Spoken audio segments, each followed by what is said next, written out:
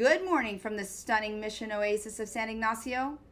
I'm Pam Hall, and if you've never been here, I highly suggest you put this on your list immediately.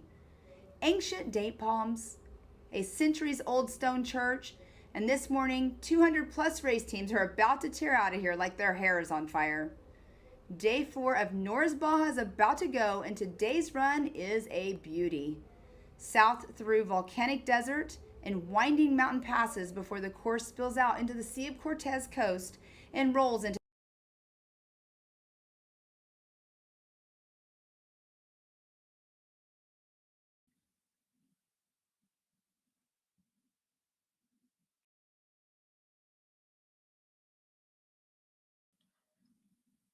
And we're not real sure what happened there, but we love our Miss Pam Hall, and we thank her for kicking things off. Welcome, ladies and gentlemen. No better way to celebrate Cinco de Mayo than right here with us at the NORRA Mexican 1000. It is race day number 4.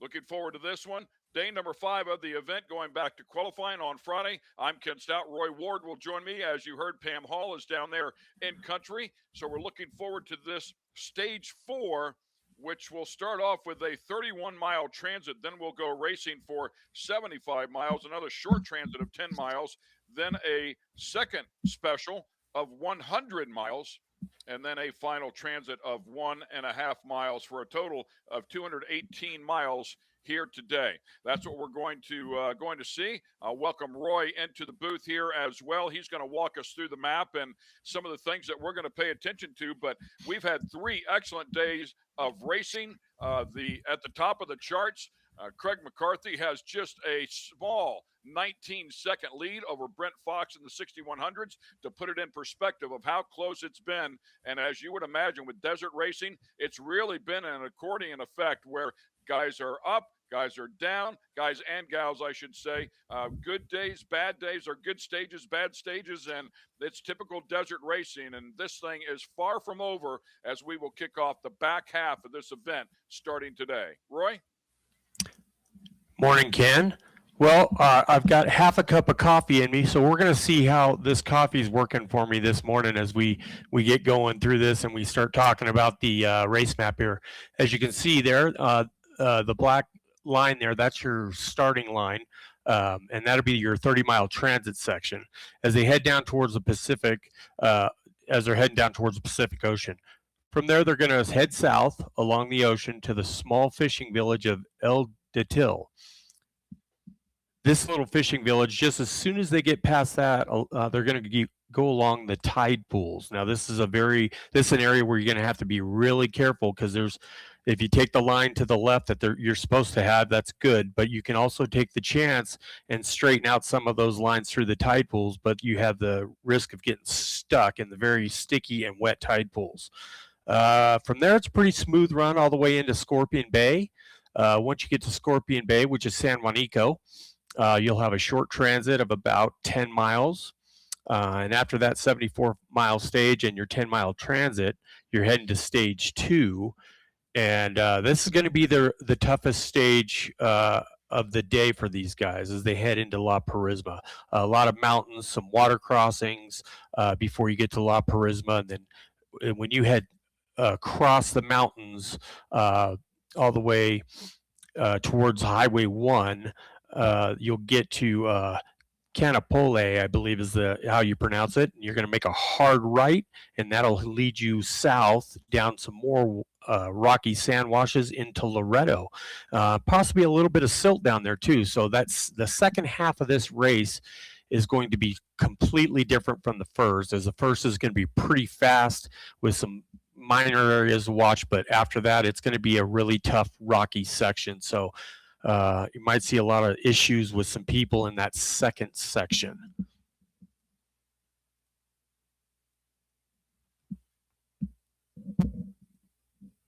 As we see more guys starting their transit stage. And we've reached out to a couple of people because we're starting off with a transit. I think we have Auggie Renet that is lining up here. We're going to try to work him into the broadcast as we speak. He also has to get to staging at a proper time, so we certainly don't want to interfere with that. But we reached out to see if Auggie might be able to jump in here with us. And we do have Auggie on. Good morning, Auggie. Welcome, my friend. How are you? Good. How are you guys doing? Good, man. You've had a ton of energy. Did you get a good night's sleep? Yeah, we're ready to go. We're fired up. It's going to be an awesome day. I've got to congratulate you, young man. I mean, your first desert race down here in Mexico, and you are currently sitting second behind a very seasoned Matlock team, about 35 minutes back, but you still have some 700 miles to go here to make a run at this. You've got to be happy with your results. Oh, yeah, 100%. Yeah, thankfully, the crew worked really hard. We weren't able to do stage 3 on day 2 because we broke. But the crew put the entire car back together in Bay of LA, and we just hit the hammer yesterday all day long, and it was awesome. We made a lot of passes and was able to put ourselves back in the fight. So we're just fired up to be here, and we're really thankful that we keep getting to race. And yeah, we're ready to experience more Baja. Talk to me about the communication between you and Franz. Obviously, Franz, my understanding per Rob Mack, is that he's not raced at all. So to jump in there with you and be your navigator, that's a quick learning curve, my friend. Yeah.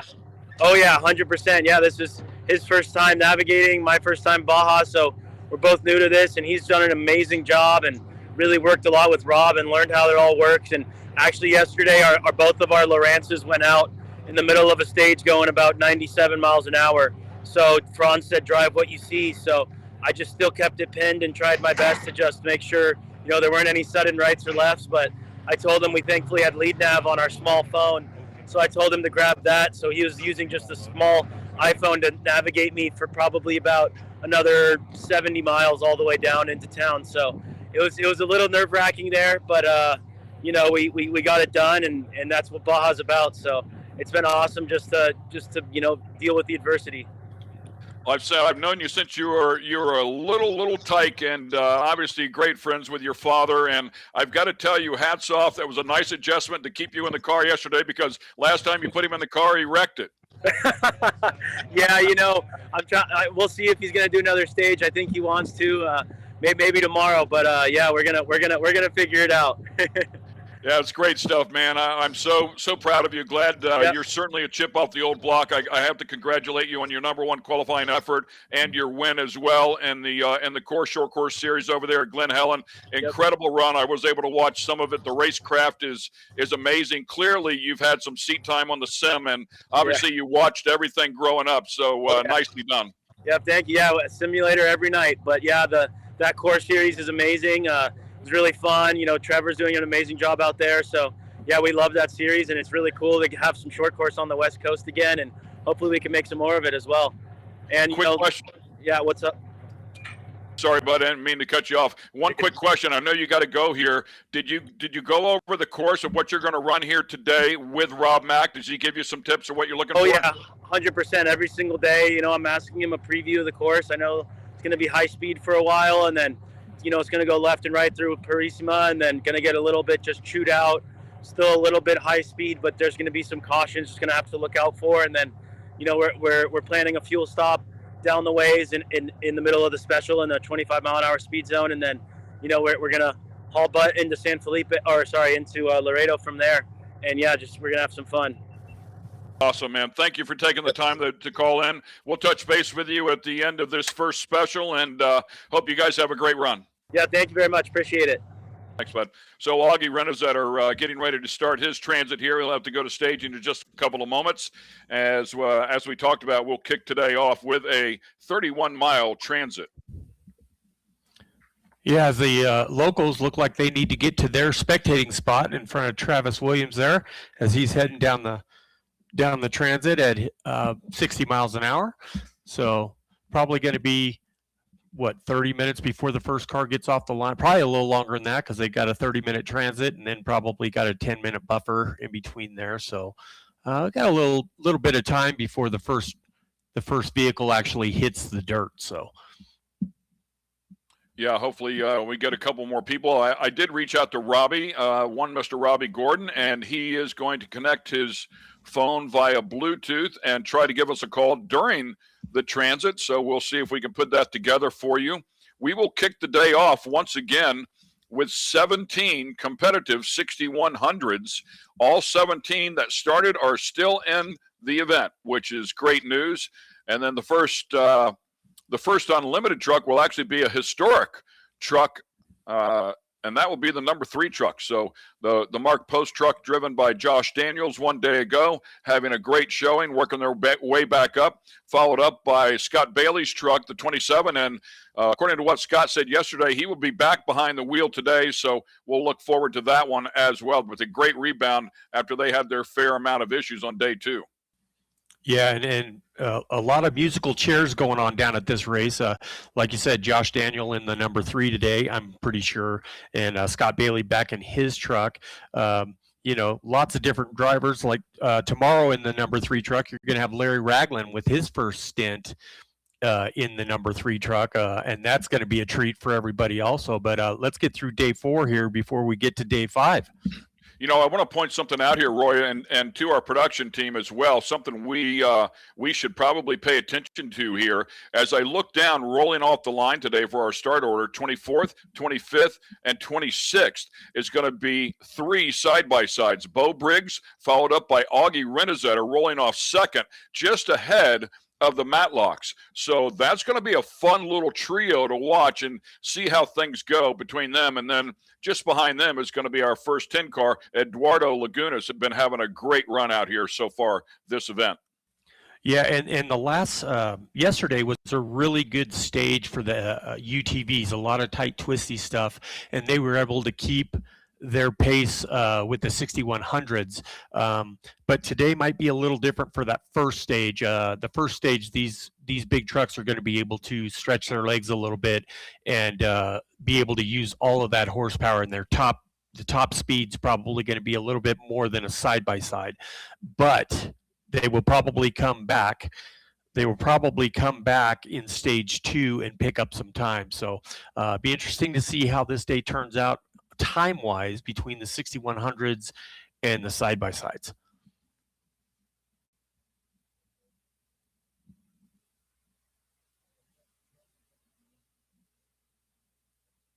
All right, our Pam Hall was busy this morning and put some stuff in the can, as we refer to it in the business, some pre-recorded interviews. So let's get it down and listen to the first one. Thank you, Pam. Here with Travis Williams. Travis, you are the first truck off the line for stage number 4 today. I just asked you, how you doing? You said you're a little nervous. Yeah, a little nervous starting first. It's just a lot easier to follow people around. You see the tracks and stuff for the hard turns where they're hard to see. So, we'll just go out there, do the best we can today. We set a good pace yesterday, and it's exciting also to start out front. Never done that before, so just excited, happy, and gonna go have some fun today. And run your own race, and we'll see you in Loreto. All right, we'll see you guys in a while. All right, and there we have it. Travis Williams, our number 1 starter today for stage number 4. We're going to move on in here to Mr. Brett Fox. Brett Fox, you're starting out number 2 today, but yesterday that number 1 spot, but here you are going to be chasing down a little bit of dust today. You know what? Yeah, we're actually looking forward to it. Leading out yesterday and some of that tight technical stuff, I really didn't work out to our advantage. So chasing a little bit of dust today, going down to San Juanico and stuff like that. Really looking forward to it. So we're sitting in a good spot, and can't wait to get this day going. Well, we have another beautiful day here in San Ignacio for the start line, and we'll see you down in Loreto. Thank you. We'll see you there. Okay, and let's move on here to Kevin Murphy and Craig McCarthy. Kevin Murphy starting out in this number 3 position this morning. The weather's beautiful, and you got 2 trucks in front of you. What's your strategy? Well, we'll just get them out of the way real quick, and then we'll just have some clean air. Yeah. We're just going to maintain our pace is really what we're doing. We just I think we have a good pace going, and I think our strategy between Craig and I is just working out great. And it's really tight with the times between the top 6100 trucks. So I really like how NORRA's got this 61 truck, kind of this competition for this year, and I'm glad I'm a part of it. Well, it's exciting to see you guys here once again. But yes, I mean, you said it best. So a strategy for keeping it smooth and going forward. And you know what? All in all, too, starting third's not a bad spot, and the times are very tight. It is, and I'm just excited to get to Loreto, another favorite town of Yes. mine. So we'll see you then. All Thanks, Pam. right. Well, good luck out there today. We'll see you tonight.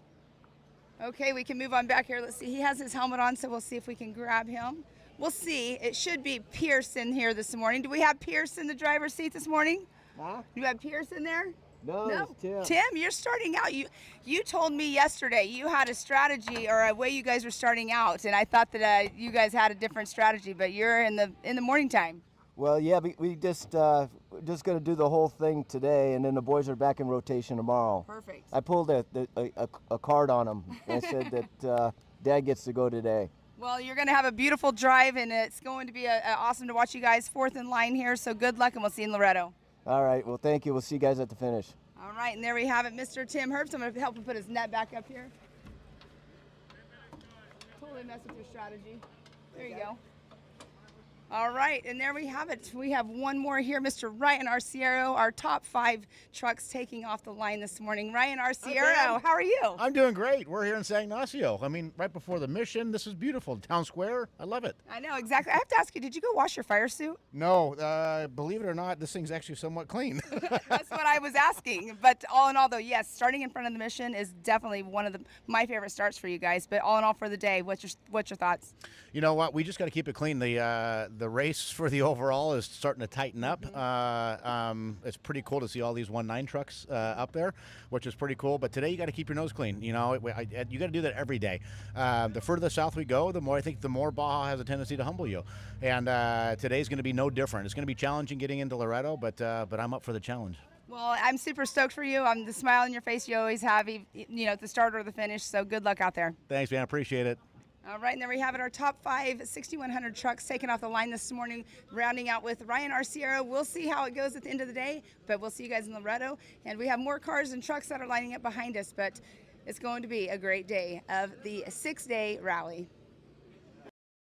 Nice job. Thank you very much, Pam. As we go on board with Ryan Arciero, I'm going to join my friend Roy Ward in the pronunciation so we don't cause any confusion. And I like the explanation that he gave me a day ago, so we'll go with that. By the way, I also like what Ryan said there, and I just checked it out. 5 of the top 6 are all 1.9 industry trucks. So congratulations there. Travis Williams and the Camberg being the lone guy inside of that top 6 that is not in 1, but a solid start there for the 1.9 industry spec 6100s.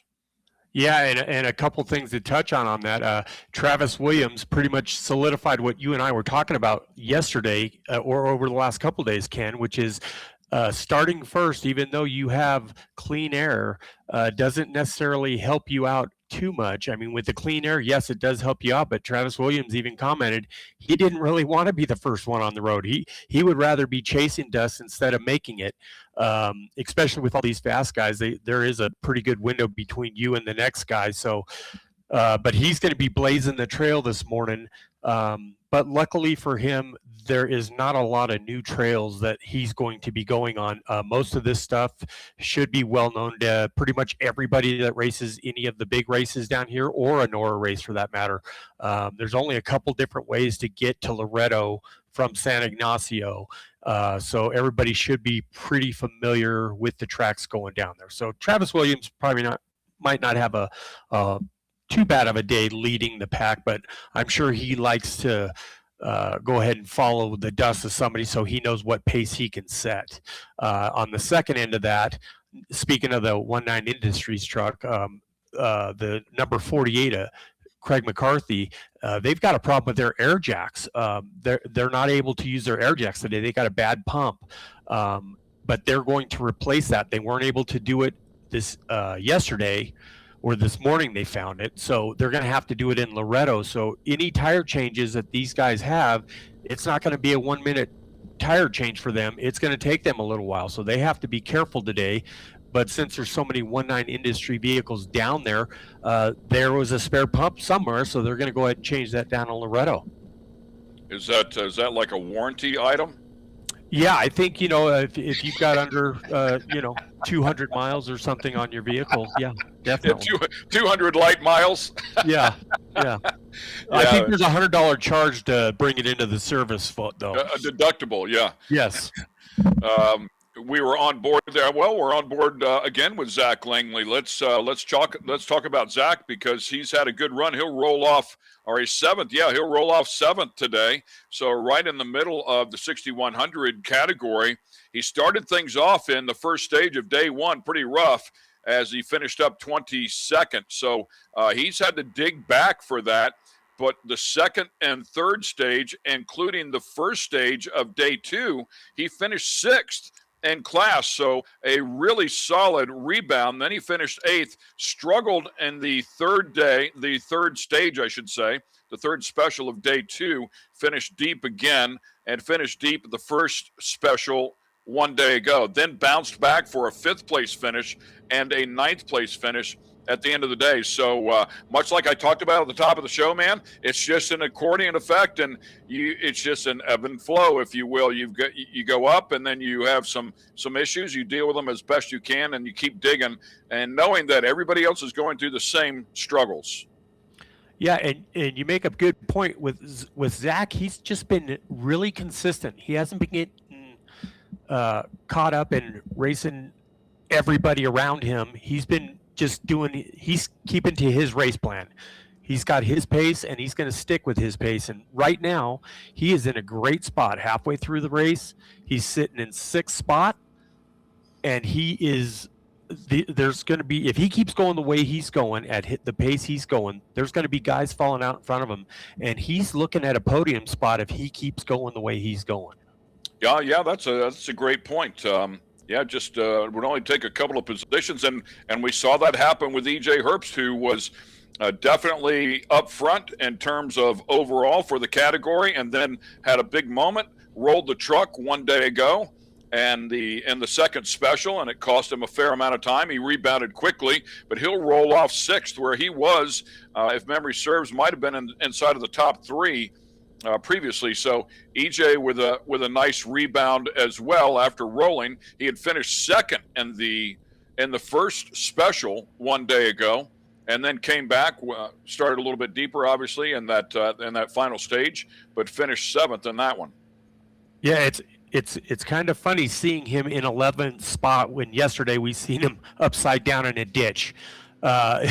You would expect to see him way down in the standings, but he's sitting in 11th, and they're doing well, even with the problems that they've had, and even the guys that have had problems today, including Ryan Archiero.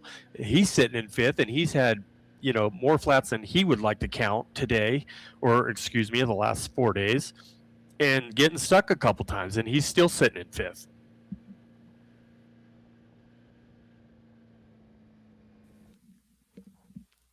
And here's Tim Herbst. He'll be running, like he said, he's going to be running in the truck all day. He pulled the dad card today, told the kids to just sit in the chase truck and watch how the old man can do it today.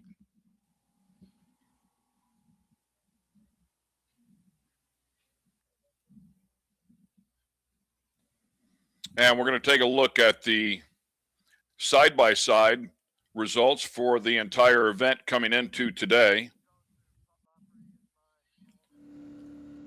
No surprise there. Yeah, nice job. As we talked about before, Matlock doing a really good job, and we've documented that throughout the run, and Auggie doing an incredible job there as well. Yeah, and then the number 62 and the 2062, the Pullmans, they've been having a good run along with Bo Briggs and the 127.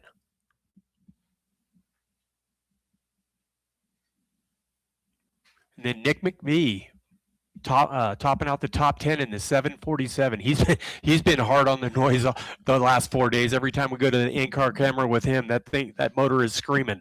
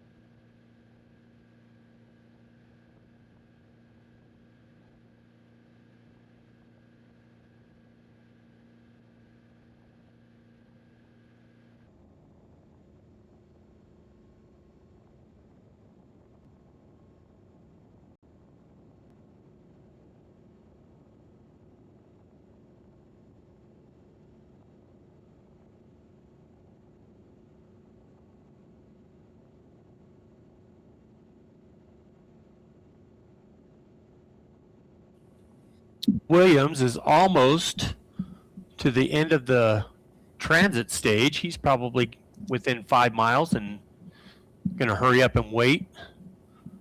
Get ready to start the first stage.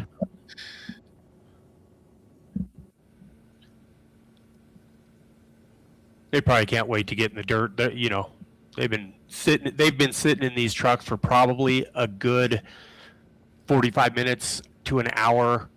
They had to be to staging in a half hour before they left for the first transit stage here. So just sitting there with your race suit on and your helmet and waiting patiently to get going. And then you got to do a 30-mile transit stage at 60 miles an hour.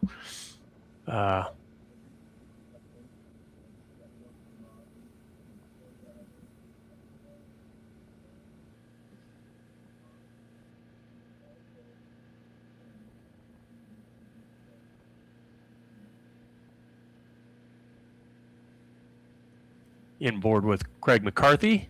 That's the Murph. He'll be driving all day today. Or actually, he's driving the first stage. I don't know if these guys are going to swap seats at all. Yeah, and while we're going through this transit, it's worth a mention here to remind everybody that there are serious penalties here when it comes to staging. There's a window of time in which to check in without a penalty. If you check in before or after your window, you could receive a penalty and will receive a penalty, actually. Competitors must arrive at the staging area 30 minutes prior to their scheduled start. So, of course, the first stage area that they were at 30 minutes prior to this morning was the staging area for this transit. So there's a check-in at staging. Failure to check in 30 minutes prior to the competitor's scheduled start will result in a 10-minute late staging penalty, plus the time lost due to losing your start spot in the queue. So something to be aware of. If you check in earlier than the competitor's earliest allowance, then the scheduled start based on the time card and the stage schedule, arrival prior to this shall be penalized 10 minutes per minute for checking in early. So a very costly penalty there, and we did see that happen on day one.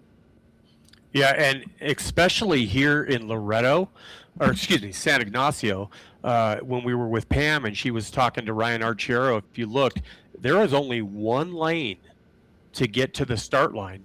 And if you miss your start time and there's some vehicles in front of you, you cannot squeeze your way around people to get in line where you're supposed to be. You're stuck. So if you had, for some reason, you had some issues and you couldn't get in line, you cannot sneak up in line to get to your starting spot. You're just going to start wherever you end up in that line. So even more so here in San Ignacio for that. Everybody else, or all the other stops that you go to, there's plenty of room to get around race cars for staging and stuff. But San Ignacio is a whole different animal. And once again, let's go back over to Pam, who spoke to a few more drivers this morning.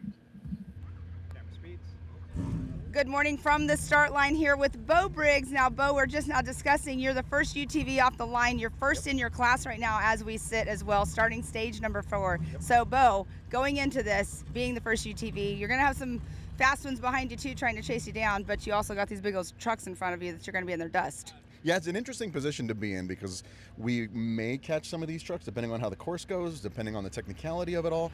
Hopefully they'll play nice. Maybe they won't. We'll see how it goes. But yeah, we've got the Renezetter team behind us. We've got the Matlocks behind us. They're going to give it everything they've got to try and get around us, which is good. So it's a nice kind of, it's stressful, but it's a nice balance of where we could be or should be. So I'm happy, and we're just going to do what we did yesterday, stay clean, stay smart. Hopefully no flats, no issues, no whammies, as Felix says, and have another clean day. Yeah, well, it's super exciting to see you up here in this number 1 spot right now, but you're talking about the technicality of the course, which is so true because those trucks that are not 4-wheel drive definitely have issues. Oh yeah, we go through some of these sections where it's either too tight and we know they're ripping off body parts, or it's too technical, and I'm so glad I'm in a UTV. I'm so glad I'm in a UTV. Those trucks are great, they're amazing machines, but I'll stay in this all the time. This is the way to do it. All right, well, good luck out there. We're going into another beautiful town tonight of Loreto, and we'll see you at the finish line. Thanks. Looking forward to it. And there we have it, Mr. Bo Briggs, right now the #1 guy off the line in the UTV. We have Auggie Renet making his way over here. I'm not sure if it's Auggie or Carl, which it is Auggie in there. We'll let him get parked and everything, and then we'll do an interview with him. But right now, let's just go on back to Wayne Matlock. He's 3rd in class. Mr. Wayne Matlock, how are you this morning, sir? Good, good. How about yourself? I'm doing wonderful. So you're the 3rd UTV off the line today, going into stage number 4. Yep. You guys have had an amazing run between you and Kristen, and I mean, you're impressing some of these truck guys, but now you're going to be chasing them down. Yeah, well, I don't know about chasing them down. This is a high-speed section, so yeah, we're just trying to maintain what we have so far. I think we have about a 35-minute lead on the next UTV. And name of the game is to be there at the end. Yes. So we're gonna play it safe and just get there. I say chasing them down, but you know, racer brain, when you see dust, you chase dust. I know, I have a bad problem with that. That's the only reason why I said that. I mean, obviously you guys are in different classes, but all in all, for stage number 4, it's going to be another beautiful day out here. The weather's absolutely gorgeous. Is Kristen getting in the car today? No, I'm doing the whole day myself today, just Poncho and I. And then she's gonna take and drive the whole day tomorrow. Okay. Well, you guys have a great run going with how you guys are switching it up. Yeah, we're having fun with it. And the car's been working great. And just got to keep this thing together and get down there to Cabo. Awesome. All right. Well, good luck out there today, and we'll see you at the finish line in Loreto. Thank you. We'll see you there. All right, and there we have it, Mr. Wayne Matlock. We're going to make our way back this direction to Auggie, get him before his start time, before he has to actually leave and put his helmet on. So make our way there. We have Caesar right here doing staging. All of the NORRA staff all work their heinies off to get everything. Oh, your door opens this way. Yep. It always scares me. Sorry about that. Auggie, no, you don't have to apologize to me. This morning, you're the 2nd UTV off the line. How you feeling about that? Feeling really good, yeah. Once again, we really pushed yesterday and hoping that the car's gonna respond well today as well. And, you know, we wanna make sure we're keeping the car alive and getting through. I know that, you know, going down to Scorpion Bay, there's not gonna be any support, so we wanna make sure we just keep the car in one piece. And it doesn't look like it's gonna be super chewed out or anything like crazy that'll really get us bad, but we just gotta make sure we be cautious and adhere to all the cautions and make sure, that we're safe. Are you driving the whole day today? Yep, planning on driving the whole day today and just gonna try and just keep working away at the pace and just get a good thing. I know that the Matlock's starting behind us, so I believe Wayne will be in the car, so we'll see. He's probably going to be pushing it today as well, but yeah, we're going to see. All right, well, good luck out there. We'll see you tonight in Loreto, and keep it safe and rubber side down. Thank you very much. All right, and there we have it from Mr. Auggie Renet, and I don't have any of our other of our UTVs that are starting right this moment, so we're going to go ahead and go back to you guys. Thanks a lot, Pam. Always good to get some updates on who's driving, as we were kind of fighting with that yesterday with the Matlocks, and good to see that Kristen will be in here all day today, and then Wayne all day today, and then Kristen all day tomorrow. Max Gordon. No, I'm sorry, that is Robbie Gordon back inside of the 6100 today, and Max will go back into the side-by-side, the number 77. Looks like they're searching for gloves. Hey, I left my gloves over there on your side. Can you find them? And Robbie was kind enough to do so. We might be able to hear from these guys. I think they were going to try to call in with us during the transit. Robbie's typically equipped to do that. Maybe 16 minutes down right now. Maybe even less. Probably less. We're only 36 minutes down. You know that, right? Yeah. Strategy and planning already taking place.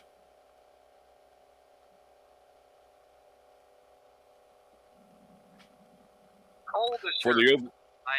Last year was really warm.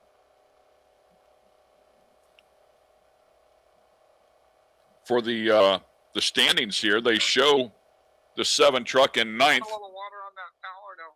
I did. And 9th for the 6100 class. Looks like Travis Williams is getting ready to start his first stage here. His time hasn't showed up yet. That's why he's sitting outside outside the cones. As soon as he pulls into those cones, that means he's checking in. So as the locals start showing up. Andre Lauren with the number 288 has had a couple of good efforts. Started putting some stuff together yesterday. They are currently 12th in the standings for the 6100 category. By the way, the standings, the current overall standings in the category does not reflect where they will start today. That is two completely different orders. So Andre will actually roll off 13th today.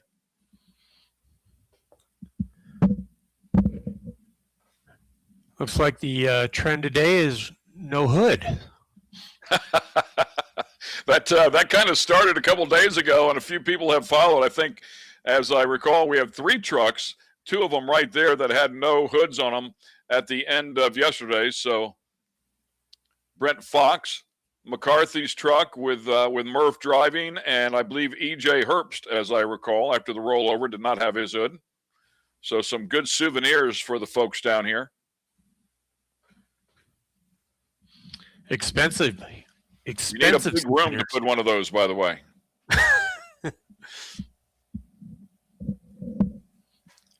Look good hanging from the ceiling of the garage. Yeah, for sure.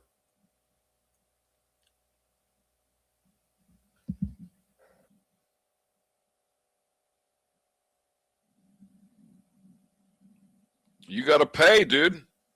Don't be so cheap. Put your money in the slot. I'm just kidding. Of course, for the folks at home, you do not have to pay. It is available for free. You can watch tracking. Mine is working perfectly, just so you know. Don't let Roy confuse you.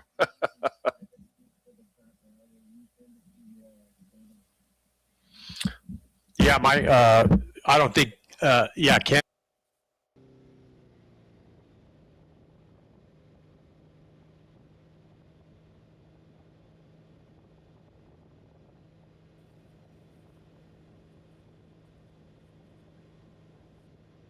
I got the pro version. Oh, look at you. You got the elite package. I got the economy package.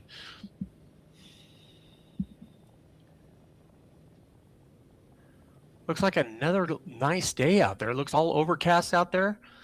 Boy, these guys are really just having some great weather this whole week. Because normally it is, when we get down by San Ignacio, it's warm. Especially, we're in May right now, so usually you get pretty warm in that suit, and they're probably a little bit chilly right now.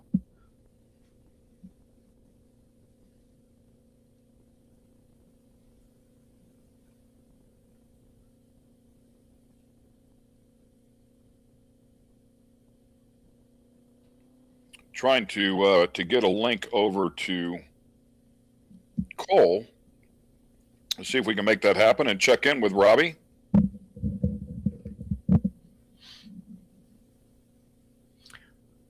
See how long that water bottle lasts in EJ's truck there. Located in between the dash there.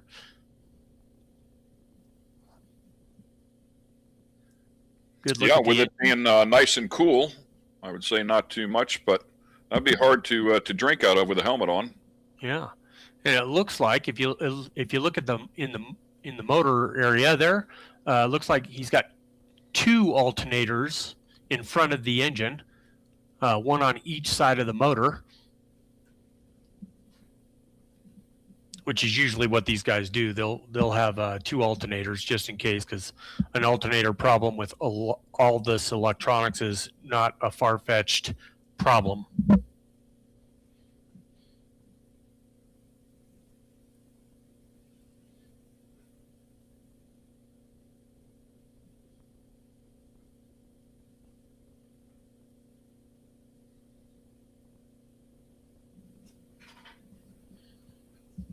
Talking about EJ, and EJ with a big moment one day ago as they rolled that thing over in the middle of the second special. Was really doing a good job, man. He had killed it.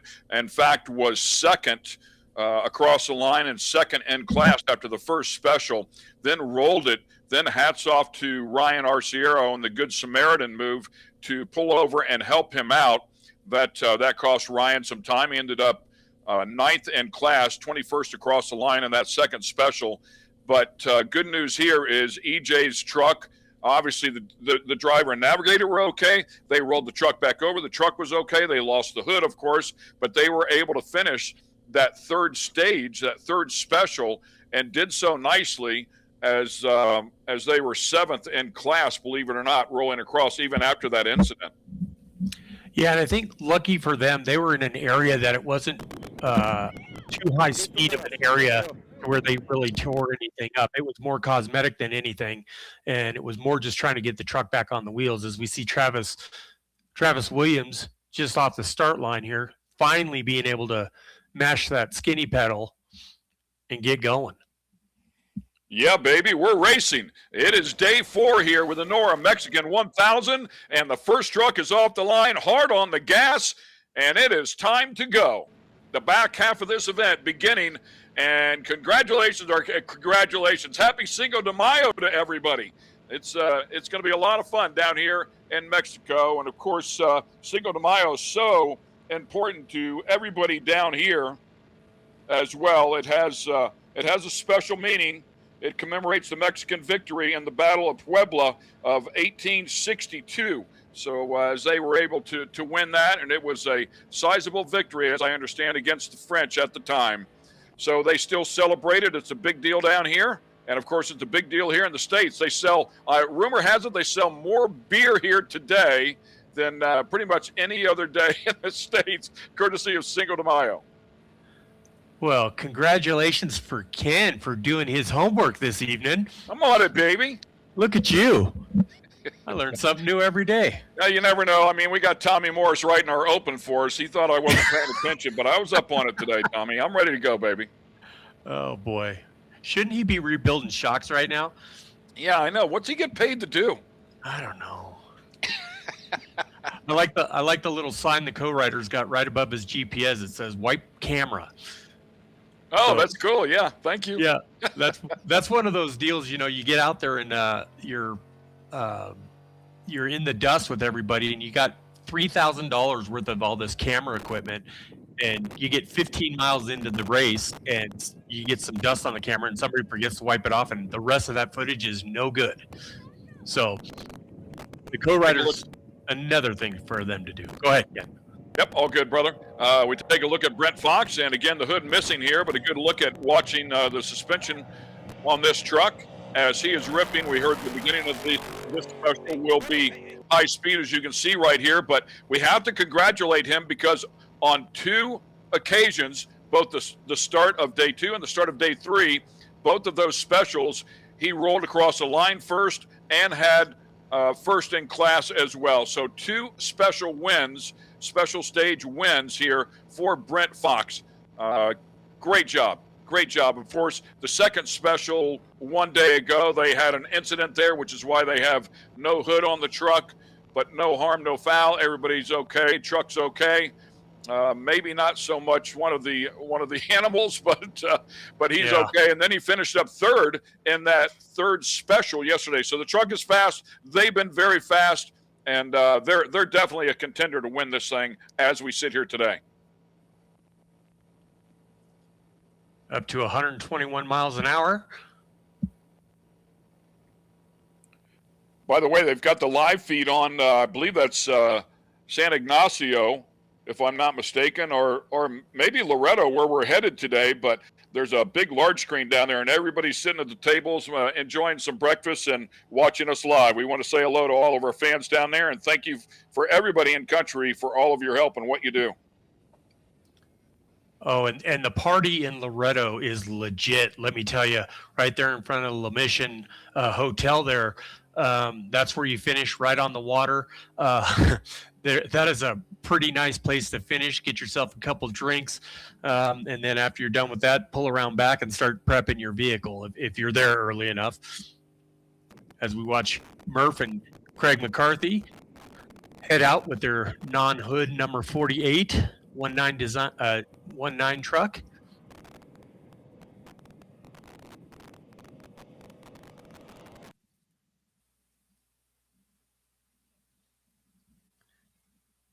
And he's only got 2 doors and a rear fender left on that thing.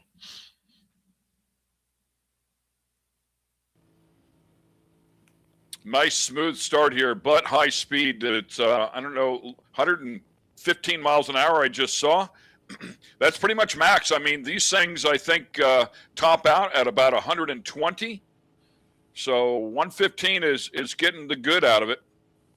Yeah, and it actually just depends on the road itself. If it's slippery, you're going to have some tire slippage and stuff like that. If it's more of a harder packed type deal, they could probably go a little faster. But they're on and off the throttle just a little bit with the road. It's a little bumpy, and they're not probably mashing it the whole way, but they're probably feathering it just a little bit. If they would change the color on that GPS for the mile per hour, it'd probably be a little easier for us to read. Oh, I guess I can look on the one on the left there, right? Yeah, yep, there you go. The one on the left, yeah. I was gonna say, how is Ken reading that? Bionic eyes, man. I was gonna say, jeez. And next truck getting ready to roll off. Tim Herbst having a good day one day ago. Doing this, and actually it probably is not Tim. It will be most likely Pierce and then Thor. My guess is Tim will not get in the truck since we just have 2 specials today.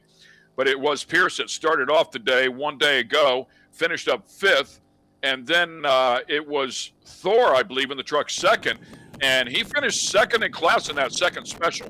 So this number 219 truck has been very fast. And then Tim got behind the wheel and finished up 8th. So a really solid run here for the 219.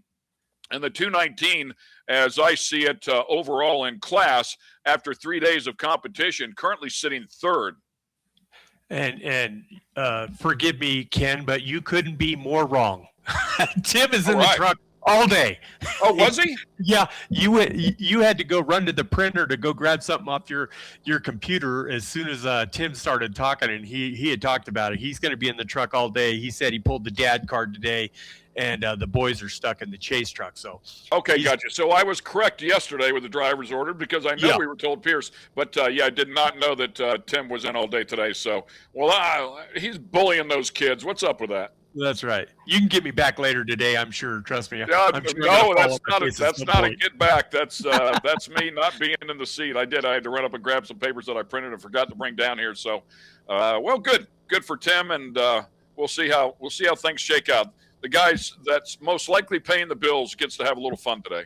Oh, for sure. And this is, like I said, this is probably one of those favorite sections of that Tim probably really enjoys doing. He's been down here for 30, 40 years doing this stuff, and everybody's got their favorite section that they like to do. And I'm guessing that's why Tim took this spot, because it is a lot of fun racing along the ocean there all the way into San Juanico. And then it gets a little bit of rough. It gets a little rough after that, but in a 6100 truck, it's not that rough.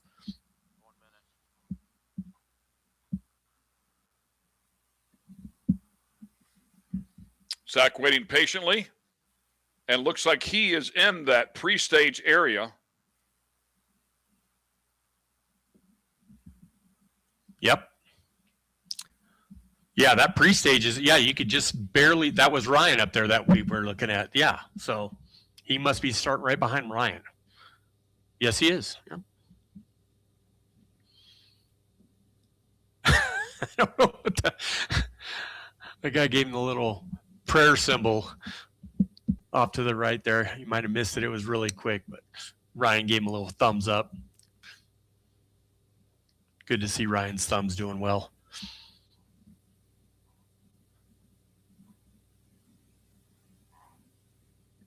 Lots of blinking lights on that thing, huh?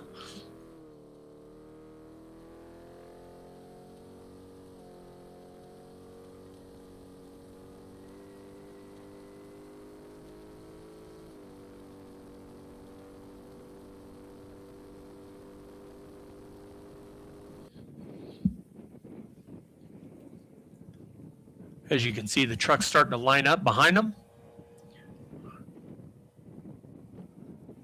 Yeah, a lot of that, just for your reference, I know you're new to this end of the game here, Roy, but typically there's some interaction from the camera and the electronics that will cause some of that stuff to look like it's blinking, or some of the screens to buffer for whatever reason. It's way above my pay grade. We could probably ask Caleb what that's all about, but I know it typically happens.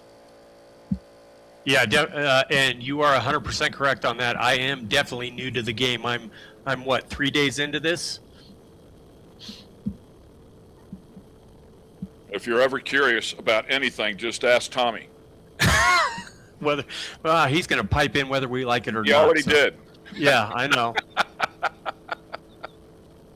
I see you've had a couple hand gestures for him already this morning, Ken. Well, we're just communicating.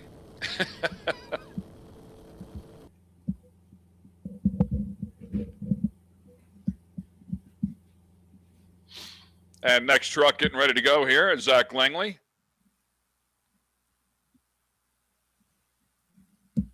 As I said on the Top Gun, the original Top Gun movie, we were just communicating. That's all. Yeah, just communicating.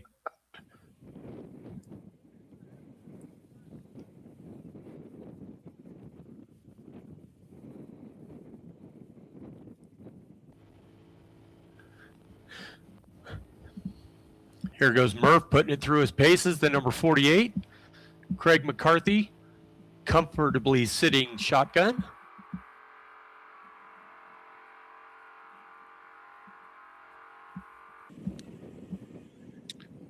And what's the message here first thing this morning, Roy? Enjoy it while you can, because it's going to get a lot more difficult. Yeah, this, like I said, first stage, everybody's going to really enjoy this first stage. Everybody's going to, it will go by quick, believe it or not. It's a lot of flat out running. There's a little bit of sand they'll be getting into, but it's still pretty relatively smooth. As long as you mind your P's and Q's by the just south of the fish camp where those tide pools are, it's one of those deal.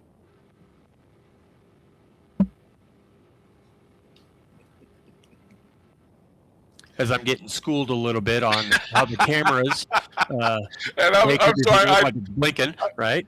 I had to laugh out loud, and for the fans at home, you can't hear all. There's probably 5 or 6 conversations going on at any given time in our job here, and there's a lot of it obviously that you can't hear, that you're not privy to. So our one of our director, if you will, he's definitely one of the techies that's inside of the truck, just chimed in to explain to Roy what was going on with the interference between the lights and the camera that we're seeing. You can see all the lights that are flashing there that we've been talking about here. We didn't know this was going to develop into a subject, but he just started randomly explaining to Roy, as Roy was talking, of course, what that interference was. So I just had to start laughing. It was just great, man. It was perfect timing on all accounts. So just some of the stuff that goes on behind as we bring you these live broadcasts for 9 hours. Just want to let you know why we're randomly laughing, and would love for you to hear the entire conversation. It would be entertaining as well, but I'll explain it to you from time to time if I feel like it's worthy. But just some of the good things that go on here during a live broadcast as we take a look there at Murph getting it done. Yeah, so if we're midway through a sentence and then all of a sudden we stop, that's probably what's going on. Or if there's a big delay in between us talking, that's probably what's going on. As we watch the 204 Danny Brown, having a great what do we got going on here, Travis? That doesn't look good. That's your leader right there. Not anymore. He's not happy about that at all. If that was a change in a tire, he'd still be that doesn't look good. Yeah, that looks really not good. Yeah, I mean, he looks pretty dejected there. Yep. as well. Yep, co-driver's got his helmet off, walking around the truck, and walking around the truck, not I'm running. wondering if they hit something or if something failed, but clearly looking underneath that, and it might be a grenaded engine. I mean, that's the type of dejection you get whenever you burn up or have catastrophic failure of a $60,000 power plant. You can see him tapping his foot there as well. I mean, there's some anxiety going on there. Man, this game is a roller coaster of emotions from the highest of highs to the lowest of lows. And it's part of the reason why people get in here. I mean, they want to experience this. And of course, they're extremely competitive, but they understand the struggle. And the struggle is real for sure. So hate whatever that is that's happening. Yeah, and this is, like I said, there goes Murph right there, I believe, or Fox, one of the two. And this is a really fast section, so motor, transmission, rear end, something in the drivetrain has probably failed and not good. It looks like here comes Ryan. He might be coming up to that. No, those are just spectators sitting there on the side.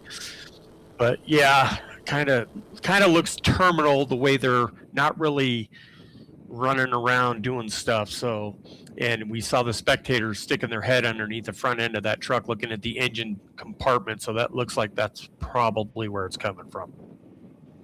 Mason Prater and Luke Knupp also part of that team that does such a great job of prepping that truck, and that truck has been on point. They've very, very good. In fact, 5th overall coming into today. To put it in perspective, they've had a very good run. Finished first in the second special 1 day ago.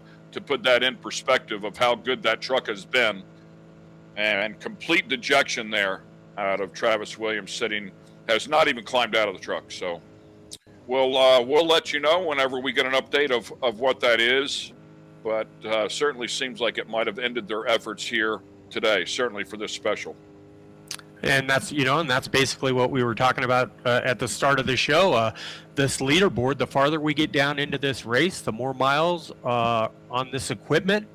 We're halfway through the race. This leaderboard is going to change drastically over the next 3 days. And it's already started, unfortunately, for Travis, because he was having a great race. I mean, he's been doing all the driving, trying to get as much seat time in that truck to get him more comfortable at race speeds, because sometimes that's what it takes. The more seat time, the better. And he's been proven that he can do so. And it just came to an end. Murph starting to negotiate a few. The course is getting a little more difficult, as you will. I guess something worth mentioning, too, is, the sustained high speed, high RPM here at the start of this particular special is something that will work those engines in a different way. Watch the 6142 as the locals are enjoying their free race. Yeah, I want to give Sicante a little bit of love, and hopefully we're not destroying his name. But he rebounded. He's brand new to the game. We documented that, but he had a nice run yesterday and finished that third stage one spot outside of the top 10. So congratulations to them and that team as they keep digging, man. Yeah, and I can honestly say I have not destroyed his name because he's the 6142 entry. Oh, my apologies. No, I mean, I'm just using the number. I won't even use his name. So, okay.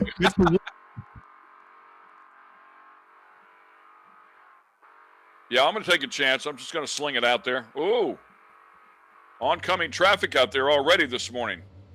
Oh, yeah, and like I said, these are roads to little fishing camps and everything else. So these are their residential streets, if you will, down here in Mexico. This isn't a racetrack. I mean, it's a racetrack for our guys, but this is their everyday travel roads. So you have to keep that in mind.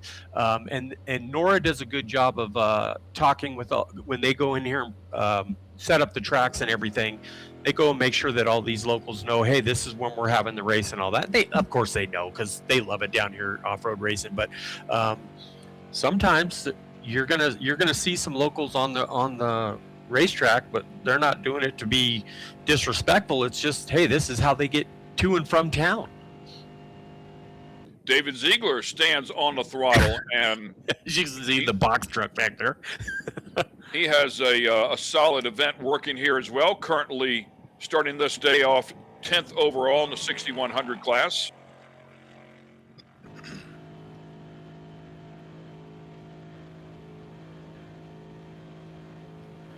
Yeah, I remember starting this section last year in the Mark McMillan entry in McAdoo, and I was sitting in line waiting to go, and I got a guy in a pickup truck with a cow in the back of it, in the bed of the truck.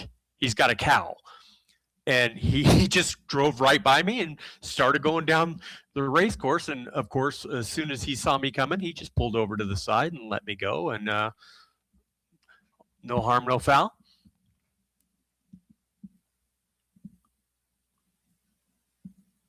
EJ Herbst just missing some body panels. Could have been a lot worse for him yesterday. The truck is still in great shape, it looks like. And so did get a little bit of information, and maybe we'll hear from an engine builder that as well. I'll check in with one of those guys. I can reach out to a couple of those and find out. But interesting note from Cameron Steele. He doesn't want to be quoted, but I'm going to quote him anyways. He said you really can't run one of these trucks on the chip, and being out here on this particular road, they probably could get to the limiter. You probably want to stay just underneath that limiter. I do believe that does damage to the engine as well. So that's why I went ahead and went with it.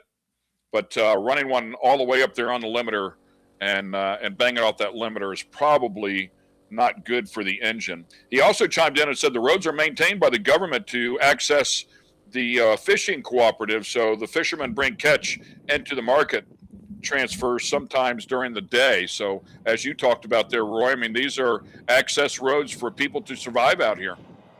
Yeah, and I'll tell you what, if anybody knows the roads down here in Baja, it's Cameron Steele. That guy has been all over this peninsula. He's been on probably more roads than LSAO, and that's saying something, because he does his rip to the tip thing with his motocross guys and all that stuff. And what a great ambassador to the sport Cameron Steele is. As we go by the ice cream truck at speed.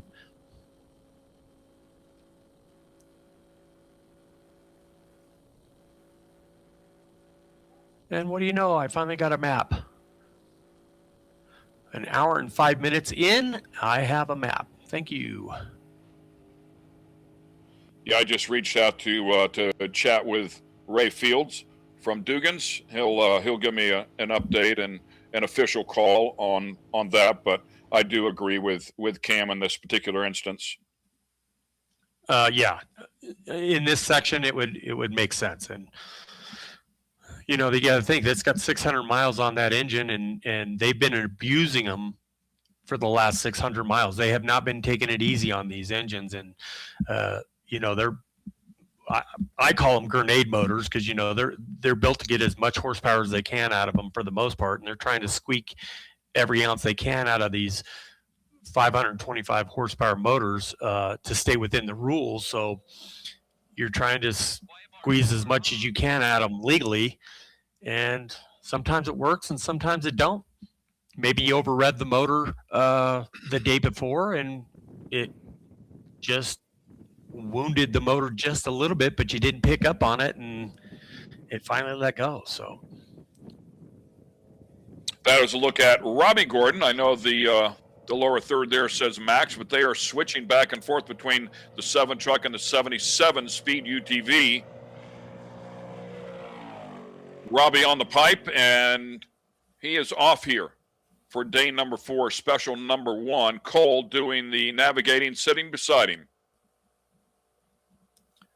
Yeah, and Robbie will be catching that ice cream truck here in just a minute.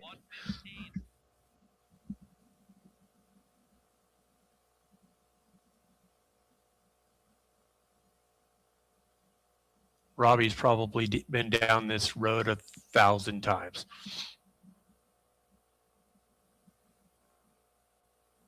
It's like, is that 118, 116? Hard to tell. 117. Watch the 221 just going through his pre-stage.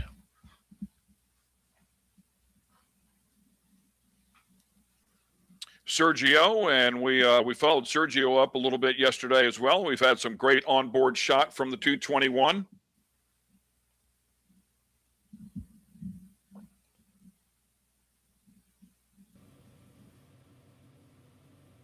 So it looks like he's been through his pre-stage and now, as you said, cruising up behind Andre.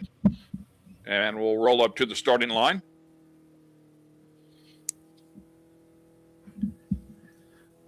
And again, we got to give a shout out to all those people working for NORRA, all the start finish line people, all the guys working on all the road crossings and everything out in NORRA, spread out all over the peninsula.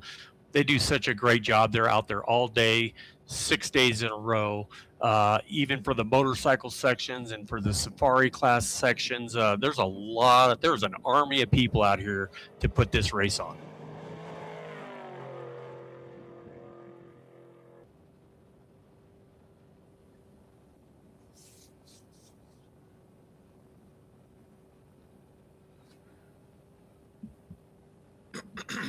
First day total 186, second day total 270, third day total 270. I rounded up just a tick on those, like a couple tenths of a mile, but just to put it in perspective there to get us where we are at here to start day number 4.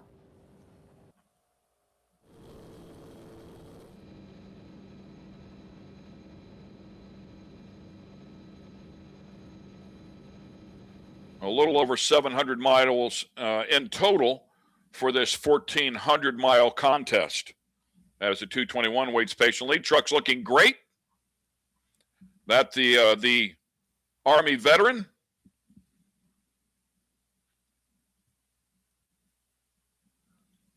Oh, and I didn't even think about this, and thank you to the studio. They said the crew chief said they threw a rod out of the engine and want us to throw this out there for anybody. If anybody has a spare engine they're willing to loan the 277 crew, maybe talk to them in Loreto. I keep forgetting that they can change motors. So Travis Williams may be out of this stage or for the day, but he can put a motor back in that thing tonight and be back racing tomorrow. Yeah, great info there, Roy. And we did confirm that a day ago. I know Val chimed in initially, and then Robbie supported that they are allowed to change engines and get back into contention. And following up on that, if in fact they can do so, and the sooner the better, if they can find a spare engine, they would have clearly all of today and tonight to get ready for tomorrow morning. But here's the good news about that. If they can, in fact, get that truck ready to go, they would only lose 30 minutes after the third place truck crosses a stripe. As we documented before, one of the rules that they wrote into the book is if you are really late, if you can finish the stage, but you've had big issues that cost you hours, then you will start 20 minutes behind the third place time. And if you have a day where you can't finish at all, then the most you would start would be another 10 minutes back behind those people, which would be a total of 30 minutes. So there's a rule in place that would keep him in the game if, in fact, they can find another engine. So sorry to hear that they knocked a rod out of that thing. Obviously, that is catastrophic failure. They will not be able to repair that particular engine, it doesn't sound like, but hopefully they can find another one. Yeah, there's probably not enough JB Weld down there in Loreto to fix that thing. So, but it is an LS3 sealed spec motor that they're looking for. So if anybody is listening and you're going to be in Loreto, or you have a spec truck that you have an extra LS3 motor, please get a hold of Travis Williams and the 277 team. They are going to need it. So let's see what our listeners can come up with and keep one of our racers in this race. Ray, I reached out to Ray Fields from Dugan's Racing Engines, and he did get back to me in that it is very difficult or very, very hard on these engines to run them if you sit on the limiter. It's not a good thing. But something else that I put out there to him, running these engines for 6 days, a few hundred miles a day, is potentially as hard or harder than running a consecutive 1,200 miles. But at the end of the day, Ray basically said they're just pushing a stock engine awfully hard. So they haven't quite figured out what the solution is, but this is maybe the downside of running the spec engine. But we know that they're also saving some money here by not buying one $100,000 unlimited engine for the two-wheel drive category. Or I think they run the same engines in the two-wheel drive unlimited as they do the all-wheel drive unlimiteds. See, now I think I'm trying to find out where Brent's at, and I think he's down there. I think I'm gonna have to double check this. I think he's down there by those tide pools, and see how wide open this place is right here. The course it might be way off to his left, but once you go over these little, yeah, right here, well, he's just getting by all the tide pools. He's just finishing up, but there's a lot of different areas you can run down there, and you could, if you watched earlier, he was way right to the course because you can straighten out the race course a little bit, but sometimes when that tide comes in and then goes back out, it keeps it really wet in some of those areas, and it gets really sticky, and you will sink that vehicle all the way to its frame if you're not careful. So that looked like a tide pool right there. I mean, that just looked like it looked like a little bit of water. Not sure if that was water or not, but man, yeah, that looks like it could be a handful.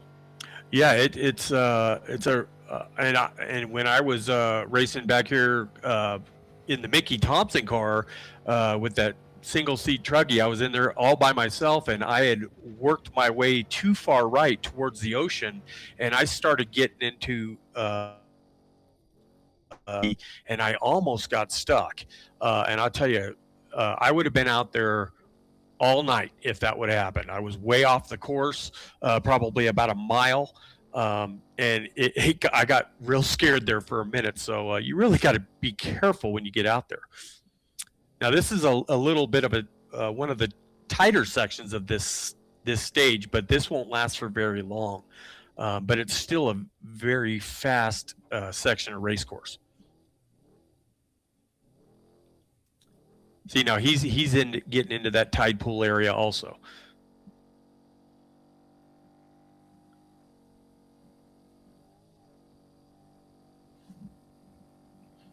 He just left the fish camp is what he did right there. That's that little fishing village right there. And then he'll go up, and then he starts hitting right along the side of the tide pools right there. And then from there, it heads back out into the desert, starts moving a little bit farther away from the coastline and into some rocky sand wash.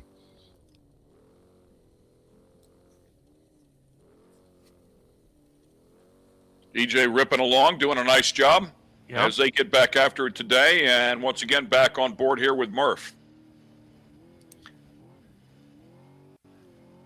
And that's the thing, they're just jumping up on these little plateaus and then jump right back down into the, I guess you would call it sea level for the most part.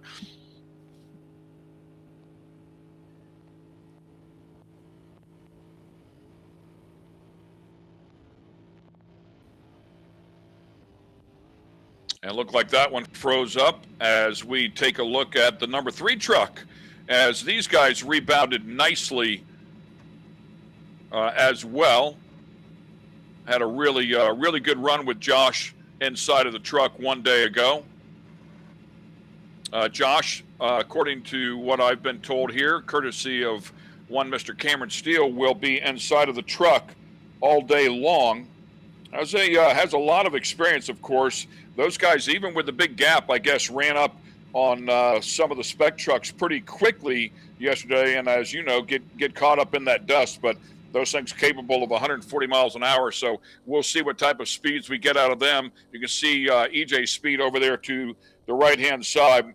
Josh got his first crack at driving one of the unlimited trucks with Cameron Steele back in 2012 and 13, and the Desert Assassins number 16 more recently is teamed with Rob Mack in last year's Baja 1000 and one of the Jimco all-wheel drive trucks. So as we know, Josh Daniels, very, very fast, ton of experience for the concrete executive and half owner of Danzio.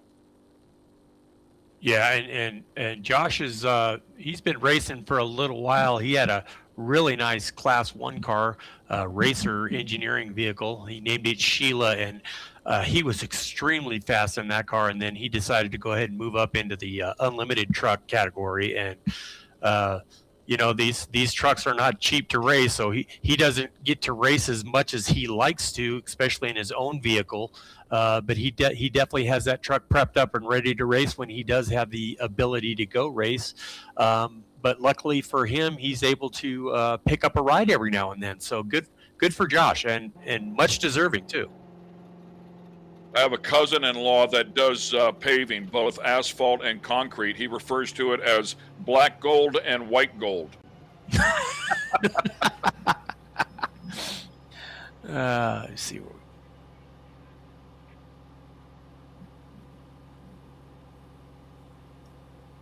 Did he just pull? I wasn't looking. Did he just pull up to the staging area here? He did, yes. Yep. Yep. Okay. Yep. I can't see the officials. I'm sure he'll walk over there in just a moment. Give him a countdown. Yeah, we were. I think we were talking. They were talking to Bo Briggs earlier in the SUV or the UTV, and he was. I think he was going to be the first UTV starting behind the 6100s, and he made a comment. He said something like if he was hoping he was going to be able to work his way through the 6100s, but I think there was a 10-minute delay between the last 6100 and then the first UTV. So yeah, well, much more importantly, according to my start sheet, he's going to have 5 unlimited trucks and a historic number 3 truck that starts off in front of him. So my guess is he won't be passing too many of those. No, and if by looking at the in-car, these trucks are moving. There's not a lot of tight, twisty stuff, and these guys are topping out almost as fast as these vehicles will go. And the UTVs, I don't think, can run that pace. So they're going to have a hard time catching them on this section. But when they get to stage 2, you will definitely see the UTVs catching some of these 6100 cars. Trucks. Gotcha. Yep. Yeah, I would expect the Unlimiteds and, of course, that number 3 truck to really leg it out here in the beginning of this. So Bo Briggs and company should have good, clean air by the time they take off. And the Whipple Supercharger sponsored machine hits the throttle and takes off. Of course, they build some incredibly cool products.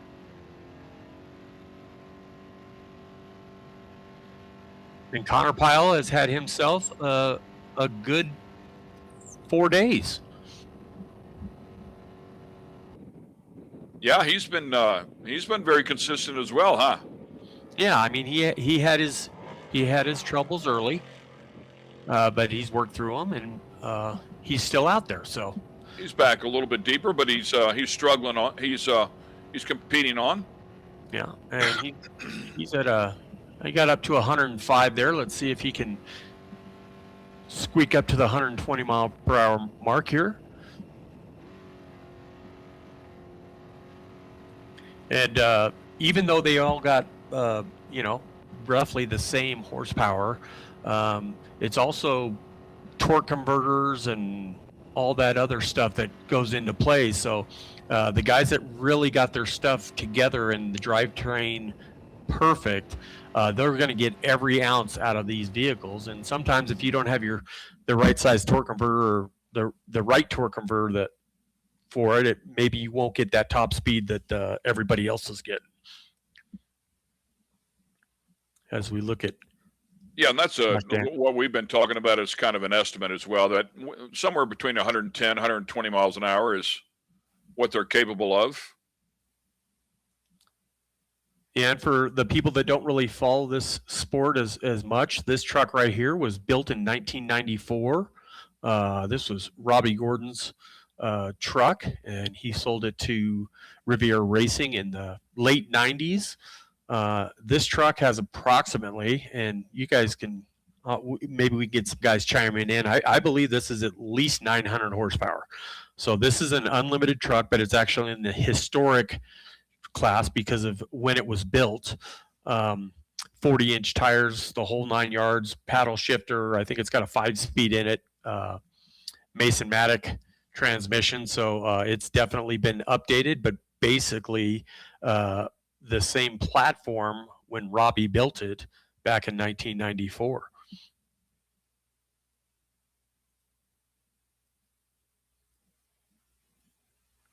Look at that lineup on the B pillar back there.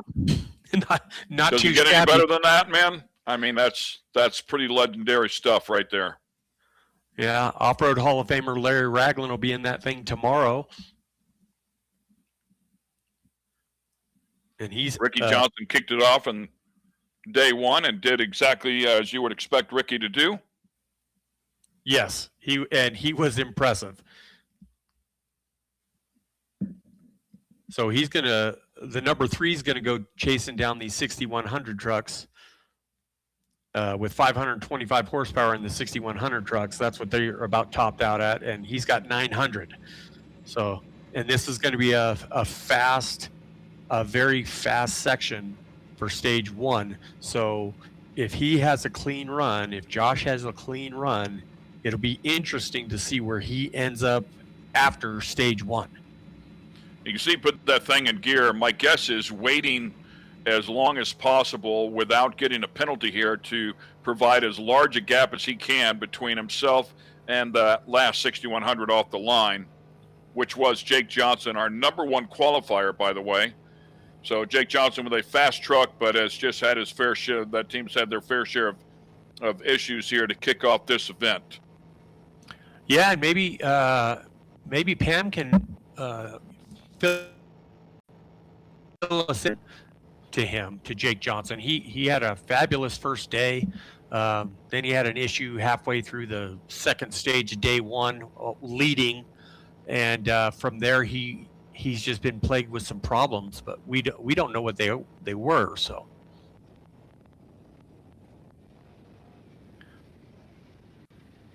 Rob McCachran commenting. Here's a quote from Rob McCachran. Me and Carl in the 3 next year would be cool. So, and that lineup actually won the 2007 Baja 1000 overall. So just go ahead and plant that seed, Rob.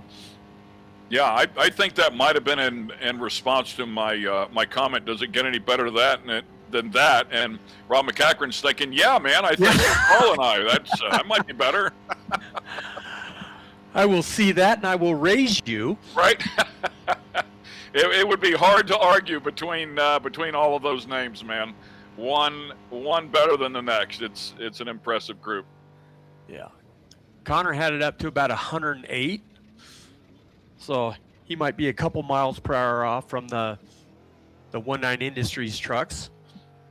But still not bad.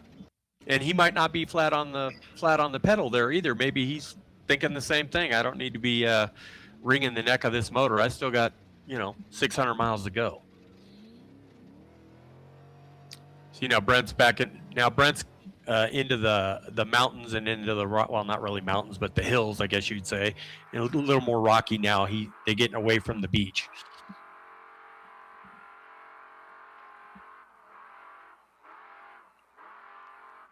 Zach's not taking it easy either.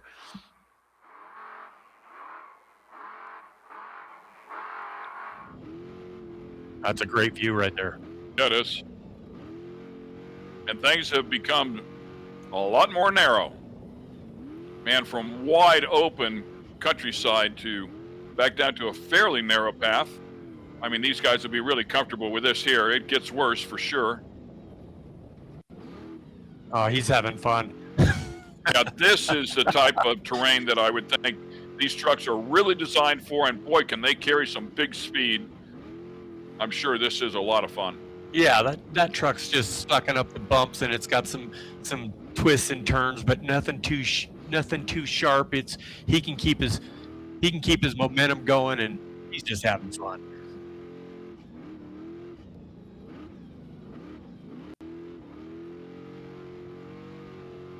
Now, if this was all rock, it'd be pretty jarring in there, but this is pretty soft sand and everything, so it just makes it that much more cush when you're racing through it at the speeds that they're doing.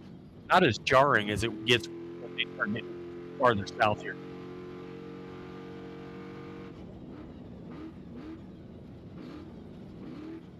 But this section being as fast as it is, you also got to be careful because as fast as these trucks are, these corners come up quick, and if you're not on it, and you come up to a gotcha or a sharp right-hand turn and you're not ready for it, it'll take you faster.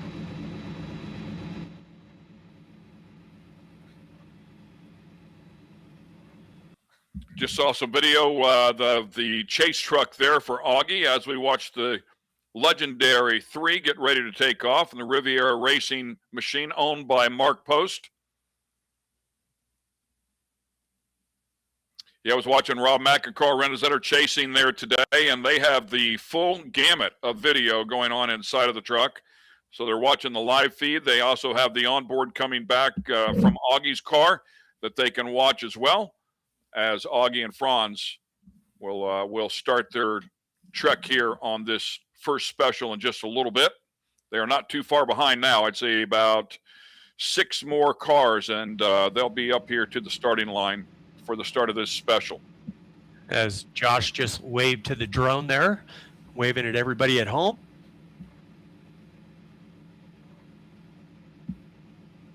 You can see the drone just hanging there on the left-hand side right above his visor. His co-driver's showing him some notes there out of his road book. Josh Daniels competing alongside one Mr. Hall of Famer Cameron Steele, and 2024 was the last time they were together at the 500. Man, what a good-looking truck. It is. I have to admit that when he got that truck and he went from the Robbie Gordon paint job, which was a Valvoline paint job, which looked really good, by the way. Boy, that truck just looks really good, gloss black like that with the big number, the Dale Earnhardt number 3 on it, you know. The stance of it, I mean, it's just a wicked looking truck. It's definitely iconic.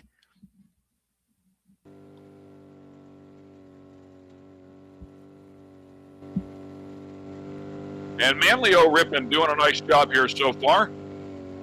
Sure is. 11th in class at the start of today. We'll see if he can expand on that. Definitely got some momentum going here as of late.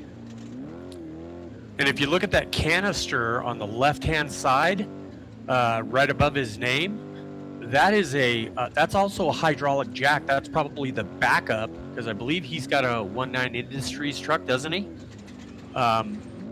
That is a secondary jack, so if the main jack doesn't work, you can hook that up to maybe I think it's one of the jack ports there, and it'll lift up the truck. You just got to put it underneath the rear end or whatever, but a secondary jack system on that vehicle. Or if he doesn't have the air jacks, that might be his jack. That is a 1.9. It is one, yeah, okay. And that's just one of those things. Not everybody gets all the amenities that they want. You know, that maybe you didn't get the XLT package with it. Maybe you just got the one with a vinyl floor. You know, maybe not everybody takes every accessory that you can get from the 1.9 lot sale there. On board with Connor Pyle, and we'll show you where he is at on the tracker here. He's heading towards the fish camp, and then he'll be getting into the tide pools there. Down there in third gears, you take a look at the shifter. Ripping along at a better part of 100 miles per hour. Yeah, and sometimes you'll see these guys when they're on a long straightaway, instead of just hammering the throttle the whole time, they'll burp it. They'll burp that throttle a little bit, let that engine breathe a little bit, and then get back onto it.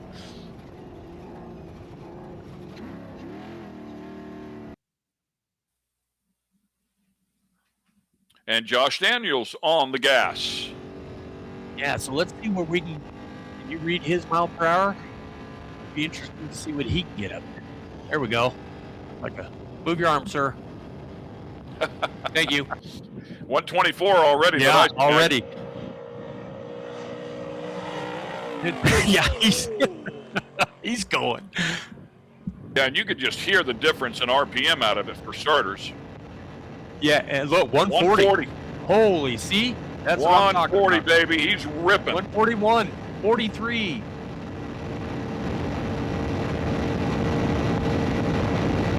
Five.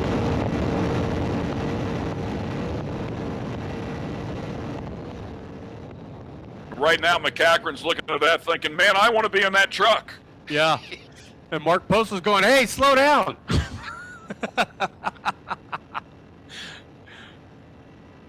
Oh. And the thing is Josh is just so comfortable right now doing 143 miles an hour. And so he's 23, 24 miles an hour faster than the top speed on the trucks that we saw. Maybe a couple of them, the 6100s, were going a little faster than 120, whatever. But definitely, that's what I was talking about, that 900 horsepower or whatever it's going to be, that motor. He got up there quick. It didn't take him too long to get up to 143 miles an hour.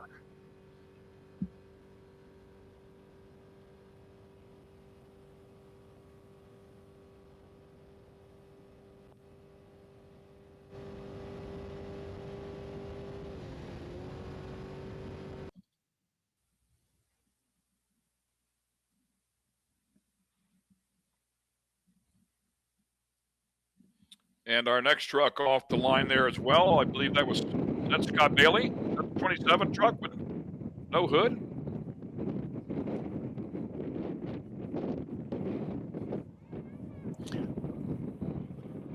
So they too will compete, it looks like.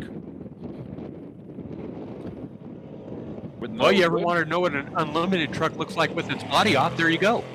Well, it does have the hood, but possibly not the front fenders. As we go on board here with Connor Pyle. Oh, that should the front hood and the fender should be all one piece. It should be a right, but it looked like there was something covering the engine. Maybe we'll get an onboard shot and be able to verify that.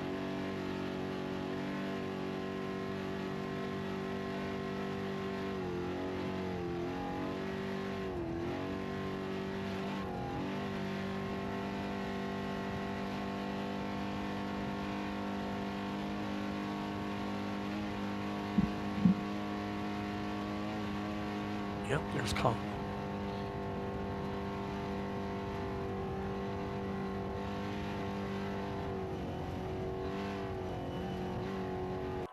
See the air cleaner right there? Yeah, I saw that before, yeah. And from what I understand, the standing butt section that I believe we see these guys in now, also referred to as the sand highway, or also known occasionally as the low or mid road to San Juanico, which is a real name for Scorpion Bay. Yeah, and I think and sometimes NORRA will run the low road or the high road, and I think this would be what is referred to as the low road. Yeah, a little history behind the name of Scorpion Bay. Allegedly, the original surfers who found the 7-point breaks that make up the point called it Scorpion Bay, so it sounded less appealing to the would-be travelers looking for surfing. So remember, that was back when there were very little roads and no internet, no smartphones, all the stuff that they have today. So the people that were down there searching for someplace to surf, they wanted the guys that were good and found a great spot wanted to detour them in another direction. I'm thinking Great White Bay probably would have been a better name then. No, Scorpion, I think, probably has a nice sound to it as well. Can't even get to the water. As we watch EJ catching somebody. Probably not a lot of wind down there. Looks like it's just the dust is just hanging. And as you can tell, they've been moving away from the ocean now, so they're getting into some tight, twisty stuff. Looks like he already flashed him. If you look on the screen over there on the right. Yep. And I just don't see anybody pulling over. You know, this is the lead 6100 trucks. You can hit that button as many times as you want, but if he's probably looking, whoever he's buzzing, yeah, he just buzzed him again. He's not even near the back of that truck. So yeah, if I'm guessing it's Ziegler who took off there in front of him, so I'm sure that's Ziegler still up there in front of him. And his co-driver, Ziegler's probably looking in his rearview mirror, and when they go around a corner, he can probably get a view of where he's at, and he's probably laughing at him like, "Yeah, buddy, yeah, we're not pulling over. If you want this spot, come take it. You're gonna have to, or at least get to my bumper. You know what I mean?" So, I wonder if there's a little bit of fun in that as well, which is basically to just nag them and say, "We're here, you guys. We're here. You better keep it up." You know. Well, and you know, we talked about that rule of, you know, if you've been buzzed and you've been buzzed a few times by one guy, you could get a time penalty. But I wouldn't consider this he's getting buzzed, but what he's trying to do is he's trying to just get him to pull over before he gets into his dust. So he's giving it the old college try, but Ziegler's not falling for it. Where EJ's located now in that dust is near what they call the Pig Ranch.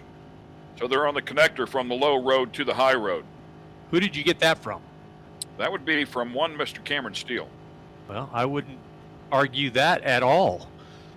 Like I said, if anybody knows their way around Baja, it's Cameron Steele. Not to be contested. No, not by me anyway. Right, it's certainly not by me. Wow, looks like Block is already at San Juanico. Greg McCarthy in a 37-mile-per-hour zone. And I'm actually not picking him up yet on the tracker.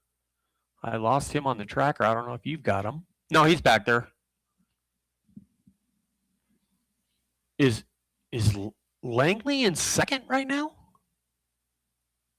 That's what I'm showing on my tracker. I don't know if that's correct.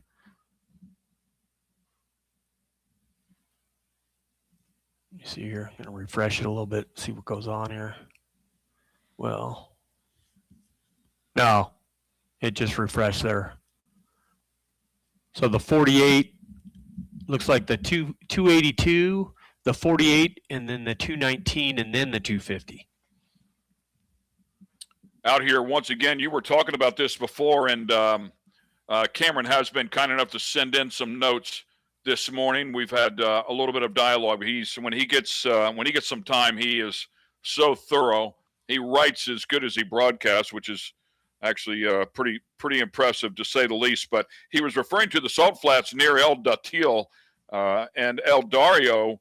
It's more of a fishing cooperative like we were talking about before, but they call it white ice. He said the salt flats have, in some places, a slight covering of some of the most slippery surface on the planet. Said it's not everywhere, but if somebody finds it, it's like being on ice. And then, as you referred to, Roy, the salt flats get moist or soft, wet, due to the tidal influx with the moisture coming up from underneath. So some good info there, some good notes as we go on board here with Auggie. Yeah, as I was calling it, the tide pools, salt flats is probably a better description. Thanks, Cameron. And Auggie jacked up, ready to go. Yeah, looking at some time splits here, just kind of give you guys at race mile 59. It looks like Brent Fox is leading at 40 minutes 16 seconds. Greg McCarthy at 40 minutes 27 seconds. Tim Herbst at 42 minutes and 40 minutes and Tim Herbst 42:02. Danny Brown at 42:10, and rounding out with Zach Langley at 42.51.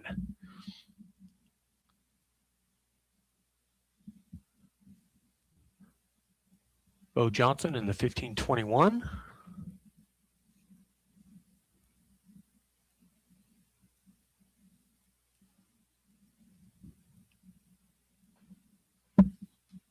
Oh, a little dusty here.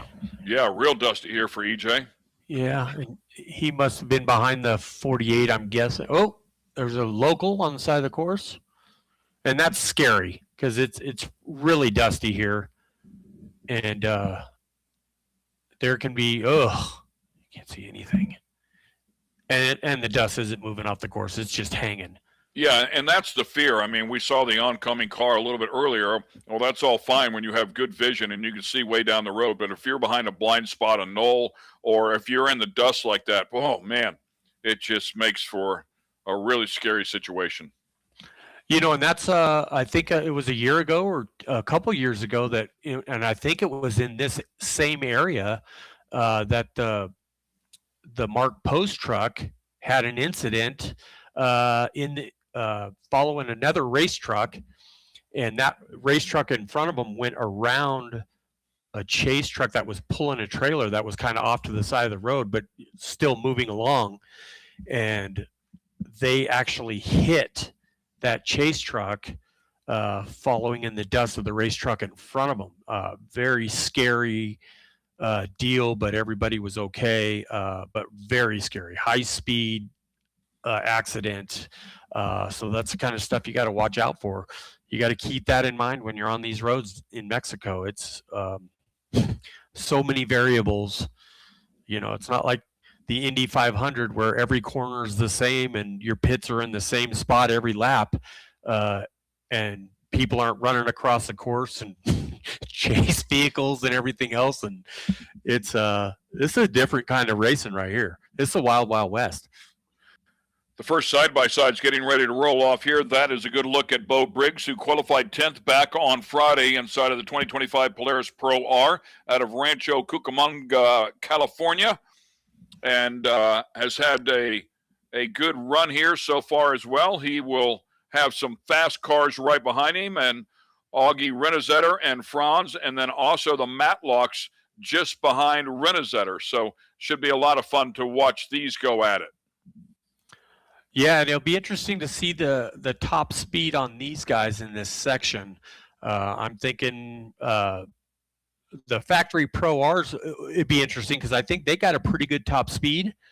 Maybe Fish can chime in here and kind of give us a little update on that. But all the other classes I don't know about. But I mean, I think the fastest we've seen most of these side-by-sides going was maybe in the 80 mile per hour area, 80 to closer to 90. I'm told they have potential top speed of somewhere between 100, 110. So we'll see. Maybe it's different cars, different settings, but yeah, we'll find out. As a matter of fact, Auggie said he was up there, I want to say close to 100. Yeah. The Polaris Pro R Razor right there in front of you, and they do own two of those. We confirmed that through a couple of different sources, but one of those being Carl Renet a day ago, Auggie's father, and a great overhead shot of that car. Yeah, and I don't know if this is just from the locals sending stuff into us, so this is nice, watching the number 48 coming through. Spare drive shaft there on the back of the 317 Razor, but yeah, nice little split screen there as we're able to incorporate that into the feed. We thank them.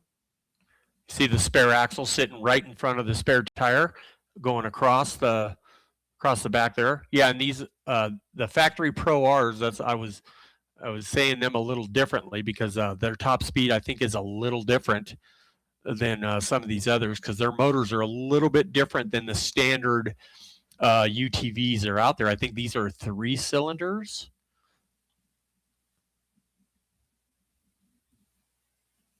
I'm still learning on the UTV stuff, so I get beat up by all my UTV buddies because I'm not too far up on them. But, you know, my car's a 1988, so whatever.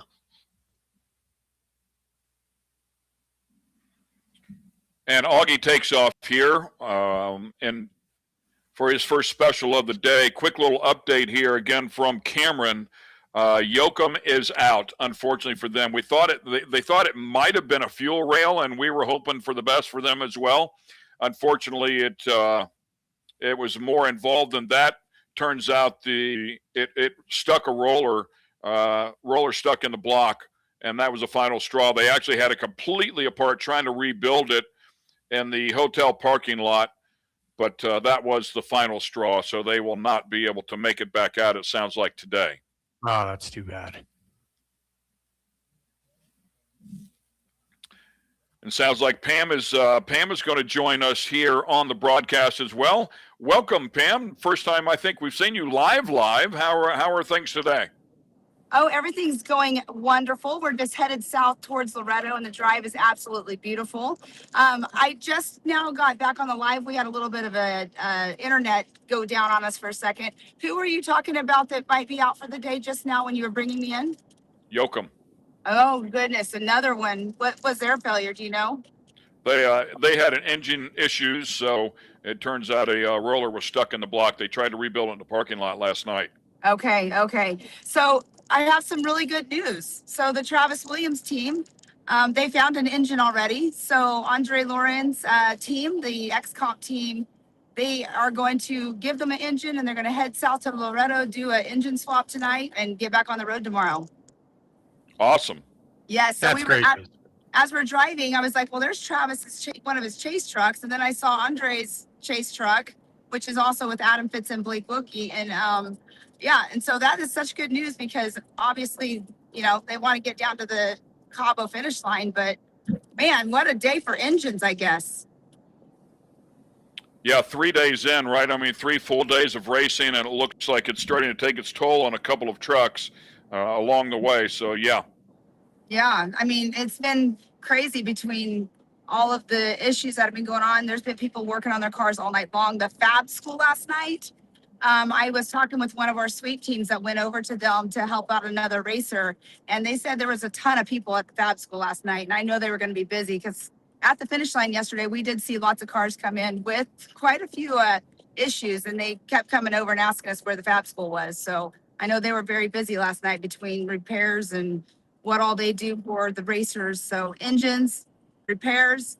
I mean, there's some people that have already gone back to the United States because they're completely done. So people looking for parts all over the place, and that's where it comes around for being the sportsman of these teams, for like Andre's team, giving them an engine. So hopefully they don't have any problems later on. Right. Yep, I agree. What does your schedule look like today? When will we see you? Well, I obviously was at the start line, but the course is going to be fast today. So talking with the racers this morning, they're all talking about how fast it was going to be today. So a lot of them are not doing any drivers or co-drivers changes. Also, like there's, remote areas where people have to make sure they're fueled up. Like there's no way again to Scorpion Bay for these teams, which is where a lot of areas where people would want to try to do the fueling up or the driver's changes. But my schedule, we're headed to Loreto. We're tight on time ourselves. So we're trying to get there so we can get to the finish line and get these finishers when they come in. So we're just hightailing it south right now and going through the most beautiful mountain areas and the windy roads and all the potholes that Baja has to offer. Awesome. Sounds like a great day, and I'm sure you'll tease us a little bit later on with something. Margaritas, yes. Beers, ice cream. I mean, what do we have in store for us today? Oh, Cinco de Mayo. I mean, I'm guessing margaritas again. Oh, every finish line has margaritas and beer, and they serve the Tecate beers down here. So what we are going to be seeing today at the finish line, I know you guys have already kind of touched base on it, but it's going to be on the Malcon there in Loreto, right at the La Mission Hotel. And we're going to have pizzas, which their pizzas are so amazing. And of course, tacos, Taco Tuesday on Cinco de Mayo. But yeah, there's a pool. You guys, this probably, I always say every day is my favorite place to go. But down here at this finish line, the hotel is absolutely beautiful. There's racers that come in, they go straight, put their, from their fire suits to their bathing suits, and they're swimming while we're at the fiesta. So that's what we'll be seeing tonight. So once we get there, we're going to do a little walk around like we've been doing for you guys and making y'all jealous, and we'll show you what we have to offer tonight. Hey, by the way, Cameron just chiming in here. He just said Pam is going down the craziest pass in Baja, dropping down to Santa Rosalia. Yes, we actually already bypassed that, and he is 100% correct on that. I mean, it's pretty steep going down. One side's a sheer cliff, the other side has a mountain on it, and if you can't go very fast whenever you get behind these trucks, and there's absolutely no passing. So that is a pretty cool. But Cameron can chime in more on the volcano that's right in that area as well. But yeah, that was a crazy pass that we've already passed by. And don't forget to stop by the 100-year-old bakery down there in Santa Rosalia.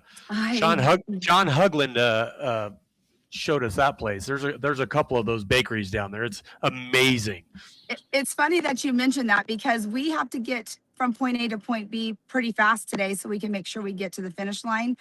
So we are not getting to do any pit stops today whatsoever. And I actually called one of our sweep teams. I was like, hey, I called him. I was like, Scott, if you guys are going to stop in Santa Rosalia, there's a tortilla place, that makes them right in front of you, and they come out hot, put them right into the package for you. So we'll see if we get some fresh tortillas tonight. I'm sure you probably know which one I'm talking about. It's right by the mission. Yeah. Yeah, it's really great good stuff. But yeah, so we're going through, I'm not sure which little town right now. And we're behind traffic. There's always Baja traffic on these 2-lane roads. So we're just making our way down south. Great. We'll have a safe trip. Thanks for chiming in. We appreciate all the updates as you learn stuff as well.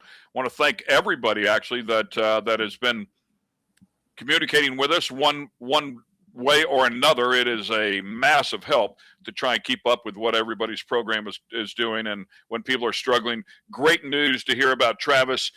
Glad that they'll get that, hopefully get that swapped out here today, and they will be okay. And as we talked about, will only be 30 minutes behind the third place finisher, even with this extreme situation that they're going to have to deal with. So it is not disastrous now that they have a backup. Exactly. It's awesome too, these teams coming together, and it shows the true sportsmanship of these guys and gals that are out here racing and competing in the rally. What it is too, the majority of the racers, this is what we always say, and we always talk about this too, that they don't want to beat you in the pits, they want to beat you on the course. So we have today, tomorrow, and one more day to go. So if somebody can help somebody out, they're going to definitely do it. And so it's a true sportsmanship, and I love it. I love the atmosphere and the energy that NORRA brings. It's racing, but it's not. It's really a rally, but some people take it as racing. But the family's still the same. Everybody's just wanting everybody to help out each other. So I do have to say though, the true Baja stuff, right? Like I wake up this morning in my hotel, and Roy, I know you know this. It's a hit or miss if you have hot water or not, or if you have water or not. And this morning I wake up and I hear racers outside going, "Do you guys have water? You guys have water?" So today was one of those mornings of Baja where you wake up and your hotel had no water. Yeah, you broke up a little bit on that, Pam. I'm sorry I didn't get it all, but yeah, water issues in San Ignacio. I got it. Safe travels there, Pam. We thank you for the information, and I'm sure we'll hear from you towards the end of the second special and start talking to the first vehicles across the line as once again we go back on board here with Auggie and Franz at pace in the Liqui backed machine. Yeah, and I was just checking the timing, and I had to wait till the second group got through there, and so I'm only checking the time splits right now at race mile 21, and I know they're already finished with the stage. The leaders are, but the fastest guy through race mile 21 is guess who? Number 3, Josh Daniel. He's 11 minutes and 53 seconds, and Brent Fox was the next up at 12 minutes and 46 seconds. So almost a full minute faster 21 miles into the race. Well, and that has a lot to do with that Joe Gibbs power plant underneath the hood of that number 3 truck, which is producing at least 900 and upwards to 1,000 horsepower. So they've got the goods underneath the hood of that truck, and they're using it as we speak right now. Yeah, and he actually is holding that lead through race mile 34 with 20 minutes and 5 seconds, and then Robbie Gordon is right on his tail at 20 minutes and 55 seconds. So still holding on to a 50-second lead for the stage anyway.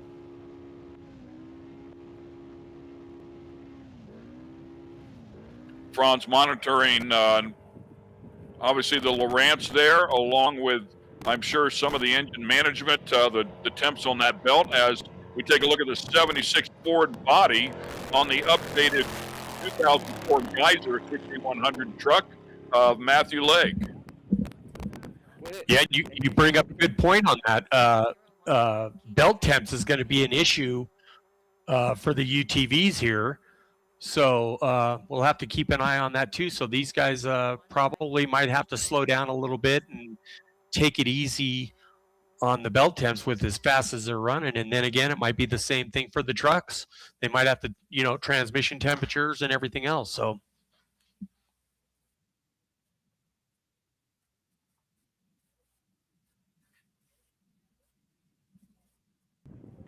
A cooling system that sprays a solution, if you will, on the belt to keep the temps down.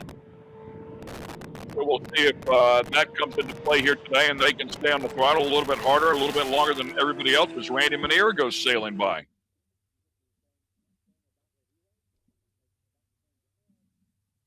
Oh, and Josh Daniels off to the side, and another truck in front of him. And yeah, what is this? Are they just sitting at the? Is that EJ or not EJ? Is that that's certainly that wouldn't be Travis that he's pulled over behind. Doesn't look like Travis's truck. Oh my gosh, what's going on here? Where are they at? I'm trying to refresh my computer. It doesn't look good though. But nobody's running around like crazy. So if there is some sort of accident there, it doesn't look that serious. But we definitely have some issues going on here. And this looks like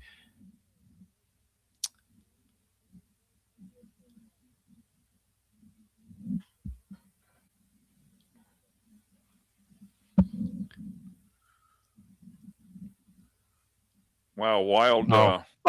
It's a stage start. Thank you, whoever that was. Yeah, you can see the NORRA. You can see the NORRA flags up above there. So okay. It just it looks like there's something else going on there. I mean, I know it's 80 miles, and I'm like, are 74 miles? I'm like, are they done with that already? Yeah, I guess they are. I mean, given the wide open throttle there at the beginning of this special, I guess they were able to rip it off really quickly. Yeah, just to jump that back, makes us feel better. We got a little updates from our friends out there on the Razor, since I'm not too up to date on them. The Pro Rs are a 4-cylinder motor, so you got the Pro. Not only are they a 4-cylinder, but they're a 2-liter NA engine, so they do not have a turbo versus some of the other ones, say like a Can-Am, that Correct. is half the CCs but does have a turbo. Yeah, and then the older Razor turbos they have a 900cc, which is a 2-cylinder, and then I believe you said the Can-Am R is a 3-cylinder turbo. So a little nuances in the Razor, or excuse me, the UTV classes. So. Ooh, okay.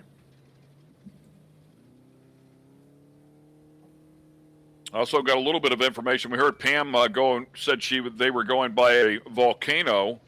There's actually 3 of them over there, and there's the highway actually goes right along an ancient lava flow, which is pretty cool. So, yep, been by it. Some special areas down here in country in Mexico.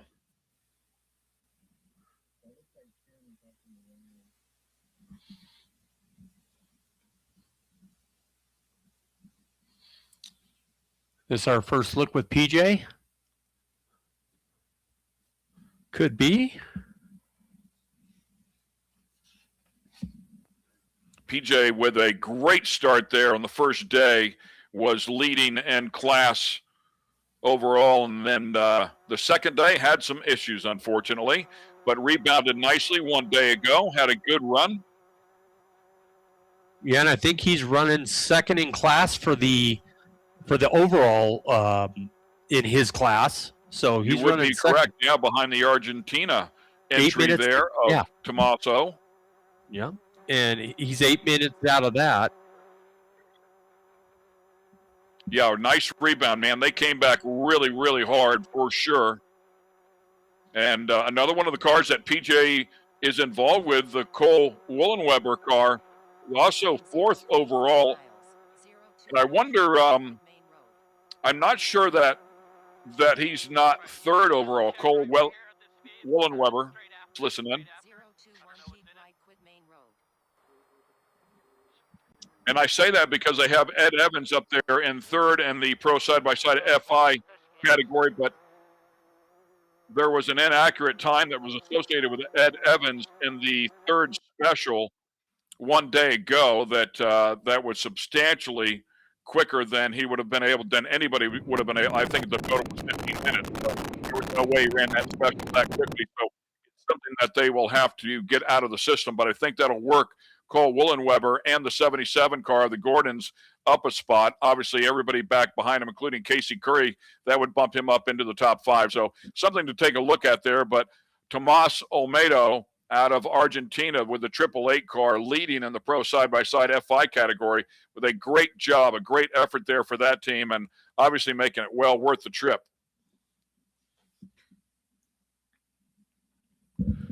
Talked about the Matlocks rolling off 3rd with the side-by-sides as a look at Wayne and Kristen. Yep. Is that Kristen in there with him? Hard to tell on that one.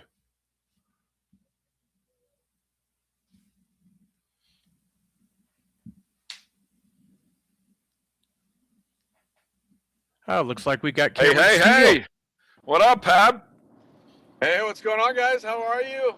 I'm cruising through Baja with my navigator, Cody Stewart, operations manager for Desert Assassins, and, just came down to help support our grid fans at El Sportudo Racing. My best friend growing up in high school, Greg DeStefano, is the driver of their unlimited buggy, and so we've been hanging together in Baja for many years, so just down here hanging around, having some fun.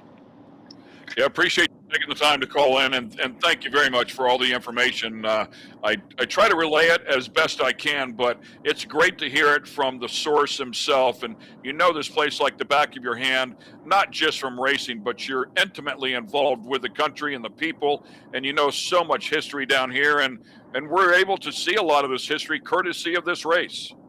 Yeah, no, I think it's really great, and hopefully everybody has a little bit of time to take it in. And for those watching, I mean, today we are racing from San Ignacio, or the race is going from San Ignacio to Loreto, and Loreto was the birthplace, or is the birthplace, of the Mission Trail. The first mission established in all of the Californias is there, established in 1697, and Loreto was actually the birthplace of the Mission Trail, and just a really fabulous, beautiful town, and just a lot of history in this area. It's a really, really amazing area. Yeah, it's very impressive, your knowledge of the country down there and its history behind it. And I think that's what the people love about your efforts over the course of really your entire lifetime. You've been coming down here since you were a kid. Yeah, I first started coming in the 70s with my dad.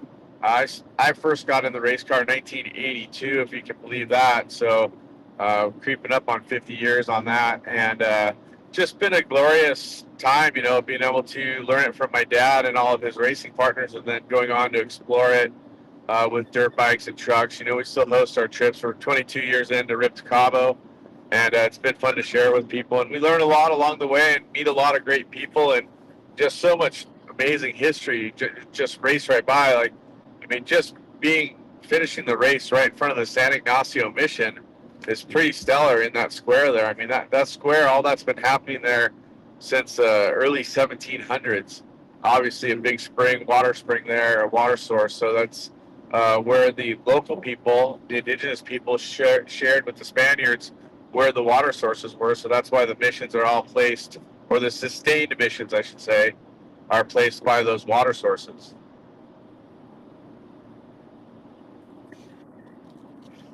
I thought, sorry, I laid out there for just a moment. I thought Roy was going to jump in. Maybe he's run off to the restroom there for just a moment on these broadcasts.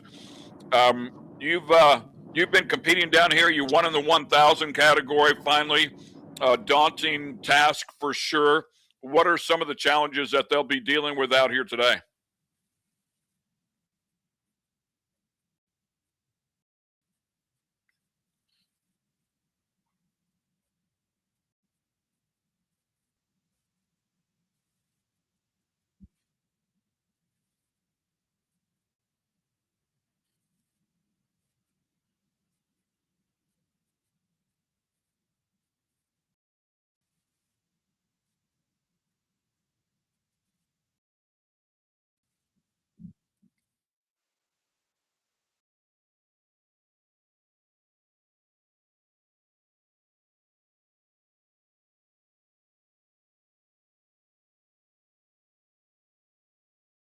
Even the best of us overuse our equipment because it can go fast. And I think that managing your equipment is as important as anything else to get to that finish line. You can't win if you don't finish. I know it's a cliche to say, but you're racing 1,400 miles with transfer sections and special sections, and your crew's moving along. A lot's happening. You just got to really have a good long game. And I think that's why the El Sportuno guys are so good at it. Greg DiStefano, who leads the team, like I was saying, he's just super switched on, has some great people around him. Guy Yoakum, a principal there, and just they're smart. And that's what it takes to win this race is you got to be smart and get it all the way to the end. And I know that you hear that stuff over and over. You still got to be fast, but you got to have your wits about you and be smart enough to get it there.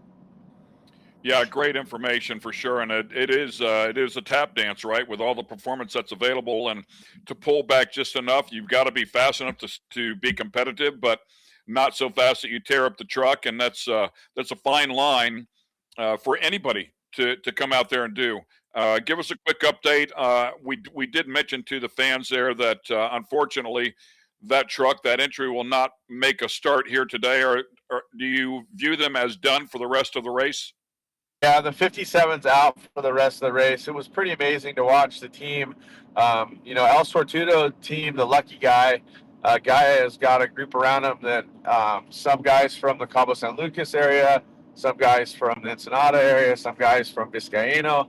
Man, they tore that motor, the top of the motor off yesterday. It was really amazing to watch it happen and seeing all the parts get amassed. I mean, there was an LS engine that was blown up in San Ignacio, and we were getting parts off of it and being able to. We were going to be able to fix it. The bottom line is there was a roller stuck in the case, the block, and it must have mushroomed when it hit, and that was the end of it. We couldn't pull the crank out of the engine to fix it, so the truck won't go again.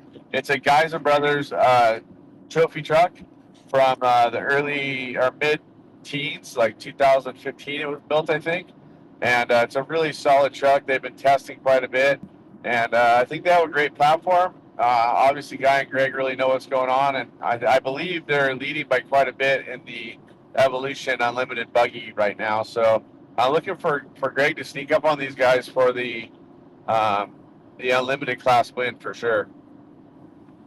Talk to me. We're watching some competitors that are leaving for this second special today, which is 100 miles in length. Probably tear these names up, but it looks like it goes from El Mosquito to El Bajo. Talk to me about what they're going to see and what they'll have to deal with here in this second special. The first special seems like very high speed, a lot of wide open throttle to get to the transit, but the second special will be a bit of a challenge from what I understand.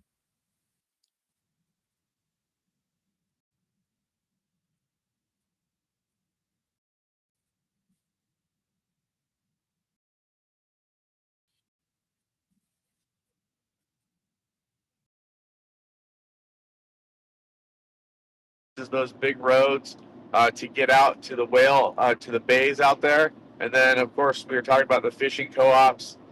They use those roads to transfer daily catch at times back and forth to get them into semis to travel to market. That the catch that they have down here travels all over the world. I mean, can go to Japan, China, obviously United States. a lot of different places. There's some real delicacies that are found in Baja that aren't found in many other places. After those big fast roads, you get onto the sand highway. It looked like it's a bumpy, kind of chopped up section. Some people choose to go that way when they're traveling south. It can definitely catch people out, get stuck out there. Salt flats, like we were talking about, is so fast.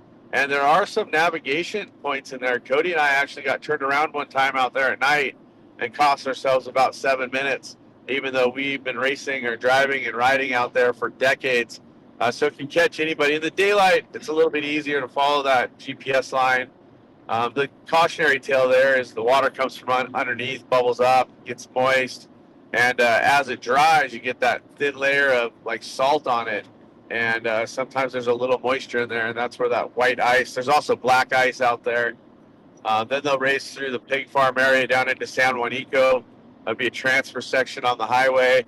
And then they're going to get into the mountains. They're going to race the old road, which is super choppy with giant holes on both sides of it at different times. Race down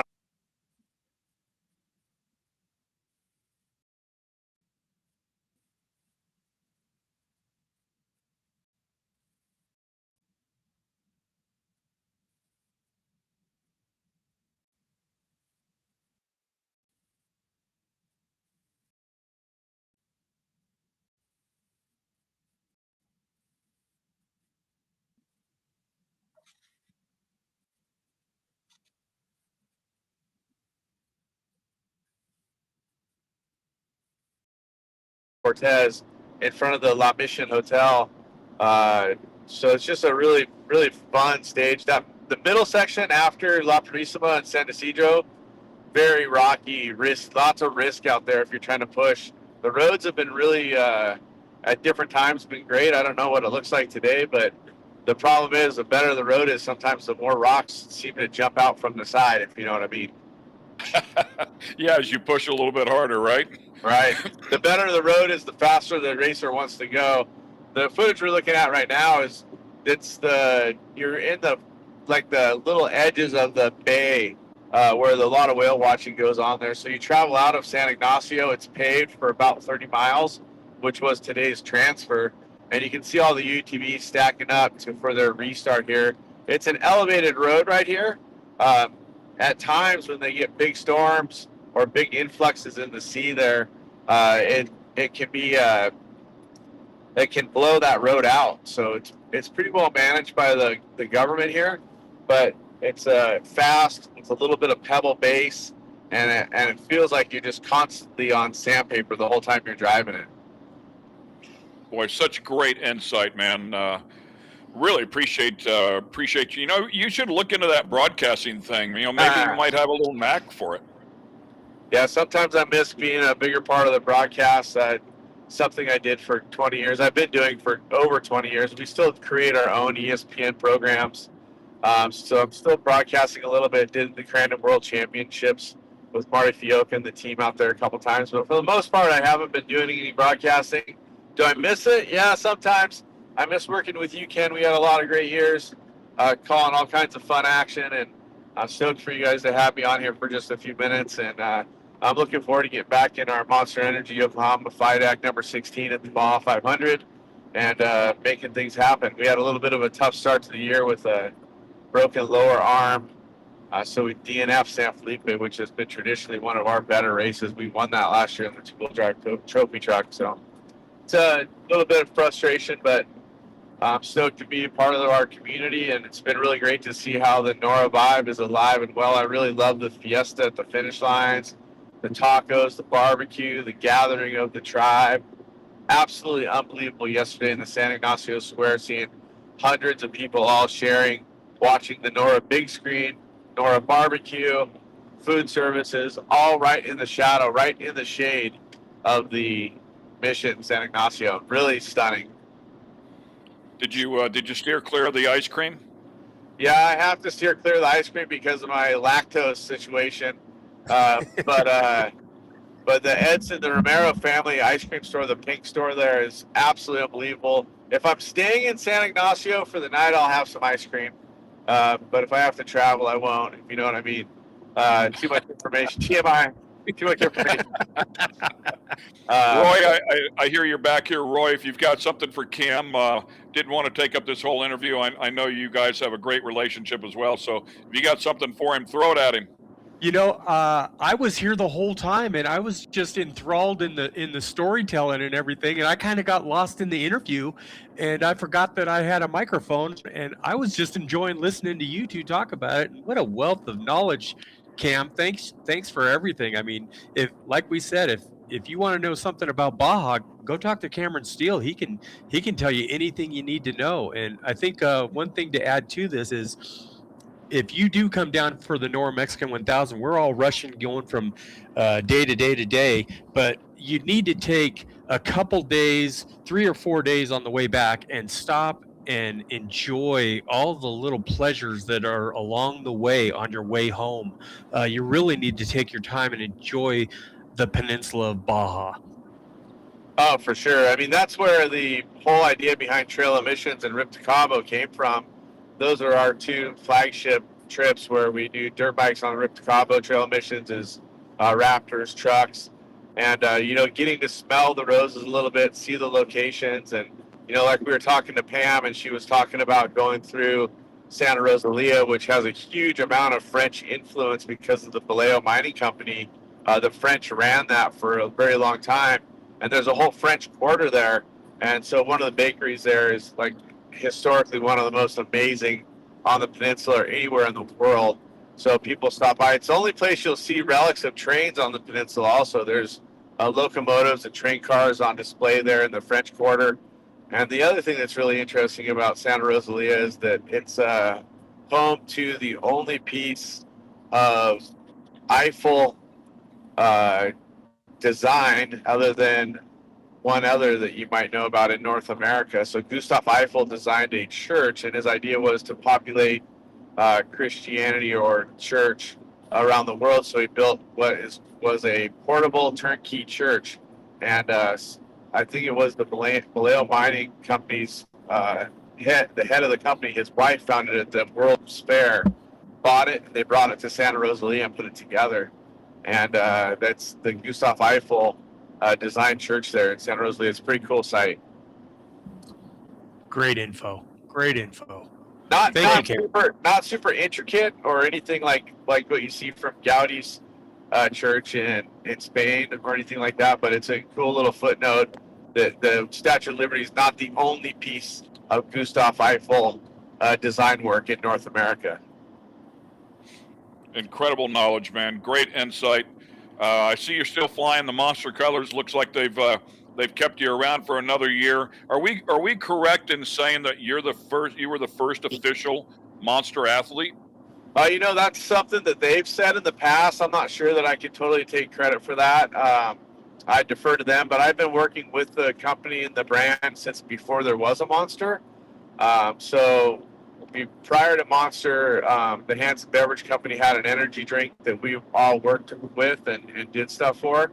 So yeah, I've been around there a super long time. I've actually been working with them since the 90s, believe it or not. We worked together on a lot of projects. So I've been a part of the family there for a super long time. So super fortunate, super appreciative of our relationship with Monster, because honestly, they don't just build energy drinks. They support the culture of everybody that is out there doing stuff, and they've been a huge part of off-road racing. So I'm honored to represent them, and I'm hopeful that to the day I retire that I'll be wearing the M-Claw on my hat and being able to say I'm a part of that family. I'll always be a part of the family no matter what, but yeah, we've been together for a long time.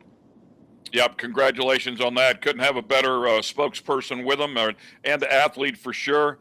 Make sure you say hello to the better half, who is also a driving champion as well. I'm sure she's at home with the kids, so everything going well there. Feel free to chime in anytime, dude. Do not be a stranger here for the rest of this event. Yeah, for sure. I'll check back in, and just everybody that's out there listening that's with the teams, remember, if you think it's a bad idea, it probably is. Good, smart, safe decisions are the best way to go about it. The highway is even more dangerous than the race course, in my opinion. So just be safe and smart out there, and have fun along the way and enjoy the beautiful peninsula. Thanks a lot, brother. God bless. Thank you, Cameron. Steele, ladies and gentlemen. Wow, that was a treat. Yeah, and I know it was a relatively lengthy interview there, and but man, that is just one of those guys. If he's talking about Baja, you want to listen. Wealth of knowledge. He could go all day long. It's super incredible. Yeah, for sure. And we'll get back to some racing a little bit here. I've been watching the timing a little bit, and I'm still on stage 1 just because we're waiting for some of the cars in the farther back to catch up to the timing loops. And Josh is still leading through race mile 59 on overall time anyway, at 39 minutes and 16 seconds, followed by Robbie Gordon at 40 minutes and 12 seconds, then Brett Fox, Craig McCarthy, Tim Herps, and then Danny Brown. For some reason, Ryan's hasn't updated yet because I was curious to see where he was running. So, and here we go with the 282 on his second stage, starting to head towards La Purisma, or Purisma, one of the two. Yeah, Brent Fox is second off the line this morning as we take a look at the unofficial overall for stage 1. Yeah, and I'm sorry, Ken, I stepped on you, and we still got to wait for the number 3 to post his time. But go ahead and finish that up, Ken. Sorry. Yeah, no, you're fine, man. Anytime you want to jump in there like that, just run with it. It's all good. But yeah, I agree with you 100%. I'm sure by the time the 3 truck turns the clocks off and it updates, we'll see that the Mark Post entry will go to the top of this charts, given the speed that they were. We saw them at 145 miles an hour, so I'm sure that will change before it's done. But congratulations to the people that are competing in the 6,100 category, because it looks like Brent Fox off to another good start here today. And coming through one of the water crossings here. And these are fun to go through when it's a nice warm day. You'll just pick your way through it, but man, if it's a little hot out there, you might go through a little faster, but you also got to be careful not to drown out your motor and get some water in the ignition, because then you'll be out of the vehicle and drying off everything. So the 282 through there and stretching his legs back on the flat roads there.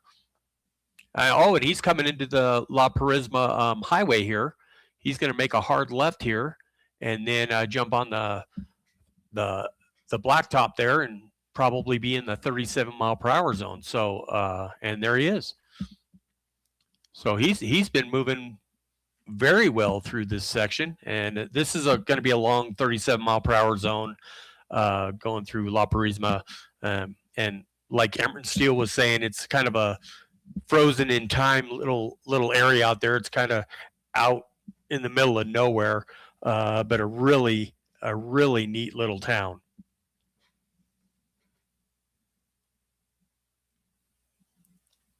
It's like the 888 car from Argentina that we were talking about before.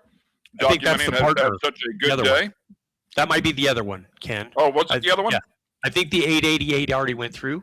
I just saw the color there and assume that's who it was. Right.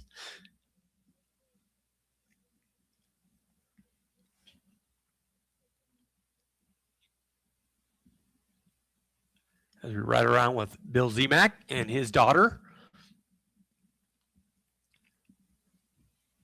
I think we got something from Pam. Ken, did you hear that? I did not. Maybe throw it to Pam there if we got it. We ready? Okay, so we talked about Travis Williams having his engine go on him, and I'm here with Adam Fitza, a part of the Andre's team, and you guys gave an engine to them to put in, and you're sitting here telling me that, the sportsmanship, if you guys end up needing one because it's the only one you brought, Travis will have one flown down for you. 100%. I mean, it's Baja Karma. Everyone's a competitor, but at the same time, we're all friends down here trying to have fun in Baja. So it's the least we could do, and they're totally in agreement that whatever we need, they're there for us as well. Yeah, exactly. I mean, that's what's awesome about it. And you're saying the Baja Karma. I mean, it's all around. I mean, you help each other out, and then good things come to you. But we're literally following each other up and down this peninsula right now. Yeah, we're all good. Everyone's here for the same reason. And if we need something, if someone else needs something, we're all here for each other. All right, well, Adam, I know that you guys are on a mission to get to your next point. We're on the mission to get to the finish line. We just saw you getting ready to pass by, and we had to circle around and come back and talk to you. So good job on the sportsmanship. We'll see you down at Loreto tonight. You guys have a safe trip down. Thank you so much. We'll see you in Loreto.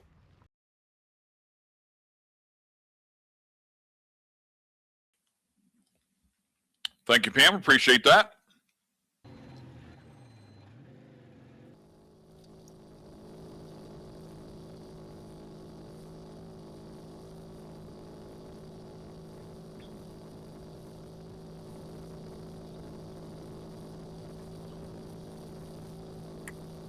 And looking here, trying to find, looks like Tim Herbst. I have him at race mile 124.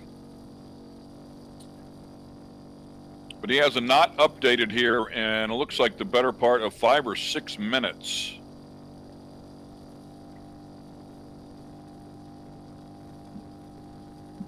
For sure going faster than 33 miles an hour. It looks like 75 over there that I saw, if my eyes are not deceiving me. They are not. So I'm sure he'll update here in just a bit, and we'll see how much farther down the road he is. It's like a Maverick R.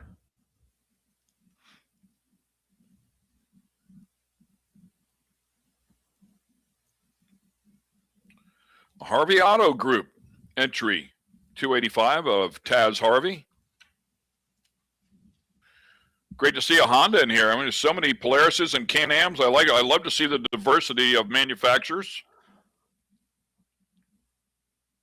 Hey, the more manufacturers, the better, right? 100%. And we know the Hondas are very, very capable. I mean, such a solid machine.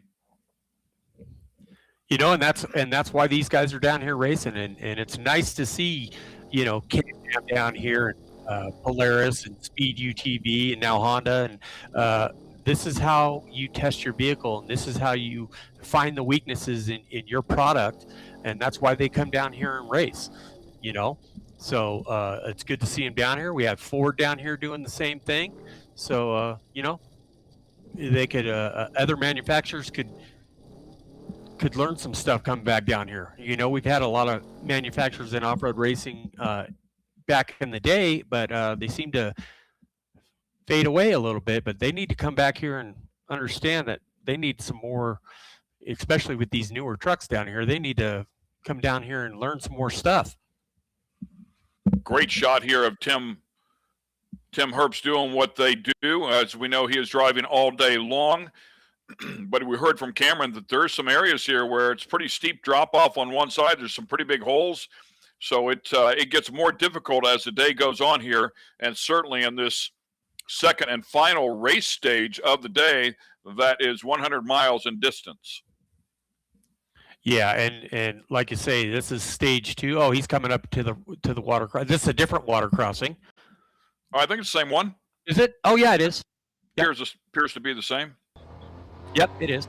Good call.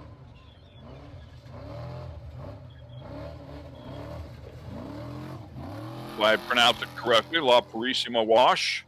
And he makes his way right through there without any issues at all. Few fans watching. Ah, perfect. A little bit, I would say a little bit of water there on the lens.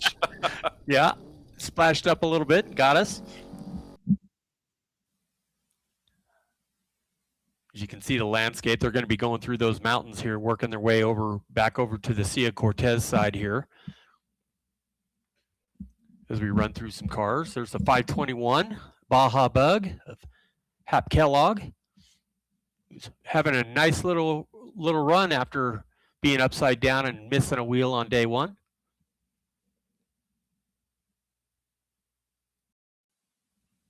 It's like a 4-seater there. Yeah. Blake Conley. Much longer wheelbase might make for a better ride from time to time, given the terrain that they're on. Boy, those are big cars. It's a big car. Almost looks like Clark Griswold in his family truckster. I mean, that thing is huge. Such cool cars. Such a cool ride. The only thing missing is Aunt Edna tied to the roof.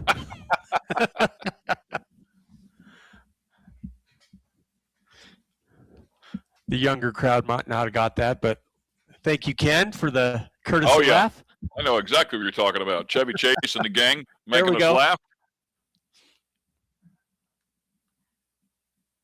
As you can see far back there, the rest of the cars coming in from San Ignacio on the highway, getting ready to start stage one. The 808, the entry of Blake and Gavin Conley, with that big four-seater that we saw just a couple of moments ago. And the locals just sitting along the course there, got their chairs out, ice chest. Surprised they don't have their little grills and start cooking themselves something to eat. But then again, it's not quite lunchtime just yet, so that will be happening, I'm sure, shortly. On board with Manlio Diaz, as we saw there, and a good look on the tracker of where he was located on the map.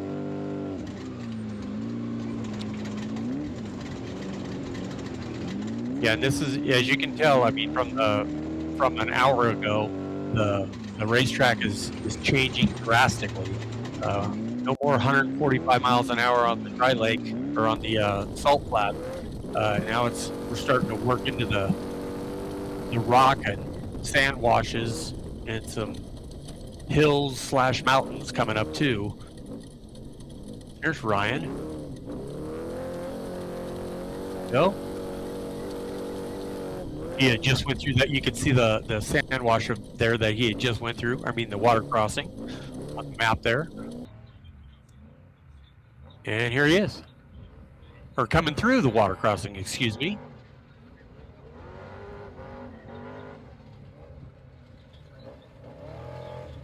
Truck looked almost as good as it did when it started. Yeah, it looks great, man. It does look good. One thing about Ryan, he's pretty good about keeping the fenders on that thing. It shows, I mean, this is a pretty tight race course all the way up into this point with these big wide trucks. So he's been doing a really good job.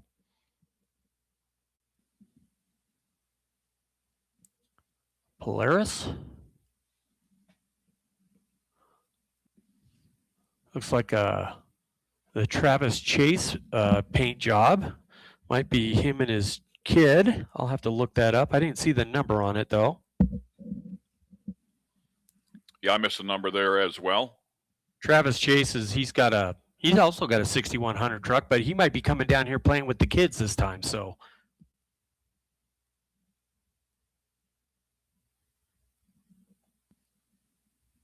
Great to see all four corners on the car. Yep, that's always a plus. And it's sitting on all four of those tires. That's another plus.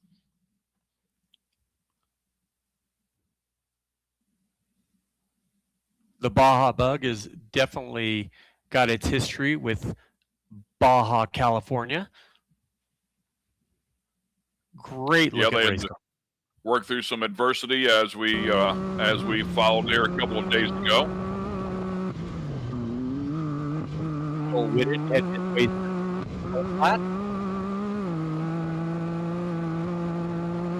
Nick Almada and Troy Johnson, the vintage Class 5. And go on board here with Whitted.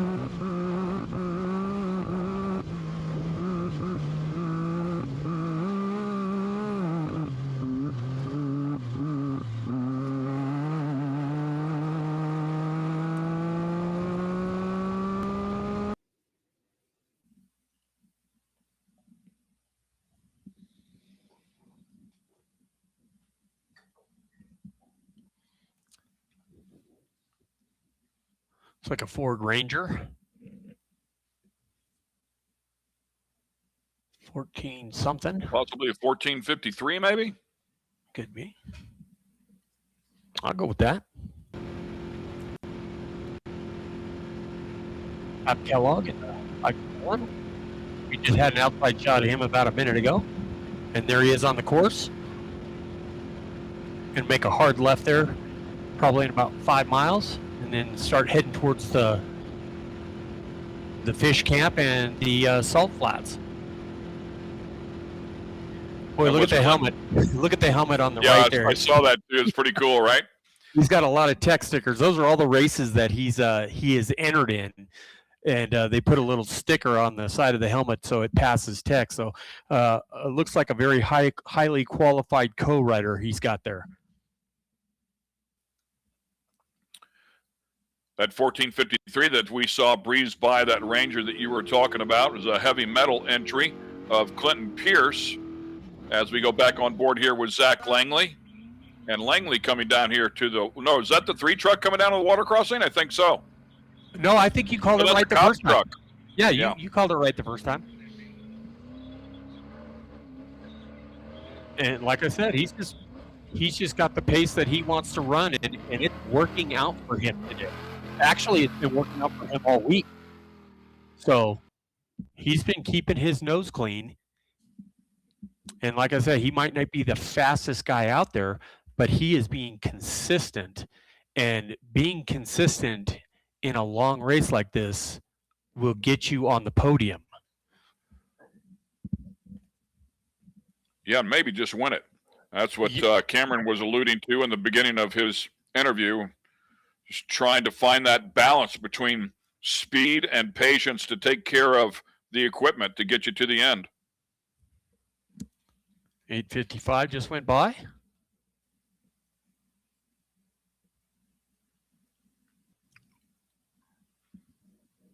We've seen the 930 here throughout the event of Nick Olson. Once again out of Peoria. Nick and Wes Leffler having some fun along with Fred Rojas and Greg Olson. Mary Leffler also involved in the team. Wish them the best of luck today.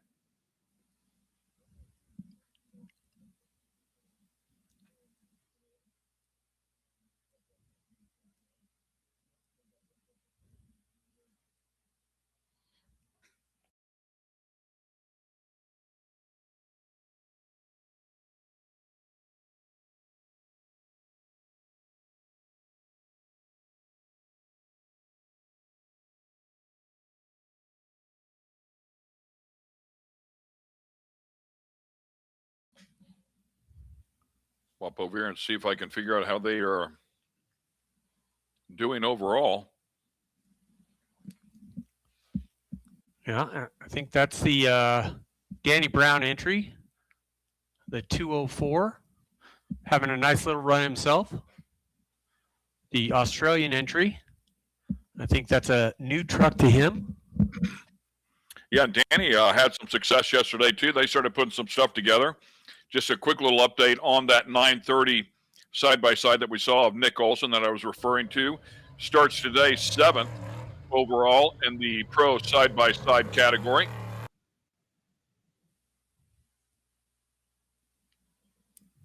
And back over here to Danny Brown. I know I was updating some information this morning and was happy to see that Danny Brown was up there inside of the top 10. He was 9th across the line and 7th in class in the 2nd special one day ago, and then finished up 12th in the 3rd special. So nice to see him have some success out here. Yeah, as we just saw the 911 entry, the Mirage Porsche-powered Class 1 car, vintage vehicle, having a great run. Barrett Smith in the 1985 Mirage 6-cylinder class. As we see where Alec Coleman here is on the tracker. Yeah, Alec, 11th overall in class, or 11th in class, I should say, for the pro side-by-sides. Yeah, he's moving away from the coast. He had, probably about, 5-10 minutes ago, he was probably over there by the salt flats. Now he's heading up to the high road, and then that'll head him into San Juanico as we watch the 147 go by. And it should be the second vehicle, in the second place vehicle behind the 911 red buggy that we just saw go by there in the vintage 6-cylinder class.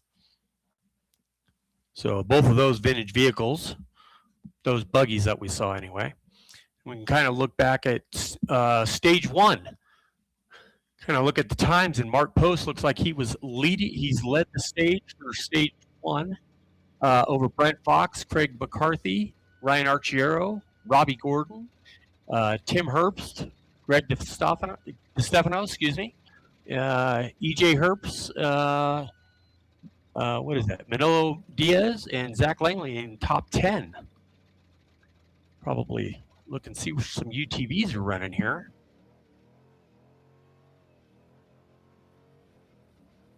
And it might be probably a little too early to try and get those numbers yet. So, because they haven't all finished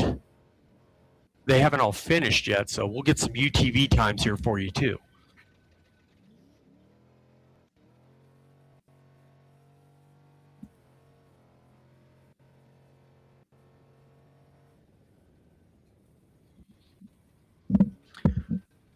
And back on board there with Brent Fox. Brent Fox having a great run so far. Looks like he's off to another good start here today as well.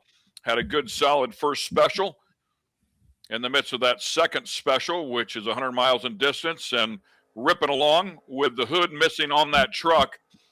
They had a moment one day ago that eliminated the hood and cost them a little bit of time, but everything's okay. Truck not damaged, and they finished up that special, finished up the day, and a solid effort.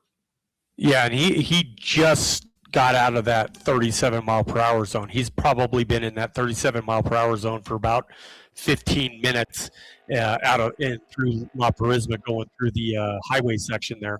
So he's able to stretch the legs. Now he's climbing the mountains, going to go through this mountain stage. This will get rocky and pretty rough. I think Cam alluded to it when he was talking to us about it.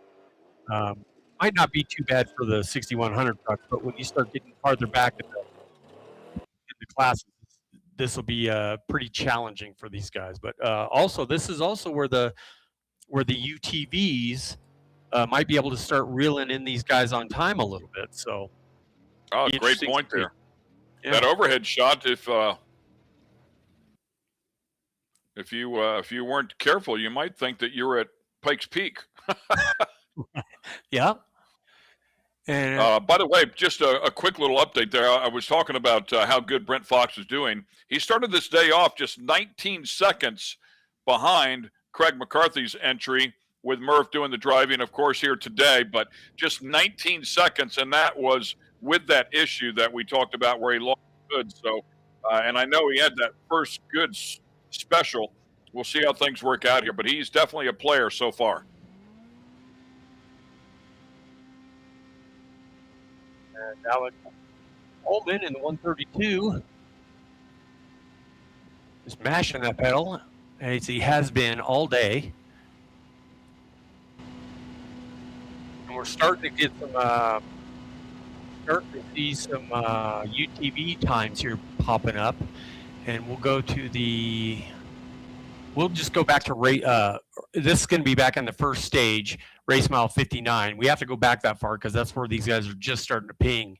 And it looks like Auggie might have the fastest time for the UTVs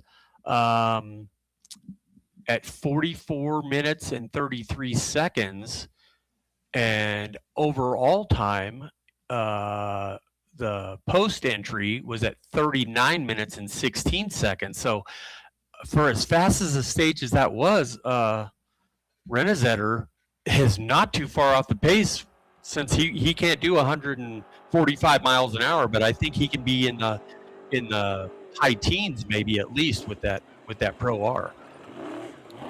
It's just incredible to me, and feel free to chime in on this. I mean, Carl, I consider Carl a very good friend, and of course have some affection towards that family and watching Auggie grow up.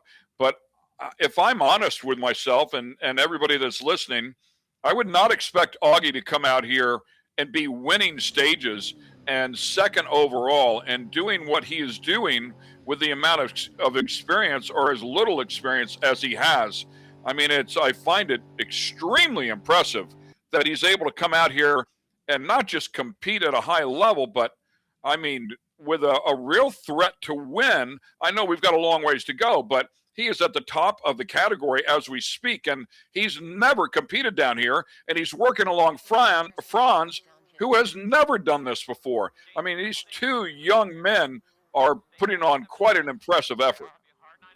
You're right. He does have that going against him, but what he has going for him is the vehicle that he's driving and those two guys that are sitting in that chase truck right now that are chasing him.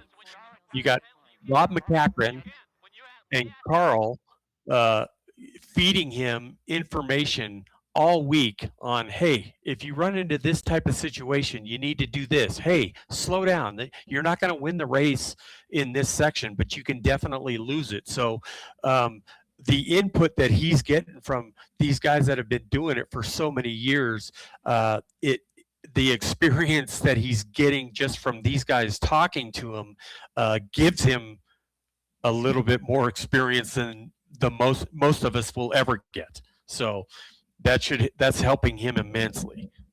The really good thing about it, and maybe they were able to attain this while testing, I don't know.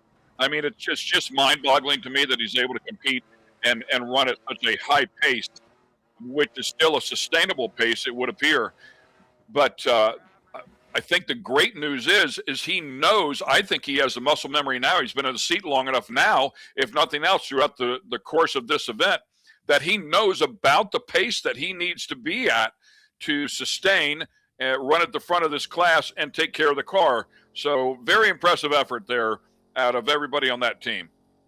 Well, and Carl was smart to decide, hey, let's do the NORRA Mexican 1000. We're going to get you some miles. We're going to get you in tune with this vehicle. We've got 6 days to go down there, and we're going to get you some seat time. So he's got 600 plus miles under his belt already. So he's got a good feel for that vehicle. And if he's got any questions, he can talk to Carl, his dad, or he can talk to Rob and get some insight on them. And with Rob riding with him on day one, Rob might have been able to feed him some, hey, you know what, you can just flat foot it through here. Just keep it mashed through here. The car will take it, whatever. And so he's learning the nuances of that vehicle.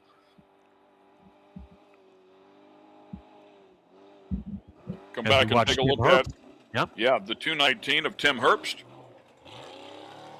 And speaking of the UTVs, you got, like I said, Augie's like the first one. He didn't make the turn right there. I saw him get into that turn, and the truck was really tight. It was just pushing. He didn't get enough weight transfer on the nose to get the back kicked around, so he had to back up and get it going again. Did he not grab that brake handle, or he just didn't have enough of it? You know, that's a great point. We weren't on board with him, but I mean, even if you grab it too late, if you don't get that nose set and get that thing to rotate, it's not going to come around. So, and that's where that turning brake comes in for these trucks. A tight turn like that, you just grab on that brake and pull back on it and swing the truck around. And but sometimes it doesn't always work.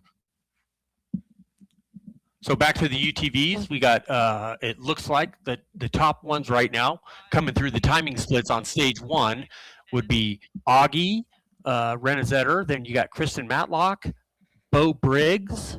Let me scan down here a little more. Shane Felker, Raj Pullman, Robbie Gordon in the, no, that'd be, Max. That's Max Gordon in the Speed UTV.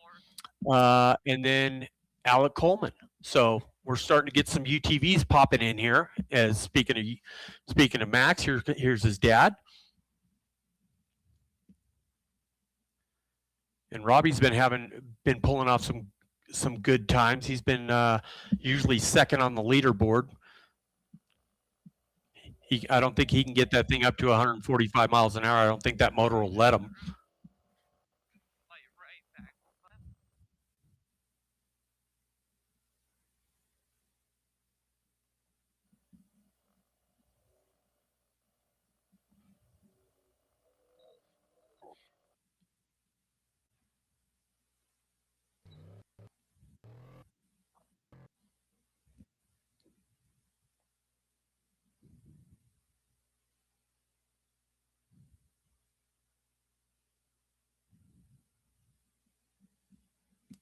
And looking at the final results for stage 1.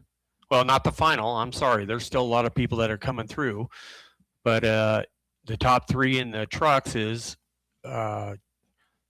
Josh Daniel, Brent Fox, and Craig McCarthy. And then as of the moment, Augie's still leading the UTVs, followed by Chris Matlock and then Bo Briggs. As we start seeing all the UTVs lining up, pretty much any make you got right there. Speed, Can-Am, Polaris.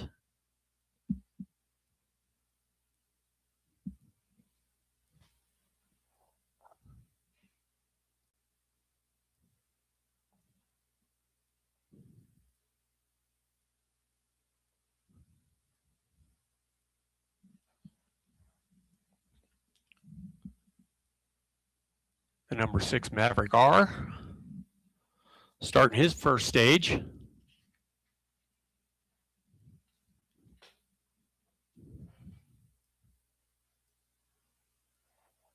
Go to the map here and give you the mileage on the lead vehicle. That's Brent Fox. Brent Fox is at race mile 140, and he is probably halfway through the mountain section.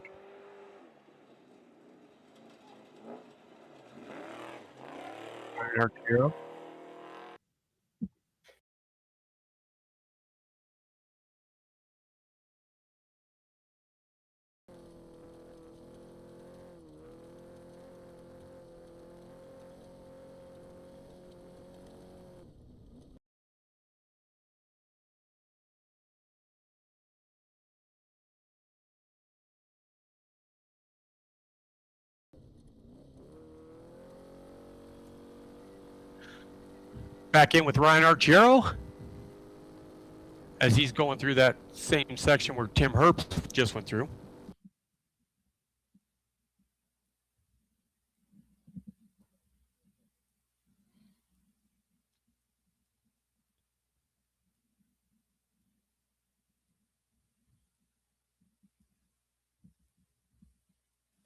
Boy, was looking at the tracker, and everybody is backed up nose to tail. I mean, everybody ripping around down this road here, day number 4. And I mean, it's almost 11 o'clock, and the lead truck is already at race mile 140. We were right about the day. I mean, it's going to be a fast day, even though this is going to be a rust section they're getting into. They're still going through it at a pretty good clip. So these guys are going to be down there around noonish, the leaders. Yeah, we heard Eliseo a day ago say, the beginning section is going to be fast, but the second section, the second special, if you will, was going to slow things down, a bit. But they're ripping again. I think they've surprised him pretty much every day. Yeah, they'll probably start getting into some more tight, twisty stuff the farther they get into this. But it's a pretty impressive time right now. I mean, Brent Fox is putting on a show. Brent Fox is on the pipe today. He is. I mean, the truck has been good, but I feel like this is next level for some reason.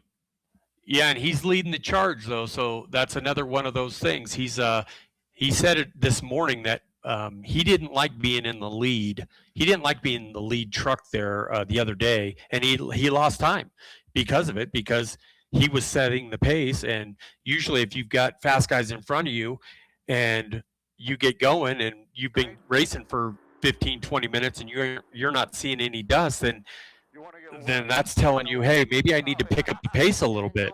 So you start reeling in that dust. That's the thing.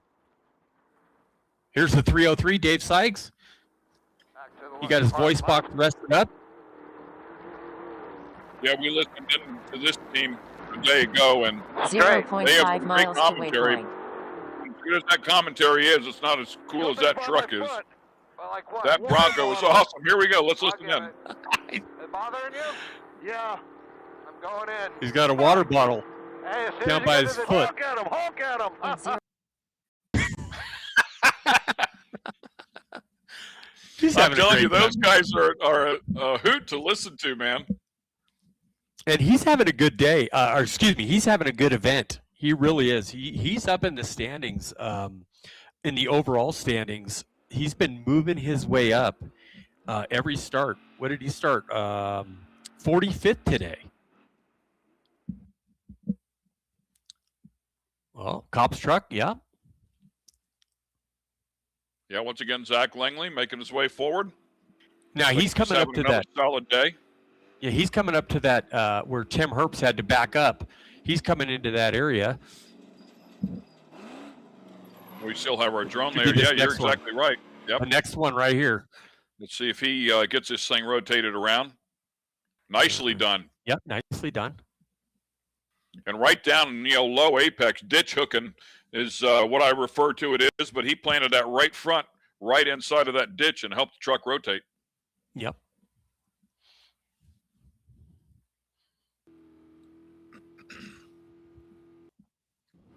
And there he is on the tracker.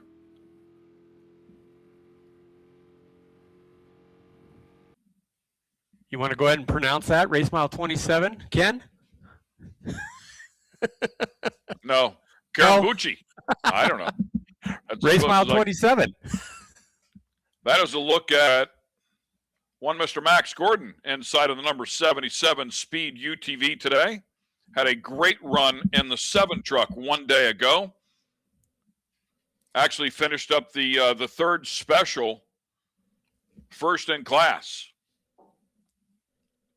Yeah, they're putting the Speed UTV through his paces, right along with the 521 of Hap Kellogg and the Class 5 Unlimited. I think he was I think he was fastest of all classes yesterday in that third special and first in class.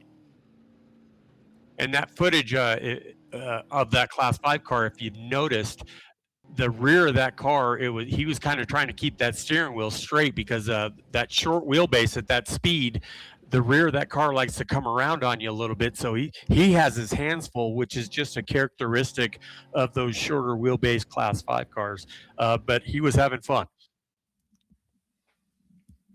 The number 13, he's got his roof rack packed and ready. Yeah, ready to go.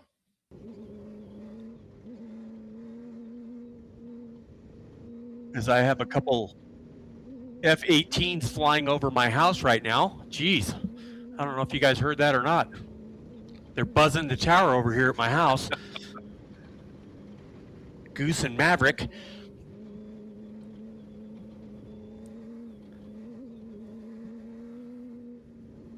This should be the 2112 of Grand Ingram in that Jackal.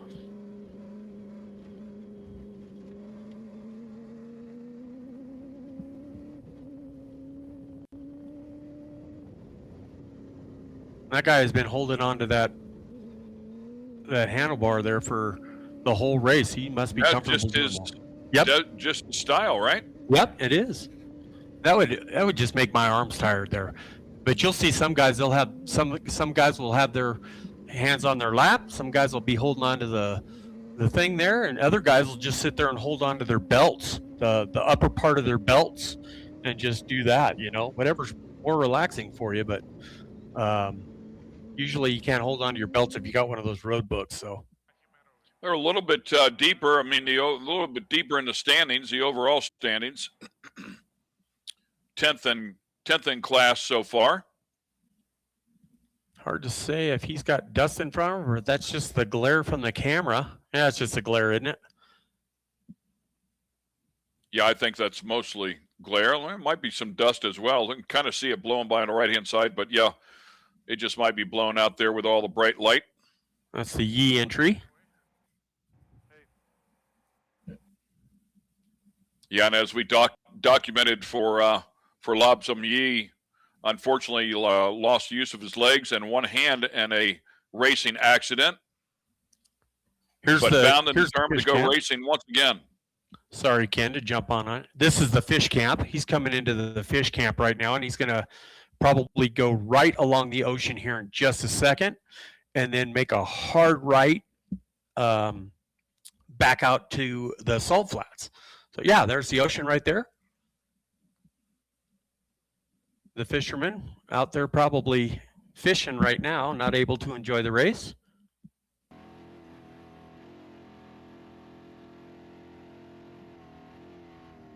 Connor Pyle's still going. I'm getting smarter here. It's pronounced Karambuchi. Ooh. Did you just get a update from Cameron or what? I did. I was gonna say he's gonna have to start sending us how to pronounce all these places. Right along with the Ranger Raptor, Brad Lovell and Adam Lovell. And he'll be enjoying this stage too because he's this is a showroom stock vehicle, so he's probably not being able to do the speeds that he's normally used to in different race cars that he races, but he's going to be able to stretch his legs on that showroom stock Raptor and have a good time. As we just saw, update as we flat take tire. a look. Oh, a flat left. Yeah, he's looking. Oh, there's some spectators here. Come here. Flat rear left, I should say. Left rear. Yeah. These guys are they'll probably help him out here. Yeah, just got some information from Cam to talk about this area. Perfect timing, really. It's the La Purísima, after the La Purísima water crossing, or the Palm Oasis here, the San Isidro, where the cars race along the aqueduct that's built into the hillside, and the aqueduct all gravity fed. So as you can see them here at this water crossing, immediately over there, and lots of help from everybody. Yeah, see the side of that truck go up. He just hit the air jack on that thing. Co-driver has to get out anyway. Not Isidro, Isidro. I know what you mean. Here comes another truck coming behind him. Who is that? That's the X-Comp truck. Oh, yep. Good eye.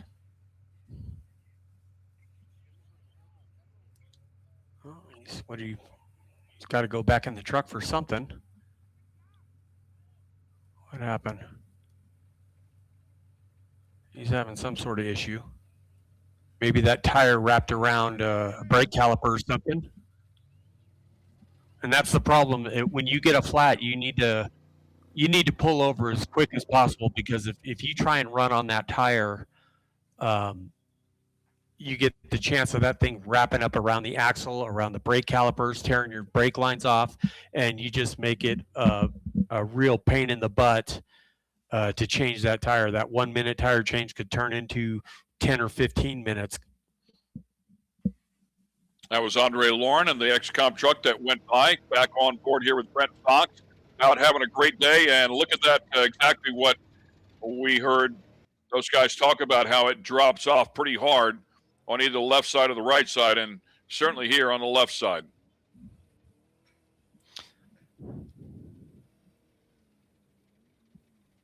Well, Mark McMillan must be listening to us, because he just sent me a photo of that bakery we were talking about in Santa Rosalia. Thank you, Mark. 3-seater there for Shane Felker. Oh, that guy needs the kid in the back needs a phone book to sit on, it looks like. You barely see over that bar. He's still enjoying himself. He don't care. Look at that, man. Reaches right up, keeping track of where they're at on the phone. Yeah. Very cool. Or he heard us and he's going to text us back with the response. Probably can. Kids are incredible with these electronics. Might not want to read his response, but besides that, after I'm making fun of him, sorry, buddy. Hey, you're in there racing and I'm sitting in a chair watching TV right now, so you're doing better than me. But I'm still having a great time.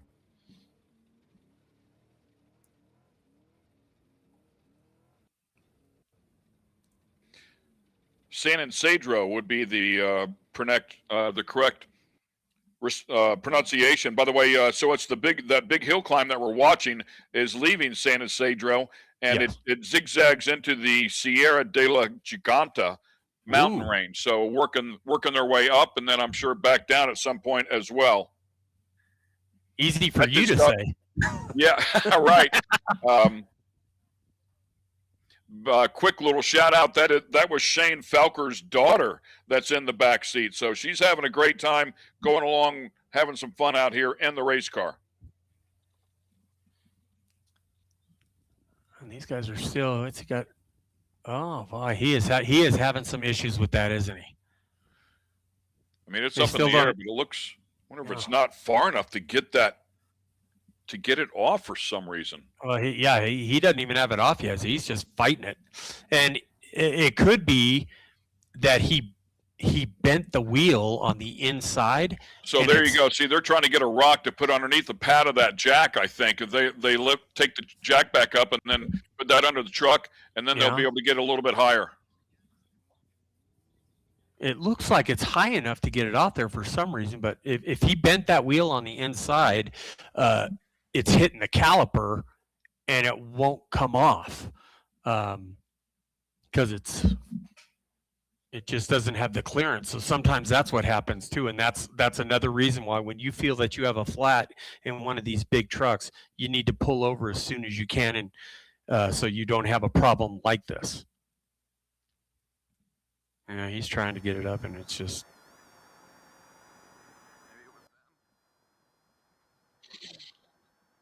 And back on board here with Shane Felker and company, including his daughter sitting in the back seat. They're at the trail emissions, on the trail emissions, and have an Allsup Racing Development built car. Looks like, was that Ziegler that just went by? Looks like it. The number 63 entry, Can-Am.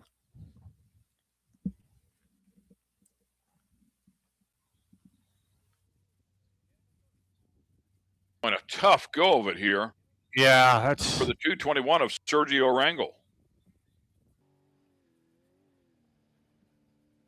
Murph out here still ripping.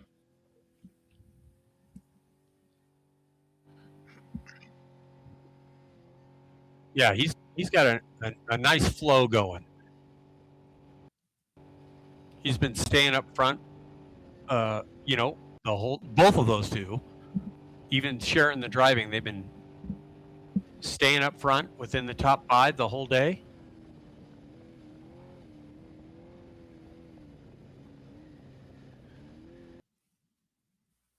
And there's Robbie. Yeah, just looking, let me see the tracker where we're at. Yeah, just a minute ago there for Murph and McCarthy. They're at race mile 164. So making their way pretty quickly here towards the end of this day. Yeah, good look at Robbie.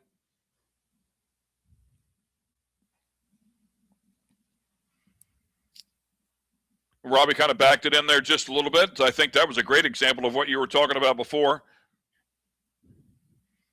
Perfect rotation out of the truck. Yeah, and I think he's working his way.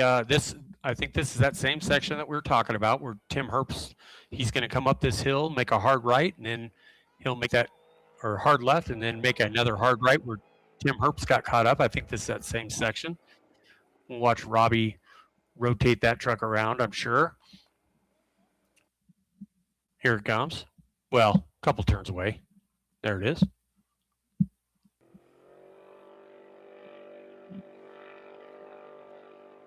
And if we got in the in-car with him, when he comes up to that 180, I'm sure he'd be reaching up, grabbing that brake handle to help him turn his way around.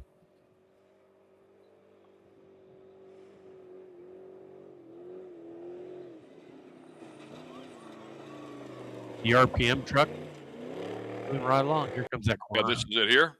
Yeah. See how he does. Oh yeah, he definitely grabbed the brake on that one. The back of that truck rotated around nicely.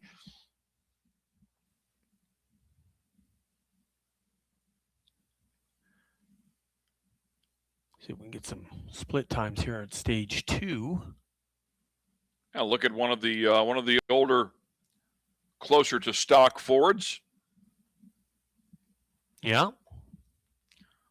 What we like to call a pre-runner. Yeah, that looks like a proper pre-runner. Yeah, he's still got the windows in it. Back in the day, now they're so modern they look like race trucks.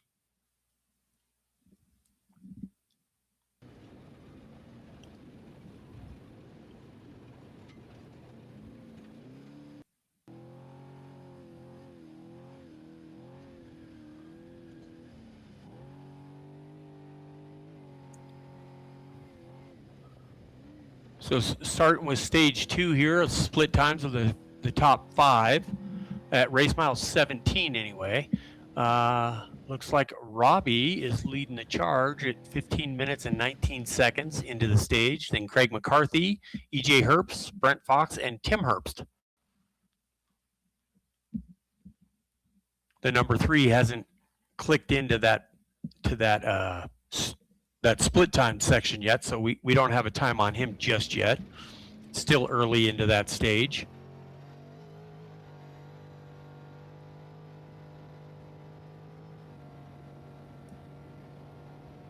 We got Mark texting me again saying that Pam Hall must be listening to the broadcast because she wants Mark to bring her some donuts. She gets some margaritas and the ice cream and now powdered donuts. Listen, not for nothing, but we want Mark to bring us some donuts too. Yeah. Probably not going to happen, but you guys keep talking about food. I'm not going to talk to you anymore.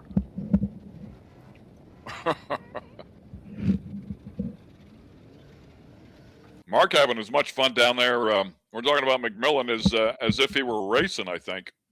Oh, yeah, trust me. Mark knows how to have a good time, and he loves Baja. He loves it down here.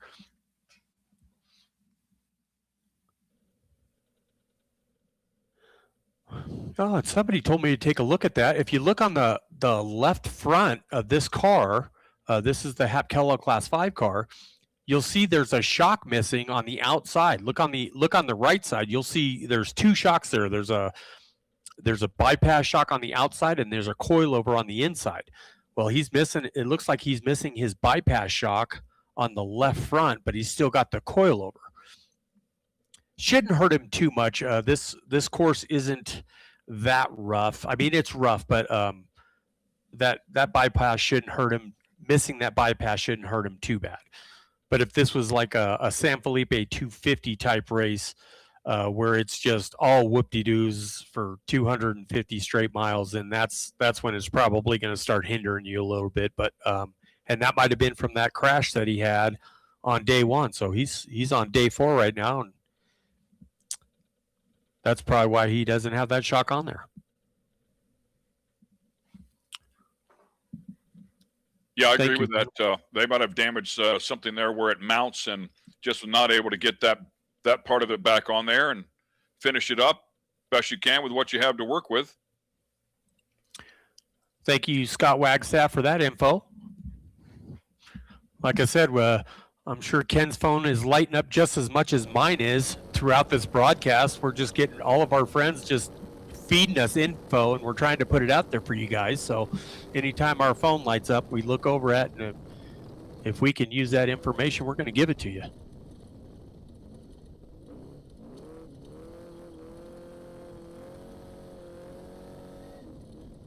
Ryan picking his way around, and we heard Cam also talking about the rocks that they'd have to deal with, and certainly no shortage of them there in that shot. Bunch of them. Oh man, yeah, that is a rock bed.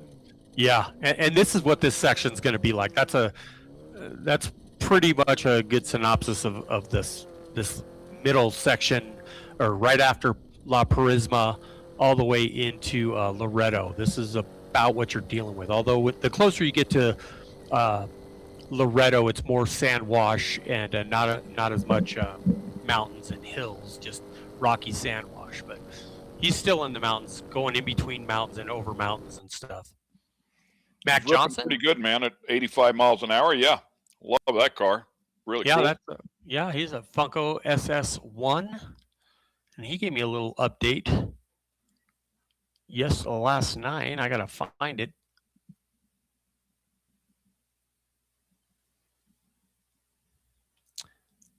He said he's got a 4-hour lead. So wow. He's trying to, but he's also racing for that overall era trophy. There's probably 4 or 5 different classes racing for an era trophy. And maybe if we have a photo of one of those era trophies, you guys can see it. It's a little different from the normal trophy.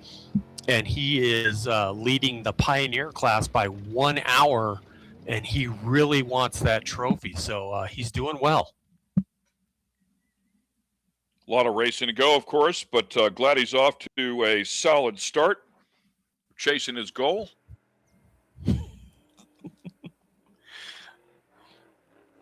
Thanks for the photo, Mark.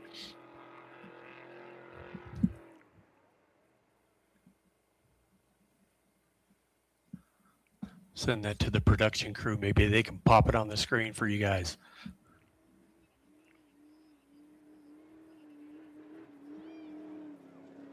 Ripping up the hill here, kicking some dust.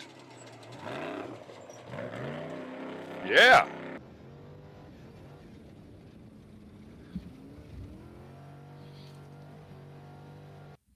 More clean running for Brent Fox.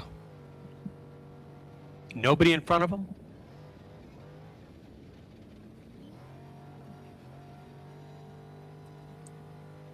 Well, at least we got a picture of a donut. That's as close as we're going to get, Roy. So, just teasing us with it, huh? Thanks, Mark. Yeah. I don't know if the production crew wants to pop that on the screen or not, but we'll get our first look at Josh Daniel here in a while. I'm waiting for him to finish his stage there and start getting into some of these time splits. See where he's running. Is that Josh there, man? Whoever that is, ripping. I don't know if that's still him or not. I looked away from the screen there.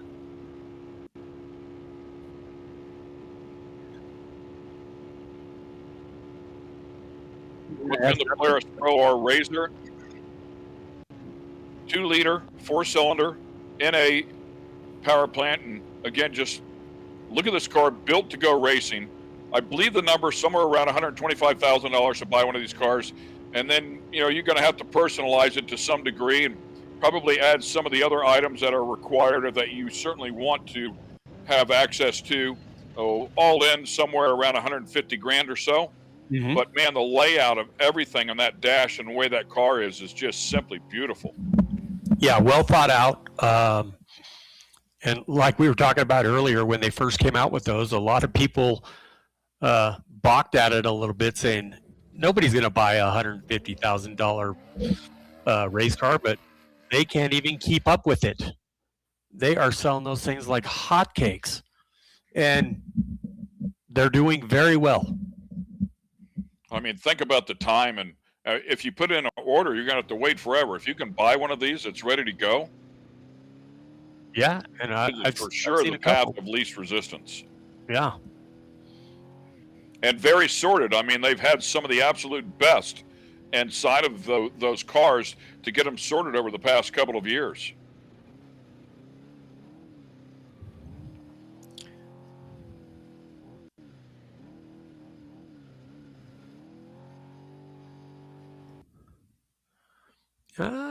Looks like Josh just updated. He lost a little bit of time there. So Robbie Gordon on stage 2 at race mile 17 was the fastest at 15 minutes and 19 seconds, and post, or Josh Daniel, 19:02. So maybe he had a little issue, maybe flat tire or something like that. That would explain it. So lost a little bit of time there, but Robbie Gordon with the fastest time in the last couple split time stages. So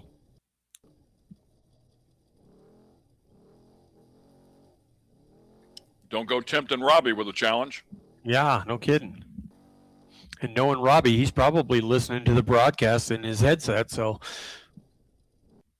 the multitasker he is. There's Tim Herbst. Now they've just, if you look to the right there, you can see the highway. So they're almost to the other side of the peninsula.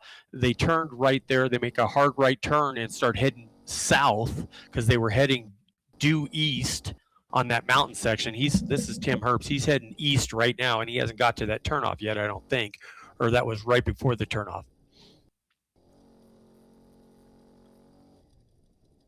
So they're almost all the way through it. Yeah. Now Brent Fox right here, he's heading south now. He's out of the mountains. Now he's heading towards Loreto, running parallel with Highway 1. And this is pretty much what this section's going to be like all the way in. There will be some silt, and he will get into some rocky sand washes. So as you can see, the highway is just right in front of him there, and he'll run parallel to it. And then towards the bottom of the screen, he will jump on the highway for a short distance and then get back off and then jump back in the dirt again all the way into Loreto. His day's almost done.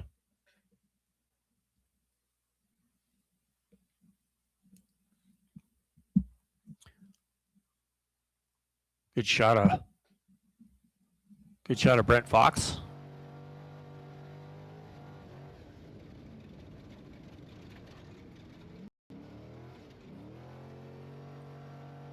Probably going to be abusing that lever here in this section. Lots of turns.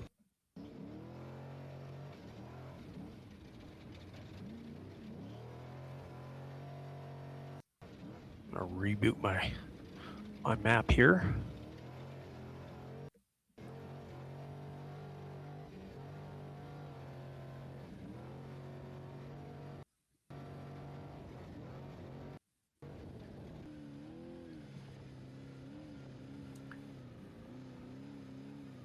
Murph and Craig McCarthy running on that same section, probably about a mile or two behind him. Yeah, you can actually see the dust in the horizon off to the right there, just a little bit, just a haze of it.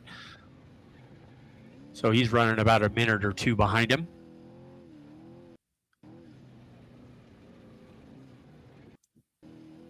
And then the only other person that's on this track right now, besides the 282 and the 48, is Tim Herbst. Those three trucks are out of the mountain, or that mountain road, and heading south.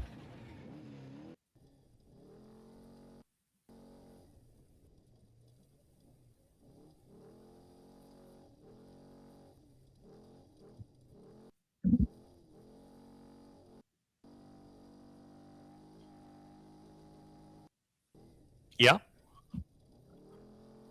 Yeah, for sure. That's a good race going. Look at the top four. Yeah, yeah. So good run for all those guys, and not too far off are those the next three. So pretty tight racing.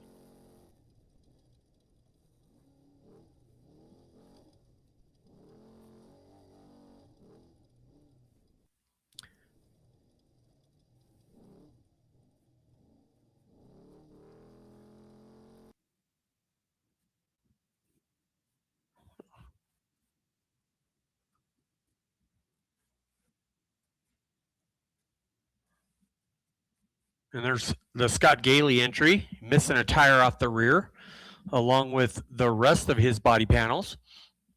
He's just trying to lighten that truck up as much as he can. Boom, boom. Thank you. It sure did. Yeah.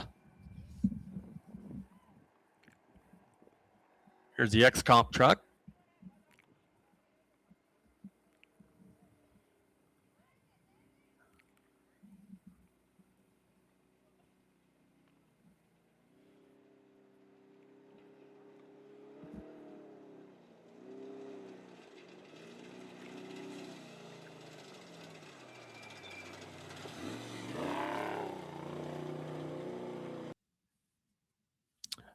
That's a good question, because that water crossing we were looking at, I don't know if that was the same water crossing that yeah, I guess it was right there, right? Weren't they pulled over right there? Yeah.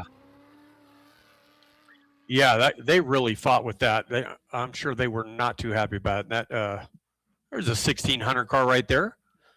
And a 1600 car is basically a limited suspension, Volkswagen type suspension with a 1600cc Volkswagen motor. Yeah.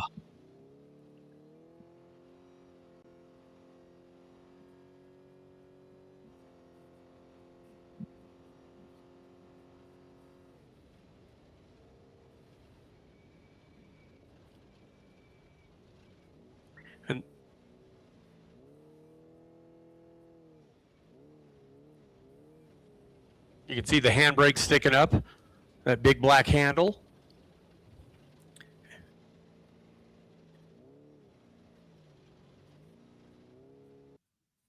Yep. Little fresh air system, right?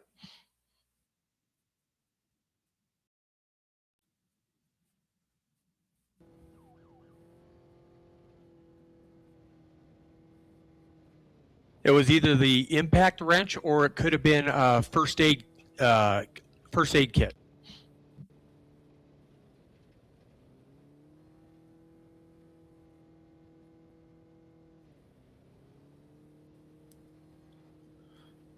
Sometimes those impact guns, they'll put them right there by the co-rider's right leg between him and the door. That way, when he gets out of the truck, he can just reach in and grab that gun too. So, yes, he doesn't want to have to reach all the way across there to do it. So,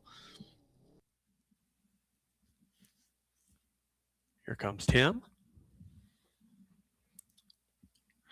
And I was watching Tim in that tight, twisty stuff, and he wasn't reaching up. He's not reaching up for that handbrake like most of the other guys are doing.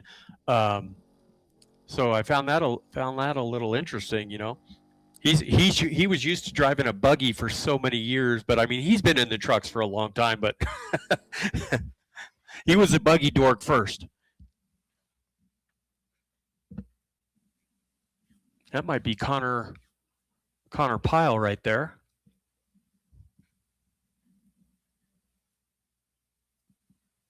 Ah, look at that shot. Pretty wild, huh?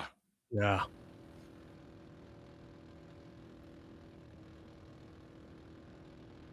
Motoring right along. Class 5. Yeah. I mean, you look at the navigator there and looks like he's just going along for a nice cruise. Having a little conversation. Oh, they are. And here's a 5/1600. So this would be that first car was a Class 5 unlimited suspension. You could have a bigger motor. This is a limited suspension and limited motor, so that's why it's a Class 5 1600. And the Frankenherbst truck. Yeah, through here. That's a truck that I haven't been paying attention to at all. Let me see where he's floating at. Yeah, we haven't talked about him too much really in the past couple of days. The Chip Griffith entry. And we know Reese Millen was driving it yesterday. Started off on day one as well. Not sure who's in it now. Could be Chip. Chip did a little bit of driving on day two, I believe it was. Yeah, after stage one, looks like he's running over in the overall standings. He's back in 18th with a time of 57 minutes and 1 second. When the leader is 51 minutes and 57 seconds. So not that far back, really. Yeah, maybe it was Chip that hopped in on the third stage on day one, but has done a bit of driving as well. But I think he is leading his class. Let me see. Evolution Unlimited truck. No, that would be Brad. Is it Brad? I thought Yoakum had jumped up there, and then obviously they had their fair share of issues one day ago. I think it's Brad Botter. Is that it? The number 10. That's the guy leading the class for the Evolution Unlimited truck, and then it's Chip and Reese Millen. Yeah, and I take that back. My apologies to Chip and the gang. They were first overall coming into today, so I bought her overall. All 3 days combined was 6th coming in, but it sounds like he's having a good day today. Yeah. Yoakum was really fast there, as we know, and unfortunately those guys hurt that engine, as we heard documented from Cameron a little bit earlier. They were definitely running at the front of the pack. Really, I mean, overall for all classes, they were very, very fast. But right now, it looks like Chip Griffith and the gang doing a really good job. Scott Bailey in the 27 truck in third place overall at the end of yesterday. And Wade Porter, then Matthew Legg with that 1976 Geyser built truck, 2004. I think I called it a 6100 earlier today. My apologies. That is a Evolution Unlimited truck, the 76 Ford. Well, I didn't catch it if you did, so. Good. It didn't happen. Good. I'll own it, man. There's another 1600. Looks almost like the same car. It does look very similar. The Quintero entry. Very successful race team down here. Back on board with PJ Jones. Yeah.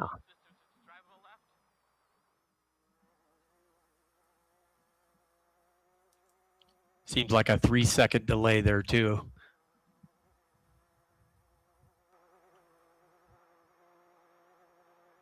Oh, and I've got to correct myself. Those stats that I was just looking at about Chip and those guys, that was stage 3 from one day ago.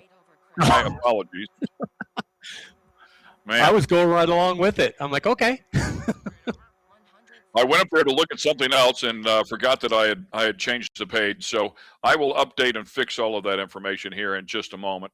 Another 516 going by. And I'm calling them 516. The class is actually under a different class. That's just what I'm used to calling them.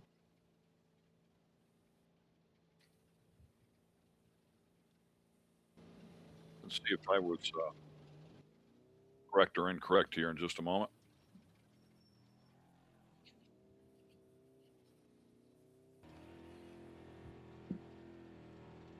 But no, everything I said was correct about the unlimited truck lineup there. So good.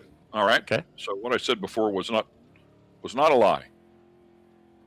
Well, looks like Tommy just sent us something about PJ Jones. Said he's limited to 90 miles per hour due to some trans temp issues.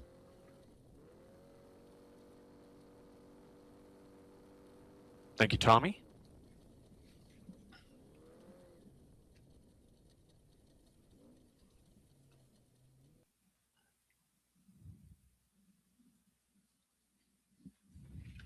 Oh, and there goes Travis DeTemple, excuse me. Travis DeTemple in the vintage 7S Class 7 truck.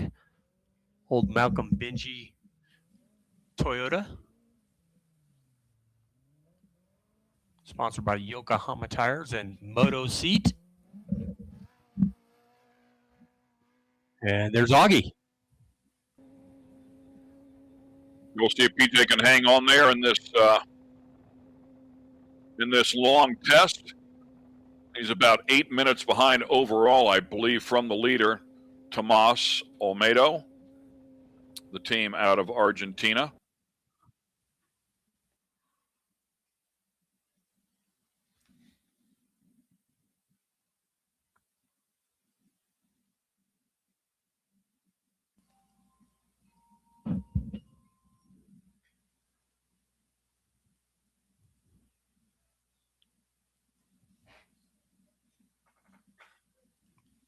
Good view of the race course.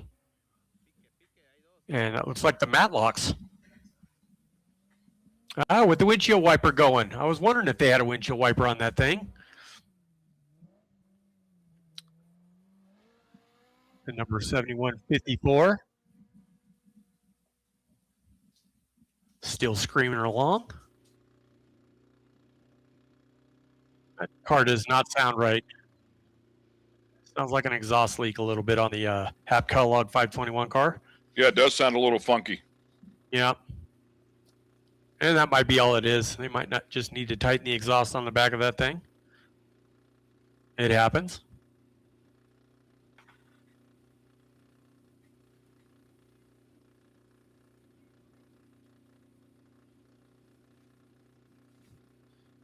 He's in that 37 mile per hour zone, I'm thinking, so he's probably could be near La Prisma. Yep. That did not look like a phone in the navigator's hands there. I was kind of curious what that device was. As we take a look at one of the 11 cars, look at the eyeball on the left front headlight. That's definitely having some fun. Oh, it is a phone. Okay.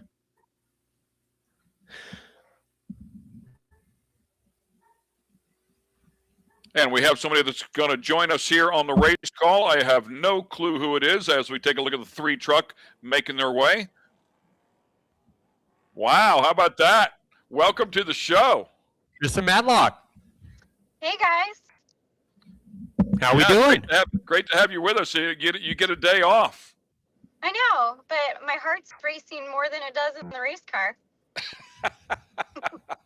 Well, you have a pretty competent driver in there, so you're okay, I'm sure. Oh, yeah. They're doing a great job today. Him and Poncho already completed special number 1 and did great. They ended up second to Renezetter, but only by 49 seconds, so that's not bad at all. And then he's got 7 seconds on, who was it, Bobricks. So 1, 2, 3 right there for the UTVs. But we're still sitting first overall out of the whole rally, so that's what really matters. We're trying to be cautious today and in the next couple of days because I think we've got about 35 minutes on the competition. Have you guys had any issues at all with the I think that's the Dakar version of the Pro R, is that right? Yeah, it is the FIA Dakar version of the Pro R, and we haven't had any issues at all. We had one flat yesterday, just that was Wayne's fault. He admitted it. So we're sorry. But yeah, other than that, it's been smooth sailing the whole time, just a flawless drive. So I love that car. It's so well planted, it corners so well, and I think I'm going to have to make some changes to my factory car to kind of match that now. So can you give us some of the details on what the difference would be between that Dakar version and your normal race car that you're racing in, like the other Baja races? For one, it has a windshield, so that's unique. And a windshield wiper, yes. And a windshield wiper. Yeah, I saw that you just pointed that out there. It actually comes in handy when the dust hits, the silt especially. It wants to accumulate a little bit on there, but not bad at all because it's real glass. So it just kind of swipes away, blows away, I should say. And the rules are a little tighter with the Dakar vehicle, right? You kind of have your hands tied on some of the things that you can do besides the race car that you normally race. So, but probably not too much different than the one that you normally drive. Then I'm guessing. No, not a whole lot different. Shock-wise, they're very similar. It doesn't have coolers on it, so we do have to take it a little bit easier in the looks to make sure we don't overheat. But I've got the Polaris engineers with me here, and they've been monitoring some data, and all of that's looking great. So, yeah, not a whole lot of difference. We've got those side pods on the car. I don't know if you've been able to zoom into those, but we're able to put some spare tools and parts, or spare parts and tools in those and carry them along. We have 2 tires on there today, 2 35-inch tires on the back, which is unusual for us, but the car seems to be handling really well with them, and it's kind of nice to not worry so much about a flat. Yeah, well, you know what? I didn't notice that, so we'll have to keep our eyes out. Every once in a while we see you guys go by, so yeah, I didn't see that. And Ken did pick up on the dual intake for the air cleaners coming in on each side, right next to the driver and co-driver, just past the B pillar there. So yeah, very interesting. So it's good to see you guys are having a good day, actually a good 4 days right now. You guys are staying right there. So man, just keep it going, and way to keep Yokohama and Polaris happy, and Optima Battery and all your sponsors. Way to go. Yeah, thank you so much. Yeah, he actually bumped us up into 10th overall on the overall after this special. So we're doing good. Playing with those big trucks out there. Yeah, I've noticed that as well. It's been a spectacular run for you guys, no question about it, as we watch a really cool Bronco go zipping by. Hey, by the way, I have to apologize. I don't know if I got completely confused. I didn't know if you were driving or if Wayne was driving, and we were trying to compare and look at the 2 driving suits, and then later on in the day, the 3rd stage, the person in the navigator seat had a completely different fire suit on, and I'm like, wait a minute, were we looking at the wrong car? So did you put Steve Hughes in to navigate at the end? Oh yeah, Steve Hughes is my NORRA navigator every time. So he's actually right here. Say hi. Hey, Steve. So I think we called all three of you, all three names at one point. That way we had it covered. Yeah. Oh, perfect. Yeah. Ken said that you need to take your pigtails and put them right down the sides of your driver suit so we know for sure who's driving and what. Yeah, that's funny. I would have thought that you could tell the difference in our sides, but Oh, I did make that. I think I made that comment, didn't I, Ken? We thought we could too. Then Nate Hunt chimed in and told us we were wrong. So, and then we all got confused. So it all went downhill after Nate jumped into the conversation. Love him to death, but it doesn't take much for us to get confused. But we actually cleared up. We had the production department gave us some crystal clear resolution starting about midday yesterday, and we had a different angle looking back at you guys, and we actually could see the ponytails, if you will, the braids. So we knew that you were driving there at that particular time. So it was good stuff, and you guys have been absolutely fabulous, man. I mean, you've been incredibly strong so far. I know we still have a long ways to go, but some real competition there, and hats off, I said before, to Auggie and Franz, a couple of young guns there chasing you guys and staying right there in the hunt, and Bo Briggs as well. So it'll be a good battle here in the second half. yeah, they're doing a great job. We love to have the competition. You know, it's no fun just being out there alone, right? So, but yeah, Wayne's going to do the whole day today. Just so you guys know for the future, I'll do all of tomorrow, and then we're going to split it going into Cabo. He'll start and I'll finish. It's better to let us guess. Oh, just watch for the details. I'm sure they'll change it all up on us. Thank you for the information, and congrats on being in the top 10 overall. Very impressive, and who knows, maybe better than that by the time it's all said and done. Yeah, you never know. You just got to give us some tight, twisty stuff. Awesome stuff. Thanks for calling in. You're welcome. You and Wayne, the rest of the team, call in anytime. We love the insight. Okay, we'll talk to you in a little bit. Awesome. Kristen Matlock doing a good job there, her and her husband, and Steve Hughes as well. So congrats to that team on their success so far, and more of it hopefully to come their way as we were on board there with the Zemics father-daughter team. And Brent Fox, it looks like he's in a speed zone. Yep, for sure. As soon as that, looking in that top right, seeing the red 25 in that little box there. As soon as that light goes off, it's mash on the skinny pedal. And we missed a bunch of vintage cars during that. A lot of vintage cars getting ready to start. So it's good to see we can sneak some vintage cars here on the screen. So yeah, once again, Manx right there. Yeah. Saw that buggy yesterday, man. How cool is that? And the history behind those cars, right? Yeah, and the Myers Manx, those vehicles were the very first overall winners in the original 1967 NORRA Mexican 1000. Yeah, What real a piece of neat history little right car. there. Absolutely. He's moving right along. And right behind him's the Tim Martin Wampus Kitty Funko, the number 31.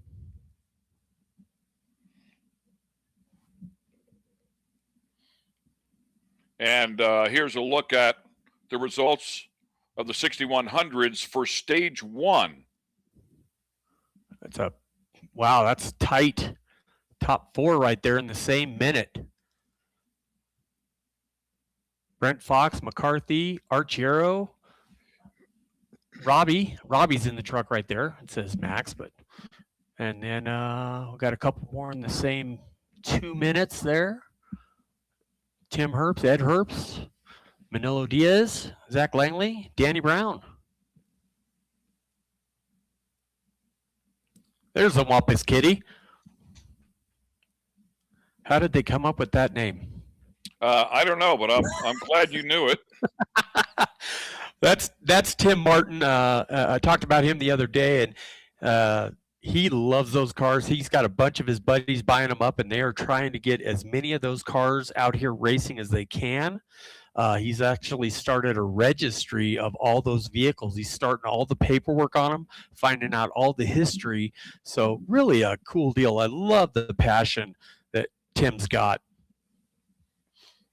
Yeah, we also saw during that interview with Kristen, we also saw those two beautiful Porsches that have been built by legendary Jeff Gamroth, so owner of Roth Sport. Those cars look so awesome. They were all cleaned up and looking pretty, ready for their jaunt. Yeah. Yeah, I saw a couple Porsches, and then we saw some really cool Broncos. And speaking of Broncos, yeah, 303 at Dave Sykes. Yeah, and some of the best commentary of any duo out there. Yeah, let's see if we can get some audio on here and see if got the water what he's got to say. Picked up. 111 Rocky dip. Here's your dip. Yep. Straight, straight.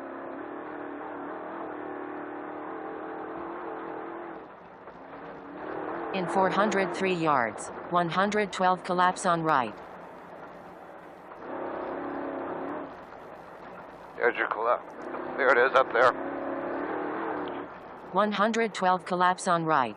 Going into a medium sweep left. Here's your left. Getting ready to come into that water crossing And here then pretty straight, soon. straight. Then you have a sweep right. In 400. Dave might be a little talked out today. 13 Rocky dip, then whoops wash. I think he's intently listening to navigation. On board with Robbie. Let's listen to Cole here.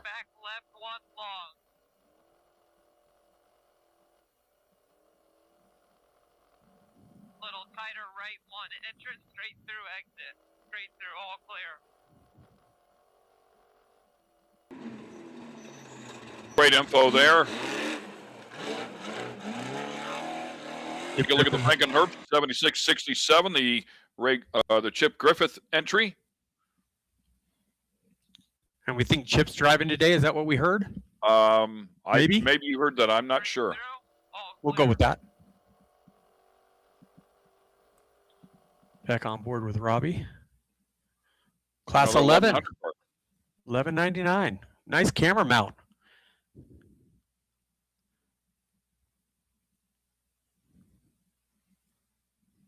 He'll enjoy this section. He's gonna that'll be a nice fast run for him. They don't get too much of that fast running, and he's gonna enjoy it.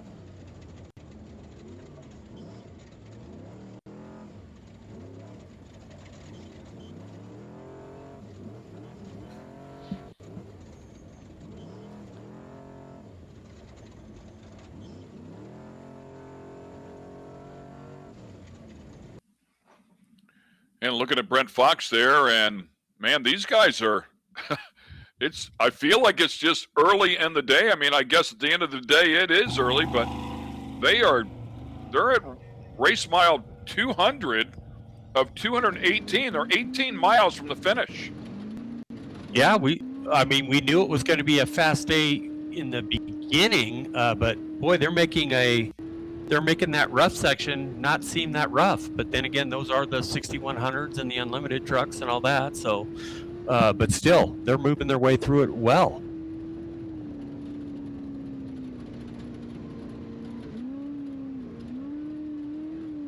And through stage 2 at race mile 56, just because we got some time splits, Robbie's still leading it with an hour and 3 minutes, followed by McCarthy at an hour and 3. So those two are within the same minute.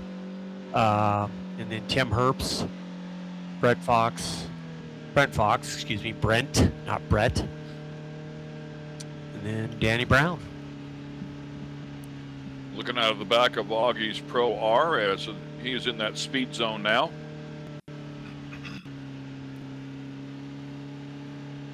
Waving to everybody. I mean, easy to see. He just has a great personality, a ton of energy. Great athlete as well, much like his father. He's racing a smart race right now. He's just got to keep that going. He doesn't have that soft white goatee though on his chin. Like Carl does.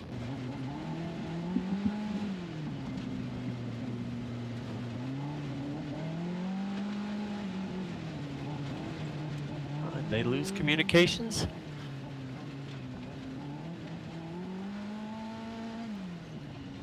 I didn't notice that. We've been riding with the 132 quite a bit this week, and I have not seen the co-rider with his hand in his driver's face there. That's the only reason I was asking. I would agree with that. No, I don't remember that either. And we've spent a fair amount of time with these two. So I wonder if they've lost comms. Or it could be a new co-rider. Very valid point. Just looking at the connection there too. I mean, it looks like it is connected. That is the comms. That is the radio connection there to his left shoulder. I don't remember seeing that either, to be honest. So maybe it is somebody different. Looks like they're in somebody's dust. Joel Whitted.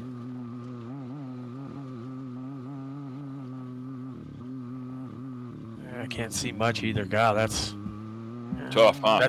That's desert racing. And I think they're getting into that part of the course where this is actually it's getting into a faster section, which is a bummer. Out of Yuma, Arizona, as we switch over to the 218. Yeah, the grocery getter. It's like a Ford Explorer. With the Bill Obviously, a different design and some of the design and logo and stuff on the front of the trucks, which they all come with a story. Yep. It looks like we might be looking at Auggie coming as a local.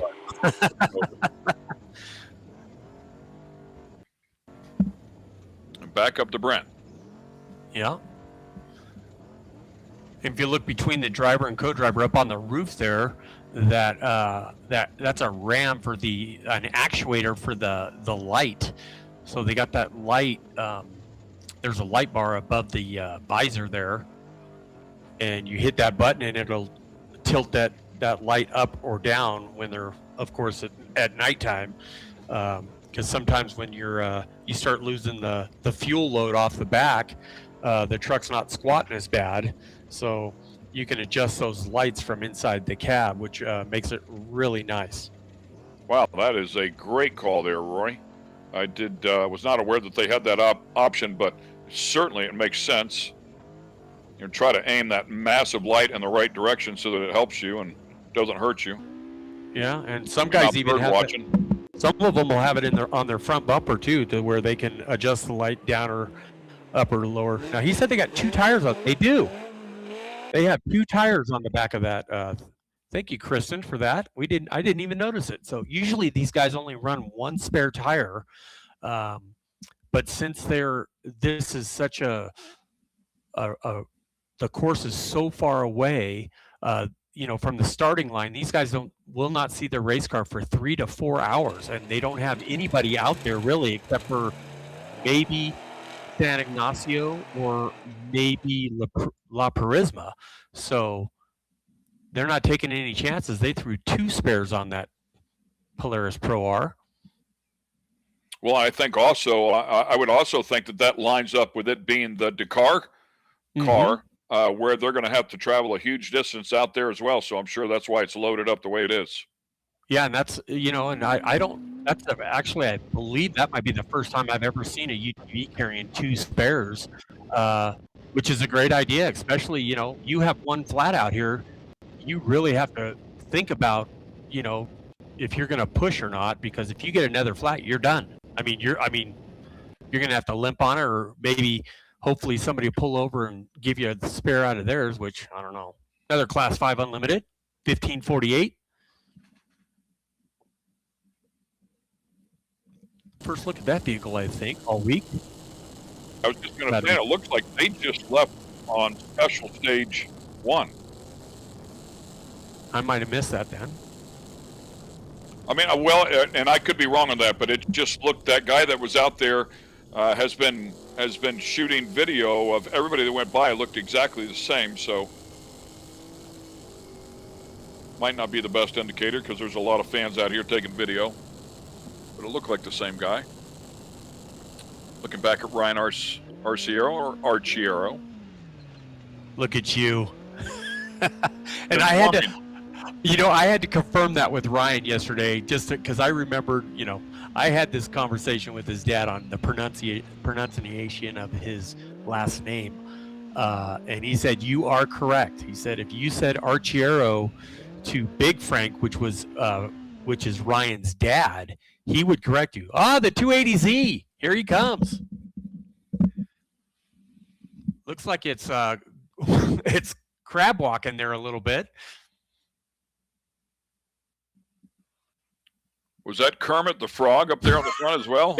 Probably. Sure. There was something up there. Oh, that's that drone funny. keeping up, man, or trying to anyways. Great shot there from the drone operators. I just love the variety of race cars down here. That's the first time I've seen and I think it is a 280Z. 10 o'clock, 11 o'clock left. Let me double check here. I saw it in here somewhere. Okay. We're going to do the same thing. We're going to go back right. Same thing, back right.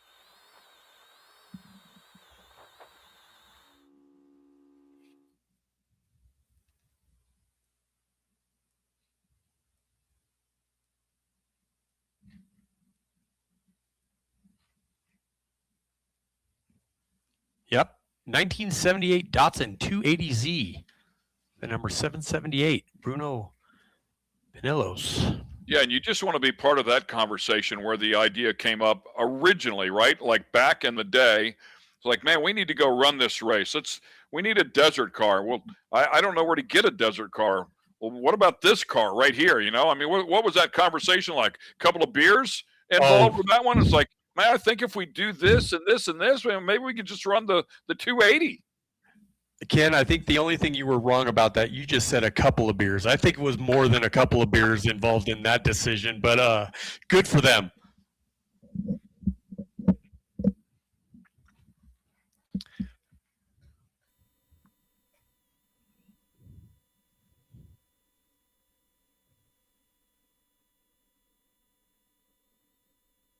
In 767 feet, 091 and speed zone. It's clear, just you're going to jab it, and then it's over. 091. This looks like they're in 600 coming into San Juanico, also known as Scorpion Bay.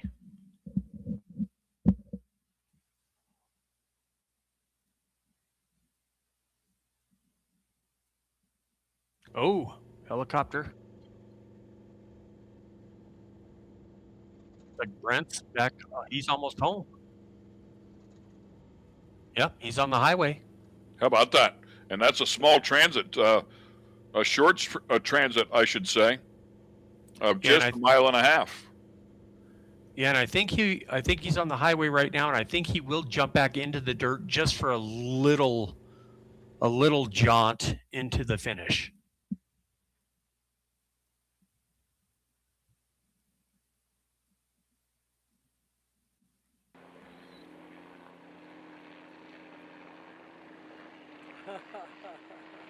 Ford Raptor, luxury pre-runner.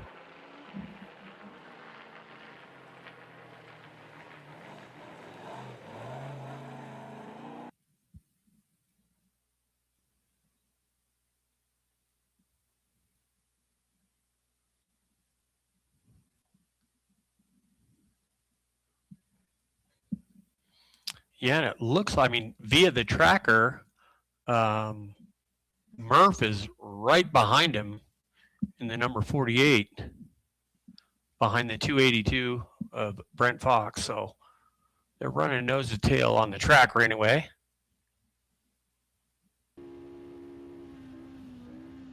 Yeah, Brent's update is quick, so they're probably not that close together, but close.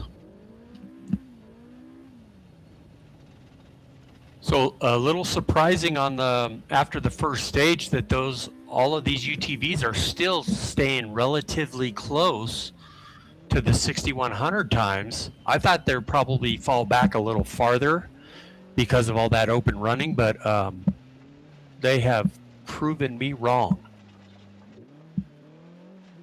which just shows how impressive these UTVs and how advanced they are getting. Yeah, well, I think they have some really good top speed. I mean, even struggling with some heat issues, and we heard PJ still able to maintain 90. So I think some of these cars here, and chatting with Rob Mack sent a message in at the beginning of the run that he felt like they were very comparable to the 6100s at somewhere between 110, 120 for some of those cars. See that cattle truck go by with all the racks all the way around that white truck? That's what you'll see transporting cows and horses, and they'll be on these roads all the time.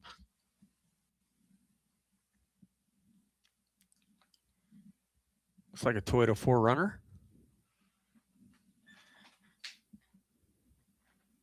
And back through the wash here, Parissimo.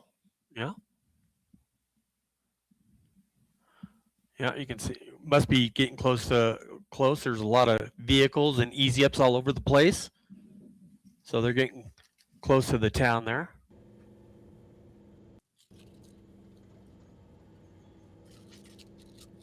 Your lead vehicle, Brent Fox, first on the road. Getting ready to jump back out into the dirt here for his last little segment into Loreto. Yeah, good call on that.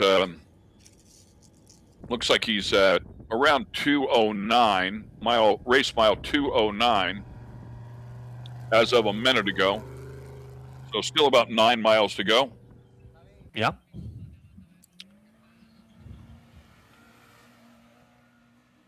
Wow, good looking car right there. Yeah. Clean looking. Here's that full potential class 10 car. They've been having a good run. He's got that tire sitting nice and low in the rear. I like that. Eduardo Laguna, right? Yeah. I believe that's Eduardo. It always get, oh, you got a little sideways. There you go. And I was mistaken that for a UTV, one of those, one on steroids, I guess. But no, I was completely wrong on that. PJ coming through with all charisma.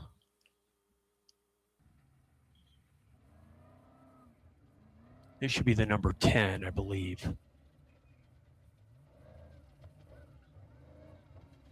Yep.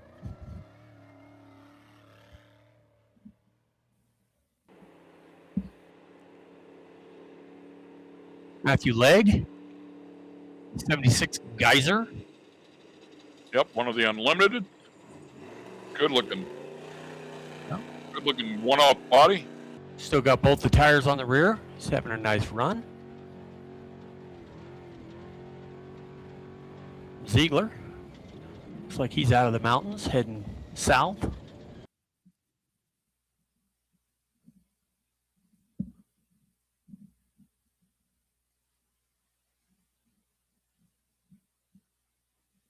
Yeah, and this course definitely allowing some of those big trucks to leg them out, stretch them out a little bit. Got a shot of the Speed UTV, and now back on board with Auggie. Yeah, it was John Hybert, the outside view of John Hybert. We've been on board with him a lot, but that 957 is a beautiful car. Zach in the speed zone. There you go. These UTVs are probably going to be really reeling in these guys on this section. They're going to love this part.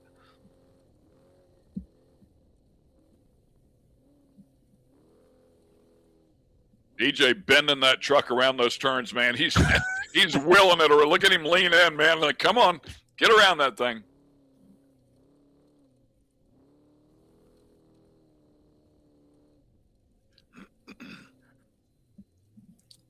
Yeah. And definitely Auggie, communication here. Yeah. 25-mile-an-hour speed zone, as you can see off to the right-hand side. Augie's about 3/4 of the way through the mountain, so he's getting ready to turn south. He'll be back into this high technical section too. So the last half of this race is going to be technical for, which will be good for all of these UTVs.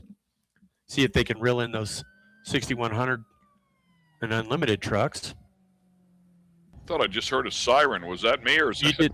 No, that's they put sirens in these too for instead of a horn. Sometimes they'll put a siren in there.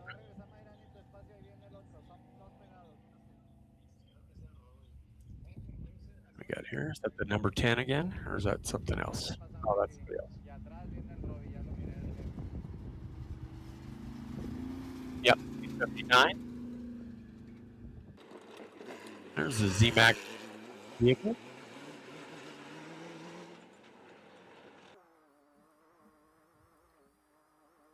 PJ.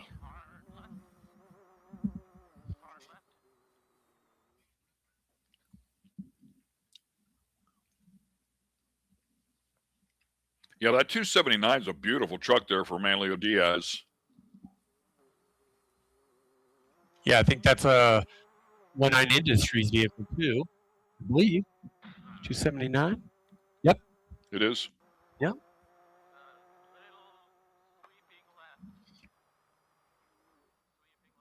PJ was having. Oh, is this Max probably? Max doing what Max does, man. He is. Getting every inch of it out. Yep. And absolutely not afraid. Yeah, they had some. I think they had some issues yesterday, which put them back a little ways. So Max is trying to make back up some time. Yeah, that's why I was hoping we could get Robbie on the phone there this morning. And out how things went in the side-by-side. Yeah, Max I think himself had issues in the truck. He got stuck there in that second stage, but Robbie was in the side-by-side, and obviously Max back in it today. Yeah, and I think Max, I think they started 5th in class. Well, excuse me, that's where they were on the standings, was 5th. I think starting this morning.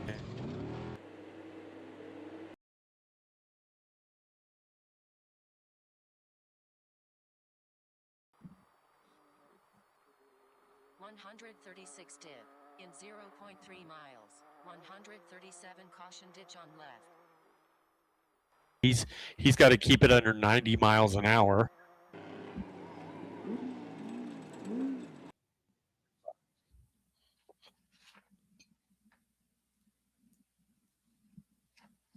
Brento. Oh, swung that one a little bit wide, huh?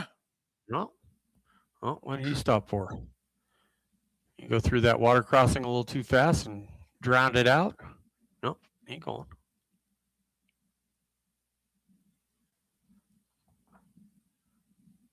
That's Christopher Anderson making that long trip from Forsdale, Massachusetts. Wow. He and Cole Wellenweber. So Cole Wellenweber, the driver of record, I should say, and one of those P.J. Jones supported cars, but looked like they were pulled off to the side with some issues. And how about this? Yeah, he's keeping him honest. Make sure he's doing the correct mile per hour on the speed zone.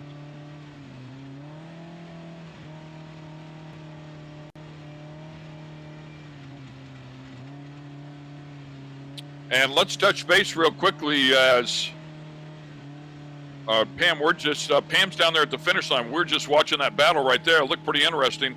But let's get it over to Pam. We are not too far away from seeing our first truck. Maybe a dual screen on this one. Thank you so much, Ken. Down here at the finish line in Loreto, we literally just arrived, and we've been told that the first trucks should be coming in here within the next 5 to 7 minutes roughly. But I want to talk about this behind me, you guys. The view is absolutely amazing behind us here at the finish line for Loreto. The Fiesta is going on. We'll give you guys a tour of that here in just a little bit. But yeah, the trucks are getting ready to come in here for their first finish of the day. We got the arch already. They were doing it a little bit different this year. They're coming in a different direction for us. But right now we have our safari group that's in here that's already completed their day. But you guys, it's been a great day of racing. Been watching it all day long as you guys have been announcing it. And I'm super excited for these racers to come in here to hear about their day and to let you guys hear about them as well. But right now, we're going to go back to you guys and we're going to sit here and we'll wait for the first trucks to come on in. Thanks a lot, Pam. Yeah, he is not too far away from what I can see. Maybe 3 miles, maybe less than 3 miles away. So you will see the first truck here in just a couple of moments. It will be Mr. Brent Fox. And I'm here. No, it's the number 48. Matt Vogler just told me that the 48 is first on the road. Not sure what happened to the Fox. You know what? They were on top of each other, and I thought I had the lead truck. How about that? Yeah. No, I was under the same impression until I just got the text. So we got a nice little race going on right here. This guy does not want to let him get too far away from him. He wants to stay in his dust because the farther back he gets, he's going to have to slow down. But there he goes. There he goes. And who was that? He definitely pulled over there and let him go. Yeah, he did. And good for him. Basically, Alec was probably saying, you know what, I'm having a good run here. You know, if you want to go, go. I'll let you go. I'll let the dust clear a little bit, and I'm going to continue on with my race. So, and you've got to be smart and race like that sometimes, because sometimes the guy behind you, he wants to push, and at the time you don't. So, good call for both of them, really. He put himself in a position to pass him. He stayed right on his bumper as soon as they went from the speed zone back up to race speed, and stayed right on his bumper. Well, I'm really curious to see because I don't see anybody in front of Brent. No, I don't either. So, who knows?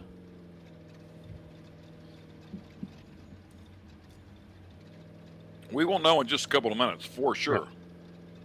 And if Brent is the first car on the road, we're going to blame Matt Vogler for that false info. But I don't think he would have told me that if it wasn't true.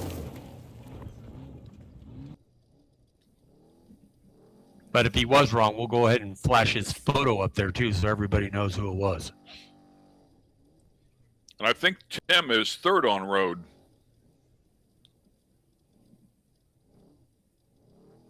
Maybe fourth. Oh, yeah, no, he's third on road because Travis went out.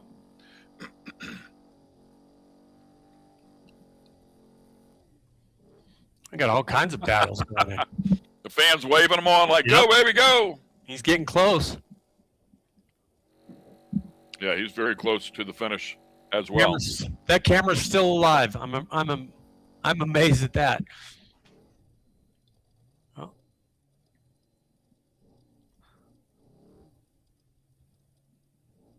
Yeah, Tim hasn't even touched that lever yet.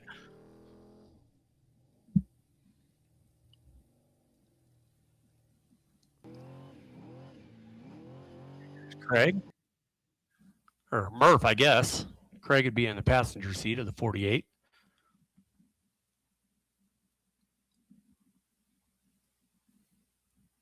And Casey Curry.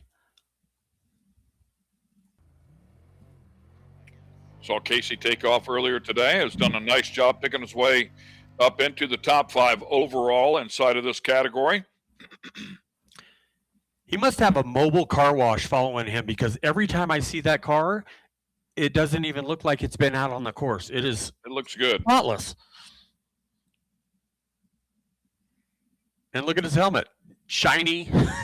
It doesn't even look like he's been in a desert race.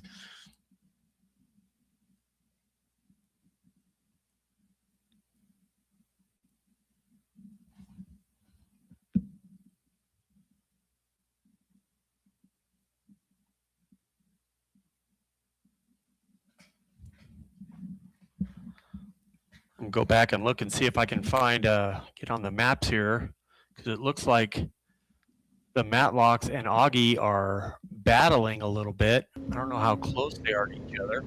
I don't know if you guys got in-car with Auggie or the Matlock. It'd be interesting to see what they got here. Oh yeah, it looks like the Matlocks are in front. Oh, let me refresh this before I start talking it up. Straight over crest. 153 straight over crest. In 1,169 feet. 154 caution twisty downhill. 100.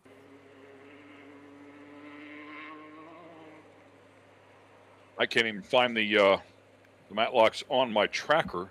They're at Auggie, race car and I see Bo Briggs back behind them. race mile 159.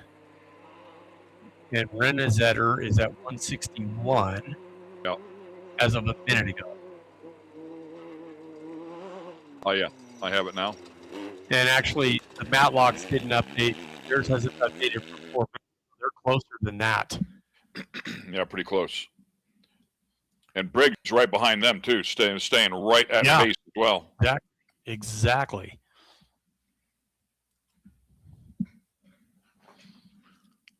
Follow along with the Class 10 entry.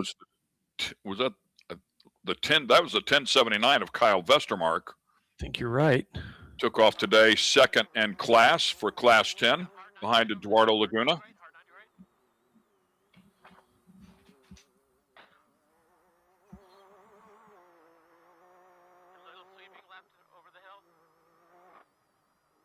Listen in here to some navigation. In 1,078 feet, 156 caution right to left cliff on left. Hard right coming right here, hard right, and it's a caution check.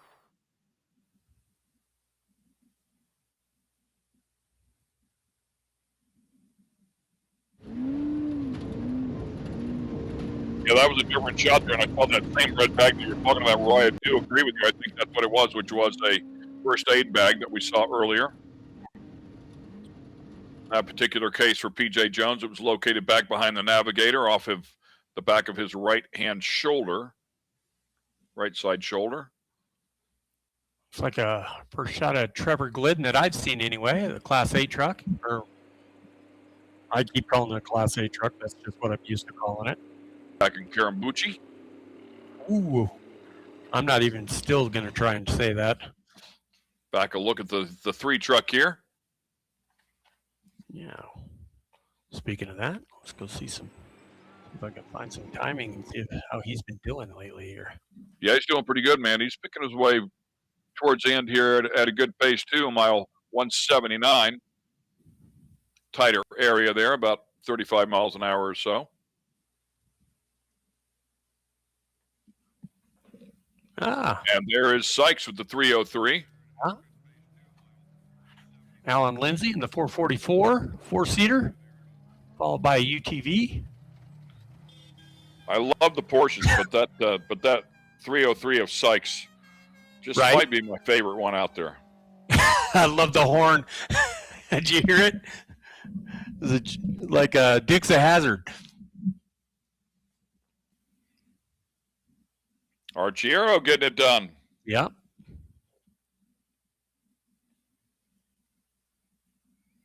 Still 2 tires in the rack.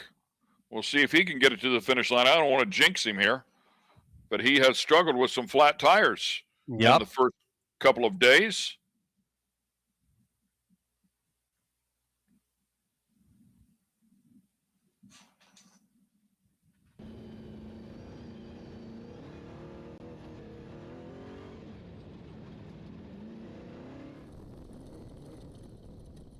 Oh!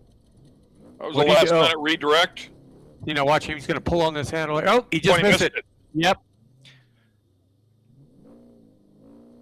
Really easy to miss right there. It sure is. Thought we saw Tim come through. That was where we saw Tim come through, and they navigated it pretty good. But he wasn't carrying quite the speed that that Josh was or Ryan was carrying. Right.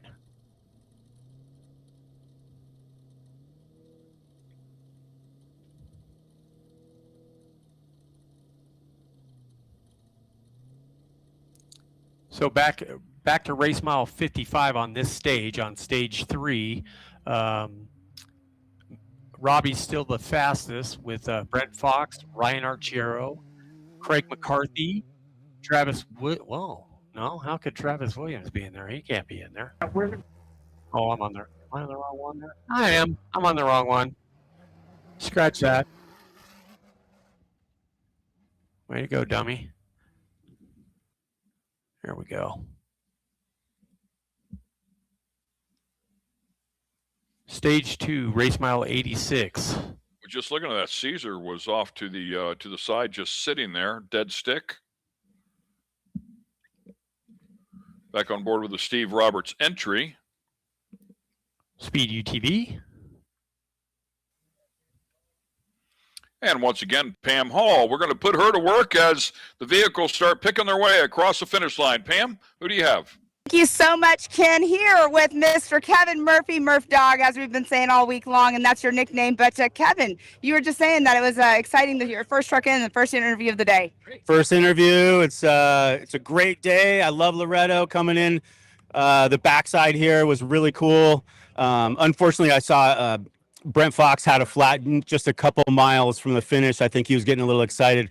We actually had him on time, but we were just maintaining a nice conservative pace today.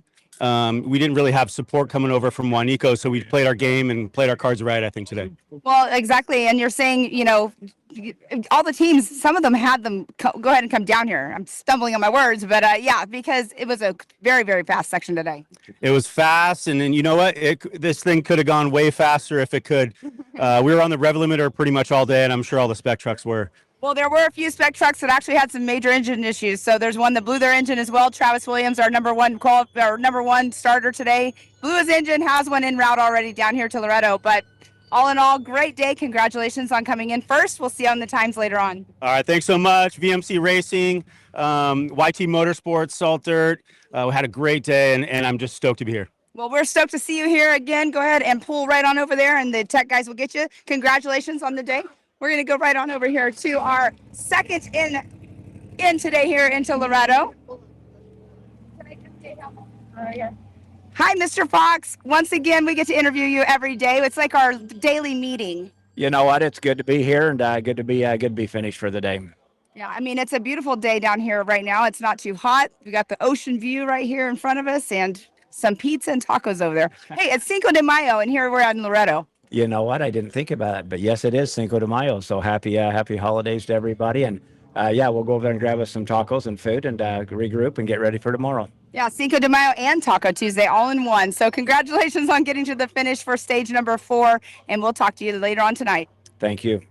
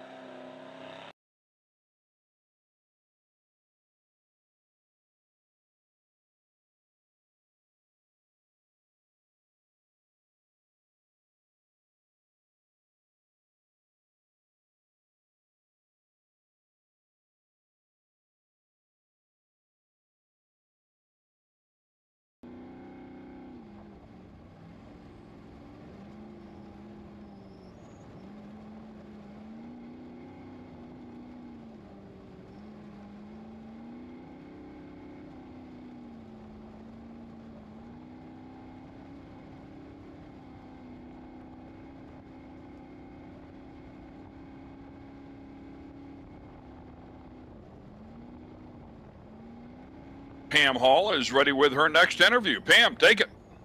Thank you so much, Ken. Here I am with Tim Herbst. Now, Tim, you ran the whole stage today. It was a fast stage. I mean, you guys got here super quick, but today was a great day for you. No, it was really, really good. Didn't have any flats, didn't have any issues, and like you said, it was really, really fast. And but anyhow, had a good day. We got 2 more left, and hopefully got some in it for those guys that are in front of us. Yeah, I mean, of course, it's all on time. We got a couple more days to go, and I know that you love this place down here just as much as I do. So Taco Tuesday and Cinco de Mayo all in one day, and our daily business meeting. That's right. It's always good to talk to you at a fair time. So yeah, Taco Tuesday, Cinco de Mayo, and I think we'll go have a couple beers. Awesome. All right. Well, congratulations on another successful day, and go enjoy the evening. All righty, we will. Thank you. All right, back to you guys in the studio. Thanks, Pam. And I think it's official. We can all have a couple of beers now. I just heard it from Tim, and Tim's the man. Alec Coleman now ripping again.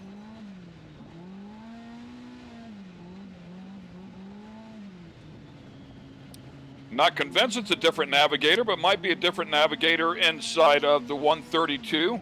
It's just been acting a little bit different than what we've seen the previous couple of days. Doesn't matter how you get it done, just as long as you get it done. Steve Smith on record with Alec Coleman with this car, 2025 Polaris Pro R. Qualified 11th, did a nice job going back to last Friday. Put together a good effort. I saw that white Bronco that I said looked like a stock vehicle, Jamie Groves, with the 725, and it looks like a Bronco you could buy off the showroom floor. And hey, man, let's take it down and run NORRA. It sure does, and I actually thought it was a spectator vehicle myself when we first saw it. So, It's like Danny Brown. Yeah, once again, I mean, maybe, I don't know, maybe you bring that thing back up to the States and you put it for sale and 2,000 miles on it, lightly driven. You know? Yeah. Average speed, not very high, 35, 40 miles an hour. You might want to get the car back on that one. And a quick pass there, the 207 going out and around a buggy did not, it looked like the side-by-side was, maybe didn't realize they were there because I'm sure it would have led them around before they got to that rock bed. Yeah, 1820. Probably caught by surprise a little bit on that one. Yeah, and that might have been one of the sportsman cars.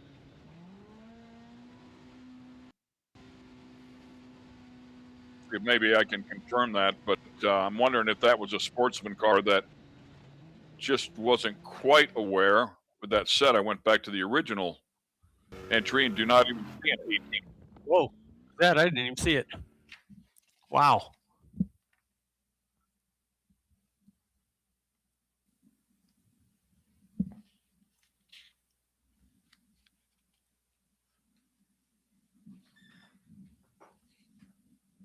Squinting a little here, trying to see who that is. Race mile 98. So whoever it is back a bit.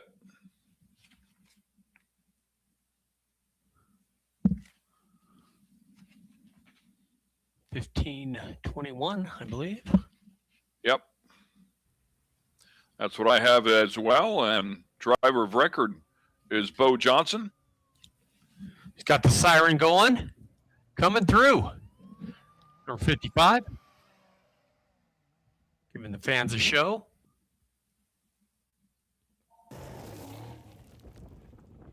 That must have been the EJ that went sailing by at speed. Yeah, no hood. Trying to make up a little bit of ground after a tough special stage number 2 yesterday. He has recovered nicely. Oh, yeah. Yeah, I actually ran that third stage yesterday at speed, so truck is A-okay. Look at that dog leg and some of the rocks that are involved.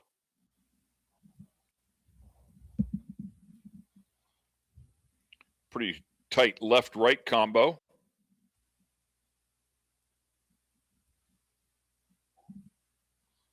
Here comes, that's the number 27.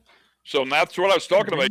Hood on there's a hood on the truck and no front fenders. So they were able to put something up there, I guess, to try and protect that part of the engine, and did not have the fenders. So clearly something happening with the original hood from a day ago.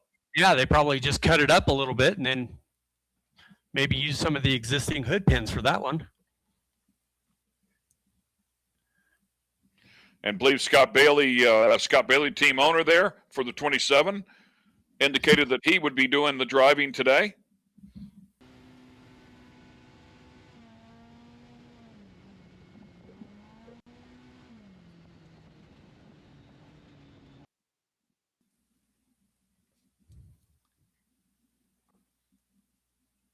Number 156. It's like an old Jimco.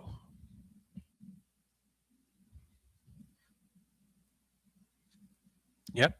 Greg DeStefano, whatever. 1997 Jimco 2000.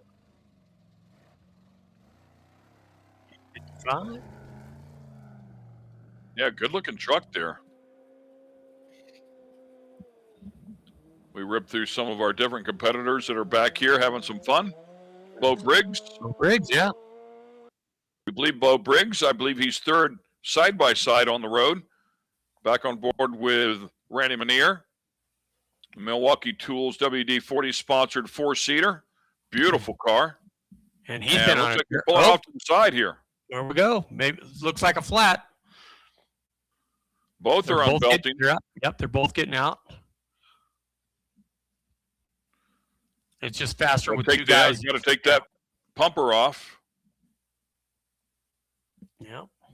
And this is where the Magnalock, as you were talking about before, comes in so handy, because drivers used to have to bail out of their cars if they were in a bad situation, and it was difficult. You tape the hoses on back in the day, and now you don't have to tape them on. Although that one was not a Magnalock, it was just over the top of the helmet, but it just made it a lot easier. You can see the impact wrench as well, so for sure a flat tire here. And he's got his Milwaukee gun along with his Milwaukee sponsored 4-seat buggy. So absolutely. Yeah. That looked like a big half-inch drive Milwaukee as well. Yep. And let's get it back over to Pam. I believe she has another driver as we take a look at the 7 truck. Looks like it's been beat up a little bit. All right, I'm here with Mr. Ryan Arciero at the finish line here in Loreto, and we were just talking about the weather. Let's talk about that first off. The weather is beautiful here because we both know it's normally baking. No, it's usually hot as you know what, but there's a breeze, a little bit of cloud layer here. It's actually beautiful here right now. But we made it to Loreto, another day in, day 4 done, and we actually had a decent day today. Stage 1 went good, no issues. It was just real fast. So. I didn't expect to be the times to be that far apart. I expected them to be close. And then stage two went great for us all the way to the very end. We got lost trying to get out of the wash, and we missed it somehow. And we couldn't find it. It was a small opening, so we spent a minute down there trying to turn around and figure it out. We finally did. So we screwed up right at the very end on our overall time for stage 2. But they're saying stage 3. I'm talking with the other racers. You know, it was a fast one. So stage 3, you guys could just pedal down and maybe make up a smidge of time that you lost. Yeah, no, it was. There were so many fast sections, but there's so much fun stuff down here. You know, especially when you leave La Purísima and you head into Loreto, and even Loreto. The only thing I was bummed about, but I understand what it is there was a lot of speed zones. So we would get into a rhythm and boom, hit a speed zone. Get in a rhythm, boom, hit a speed zone. So I'm sure our average mile per hour was probably low when it could have been a lot higher just because of the speed zones. Well, all in all, though, all that matters is you're here at the finish line in this beautiful, beautiful town. We're going to let you go have some pizza or tacos or cold beverages or whatever you want. Congratulations on another great day. Thank you, Pam. I appreciate it. Hope to see you again tomorrow. All right. And there we have it, coming in with Ryan Arciero here at the finish line, our 4th truck across. And, yeah, we don't have any more right now, so we're going to go ahead and go back to you guys, Rory and Ken. And once again, thanks a lot, Pam, and good to hear from Ryan. And yeah, he brings up a great point, man. They do get into a rhythm, and what I would call relatively short stages in comparison to when they come down here and drive for hundreds of miles at a time with no break. I can see where they get going and just finally get into a groove, and boom, you hit a speed zone, and then you gotta get going again and get back in that groove. So that is an interesting point. Yeah, you know, and I forgot about that. That's these speed zones. Sometimes they help you, and sometimes they throw you off a little bit. So, just another element of this race that you have to deal with. Just got a bit of an update. We heard from Pam about Travis Williams, where of course we know that he blew the motor up, and it seemed as though he was going to be out of contention, but what he did do was call the shop, and they're having them load the spare motor into the jet and fly it to Loreto, and then tech inspectors will check it all out, and then they'll do the engine swap tonight. You know, if I had to count how many times I had to throw my spare motor into my jet, have it flown somewhere, you know. Yeah, I just always, when I throw something in my jet, I just always have to ask permission from Southwest. Well, and I got to check and see if, if my number one jet is actually available. So if sometimes I have to use my spare one. So, and there's a little shot of Travis Williams there. Oh, this must have been, yeah, that's from earlier. Yeah. Oh, yeah.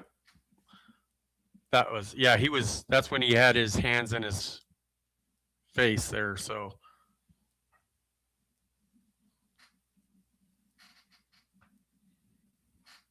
well, he doesn't have time to think about it now. Now it's all right. We got to get this truck down to Loreto and start taking that motor out just in time for the G6 to come in with the new motor. Right. A little banter back there between Cole and Robbie Gordon. It sounds like Robbie might be on the hungry side. He's thinking about pizza. He might be a little hangry. Damage done to the right-hand side of the 7 truck. So, wonder if he kicked a rock up or something and got some of the fiberglass. Those trees were getting a little tight, Back on board with Sykes. Let's listen in here. It's usually fun. Straight.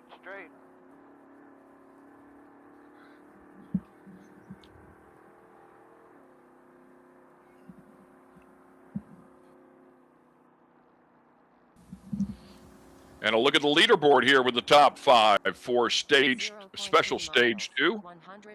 Craig McCarthy so far up top with Murphy doing the driving.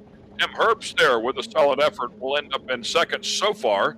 More to come across here. This will no doubt change. Brent Fox in the 3rd place, Ryan 4th, and Danny Brown in the top 5 here. Yeah, I'm sure that's going to change up a little bit with the more cars coming in, but great run for Tim Herbst there, being in the seat all day. And Danny Brown as well with that Tisco.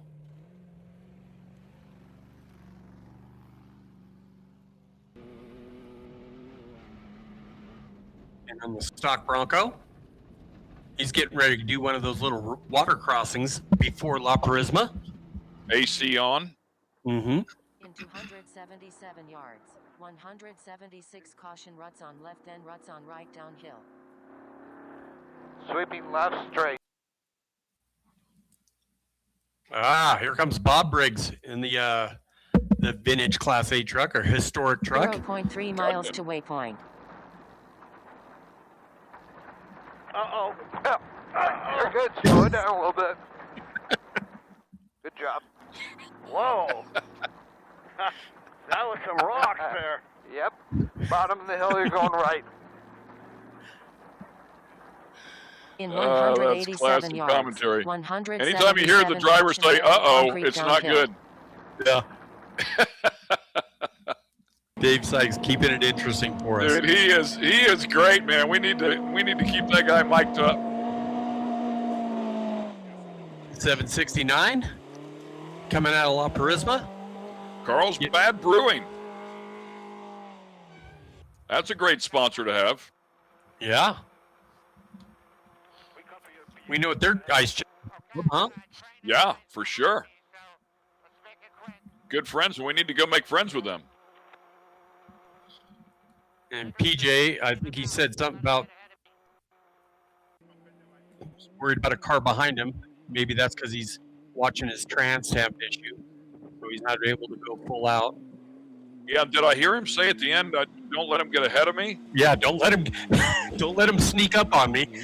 Yeah, and I'm sure that's what it was. He doesn't want to be disrespectful to the guy, but he doesn't, like you just said, trying to take care of the car, but wants to keep enough gap between the two of them.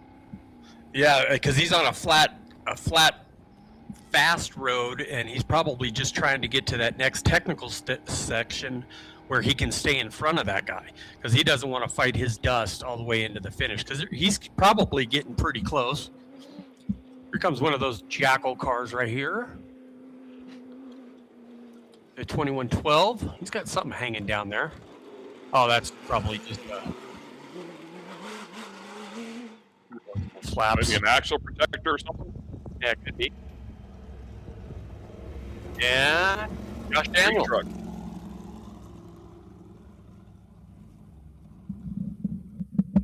Oh, what do we got? Oh, PJ pulled over. What's up? Yeah, and they're both inside the car here. Oh, he let him go. Did something. I think he let him go. And I think that was right at that section where you end the mountain stage and you hit the hard right heading south. They said this is part of the safari class, which you can enter your stock vehicle and do a different course and follow the race down, which is a nice another aspect of NORRA that you can do if you don't want to go racing. And it gets pretty narrow right there, doesn't it? You want to make much of a mistake there. Yeah, you you don't want to go too far left on that one. It won't be pretty.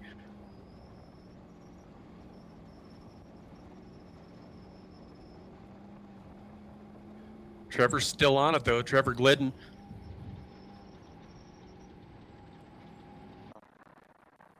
Oh, it looks like Sykes is on the same section. Yards. 185 caution collapse on left narrow and twisty downhill.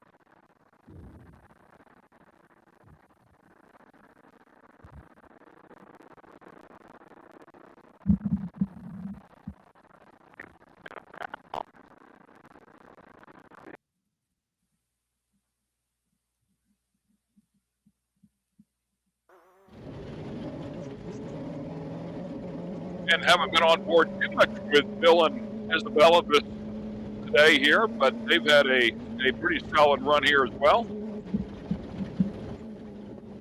Yeah, they look like they're staying on the road. We haven't seen them pulled over doing anything, so. And we saw a quick view there of PJ, and if he let somebody in front of him, I didn't see any dust. So I don't know what was going on when he was pulled over there, but he was still moving at a pretty good clip, and I didn't see any dust in front of him. Although Bill looks like he's starting to get into something here.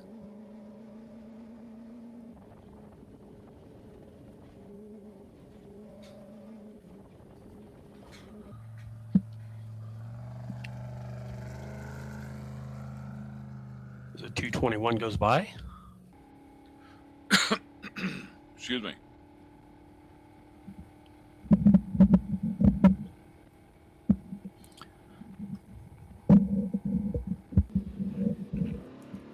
I'll run through the tracker here and kind of take a look and see what's going on back there. Yeah, I was going to take a look at the Evolution Unlimited buggy there. Bill and Isabella and the Zimex and the 935 Unlimited buggy started today off and fifth in class, so nicely done for them. They've had some good days. Randy Manier right there in front of them. And Randy, as we know, pulled over with that flat tire, so if the Zimex can keep it clean today, would close that gap up.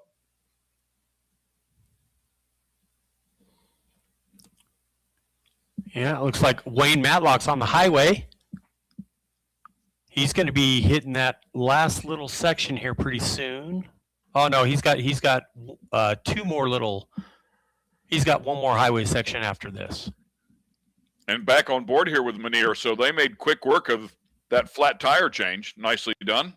Yeah. Oh, and that's just after they got through that mountain section and started heading south. Yeah, great job on that.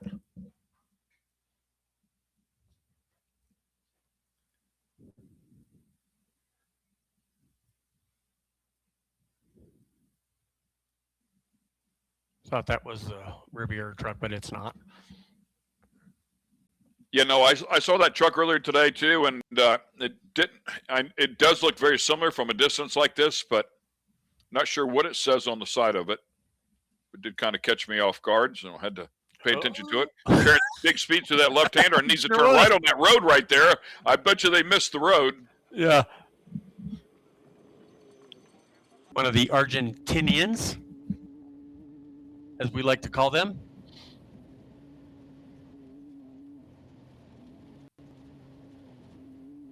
And I thought we saw Willenweber and company pulled off a little bit earlier as well. They might have had a flat tire. I thought we saw them pulled off to the side a little bit earlier. I might have missed that, so. We'll see how things shake out. Wow, this almost looks like stage 3, the end of stage 3 a day ago. Yeah. Who was that? 288. Let's see where he's at. As they He's pulled into probably that on wash the- in San Ignacio, it was very similar to that, although much more lush, much more beautiful, with palm trees all over the place. Yeah, he just came off the highway. He's going to do this next little stage, and then he'll jump on the highway again for a short stint, and then the last dirt section into the finish. So he's really close.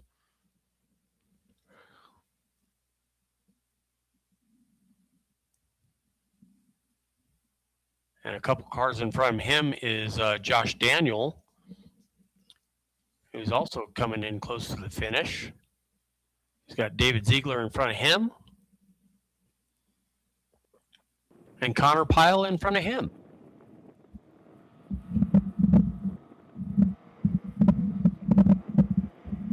This should be Matt Cullen, I believe. The FNL Fuels sponsored vehicle. 207? Yep. And he has that same damage done to the behind the right front that I saw on the 7 truck. Yeah, probably just caught a bush or something.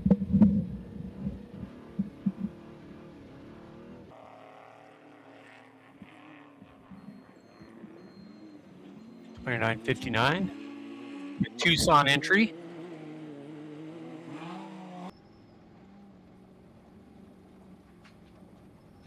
Yeah, I saw them a little bit earlier. We've talked about her. She's done a great job, Addie Johnston, and the 29.59. See how Addie's doing after yesterday.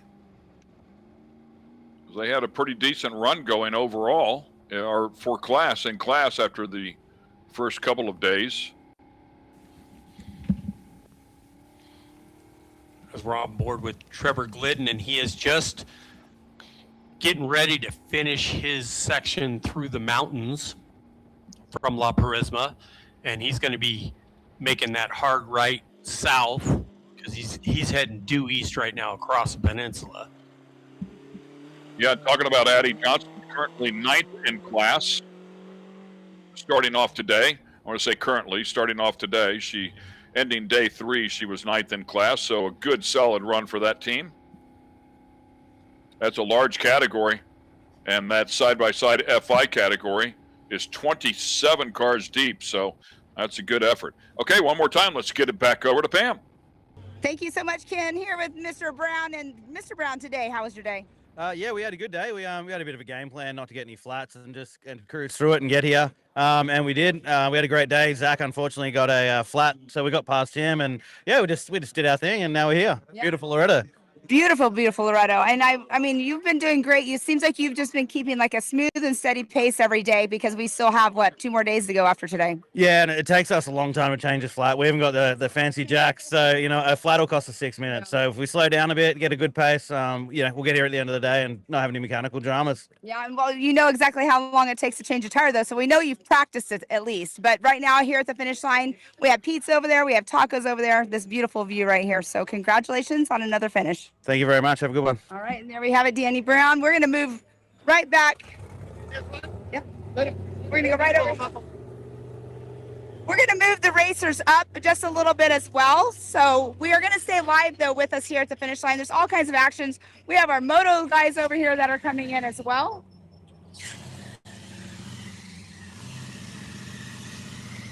The number 250 Cops trucks. Mr. Steve Hingefield, here you are at the beautiful Loreto finish line. And all in all, I just was told by the competitor in front of you that he passed you with a flat, but otherwise, was it a clean day for you? Yeah, otherwise it was going good until that flat. Yeah. And I seen the rock, and I thought we cleared it, and the rear end caught it, and yeah, there we were. You know the saying, you look at the rock, you hit the rock. Yeah, I know, especially being a bike guy. But, I thought I had enough room, had my line lined up, but it just kind of swerved over there and got it. And we were going it pretty good, trying to, do some work up in the mountains, but it just didn't work out. Well, it worked out for you, though, because you are here at the finish line, which is awesome to be here at the finish line here in Loreto. So congratulations on that. Thank you very much. Yeah, that is true. We are here. Truck is in one piece and 2 more days to go. Exactly. All right. Well, good luck, and we'll see you guys tomorrow morning at the start line. Thank you very much. All right, and there is Mr. Steve Hingefield. Next up, we will have EJ Hertz. Make our way over to him. EJ had a little bit of a tumble yesterday, but we'll let that truck move forward here for just a second before we start chatting with you. But EJ, let's talk about this. Yesterday wasn't your day. Today, here you are in, and you're in early. So it must have been a clean run for you all day from what I was looking at. Yeah, we had a good day. Yesterday we had a little bit of a mishap. We were actually throwing down a good heater and then just misread one turn and landed in a ditch. But luckily our Sierra pulled us out and we kept trucking along. And today was just about making up those lost time and pushing through the dust. And that's what we did. And we had a cleanish day. We got held up a couple times here and there, but overall we were able to get through and happy to have made it to Loreto. Well, and that's awesome to see you guys here. And, you had a nice clean day. So congratulations on that. We're going to let you go and hang out. So congratulations, and we'll see you tomorrow. Yep, thank you. All right, and there we have it, Mr. EJ Hertz. We have Mr. Gordon that is in as well, but we're going to have him pull forward just a little bit. But he is talking with the one and only Mr. Larry Ragland over there. So let's see if we can get Mr. Gordon to come this way. Coming to the finish line once again. Him and Max, as we all know, and you guys know, we're switching back and forth every day on driving duties. Mr. Gordon, here we are at the finish line of the beautiful Loreto. How's it going for you? Well, it was a pretty good day for us. We had a smooth run. No real issues. Didn't get held up in the dust very much. So I think we ended up winning by 13 or 14 seconds, pretty close. Yeah, I've been watching the time splits that we've been watching on our chats that we have online. So great job for you, though, out here at the beautiful Loreto finish line. This is everybody's favorite. But all in all, everybody seems to be having clean days, and especially for you. Well, it shows how competitive it is. I think there's going to be 3 or 4 trucks within a couple minutes, and that's pretty close. 13 seconds for the stage win or for the day win. They'll get Max first on the road tomorrow, but unfortunately, we're not making up enough time. We're just winning by a little bit, and we need big gaps. And maybe tomorrow he can pull something off. But we're 35 minutes back or something like that. So let's do the best job we can for the next 2 days and see where we end up. Well, and you just said it. The next 2 days, we have a lot of time still left, so you never know what can happen. There's 2 days left. It's a long way still to go, all the way down to Cabo, and things can happen. As we saw today. With Travis Williams, which I'm sorry to see that because he was having a great run, and we want to see more cars up competing for the win at the end. That's why we've changed some of the things we've done, and I think the format is really good. So I think we've learned a lot, and we'll just try to keep learning from here and make the racing better. Yeah. Well, and with Travis, I don't know if you know this, you probably already do. He did have an engine that was donated to him down here by the Andre Lawrence team, but he also has another engine already on its way in a jet coming down. Yeah, that is one thing about NORRA. We said we were going to allow that, and I think that's a good thing. If you think about the NORRA 6-day rally, that's 2 more races than the Score Series, all in 1 week. So, next year we're going to bump it up to 10 days, which is going to be tougher, more challenging. We will, for the original NORRA, vintage car stuff, we'll let them stop at halfway if that's what they want to do. But our goal is to produce a race up and back, and make sure that everybody here in Baja knows that NORRA's here to play for real. Well, it's awesome to hear that, and I know the people home are, loving that as well. I can't wait myself. But right now, I'm going to let you get going. Go and enjoy the fiesta that's going on, and we'll talk to you tomorrow morning at the start line. Well, thanks. Yeah, first thing we'll do is go talk to Rick, see what we need to do to the truck. Have them do a good once-over, and they'll basically do a light prep on it and be ready for tomorrow morning. Awesome. All right. Well, congratulations on the great day. Robbie Gordon right here at the finish line tomorrow. We will start once again here at Loreto at the beautiful start line. We're going to give one more interview here. They copy? Yep.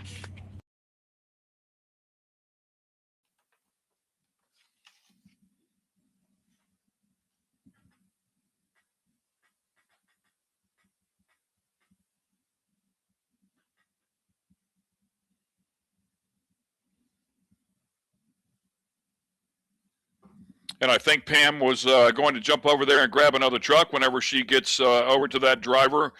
We will send it back over to Pam. Just had a quick shout out to my buddy Billy Schleeper, who's listening in as well, unless he's actually in Loreto. I don't think he's down there in country, but he very well could be. Of course, one of the principals at Pro Power Engine Builders does a fabulous job, certainly with the vehicles that run in short course.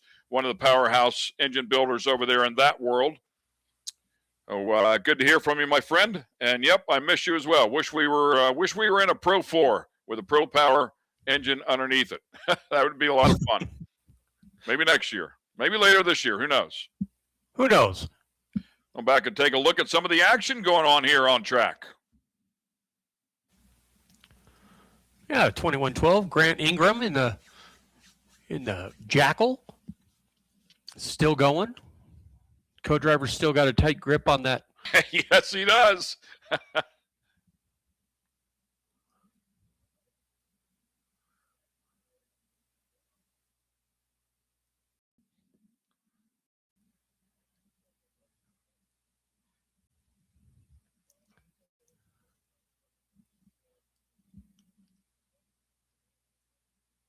The 521, Hap Kellogg, Class 5 Unlimited, making his way through the mountains. Yeah, Hap's still getting it done as we go on board here with Grant Ingram. It's been a great day, and we still have a number of cars to follow along here. But in the meantime, we're going to take a quick break here, pay some bills, and we'll be right back. Stay with us. Here's what we'll say about the road to greatness. The name Ford is synonymous with desert racing. You gotta keep pushing. The desert's not gonna let up. It sure isn't paved. It's a challenge just to finish.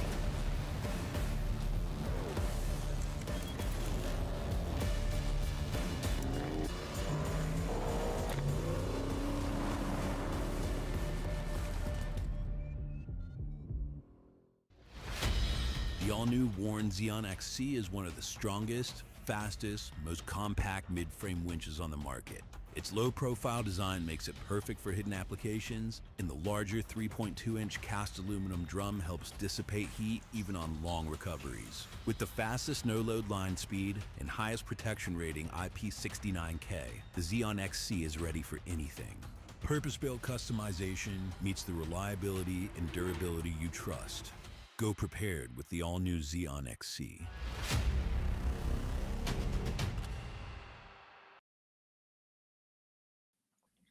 And we welcome you back. You are watching the NORRA Mexican 1000, totaling 1,400 miles here for 2026. We are in day number 4 of the racing here. I'd say the larger part of the field now in special stage number 2 of 2 here today, but certainly still some vehicles in stage 1, special 1. A couple of transits along the way. Total miles for today, 218.2.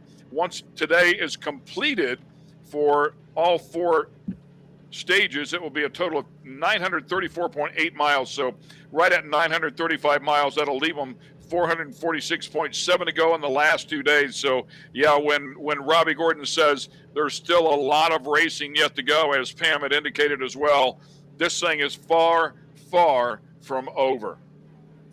Oh, you got that right. And as we're watching this, the 935. Oh man, he was frustrated right there. Did you see that?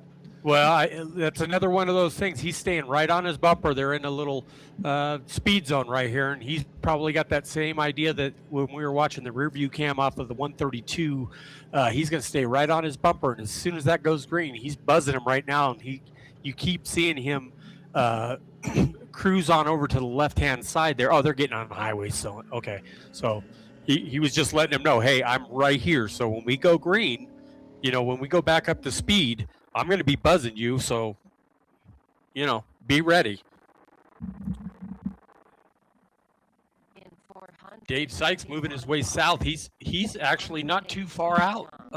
He's having a good day in an old vintage car. I mean, he is moving right along. Race mile 177. His day is almost done. Yeah, we're struggling picking up their audio like we were before. It's crystal clear before, and he is a blast to listen to. Yeah, he is enjoying himself down there. And when your vehicle's running well and you're running up within the top half of the field, and he's actually higher than the top half of the field, it makes it for a good day and keeps you in a good mood. Yeah, I think it's just his personality. He is very animated, so he gives us some great audio from time to time.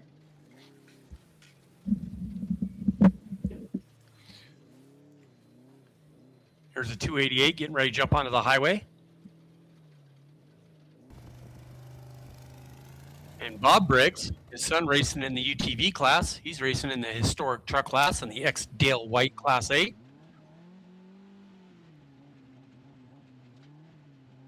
He's still got his hand signals out there for the 132. Quick wipe of the visor there for Coleman. The 930 running up here on us. Somebody hot behind him, it looked like. Saw a flash of a vehicle flying through the... Yeah, here we go. Oh, it's a Raptor.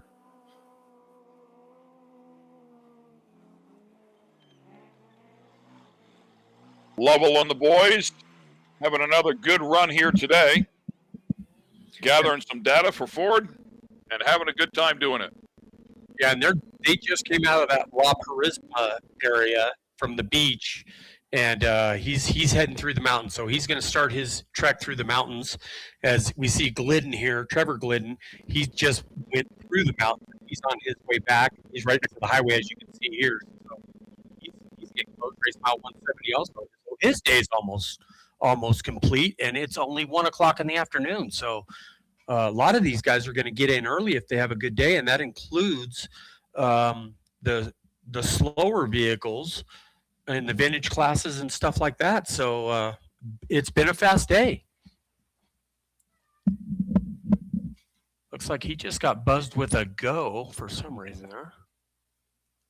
You see him buzzing him? See, it says go right there on the top right corner. Go.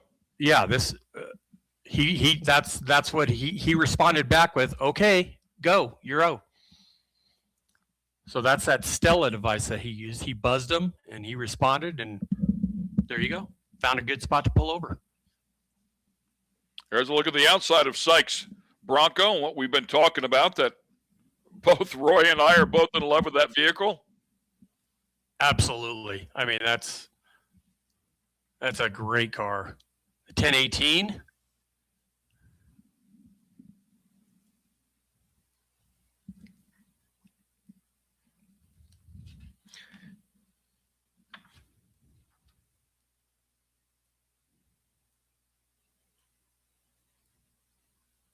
Yeah, they started off the day third in class, David Carey and company, with that 1018.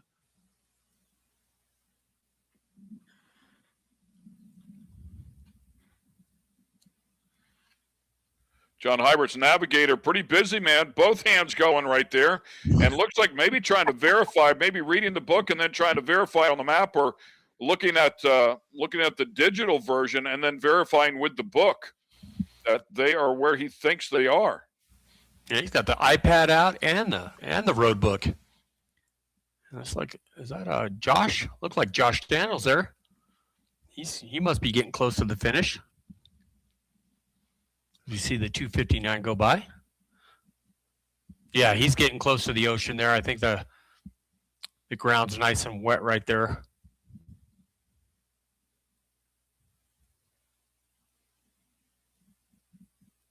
Yeah, it'll be interesting to see what the special time is. He's going to turn right on this road right here.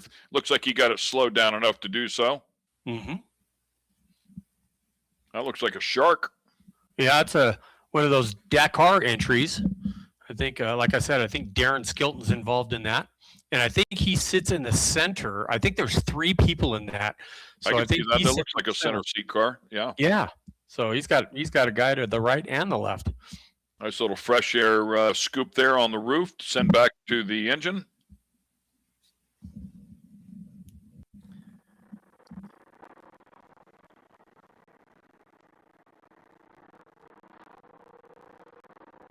Pretty straight, easy back for us in here.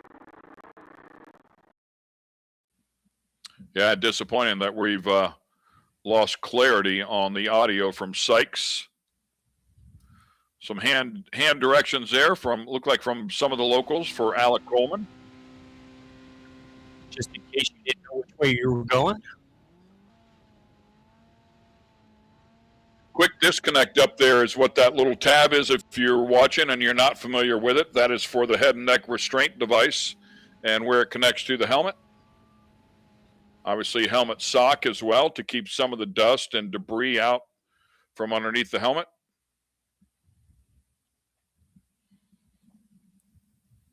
He can't hear him, see?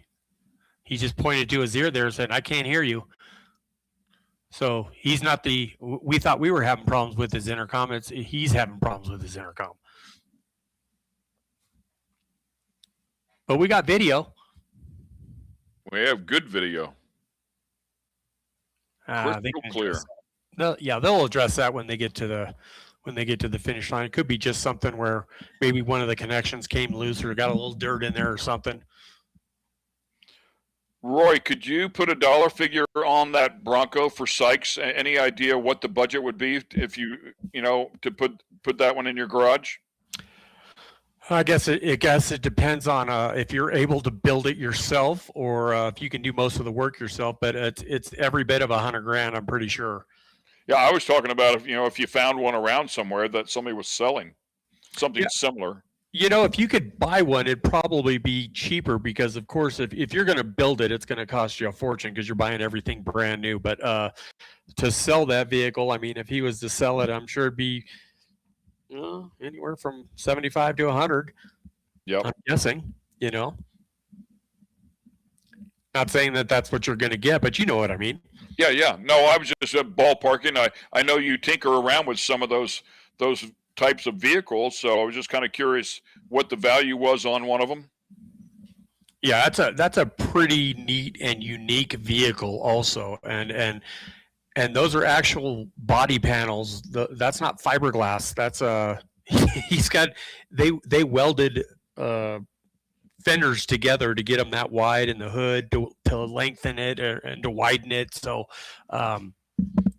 there's a lot of work done to that vehicle. That was originally that's what it was done. I don't know if he's upgraded, if he was able to do a fiberglass, but I don't think so. I think it's still the original tin. It looked like metal to me as we watch Caesar here. Caesar was off the side of the track a little bit ago, so not sure what happened there. Was a flat tire or something more? Guessing a flat tire, but they were definitely stopped on the side of the track, so good to see them going again. Yeah, and he's trying to figure out where he's at. I think he's still back over on the Pacific side. I'm gonna scroll through here and see if I can find him. Yeah, it looks like Max making an appearance. Yeah, there it is. Dramatically. I'm telling you, man, is it me or do you feel the same way? Like every time we see him, I mean, he just visually looks faster. He is just like on the edge. I mean, it's probably not on the edge to him, but he is just getting everything out of it, man. No, I think you're hitting the nail on the head on that. That kid can wheel a vehicle.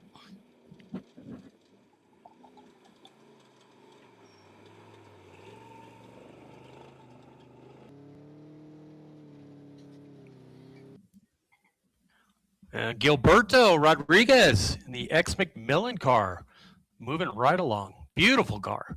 Yeah, put a dollar figure on that one. That one, you're familiar with stuff like that. If you want to buy and restore something like that, what are you looking at? Well, I'll tell you, the car itself probably wouldn't be too bad. It's the motor and engine package in that specific car that probably puts you a little higher up. I mean, he's probably got an LS3 or something in it. Then again, to tell you the truth, originally it had a flat six Porsche motor, but so the flat six Porsche motor would be even more expensive at about $30,000, but probably around. If you were to be able to purchase a nice car like that, you're probably looking at $50,000 to $70,000. Yeah, and that's relatively cheap because to build that car from the ground up, you're over $100,000 for sure. Cool looking car. I mean, really, really nice car. And that depends on transmission. If you've got a sequential transmission, then it's even more. And I might be shooting a little low on some of this stuff, but.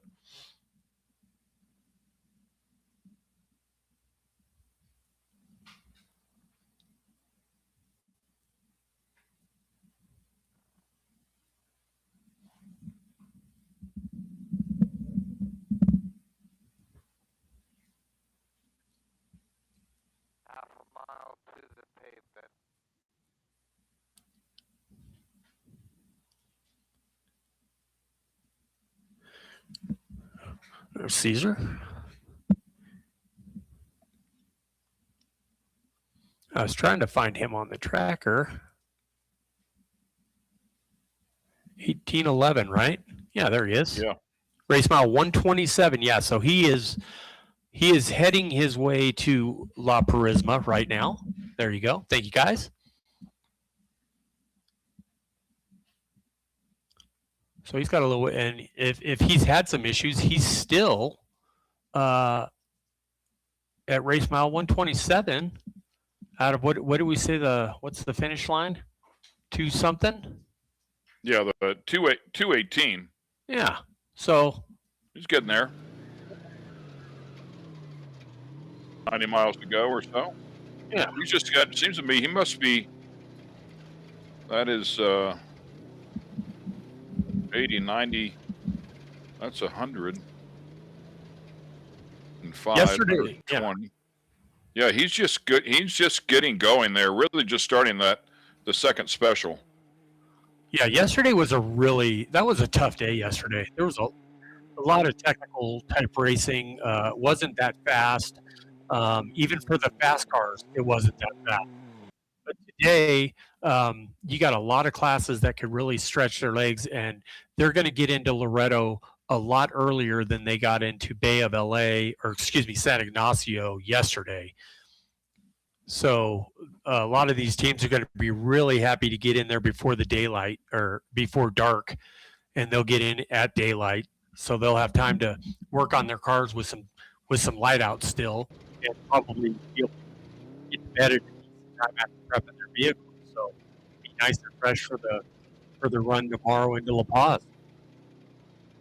That was a quick shot of Jeff Randolph before in that last side-by-side we saw that just came through Purisimo, and he started off the day 14th in class out of 27. Sounds like he had some problems throughout the rally, but he's still going, and that's the thing. Yeah, I mean, pretty much mid-pack, so ahead of a lot of cars. Todd Sanderson in the Ford Bronco.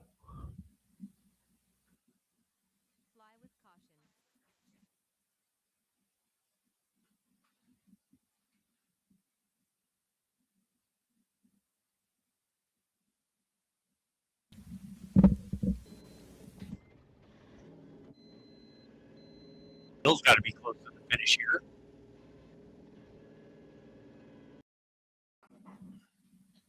See if we can find him. Man, a lot of cars out on track. Yeah, he's at race mile 196. So he just jumped off the highway. He's going to do a little stint out in the dirt, jump on the highway one more time, and then back off for the last stint into Loreto. Trying to find that battle of side-by-sides that we were following. With Briggs, Matlock, and Renezetter, all three of those were fairly close. I got them ghosting at, they haven't updated in a while. At race mile 205, I've got Auggie. What was that? Race mile what? 205, Okay. but it hasn't updated. Max, as slow as he's been going all day. And there's Max Gordon, one of the speed zones.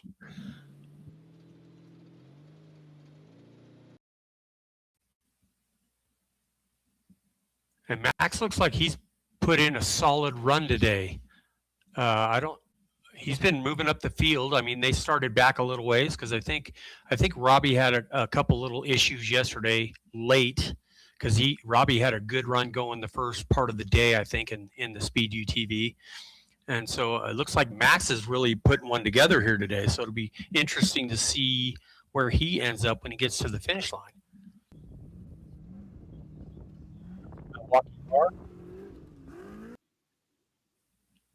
Randy Minner. That's that Milwaukee-sponsored 4-seat Alumacraft. And you can see the up top. Don't like to be one of what those right there. The very top, those round circles, those are dome lights. And also some window visors. They can fold down if they need them.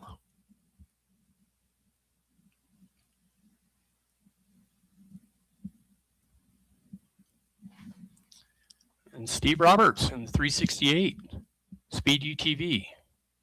Moving right along.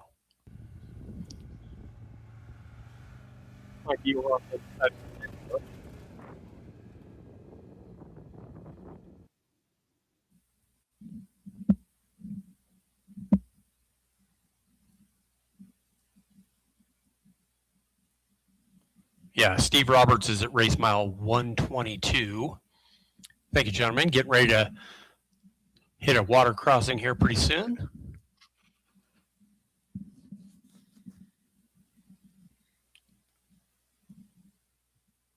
And almost to La Purisma.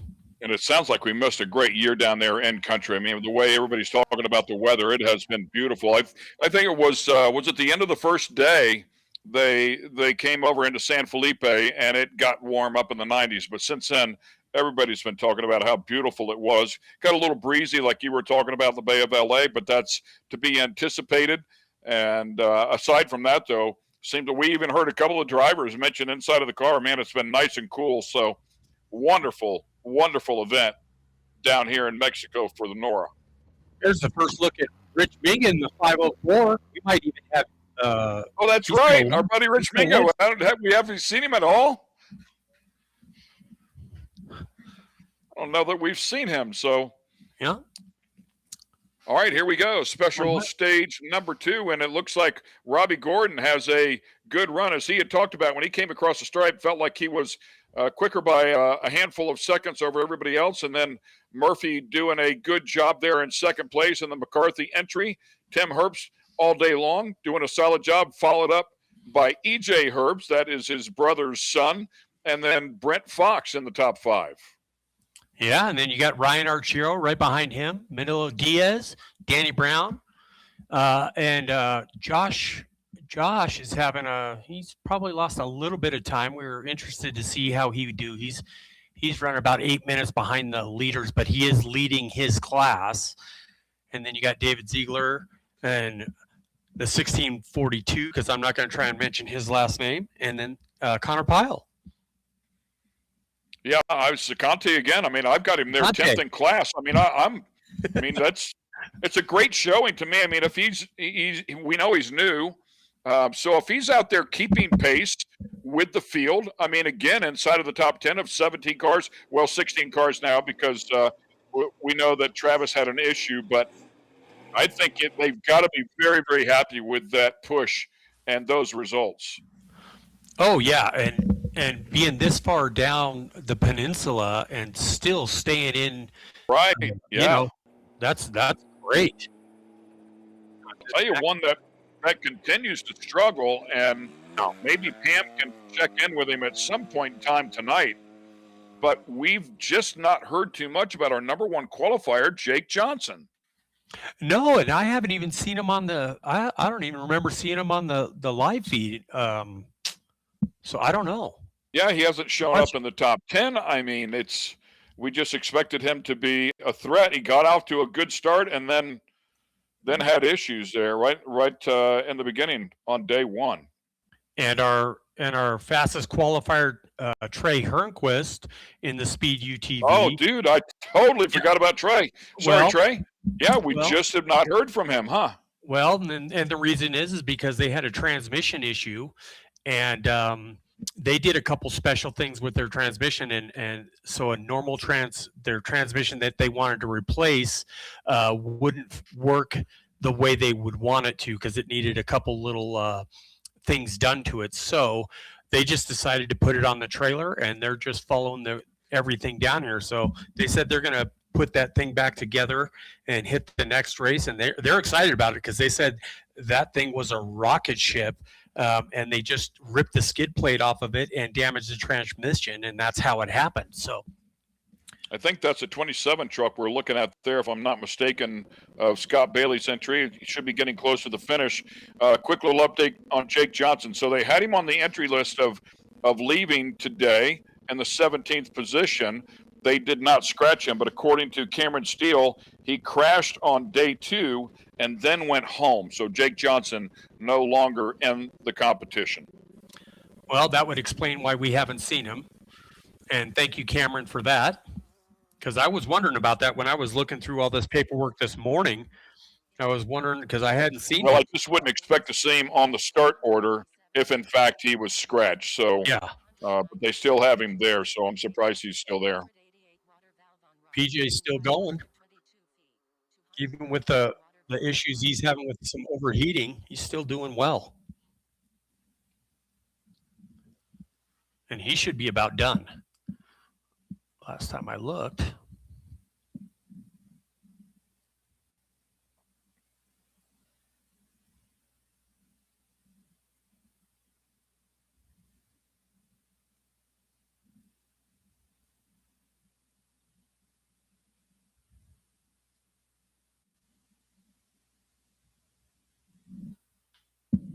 That went right off the beaten path onto the rock bed road. Right. Yeah, Steve, like I said, Steve Roberts. And Mac Johnson sliding by the Ultra 4 and that thing was an inch long. They'd have made contact. Right. And old Mac Johnson usually has a cigarette hanging out of his open face helmet when he goes by too. So, what a character! Gotta love it, man. Old school rebel. Yeah, and that car will beat you up. It'd be a lot of fun, but it will beat you up. But this is a pretty smooth course today compared to the last couple days. So these guys are really enjoying it. Even though it is a little rough here, it's not as bad as it was yesterday, just in some areas.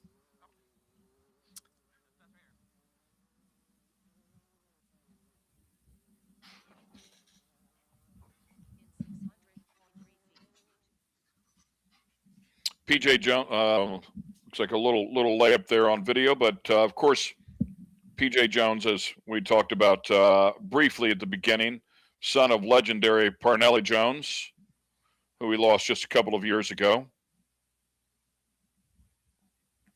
Had a talk show there for 3 or 4 years. We called it the Skinny, and we were on MAV TV and was trying to talk to PJ to see if we could get Parnelli on the show. Just didn't work out. So we missed a great opportunity there.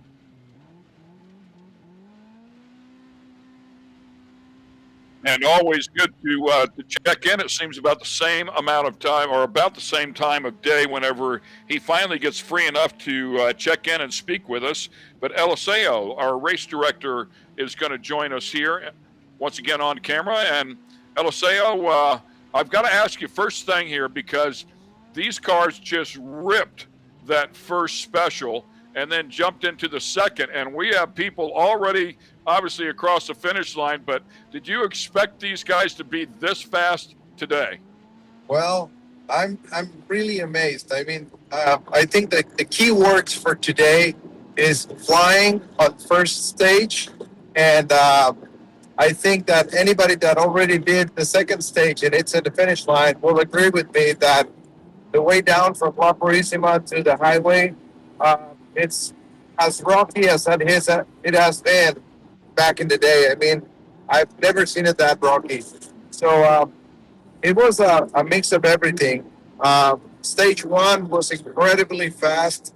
My guess was 45 minutes on the winner, but I have no idea. I haven't checked results on stage 1. You guys tell me who won it and how much time they did.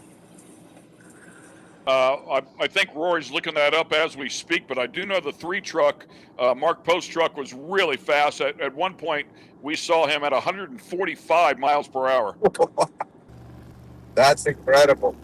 Yeah, I knew that was going to be fast. The tides were a big factor. I did 4 runs on the entire course.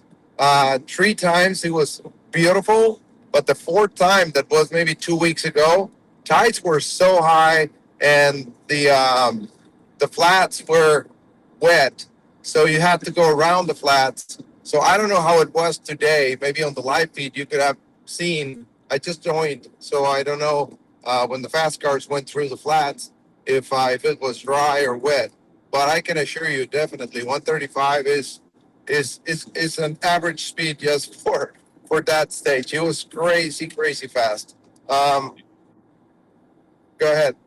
I was just going to say, just to clarify, it wasn't 135, it was 145. So 145. Yeah, he was Oh going my God. 145. We didn't see too much moisture, and I'll let Roy chime in here. I know we were talking to Cameron Steele, and he said it can get a little soggy in there if the tide is coming up from the bottom, but it looked pretty good, and based on that 145 speed, I would say it was pretty dry. And we also saw one of the 6100s up there around a little over 110, maybe 112, 115. So pretty good speed across the flats.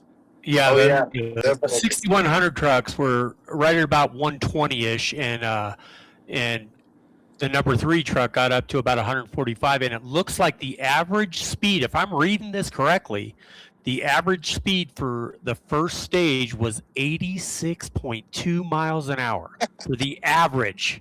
So I was guessing post truck. 45 minutes, but looks like if they did 86 average and it was a 74-mile stage, they should have done it like in what, 38 or something? 51:57 was the time. 5-1. Okay, so I wasn't that wrong. Jake Johnson, you were talking about Jake Johnson, the top qualifier for 6100. He's out. 209 is his race number. He did not took the start this morning. What I hear, it was a mechanical failure. I have no more information on how it was or what it was. So far, also Travis Williams lost his engine on stage 1 today. He was doing great. I saw him this morning. He was the very first starter. He was happy, and I don't know. I mean, it was so sad to see him broken down. But good news is that apparently I got the word from Valerie Douglas from Sweep, Super Val. She told me that they spoke to her, and I believe they're flying an engine to Loreto tonight. So that engine's going to get teched by our tech inspectors, verified that it has all the seals and everything. And I believe, Travis, we will see him tomorrow morning taking the start. Yeah, we got the same information. I think they had one that was going to be donated, and then we heard that they were flying that one in, and Tech was going to inspect it. So yeah, that is great news for him. And I think to follow up on that as well is the rules that you guys instituted. So even at the end of today, he will only have to start 30 minutes behind third place. Exactly. We've had a lot of good feedback on that new rule. A lot of people is happy with it because, I mean, just think about Travis. I mean, he was doing great. He did great yesterday, and he was doing great today. And I mean, just to lose 2 stages in a full day and have only 30 minutes on each as a penalty after third place, he's not totally out. I mean, he still has a chance, but it's not just hours and hours of difference. It's just a few minutes on each stage. So, and I've seen it in a lot of classes, not only on the evolution classes. I've seen it, like, for example, 5/1600. That's a vintage class, right? So I spoke to Federico Montes this morning. He's racing on 555, which is Tomas Fernandez bug. And he was like, hey, how come 597 Zazueta broke a transmission yesterday in one stage, and we are leading, but by only 55 minutes. I mean, he's so close to us. And I said, that's because of the new rule. I mean, he did not finish one stage. He took third place. In this case, they have 3 entries. So they take the second place time plus 30 for anyone that doesn't finish. So that being said, his lead today with the old system could have been 3 hours or more. But now it's only 55 minutes. So he knows that he needs to still push. Even if he has a 55-minute lead, he needs to push. And just think about that on all vintage 5/1600s. Now think about 6100, how it's going to be. So I think it keeps the pace every single day competitive. And I think that's really, really good. I like it. Yeah, we're just while you were chatting there, we're just taking a look at one of the cars ended up on its side in that real tight right-hander that goes back up the hill, trying to find a name now, but it was a number 63, and looks like it is going to be Jay Edwards and Jim Bird in the 63. It looks like a soft rollover on its side, possibly. Yeah, that is the uphill coming out of La Purísima. When you leave the main braided, and that's exactly where a little bit ahead of where we end the speed zone that goes through the actual Purísima village. So as soon as you get off the speed zone, you make a hard left and start going uphill. It's like a drifting uphill with really, really closed corners. So my gut feeling is that he hit it hard on the left side and just bumped it up so he could roll. Yeah, soft roller. Looks like they have some support, and of course, the locals are all there to help out as well. They already have a strap on it. I saw the driver climb out, so everybody's okay there. They'll get it turned back over and keep going, but that's all part of Baja, right? That's all part of coming down here and dealing with this, and it's so impressive to watch the locals. I mean, they activate immediately to help somebody out. Well, I gotta give you my new generation of fans feedback. Honest to God. We've seen it, and Rory's not going to let me lie. I mean, when I was racing in the 90s and the beginnings of 2000, you still had that hardcore fan that didn't care, and he was just, he dropped his beer and just went and pushed you out of a ravine or anything. Right now, it's like if you got 10 guys watching, 8 of them are filming with their phone, and only 2 guys are actually willing to help. So I think they were lucky enough to have a local guy that might not have a cell and he doesn't want to have a selfie with him or whatever, but he's getting help. That's good. That's exactly what we're looking at right now, Eliseo. I was thinking the same thing. There's so many guys standing around there, and there was only 3 or 4 over there trying to help him push it over, when I'm thinking back in the old days, everybody would have been over there. Everybody's so tied up around their phones that they want to film it instead of actually help with what's going on. But you know what? They got it back on its wheels. So there you go. Eliseo, if we can get you to hold on for a moment, we want to get it over to Pam. She has somebody that she needs to interview down there, and we don't want to back that lineup at the finish line. So stick with us. We love your information, but we want to get it over to Pam here real quickly for an interview at the finish line. Pam? Ken, I am here with Auggie Renet. He's trying to get a hat from his dad, but his dad was not quite hearing him. So let's do this really fast. Auggie, you're the first UTV in here this afternoon into Loreto. I mean, you were just talking about you think you lost a little time to Wayne Matlock, but he's right behind you. Yeah. And here you are, first in. Yeah, it was an awesome race. I mean, we were just on the wood. There was so much high speed, and then it got really rocky, and I think that's where Wayne caught me. I was just really tiptoeing. My crew told me this morning, do not get any, don't mess up the car at all right after La Purísima. So I just wanted to tiptoe through it. And then I actually told my co-rider, and we were going around like a little twisty cliff. I said, look to your right. He's like, oh, there's Wayne. And then we started hitting it. And then he actually got us into during the special, we had to fuel the car in a 20-mile-an-hour speed zone. So he got me there. And we were able to catch back up to him and pass him again. And I don't know, we didn't see any push to passes after that. So it was awesome. I knew he was right behind me. Pressure was on, but it was so much fun, and it's awesome down here. And those last few sections were just so flowy, and I loved setting the car into those sand washes. It's just awesome. Well, I already foresee you coming back with us once again, because you're having a blast out here. You're doing amazing. Congratulations on a successful day. We're going to let you go and get some food and some drinks and cool off and have some fun with your team. Amazing. Thank you very much. All right. There we have it. Auggie Renet right there. We're going to move right on back to Wayne Matlock as he's going up to congratulate Auggie. So as soon as Wayne comes back over here, we'll chit-chat with him. Yeah, they're just having a good time laughing, I can see there. But we'll grab Wayne. I know that you guys had Kristen on earlier on, which is awesome to have her come on to the live stream like we're doing as we're making our way down the peninsula down to Cabo. So let's see if I can snag him. I hit it, but yeah. I would like to just chime in with the microphone, but I'm not sure if they would want me to do that. You did great. You 3 seconds.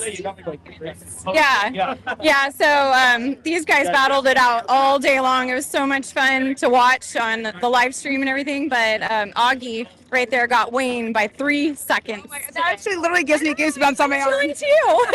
I mean, I was watching the live stream as we were moving our way down here, and then once I get here, I wasn't sure on the time splits, but wow, that is awesome. Thank you for coming on today while we're driving down. It's pretty awesome. We'll do that. I'm gonna see if I can grab Wayne here if he he's chit-chatting, but I think he's gonna ask him to race with him at the 1,000. Oh, that would be pretty cool. Pretty cool. This is the kid. Yeah. All right.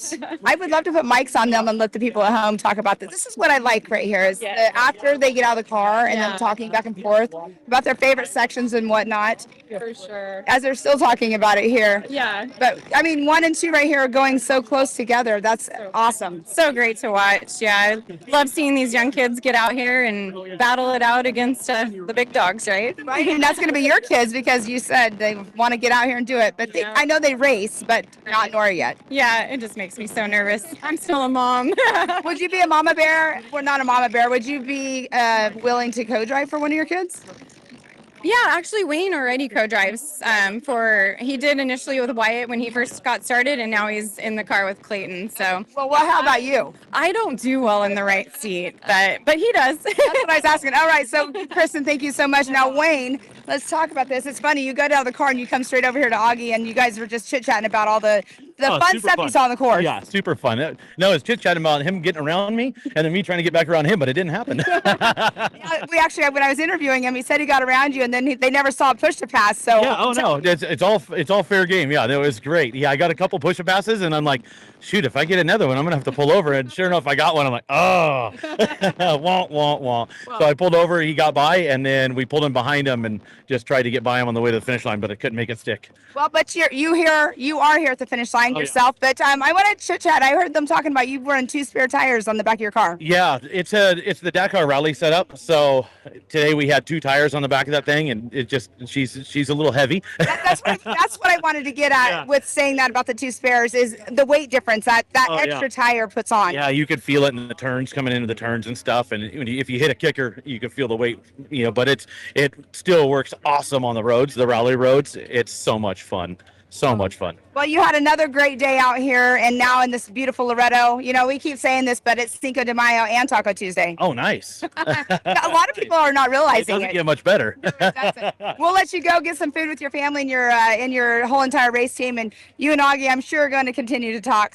Congratulations on a great day. Perfect. Thank you. We had a lot of fun. Thank you. And there we have it, Mr. Wayne Matlock. We do have a truck coming in. We're not going to be doing an interview with them, but we're going to go ahead and take it back to you, Ken and Rory. Great job, Pam, and a great story. We knew that was going to develop, so 3 seconds will get them a little bit closer to the Matlocks for Auggie Renet and team, as they started off 35 seconds behind them and second in class here. But how about that story, Eliseo? How about those young guns, both Auggie and Franz? Auggie in his second desert race ever, his first one down here in Mexico. Franz is navigator, first race ever. And those 2 kids are threatening, I want to say kids, young men, but they're threatening for first in class here. First in class here. Hello?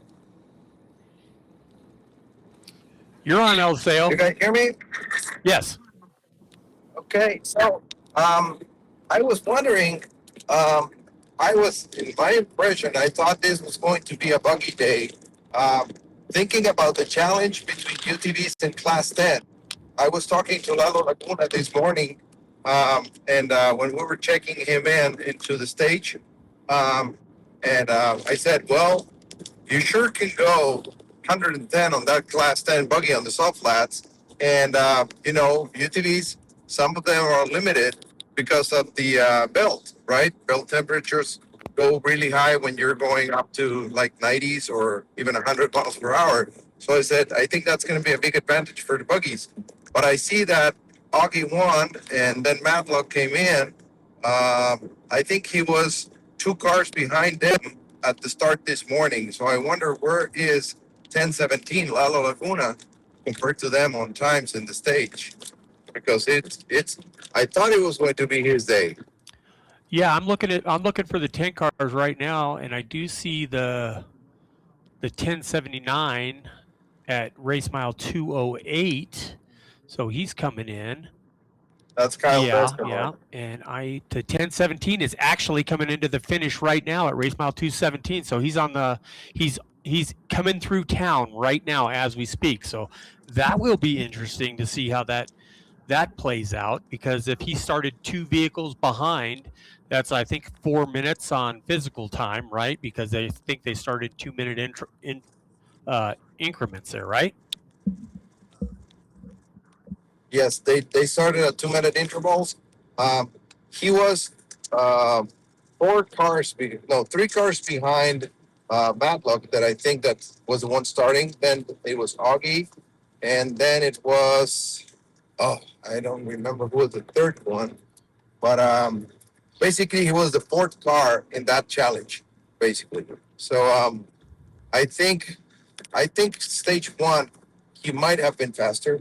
Lalo is a great driver, so I don't know if we can maybe check the live timing and see how he did compared to the UTVs. I mean, we still have a $10,000 challenge between Class 10s and UTVs. So that is actually something interesting, because we're putting 2 classes against each other, not only against the UTVs, it's like UTVs versus Class 10s. So I race Class 10 usually, and we always kind of, are in competition against the UTVs. So we say, okay, Class 10 guys, we're faster. And so that's why we created this challenge, and we wanted Class 10 teams to come and prove it. So I don't know. I was wondering how he did. Yeah, I think these factory Pro Rs, their top speed is in the 110 mile an hour range from what I'm hearing, and actually maybe a little more. So I was under the impression also that they weren't getting up that fast, but I have been corrected by Rob McCachran and Tommy Morris and a few others that yes, these factory Pro Rs, their top speeds, they're over the 100 mile per hour and close to the 110, maybe a little over. So they don't have the advantage you would think they would over, or the Class 10s don't have the advantage you'd think they would have. So it will be interesting to see, but he's still right there. And even though he started 6 minutes or 7 or 8 minutes behind the Matlocks, we don't know where did he hang back a little bit on one of the stages. So it doesn't, on physical time, we won't really know until they start putting the times together, but we'll start looking at some times to see where they were at between the Class 10s, and we'll throw it here on the live show here in a second once we get it figured out. Yes, that would be interesting to see. The other thing that came up to us at the check-in is that Chris Millen, he kind of, he said, you know what, I know you guys have all the 6100s on the top starting order every day, and you leave like the Evolution Unlimited trucks to start behind with a 10-minute window so we can be dust free. But yesterday, he said it wasn't enough because they catch a few of the slow 6100 teams, and they were kind of slowing their pace because of the dust. So what I decided to do starting tomorrow, we're going to increase that 10-minute break between 6100s and the trophy trucks or Evolution Unlimited trucks. We're going to go 15 minutes so we can let them race a little bit faster and don't hold them, because yesterday the overall was won by a 6100 truck. I don't know today, honestly, but that will be something interesting to watch to see how Post did overall wise. Today, he was running well in the first half, and in the second half, he slowed a little bit. We don't know if maybe he had a flat tire or whatever, but Josh was putting on a clinic there in the first round, as we all know, because he was the fastest one through stage 1. Stage 2, he slowed down just a little. So those little things I'm kind of, guessing. As soon as I get to Loreto and start working on in the office, the first two things I'm going to do is that I'm going to check how fast, if that happened, how fast did the first trophy truck catch the last 6100 truck. So we're going to do some calculations, but my gut feeling is we're going to move that to a 15-minute break so they can be a little bit more time dust free, and they will be able to race freely. And the other thing, I'm going to check on my class 10s. I want to see how fast they were. It'd probably be hard to gauge it on this last stage, though, because I mean the first stage of the day, because that was such a fast stage where the post truck had an advantage of doing 145 miles an hour when the 6100s are probably topped out in the 120s somewhere. So, you can't make everybody happy, LSAO, but it's nice to see that you're trying. Of course, we always try, and we're always open for feedback. If anybody has a suggestion, they can freely come to us in the morning. Today, checking in was so smooth. Staging was so smooth. It was like everybody was on time for their appointment.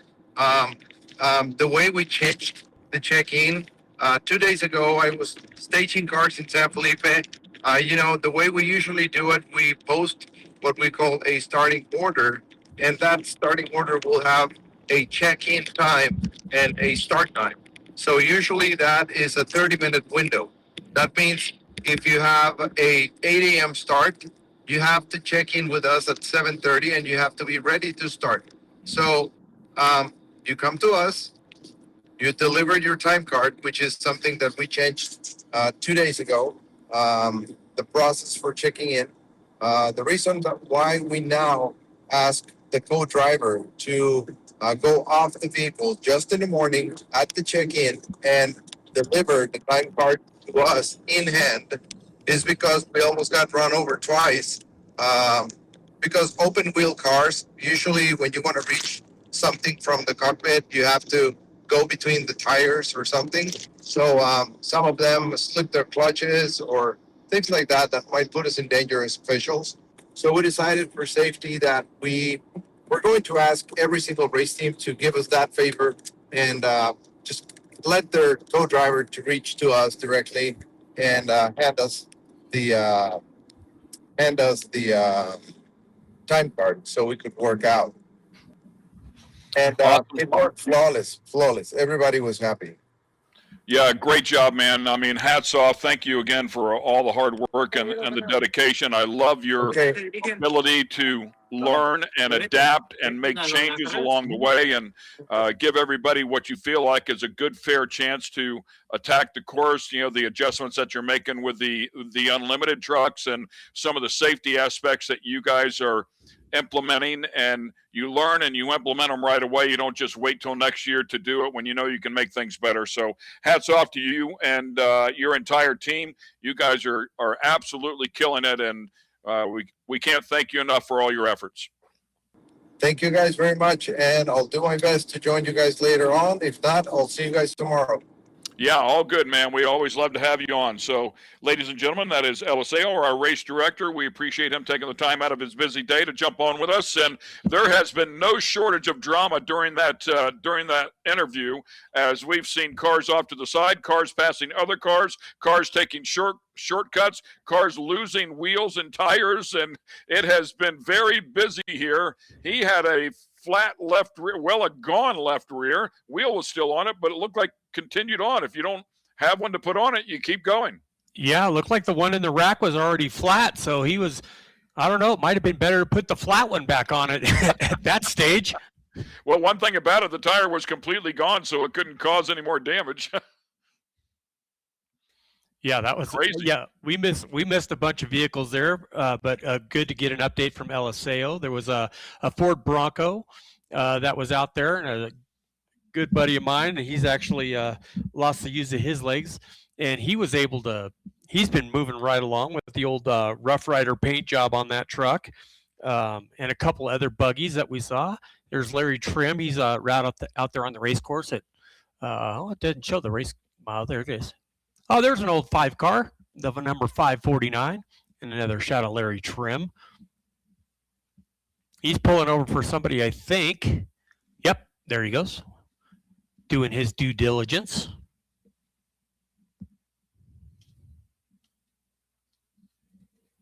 Yeah, and whoever that was he pulled over for is absolutely flying. Yep. He's like, bye-bye. Go ahead and run with it.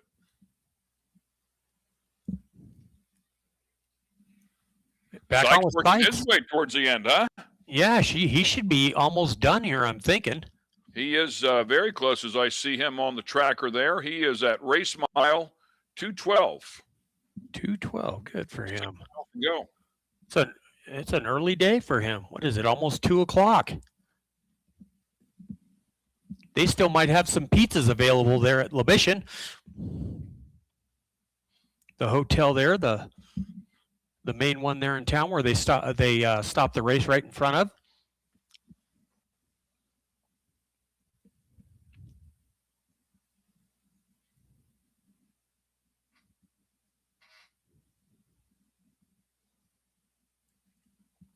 And the Raptor, the 773.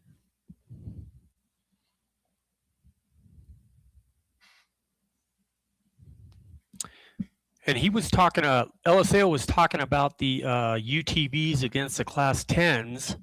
And I saw a time split on one of the stages there on stage 2. And Dodge Pullman had the fastest time in that stage, which was about 46 minutes. And the fastest Class 10 was at 48:27. So about a minute and a half separated the fastest UTV from the fastest Class 10. So there is a good race going on between the UTVs and the Class 10s, although this was just a split time within the stage and not the whole stage. So be interesting to see.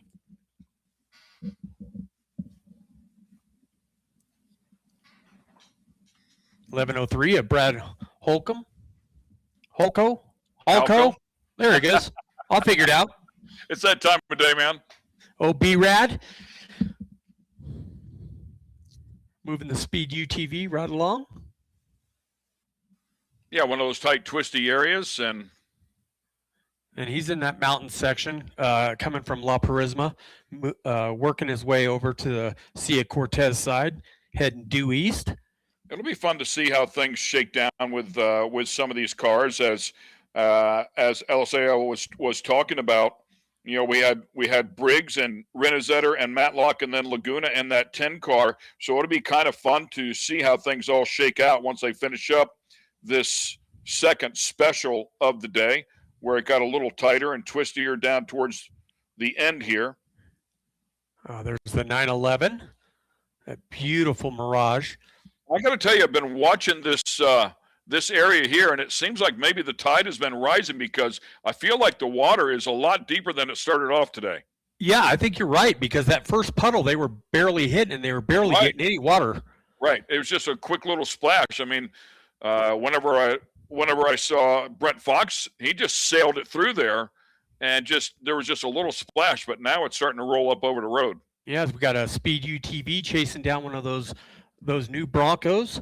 I think they're a DR Bronco, whatever they call those. Feeling a little racy there. Brad's moving right along here.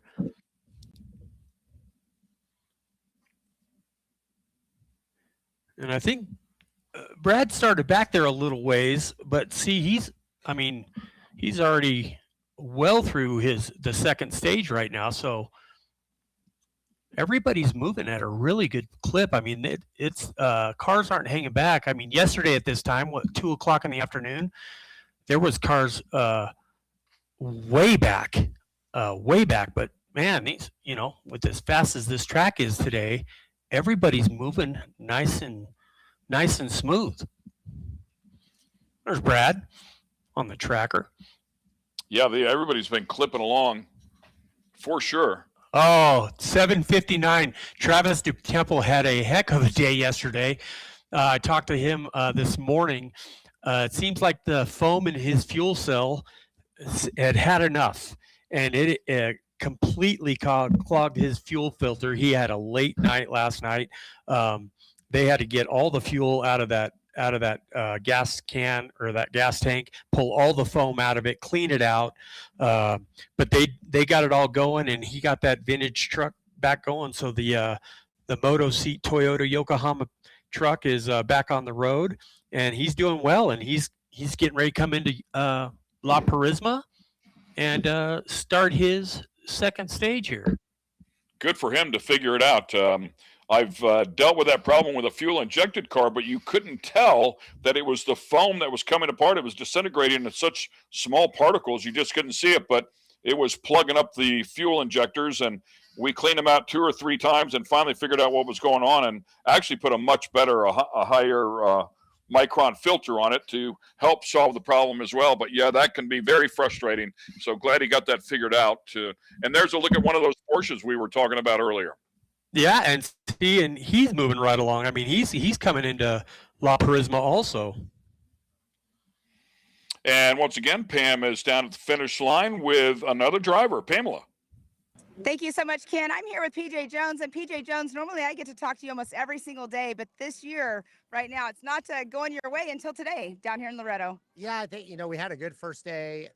Second day, we had a driveline issue, and we just had a lot of little issues with this thing this year. And so the training's getting hot, so I'm just really having to pedal it every day. And even coming down the road to San Ignacio, I'm stuck at like 90 miles an hour, just, waiting and for somebody to pass me. But we're just trying to manage what we have and try to get to the finish line every day.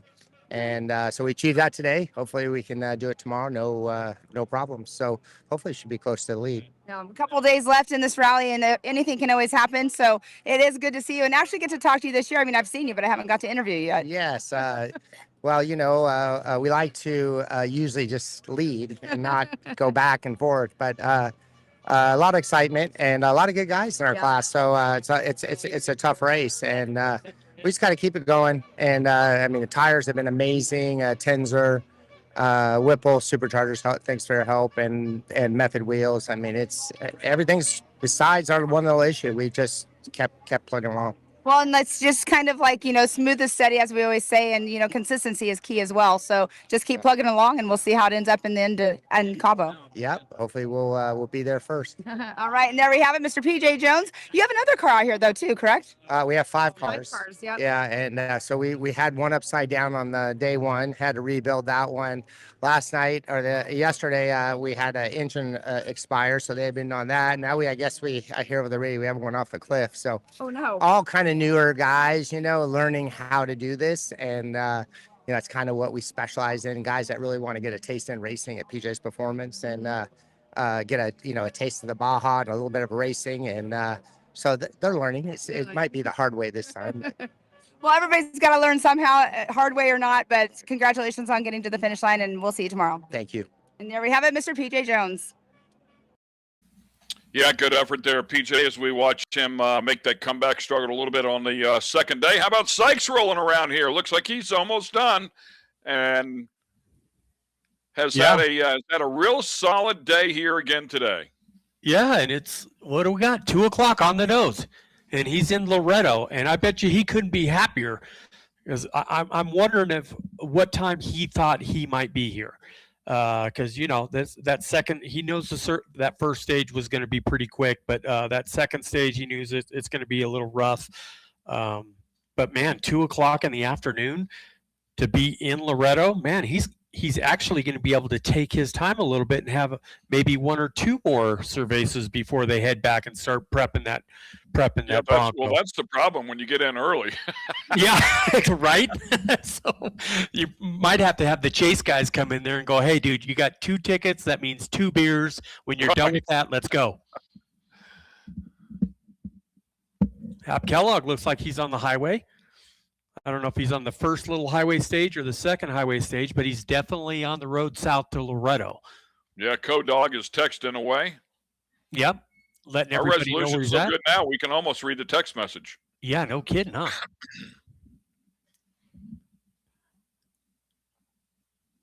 Another speed UTV coming at us, coming up the hill out of La Prisma. Getting ready to take that mountain section all the way back over. Yeah, good looking cars, man. 788. That's Yeah, an El Diablo, I believe. Good Right? looking design, no doubt. Yeah, the 788 is a El Diablo. That is correct. That is Jared Whitted. We've been following along with them, Jared and Kyle. Oh, that's right. Yeah, normally we're inside, so I don't get to see the outside of it. There's that truggy. Larry Trim making his way up the hill here.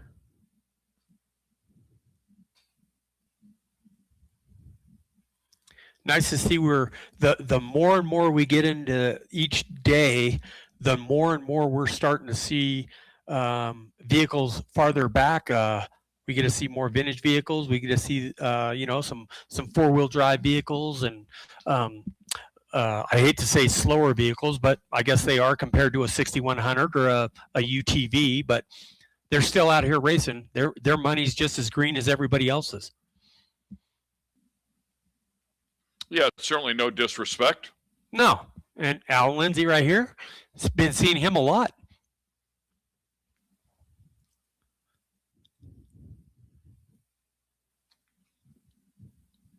And this hill is a lot steep. It doesn't look that steep. The camera angle doesn't really give you a good insight to how steep this hill really is, because this is a big climb out of La Prisma. Big four-seater.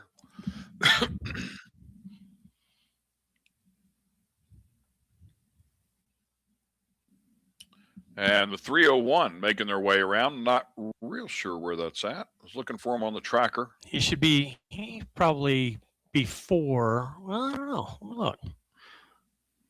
He's probably still in that La Prisma or just north of it, maybe. Yeah, here he is. I got him. Race mile 124.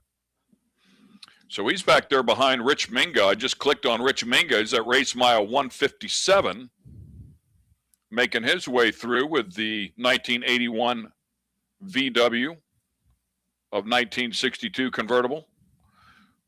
Picking along in one of the tighter areas at about 22 miles per hour. Updated a couple of minutes ago. Yeah, and actually, yeah, Minga's moving right along. He's actually almost all the way through the mountain section, getting ready to turn south, and he'll be on his way to Loreto. And how sketchy is that? I mean, did PJ say that one of the cars they're supporting rolled down the cliff? Yeah, he said one went off the cliff. Which cliff, we don't know. Yeah. Bad day, man. Yeah. You're glad you have a roll cage. I guess it depends on how high that cliff is, right? And how steep. I envision the worst. I mean, I just envisioned that thing tumbling for a while, but maybe not the case. Let's hope not. Yeah. John, the 957, he's pushing his speed UTV through the paces here. I think he's coming into that one of these water crossings here it'll be at the bottom of this hill. Pretty rough area right there. Yeah, it is. This is that little mountain area, and like I said, this is like a residential street for the locals out here. So we're calling it a racetrack, but this is how they get to and from their ranches out here. Not very many paved roads out here. Actually, not very many at all on this side of the peninsula, this deep.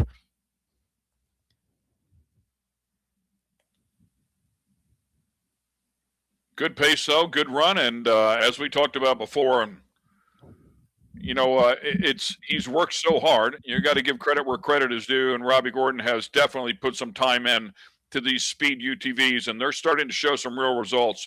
It takes a little bit of time to really get it all figured out as he heads across this water crossing. Definitely getting deeper as the day progresses on. Guessing the tide is coming in. But he's come a long ways with these cars, and they're starting to prove their worth now as they get tougher and tougher. Yeah, he's not built up as big as Polaris or Can-Am, but he is putting in the work, and I'll tell you, my hat's off to him. I mean, he's got a lot of hands in the fire there, and he's got a lot going on, and he's juggling a lot. But man, these things are really coming together. So good job, Robbie. I don't know how he does it. Yeah, he's got a lot of irons in the fire. He does, but he juggles them well. And here we go, coming up to the La Purisma Highway here. So he's probably gonna get about a 25-minute break here, doing 25, 30 miles an hour. That was a quick on board of PJ Jones's car as he has already crossed the finish line. That one's resting patiently until tomorrow. I'll do a little bit of prep, I'm sure, to it. Seems like whatever that issue is with the transmission might be something they have to deal with for the next couple of days. Yeah, not sure how he has to deal with that. And if you look all the way to the right, where Larry Trim is right now, if you look all the way to the right, that's where that Speed UTV just went through that water crossing. So Larry's got a little bit of time before he gets to that water crossing, and then jump on the highway there for about a 20-minute break or so before heading back into the mountains. Back on with Brad.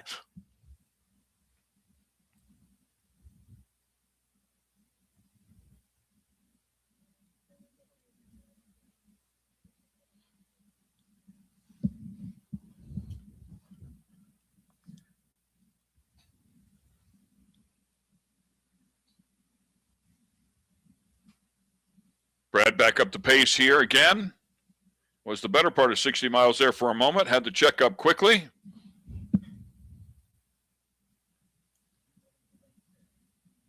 And let's get it over to Pam. She is with the man who has the vision here for NORRA, Mr. Robbie Gordon, who had a really good run here today. Thank you so much, Ken. Here with Joel Whitted. He's getting a quick drink of water, but we are here at the finish line, and you just got that checkered flag for the day. I want you to give me a rundown of your thoughts of what you just endured out there for stage number 4. Yeah, the stage was awesome. It was a lot of fun, pretty fast. After La Purisima, a lot of rocks. I took my time. I didn't want to get stuck out there with a flat. I didn't want to stop. But we got put behind on day 2. We had to start out 100th on out of LA Bay. So we've kind of clawed our way back. We're fast. We should be towards the top, but it doesn't really show that right now. But we're keep clawing our way back. Well, and with you saying that, I mean, we have 2 more days of this rally to go. Anything can happen. I mean, timing, anything. The top drivers, again, 2 long days to go. Yeah, I think a couple of them actually had a little bit of issues today where I had mine earlier. So maybe it'll all kind of even itself out. So we'll see what goes on tomorrow. Where are we going tomorrow? We're going to La Paz. We're going to La Paz tomorrow. Yeah. So looking forward to it. It's been great. Well, we're all losing track of the days because we're all having such a great time. But what matters right now is you're down here at the beautiful Loreto with this beautiful hotel and the party going on behind us. So congratulations on getting to the finish. Thanks, Pam. Appreciate it. All right. There we have it from Joel Whitted. We did see Max Gordon come in here. He went a little bit farther forward. We'll go find him, and we'll come back to you guys here in just a few minutes. Okay, thanks, Pam. That makes sense. I'm sure Max having a good day. He certainly looked fast every time we went to him or saw him from an outboard cam. It was typical vintage Max, if you will, as he was ripping. So I did get an update from Tommy Morris as well. PJ will work through some of the cooling system issues when they get that one back home. So it is what it is for this week, but he's still doing a solid job. So we'll see how things work out as once again we go back to this very stock appearing Ford Bronco. Yeah, you would think the number 725 here, you would think he would have taken the Safari Rally class, because that's basically what those guys do, is they take those stock ones. But he said, nope, I'm doing the big race. So as we watch 521 go by.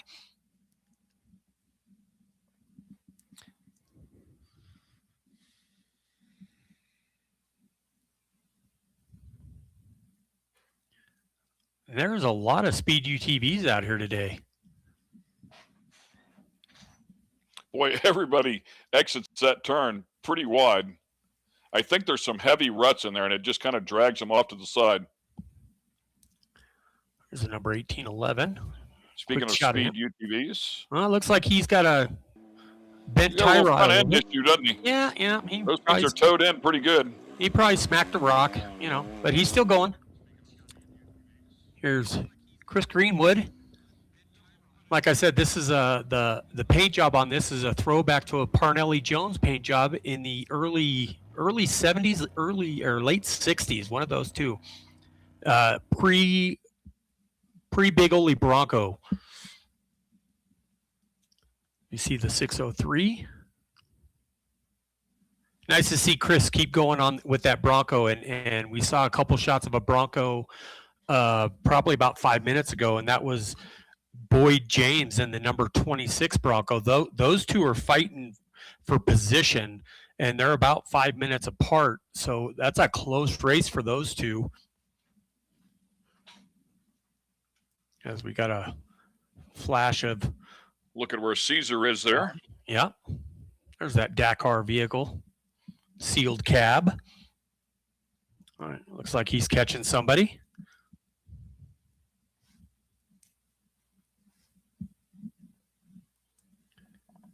The wind hasn't picked up too much. It's still kind of calm. It looks like it's blowing off to the left there a little bit, but probably not as much as he'd want it to. Oh, I wonder if this is that section where they make the hard right. He might be right at the end of that mountain stage. If they jump on the map there, they could tell me, they could show me. I think this is where you make your sharp right. If you were to go straight on this road about a mile, yeah, he's closer to the top there where the green dot is there on the right next to the Ford logo. He's right there. So if you were to go straight, that'll take you to the highway in about a mile, and that's Highway 1. But of course, they're going to make the right-hand turn there, and I think they already just did that. And now they're heading straight down. They're heading south now.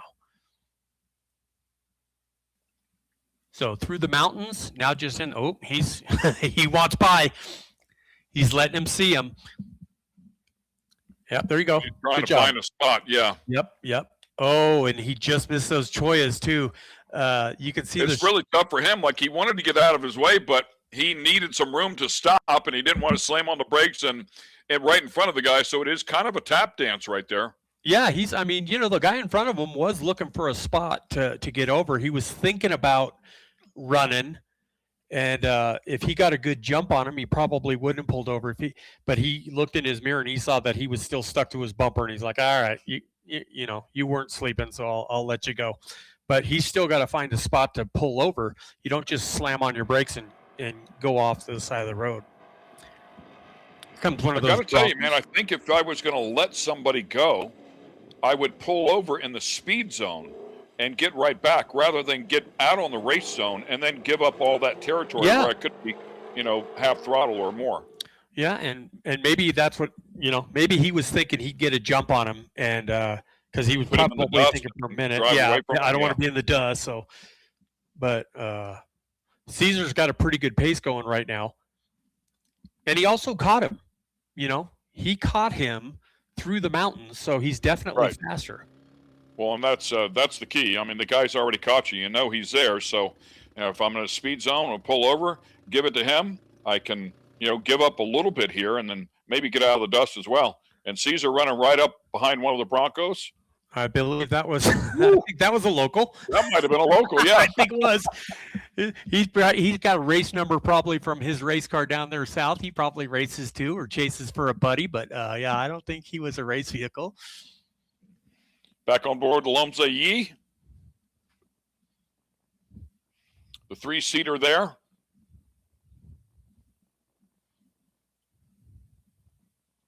And by all accounts, seems like they've been having a pretty good run. Person in the back looks like they're carrying some sort of, holding some sort of device there to possibly keep track of where they are, timing. Looks like an iPad of some sort, maybe.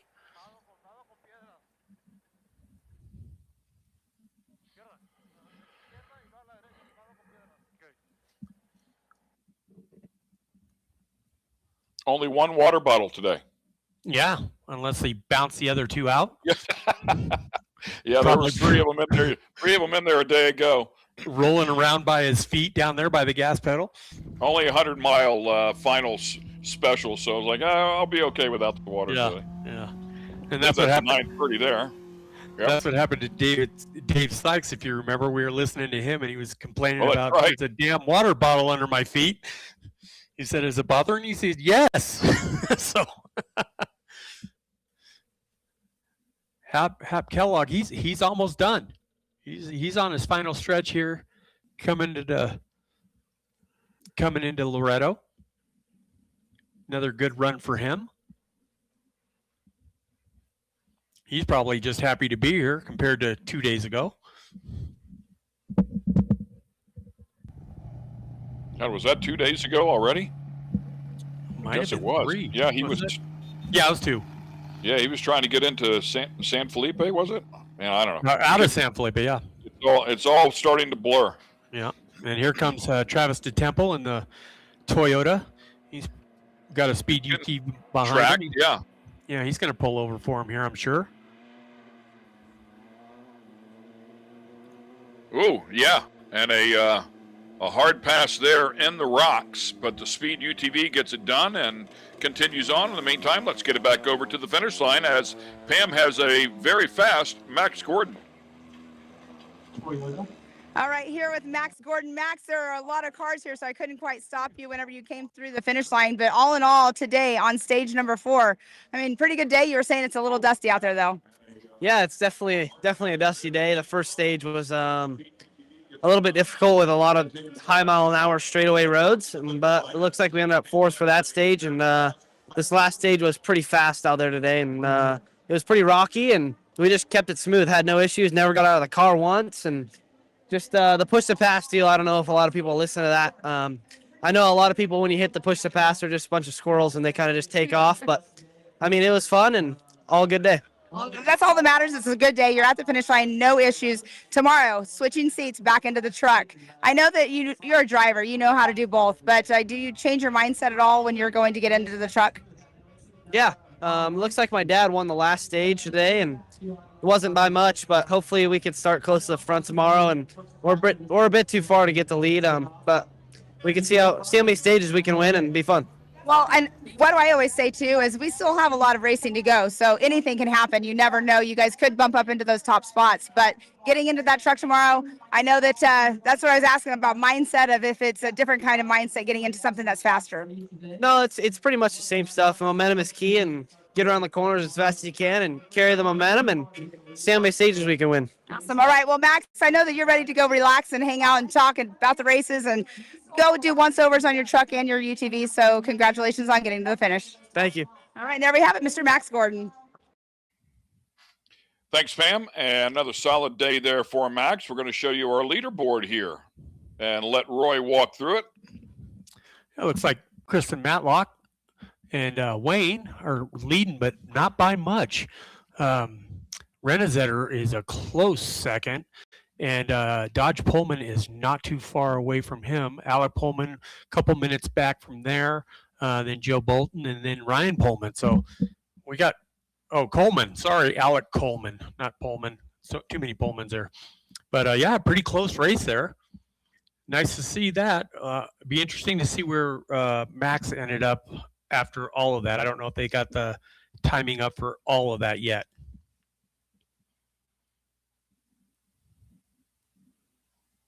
Caesar working his way through the rocky section now.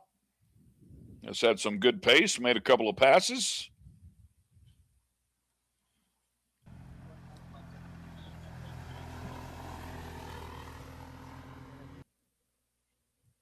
And the number 6 car cruising along at maybe in a speed zone there.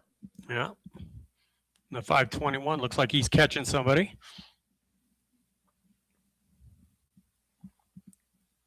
As we go back to Caesar in the 1811.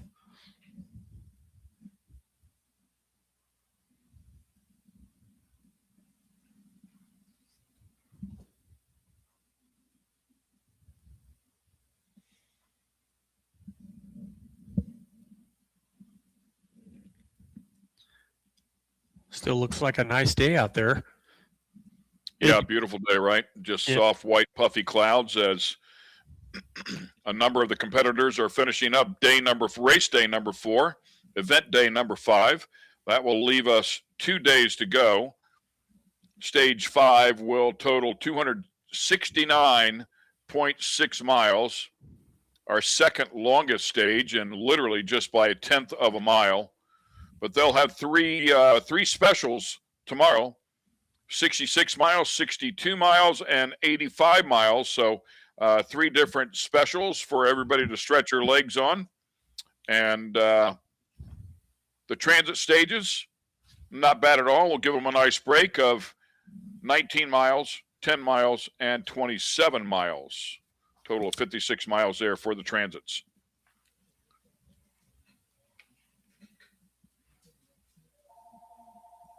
Larry Trim has pulled over here as it looks like they have a flat tire.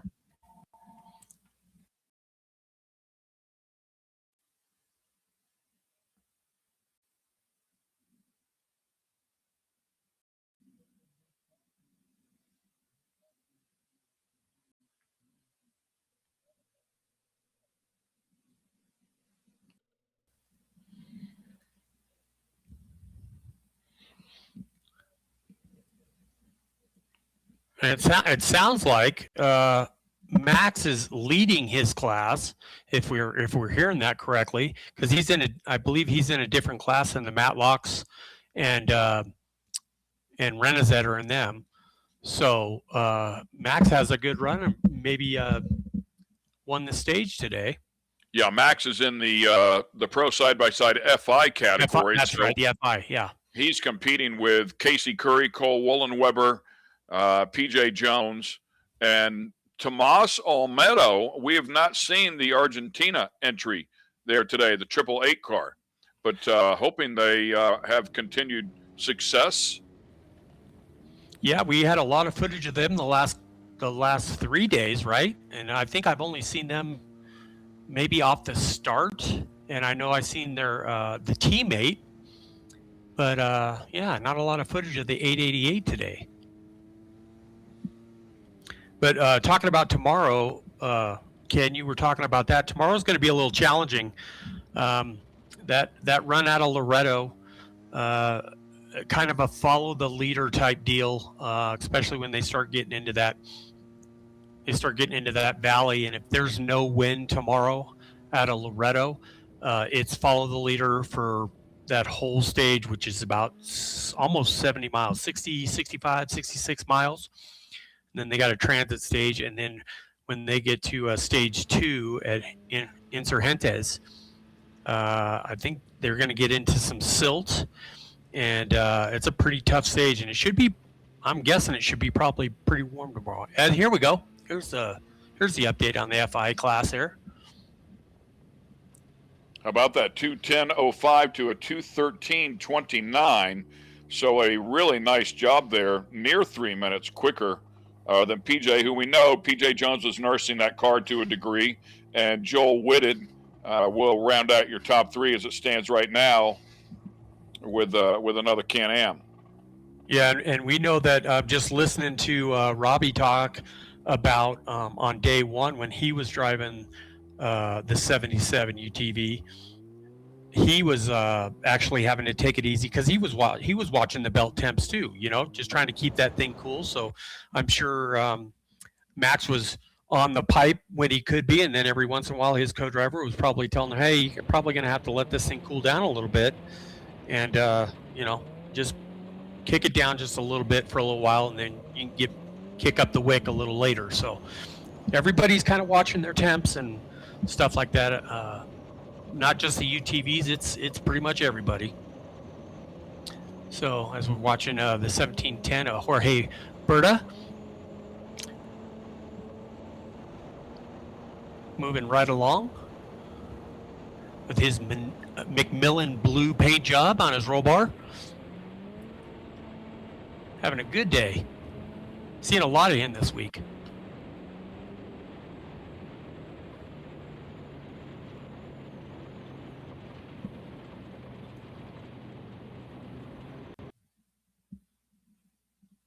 Looking out the back of Larry Trim's Jeep. He's on the, looks like it. This is La Purisma. He's going through La Purisma right now, I believe. Looks like it. Nice little, gets to relax a little bit before he takes that, goes across the mountain section all the way over to Highway 1 and the Cia Cortez side. So grab a drink, clean your mask, clean your visor, tighten your belts, and get ready for probably the roughest part of the stage, especially in this vehicle. This vehicle isn't too forgiving when it comes to suspension travel, but for the class that he's in, it's a very competitive vehicle. Let's watch another Speed UTV. The 957.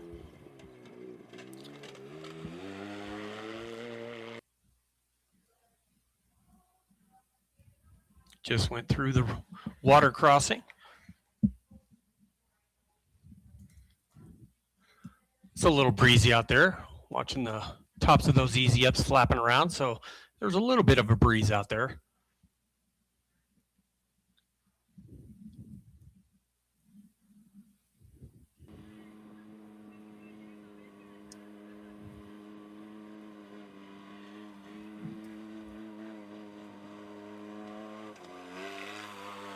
.505.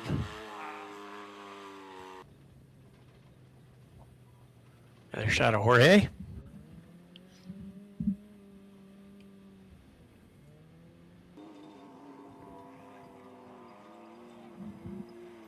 And the 1117.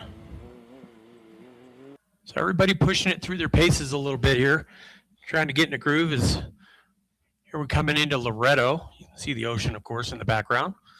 Probably happy to see that. Probably had enough. Although it's not been that bad of a day. What, 2:30 in the afternoon? Wow, that's a good day.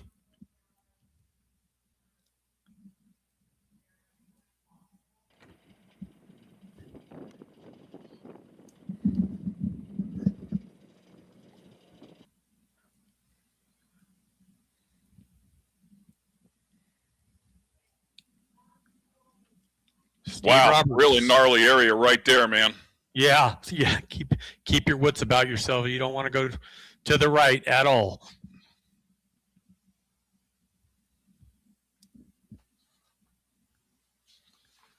There it is, Steve Roberts. Yeah, that's coming into that water crossing.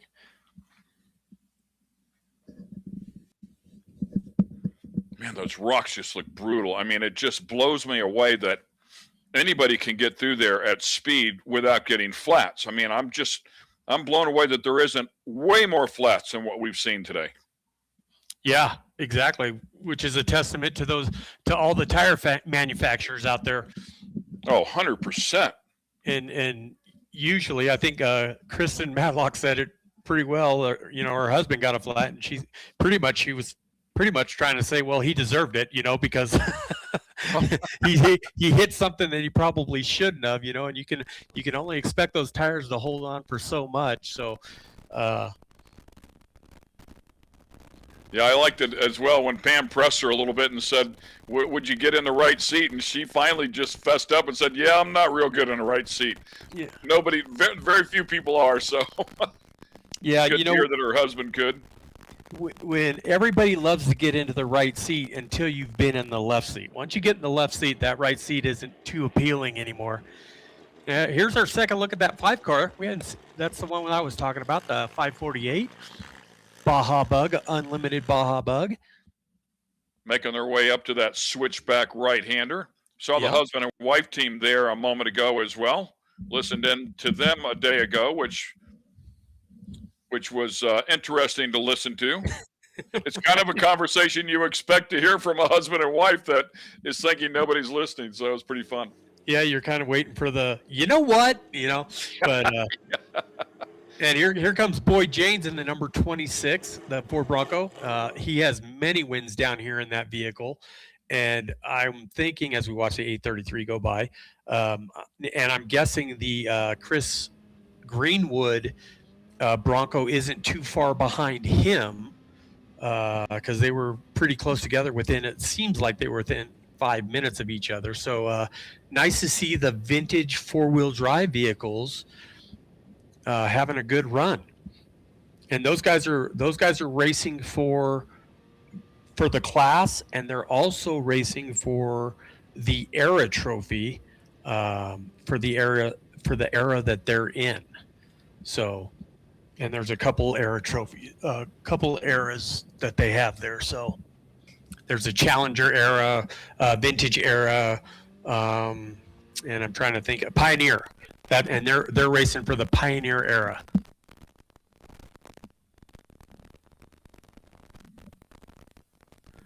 Which is another good thing. There's some of these cars that are racing in a class by themselves, but the good thing about that, they can also race for that era trophy, so they could be racing against 4 or 5 other classes, and whoever has the best time for those classes combined wins that era trophy. So if you are racing in a class by yourself, you can focus in on that era trophy, so you're actually racing against somebody else.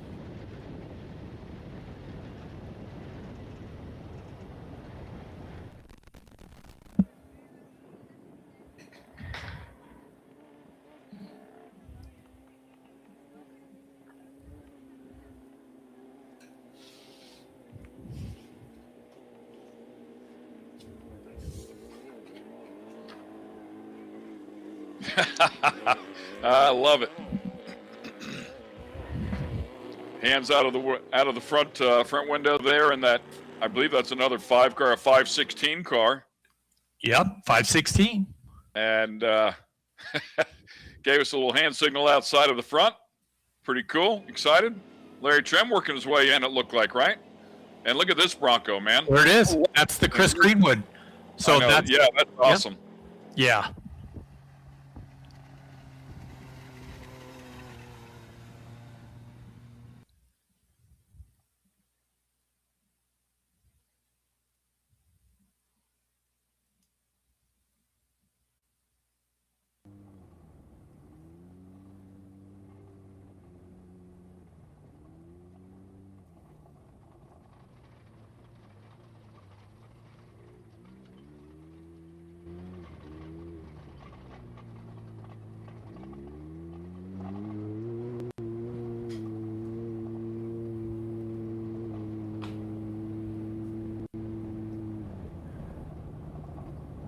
Every time I see the in-car on the 957, I keep thinking it's the Bronco, the 303 Bronco of Dave Sykes. Yeah. It throws me off every once in a while. But I think Dave's done. I think he already made it to the finish line. We saw him driving around with his helmet off through town. Sykes is done for sure.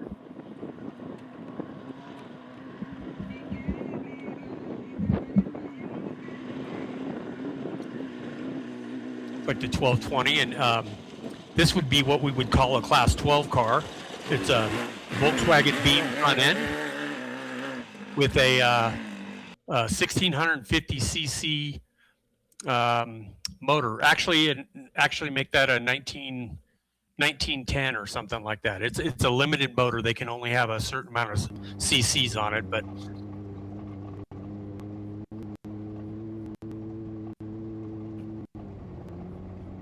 bunch of different classes out here. There's a class for everyone out here. You bring your car down here, they'll find a class for you.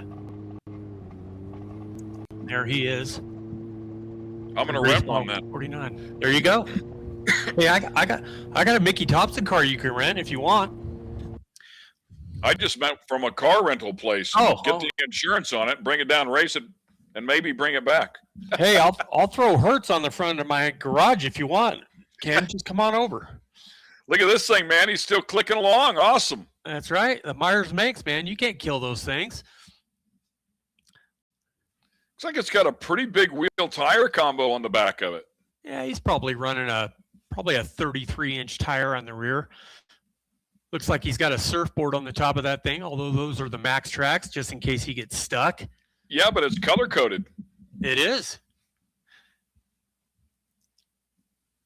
just moving right along, having a great time. And Marty Fioca's looking at that right now thinking, man, I want to get in that thing and cruise it. Yeah, Marty's got a couple vintage cars himself. It's too bad he's not out here. I think is he back east or something, or what is he doing? This time of year, I'm sure that he is in Crandon as they're ready to expand on their spring Crandon event. That's going to be big this year, much larger. Marty doing what Marty does, and of course also getting ready for Labor Day. But they're bringing, speaking of vintage cars, they're going to have a vintage class at the fall Labor Day event. So I believe Marty will be back in action in one of his vintage cars, as I understand it. Yeah, he restored an old Art Schmidt buggy back when Art was racing in those cars, and I think that was in the late 80s, early 90s, something like that. He found the car, they restored it. Beautiful car. He posted some photos not too long ago. It was absolutely gorgeous. And it was Marty and I chuckle. We were pseudo teammates back in the day in an Art Schmidt Pro Light truck that Nissan, when he was racing for Nissan, and Nissan actually helped us out a little bit, but I drove it for the first half of the season and Marty drove it for the second half of the season. So it was a lot of fun to get behind the wheel of a Pro Light truck and get out there and beat and bang a little bit with the gang. I want to drive a Pro Light truck. It was fun, man. Competed at Chula Vista. It was a lot of fun. Competed at Crandon, and everybody asked me how was turn one. I said, I have no clue. I never saw it. Taking a tear off and being the first time, not knowing how to pull a tear off, I know exactly what that feels like. Oh God, I'd be afraid to race a race like Crandon, especially because after that land rush start, I know I'd be all the way in the back. You know what I mean? Because you can't fake. You can't fake talent, you know what I mean?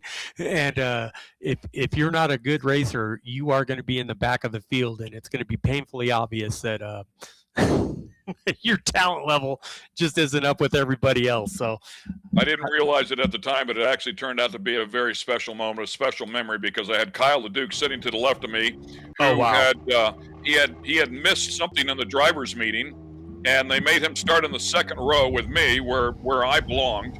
And so he was out to the left-hand side of me, and he looked over as we're sitting on the line, helmets on, trucks running, and he screamed, "Follow me!" Well, I'll tell you what, that'd probably be a good idea, because I'll tell you what, he'll give you the line, and he can show you the speed that you need to be taken into that corner, right? Okay, well, again, I couldn't see anything because, like I said, I was in the second row. He was smart enough to be far outside in the second row without anybody sending some roost back to him. So, yeah, it was a lot of fun. Well, there's the 964 again. Look at that thing. So beautiful. Jane, métete y dile que nos vamos a ir a con... I love it. Nice to see them back. I think they had some problems yesterday, and they were barely done with they weren't even done with the first stage when we went off the air at 5 o'clock yesterday.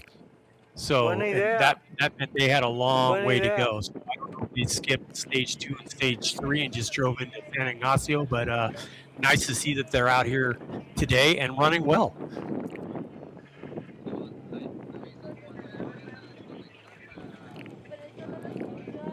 Picking their way through.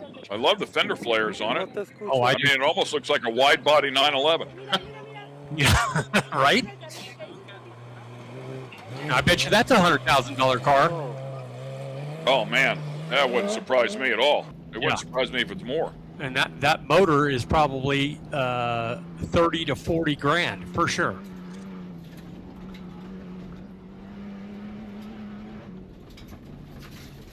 She does this to us every day now. We're getting used to the abuse at the end of the day when our favorite pit reporter walks us through all the good times that they're about to have that we're not part of. But we're up for the abuse here today. We're getting used to it. We know what to expect. So let's get it over to Pam. But what we want to do, we want to go show you what's going on inside. Next up, after the guys and gals come into that finish line, we're going to show you right now what they do. They come into where the fiesta is happening. We have our guys over here giving us our tickets, and I'm going to go ahead and get mine because I know this food is really good. So let's come on in here. So with the tickets, once they get them, all the amazing food that's over here. We have fish tacos, carnitas. We have the Matlock boys right here. We got beans, rice. I believe we have fish tacos. Oh, the carnitas. Fish and carnitas tacos. Fish tacos? Fish tacos. Look how good that looks, you guys. I mean, that's amazing. No, let's go. Look, you don't want to see me. You want to see the food. All right, fish tacos. And we come into the fixings here. We got the salsas, the guacamoles. Let's see. What are you thinking of it so far? Have you even tried it? I cannot wait to dive into this. I got myself a little slice of pizza and 2 tacos. That's a great combination of food. Yeah, it is. What do you think about this fiesta so far? I love it. Loreto, best spot to stop, in my opinion, for this race. I love San Ignacio, but Loreto's the best. I have to say, every time we go to a new spot, I say it's my favorite, so I can't pinpoint. But this one is beautiful. This is hard to beat, being right on the water with the swimming pool and the energy around here. Can't beat it. Love it. That's what we're getting ready to do, is go show everybody. He just brought it up, so let's go show them the pool. All right, as you can see, everybody's having a good time eating their food and everything, but right here's the pool. This is what I was talking about. Some of the racers will end up in this pool here in just a little bit, but they're all having a good time. We also have the bar right over here with the live show running as well. So the bar where they can go take their drink tickets and get their cocktail or their beer and also watch the live show. So this is what it's like on the after hours when the racers get out of their cars. You know, it's fun because you get to sit here and listen to the conversations, what they went through, and everything that they are looking forward to as well. So welcome to Loreto, the fiesta after the race. So awesome, man. That looks like an absolute blast. By the way, I saw his back. I was curious if Bill Schleeper was down there or if he was up here in the States, but I did see Schleeper. So Billy Schleeper down there in country having some fun. He was standing there talking to Auggie. So, man, oh, man, does that look like a great time as everybody's starting to chill out already. And, yes, Roy, I am quite certain she is telling the truth when she says a few racers will end up in that pool tonight. I have ended up in that pool. I can tell you that. It's a, by choice. You know what? If you're not staying there and you haven't made it to your hotel yet, you could pretty much take your little bath there if you wanted to, because it's very inviting after you've been in a race car all day. But I think the weather has been so nice, it's probably not that bad. But I have stayed at that hotel, and I can tell you those are probably one of the most comfortable beds in Baja. I slept like a baby at that place. The number 49 pulling over to let the Bronco go by. Oh, that was a chase truck, I think. Oh no, maybe it's a race truck. He's got a number on there. Yeah. Oh. Caesar's picking it up a little bit here. Yeah, those ruts kind of redirecting the car to a degree. Yeah, he can smell the finish line. He's getting close. When you get from all that rock to the switchbacks like that, you're getting close because he's not in the mountains anymore. So. Yeah, and as we talked about before, he was sitting off on the side earlier today, so trying to make up a little bit of time. And if he's, like we said, he's heading south right now, so he's not too far from Loreto, so he must not have been sitting on the side of the course for too long. As we look back to La Purisma, probably from the top of that mountain, and you can see all the palm trees inside that area. Oh yeah. Yeah. With all the saguaro. I mean, they just need a little bit of moisture, I guess, from time to time. And yeah, how often do you see saguaro cactuses like that near a whole trees in the background? Right? Yeah. Palm tree low and cactus, 100 feet up. Yeah, and I call them saguaros. I think there's another name for them down in Mexico. Caldrones or something to that effect. Somebody can, Cam has probably got his hands on both sides of his head as they say saguaro, but that's what we call him here in Arizona. So he's done listening to us. He's in there enjoying a taco, or as Cam would refer to it, he's in there enjoying some carny food. That's right. And here comes that class 11 with eyeballs in the headlights. El, he did chime in. It's El Pilon. Thanks, Cam. I probably butchered that, to be honest with you. Cardone, sorry. Cardone. Cardone. Yeah, Cardone. There you go. There's that 11 car with the left eye. That's right. Look at him go. That's why these things are such a favorite, man. You watch these guys come through there, and they're going through at a pretty good pace. No. You just can't kill them. I'll tell you what, those Germans can design a vehicle, can't they? Looks like the rear bonnet is off of that one to allow room for the extra plumbing for the air cleaner. And and I think they have to start with that rear deck lid on, but he might have taken that off to get that engine. It probably runs cooler without that deck lid on it.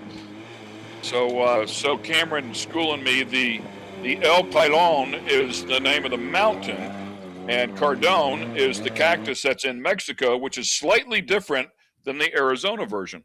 Gotcha. Learn something new every day. Once again, in class with teacher Cameron Steele. That's right. Do your homework. Have to stop calling him Pab.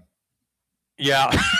As long as you don't explain it, you'll be just fine. Good point. Our little secret. He's got all kinds of stuff in the bed of that truck. Gonna collect a drone here if he gets any closer. Uh-oh. Alex Pena. He's not moving, or doesn't look like anybody's moving with too much excitement, which is not good. Including the driver of the chase truck, and he doesn't look like he's dressed to work either. No, and he don't look like he's going to.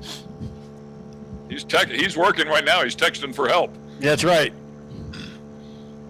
I got my good shirt on. I can't get it dirty.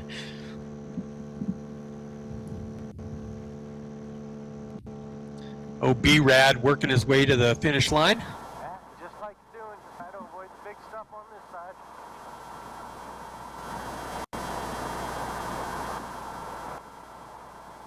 Must be on the highway there with the visor up. I think looks like they're still in the dirt, really. I'm surprised. Look, man. that could be the highway. I mean, I'm saying that, and I'm with you. It's like, man, he's bouncing around a lot, but he doesn't seem to be concerned with it with the visor up. Yeah, there's some spots there on that highway one that it's probably smoother on the race course. So. And to follow up on the cactus story, because it is a big deal down here, as it is in the States, the Cardone and the Boojum Cereos tree are the two key protected cactus beauties in Baja. Yeah, like we were saying, I think the Boojum cactus, it only grows in that part of the world. Yeah, we it saw only a bunch grows of in that part of the world. That's what I meant. Yesterday we saw all the Boojum, or the day before maybe. Yep. I think it was the day before that we saw all the Boojum. Yeah, coming into Bay of LA. And then actually a little bit on the way out of Bay of LA. You might have saw a little bit. And it's also the name of Roy's dog. Yeah. Well, it was actually a cat. So. Oh, cat. Yeah. There's looks like a Baja bug there. A 307. And if he do me a solid and change that to a 507, I'd be much happier, because that's a number that would be associated with a Baja bug right there. There it is. Yep. And that's the Unlimited. You can tell the Unlimited's from the 51600. See how wide the front of that car is? The 51600, those front tires would be stuffed underneath those fenders a little bit. So always those are probably one of my favorite cars racing in off-road. The old Baja bugs racing in Class 5 Unlimited. Such a neat class.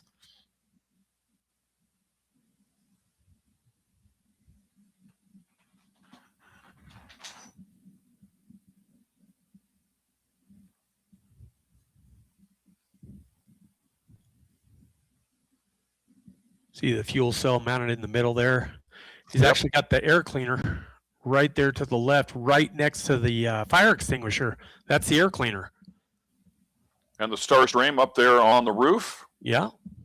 Getting some good onboard action. And there he is, climbing the hill out of La Purisma. Or Cam. Looks like would pretty it be decent La elevation Purisma? too. I mean, when you look around and see some of those mountains, they're pretty legit. Oh, that's a beautiful area right there. I mean, the first time I ever went through there was when I was actually racing in 2011, and I'm supposed to be racing. Thank God they had a 37 mile per hour speed limit going through there, because I was actually able to look around and enjoy the sights. So another kudos. He's got.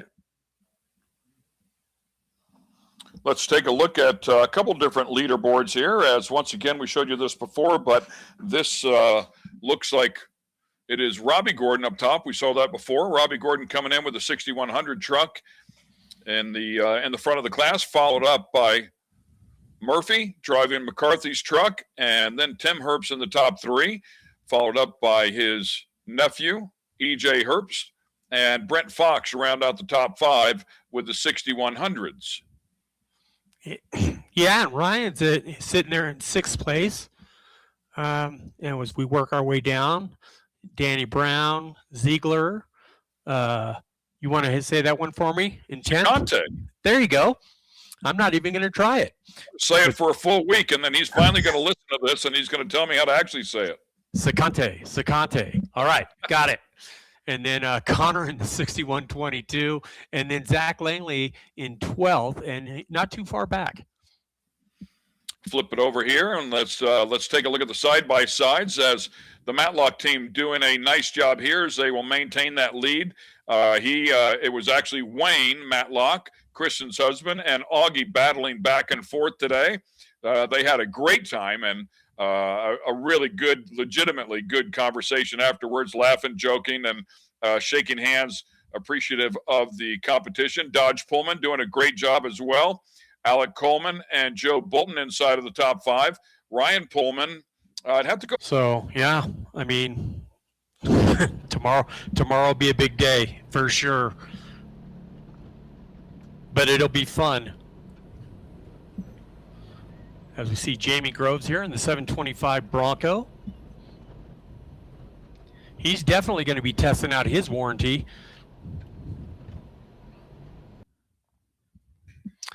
And then the 1811 Caesar.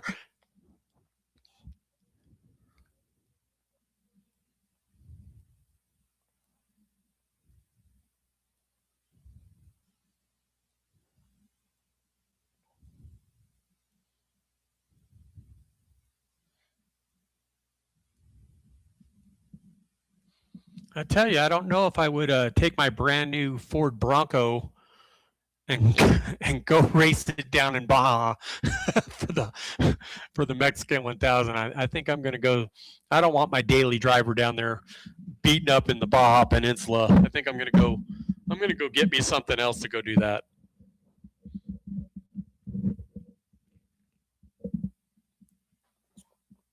Look at the Myers Manx. Chugging along.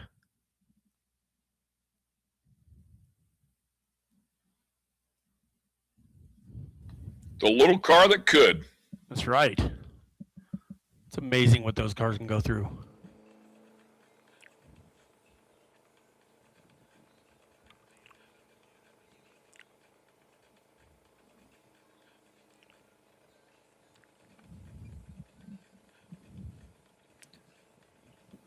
He must be on his way up the hill here, huh? Yeah, looks like it, huh? Yep.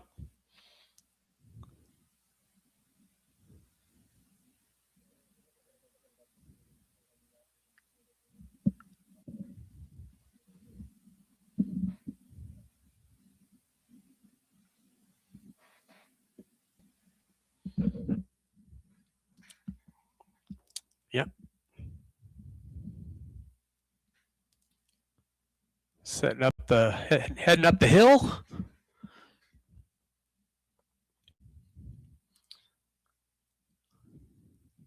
Still looks good.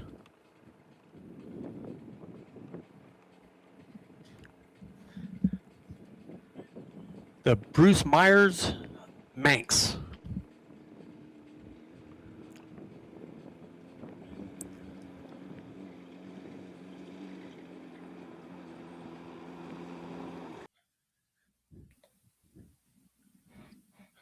It's a super cool car, man. I mean, I respect it. I really, really like it. Pretty big bumper there on the back, but I'm guessing protecting that exhaust, it would appear, as it comes off the back of the engine. A nice header. Yeah. I had a dune buggy when I was in high school. It had a Corvair engine in it. Yeah. And it was a little rocket ship, man. You couldn't keep the fan belt on it, which was a known item for those engines, but it was quick. Yeah, and for those that don't know, the Myers Manx, basically what that is they took a stock Volkswagen Bug and they unbolted the body and took the body off, so all that was sitting there was the pan, which is what we would call the chassis, I guess, and then they would set that fiberglass on top of the Volkswagen pan, and then put some bigger tires on it and make a rear bumper for it, and you got yourself a dune buggy. So that was basically what they did. Now, some of them, they did do a shorter wheelbase one, and then they got one that fit perfect on that pan, but that was basically where the dune buggy craze got its start, and you can thank Bruce Myers for that, which is now the Myers Manx. And I'm guessing everybody took them out to the dunes, hence its name, out there on the West Coast. Yep. And then... Oh, looks like Halco up here behind somebody. Yeah. And then some guy named Ed Perlman decided to put a race together in 1967 down the peninsula. I knew where you were going. I was going to say Ed Perlman decided to race one. Nice little lead in, right? Well, he promoted it. So you got, under 100 racers for the first one. And I believe that one of the Myers Manx was the first winner in the car class. Once again, in this speed zone. And again, if I was the truck, I would just pull to the side, give up 2 or 3 miles per hour, let that guy pass me, and not lose any speed in the fast zone. And that's unless why he's going to try to stay in front of him. But and like you said, he's already caught him. Yeah, exactly. So what he's doing is you keep seeing him go to the right, so he can see his rearview mirror. So he's hoping. Yep. He's letting that driver know if he looks in his rearview mirror, his side mirror, he sees him, and he's like, "Hey, I'm here, and just move." And you're right. He should pull over right now and just let him go, and then maybe slow down just a little bit. Let him get a little bit of a cushion. Let him pull away from you for about 40 feet or so. He just buzzed. And there he goes. He flogs him with dust. I think that's his thought process is, I'll put him in the dust, and look, he just had to stop. Yep, and that's exactly it. He probably said, "No, I'm not letting you in front of me. We're almost home, and I don't." But it's not a class car. So why do that? I mean, the guy's already caught you. It's not a class car. I'd just give up a little bit, give up a couple of seconds. I mean, I bet you he doesn't give up, 15, 20 seconds if he does it right. I don't know. Yeah. Maybe if I was out there and being competitive, it'd be a different deal. And who knows? Maybe that guy's, first, second, third in his class and trying to pick something up. So. Yeah, there's a couple variables. Oh, he's out. You know what? I'm done with this race suit. He untied his race suit. He's got it around his waist. Don't let the officials see that. You might want. Yeah, well, I wonder if something happened where they pulled off to the side because both of their pumpers are off as well. So I'm wondering if something happened and they got out, and maybe something happened to the suit. You know what? Maybe maybe he's off the road. Maybe he's not on the race course. Maybe he's on a side road or something. Depending, as we see the number 31 go by with the Rough Riders paint job. Wait, follow him. Wait. Yeah, you're good. You're good. Sure. The husband and wife team. I don't think.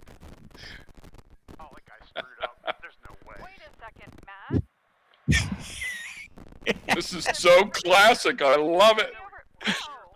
She's pointing to the left. He's pointing to the right.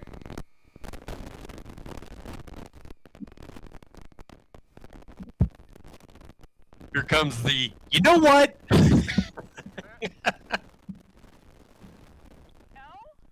And as I recall, I remember looking up a little bit of stuff about them. This is their second year down here. Oh, this is it. ETA 47.8 hours. 876 feet to waypoint.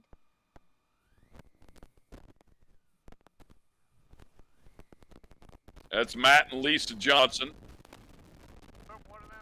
Came to us out of Montana.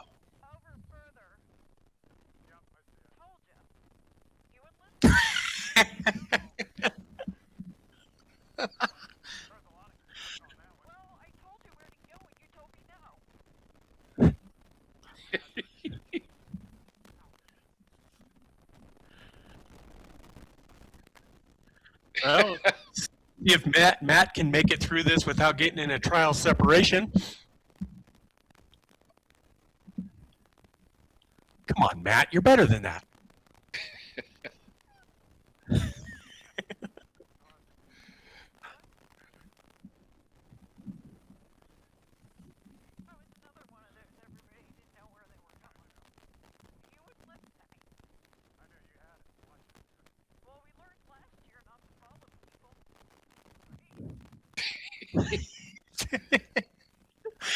Oh. I just know going in, like this would just be a bad idea for my wife and I. Oh yeah.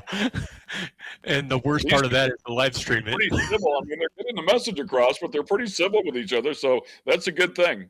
Hey, we're enjoying it immensely. I can tell you that. I could bring my wife in here and go, look, it's not just us.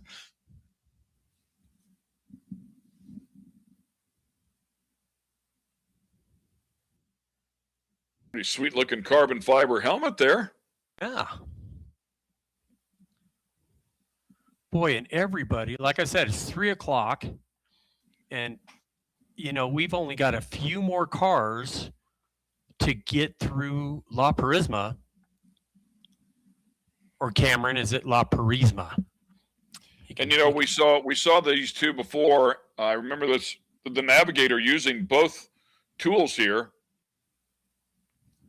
Almost like a checks and balances type system, if you will, just to make sure it's given correct directions.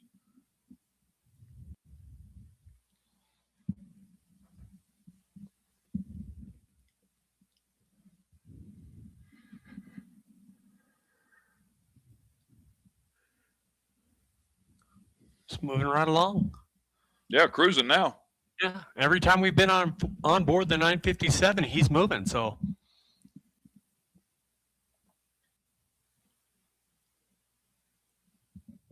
Comes a Bronco. The 8051.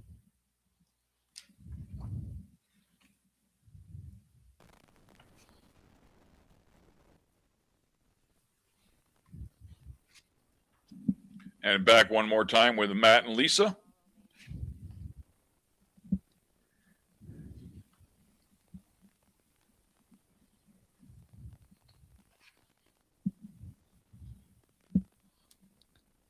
He's getting beat up a little today. He's got the GPS telling him what to do. He's got his wife telling him what to do. And he still got it wrong. Just kidding you, Matt. Yeah. Mad respect for you guys. For anybody out there getting it done, they got up off the couch and they went out and they made it happen. And this is no easy task. Yeah, we're having fun at your expense, but I'll tell you what, I'd switch with you right now if I could. You could be making fun of me right now and it wouldn't bother me at all. He's having a blast. They're both having a blast. And they're almost to Loreto.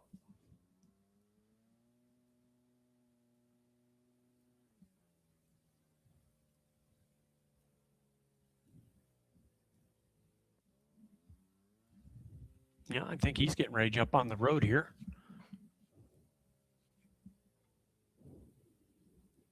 Ooh, a lot of dust all of a sudden. Yeah. He caught somebody. Maybe caught back up with that truck. Yeah. Oh, that's right. Was he the one? I think so. Yeah, he wasn't happy about that. But you know what? That truck's still, I mean, that dust is kind of hanging, so that truck took off on him. And you know, getting back to that, when that truck took off on him and he wanted him to pull over, maybe that guy in that truck has been in the dust all day. And he was like, nope, I'm done. You know, if you can catch me when we get out of the speed zone, I'll pull over for you. But I'm not pulling over right now. You know what I mean? So I guess it just depends on how his day was going. Yeah, certainly not for me to judge. Yeah, we don't know how their day's been going. And you might throw etiquette out the window if you've had a bad day. So I get it. Larry Trim back at it one more time. We saw them pull over. I believe they had a flat tire. So a change and back in the cab. Yeah, take a look. Where's he at? He's got to be. It looks like he's still kind of in the mountains a little bit. He should be at the tail end of it, though.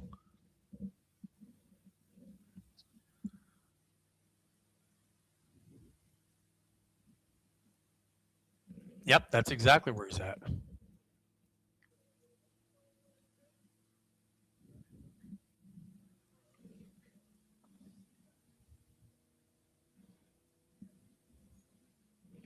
Race mile 155.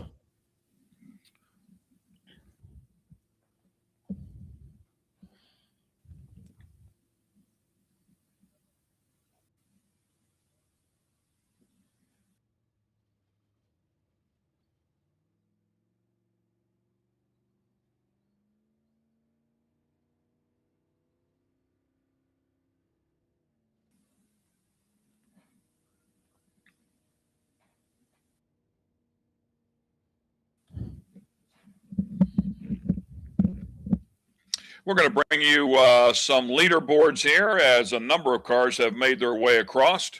Give you an idea of how things finished up. If you missed that a little bit earlier, give you an idea of how things look with the 6100s. And this is the overall as we take a look at it, as Craig McCarthy and Mr. Murph are doing a great job as they are up top with that 19 Industries truck. Nicely done over Brent Fox. Brent Fox right there with them. It looks like 4.5 minutes back, and then just almost identical times there to Tim Herbst as well, going back there between Fox and Herbst. Ryan Archiero will be in fourth place with a solid effort, and in the top five will be E.J. Herbst. Roy? Yeah, it looks like Zach Langley had another good run. He's right there, and his time is 13 hours 44 minutes. He's holding the sixth place with Robbie Gordon / Max Gordon in the number 7, and Danny Brown having a good run from having a tough start on day one, and Manilio Diaz in the 279, followed by Dave Ziegler.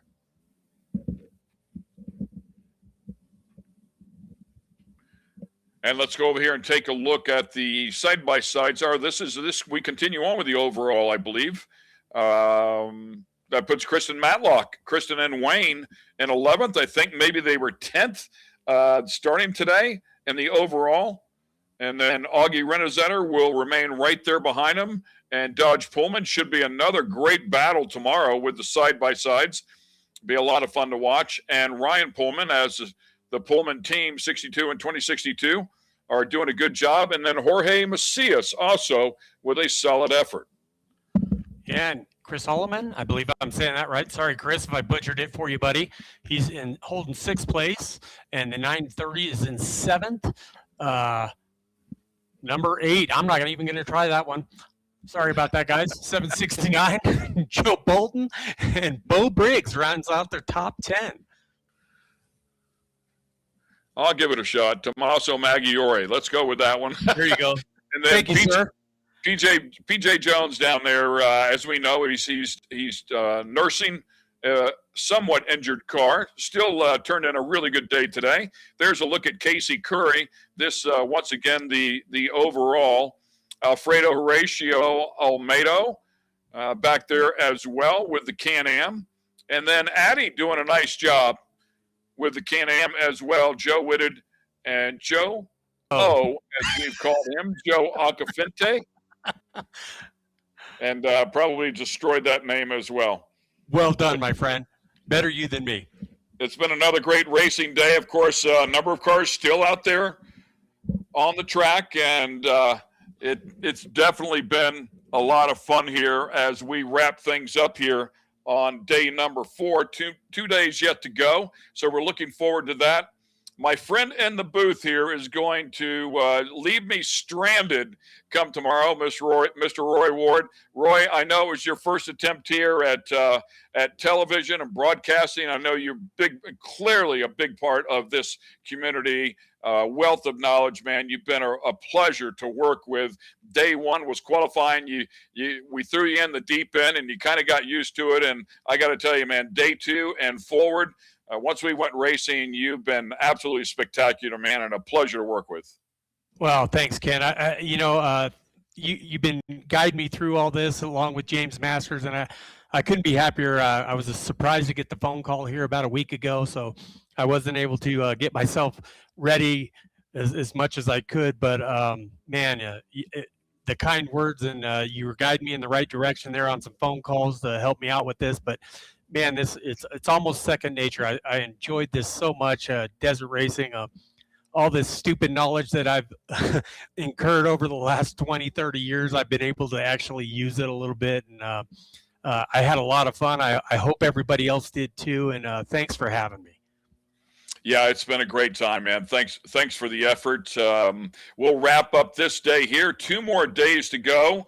Look over here, 934 miles complete, 446 miles yet to go here in the last 2 days. So a lot of racing. We will bring in one Mr. Ricky Johnson will join me for the final 2 days here of the NORRA 1000. We're certainly looking forward to that. A lot of big names are still battling here. The 6100 class, Roy, is still very, very tight, and there's a lot of people that could still win this thing. Yeah, and there's still a lot of racing to go. We said it at the beginning, of the top of the show here, that this leaderboard was probably going to start changing, and little did we know that Travis Williams was 4 miles away from changing that right off the start by losing a motor. But he'll be back in it tomorrow. He just won't be at the top of the standings, but it'll be interesting to see what happens. And tomorrow there could be some big changes also. So I'm going to be enjoying myself at work. I'll be watching the live feed, listening to you and Ricky Johnson. It'll be a pleasure to listen to you guys go at it for the next couple days too. So like I said, again, thanks for having me, and thanks for giving me the opportunity. Yep, we look forward to tomorrow. We'll close this thing out with the last couple of days. We want to wish everybody at home a happy Cinco de Mayo. Go have a margarita. Enjoy Taco Tuesday as well. That's exactly what I'm going to do. I'm sure Roy will be doing the same exact thing. You've been watching the NORRA Mexican 1000, and we look forward to closing out the final couple of days. So until tomorrow at 8 a.m. Pacific time, we'll see you later. I'm Ken Stout. Thank you, Pam Hall, by the way. And, of course, thank you, Roy, and the entire production staff and all the people that make NORRA happen. It's been a great time. I'm Ken Stout. We'll see you tomorrow morning.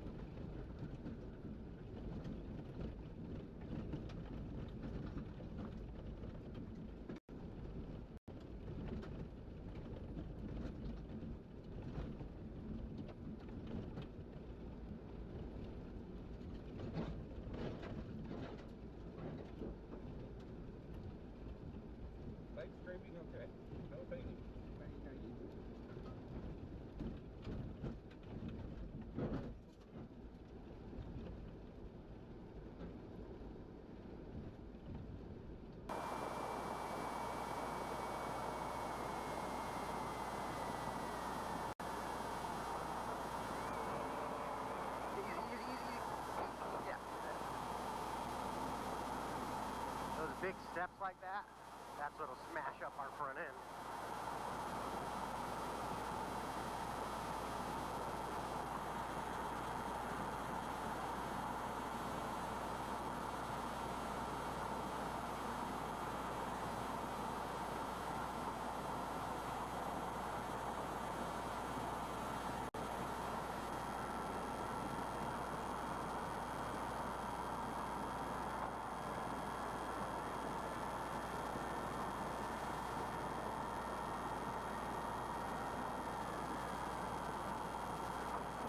Drop her down in first, yeah.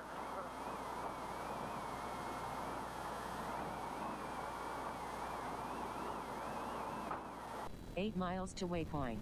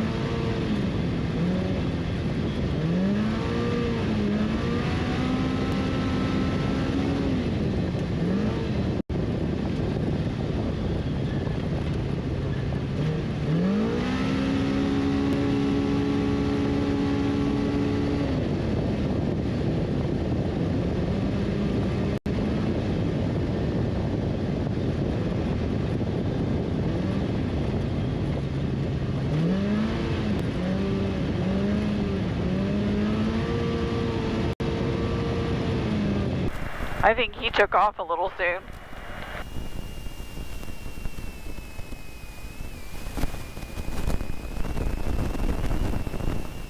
Yeah, he's gonna get dinged. 74 feet, 253 wash and speed zone.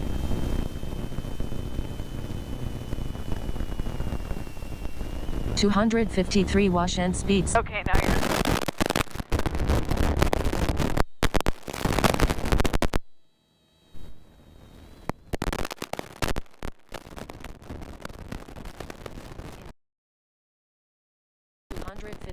Dip.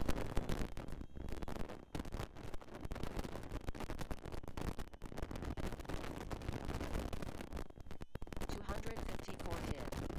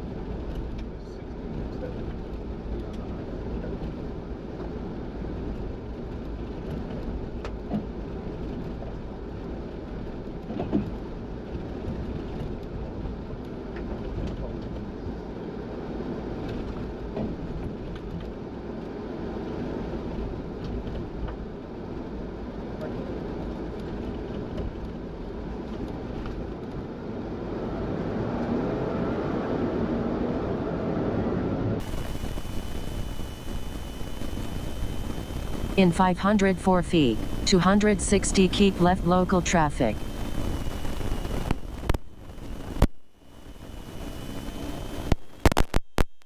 .260 keep left local traffic.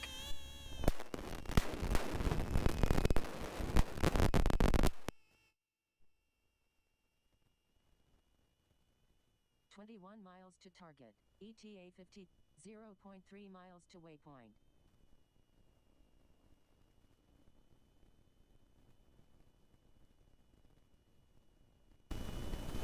He finally figured out we had a speed limit.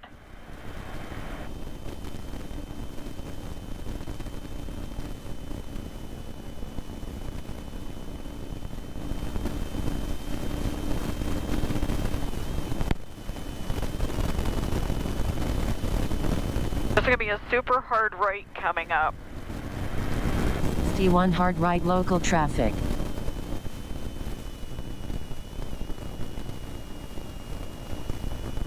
.261 hard right local traffic.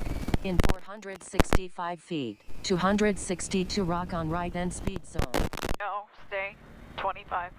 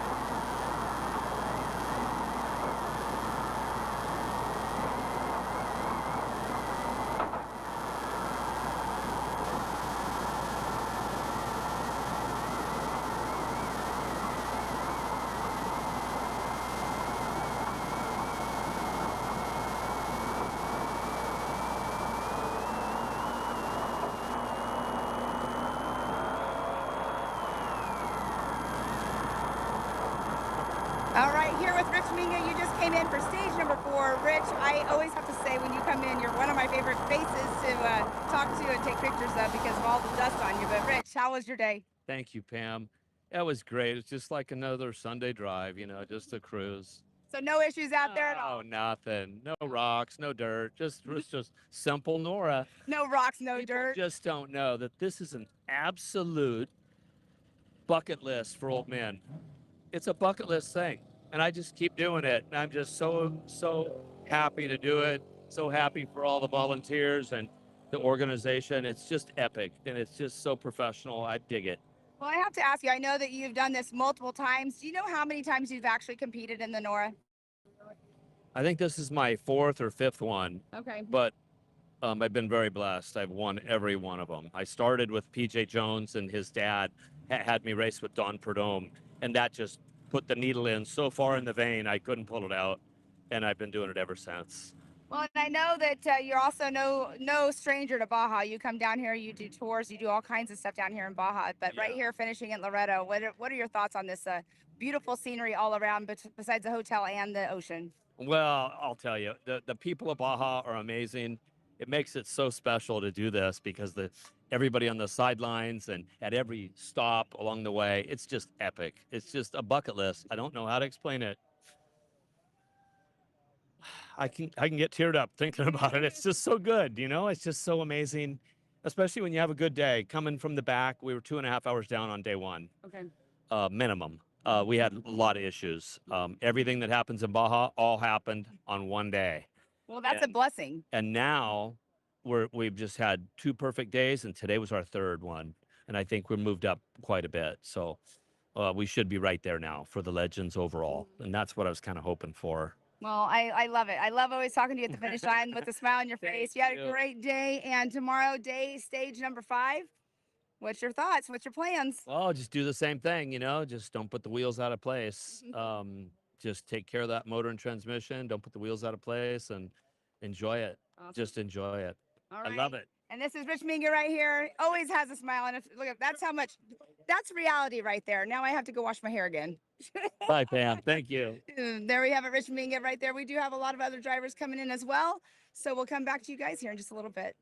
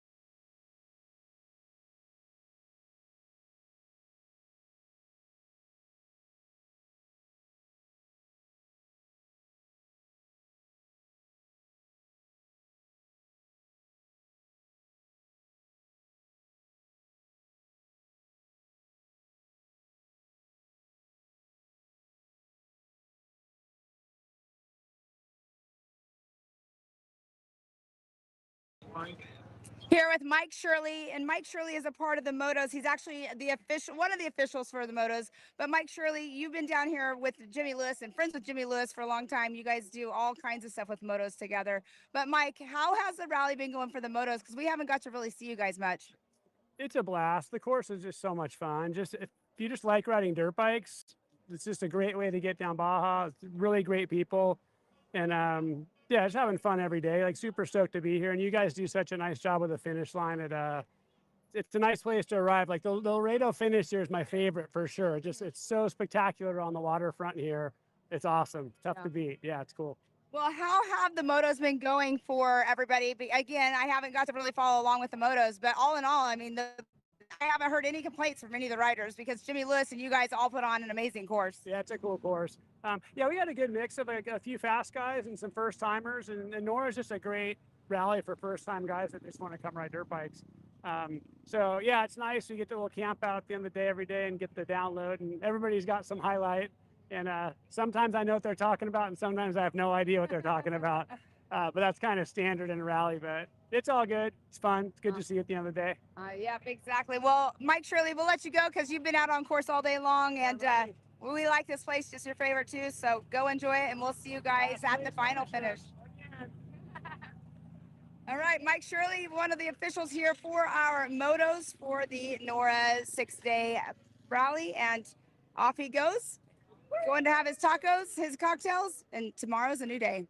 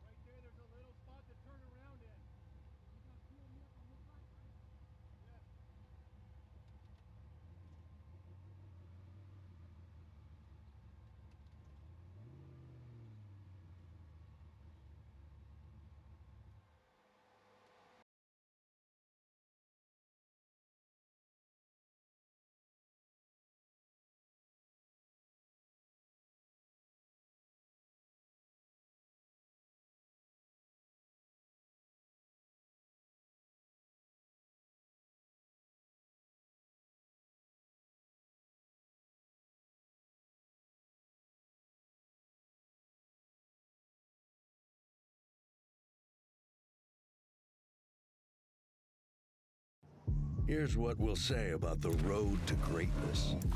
The name Ford is synonymous with desert racing. You gotta keep pushing. The desert's not gonna let up. It sure isn't paved. It's a challenge just to finish.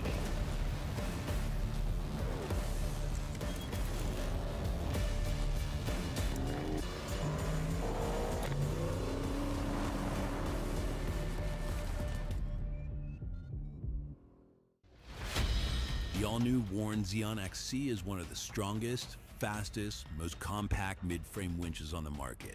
Its low-profile design makes it perfect for hidden applications, and the larger 3.2-inch cast aluminum drum helps dissipate heat even on long recoveries. With the fastest no-load line speed and highest protection rating IP69K, the Xeon XC is ready for anything.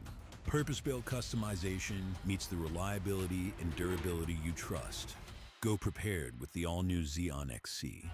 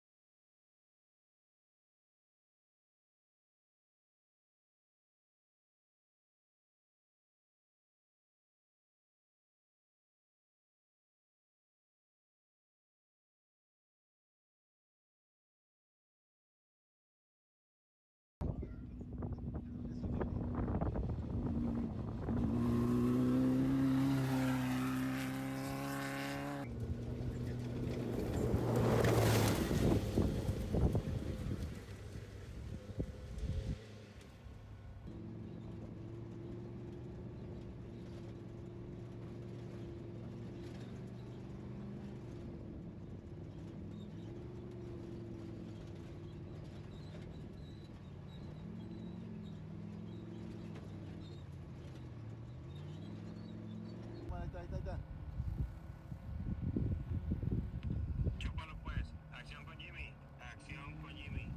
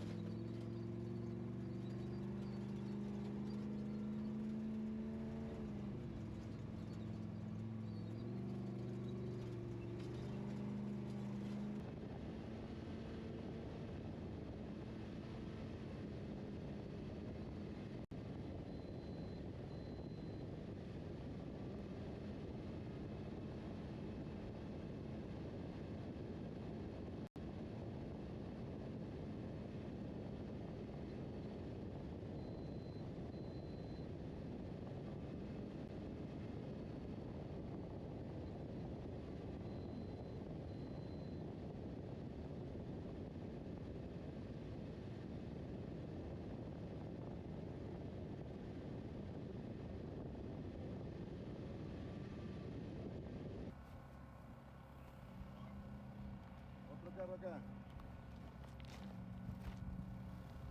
No, traigo. Ya me quité, ahí viene. Ahí viene, este viene en chinga el güey.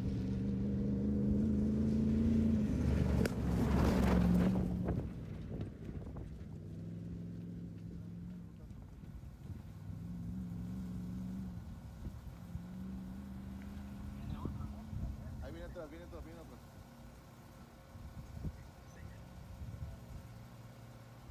Ahí está, ya está llegando.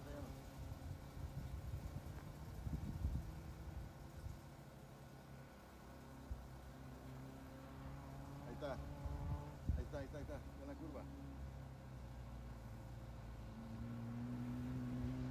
Ya salió de la curva, ahí está, va a aparecer ahí.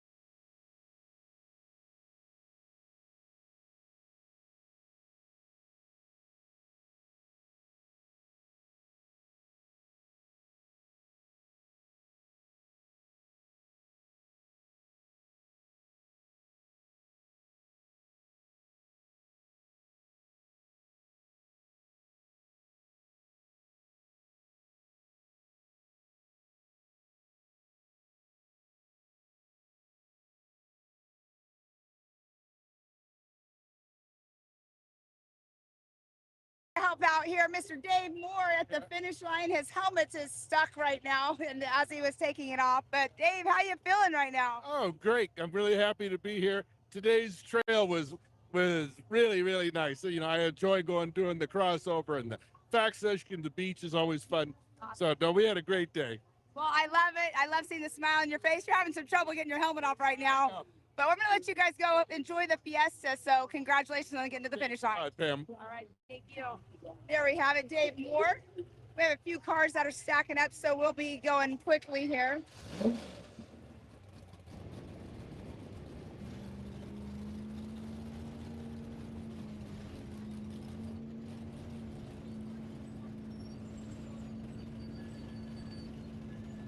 Well, I don't think they're going to stop, so we're not going to get those guys.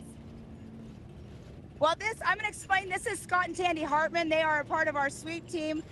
Sweep team, you guys sweep up our motos. And Scott and Tandy, you're here at the finish line in Loreto. How was your day out there sweeping today?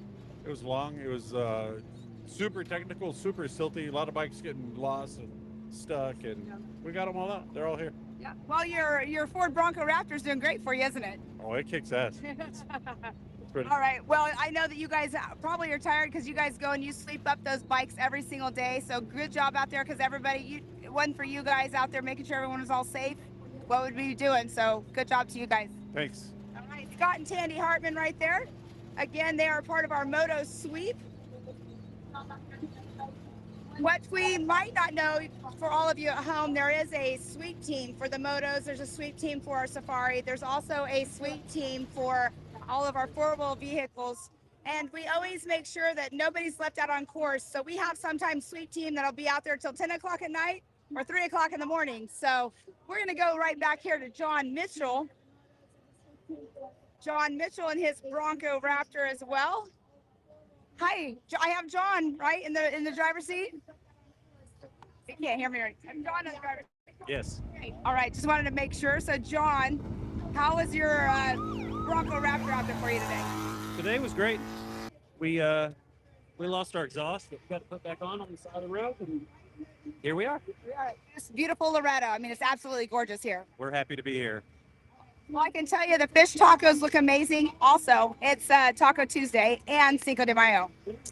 We've been preparing for this. We're ready. Yeah.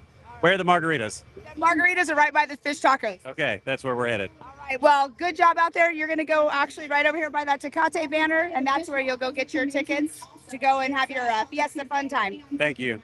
There we have it, John Mitchell. Oh, we have our next one coming up is another Ford Raptor. This one's going to be Andrew Hendricks. Andrew Hendricks. I think he has 3 people in that truck. We'll find out. His son is riding with him. I think he said he was 13 years old. So we're going to get Mr. Andrew Hendricks here. Coming up is another Ford Raptor. This one's going to be Andrew Hendricks.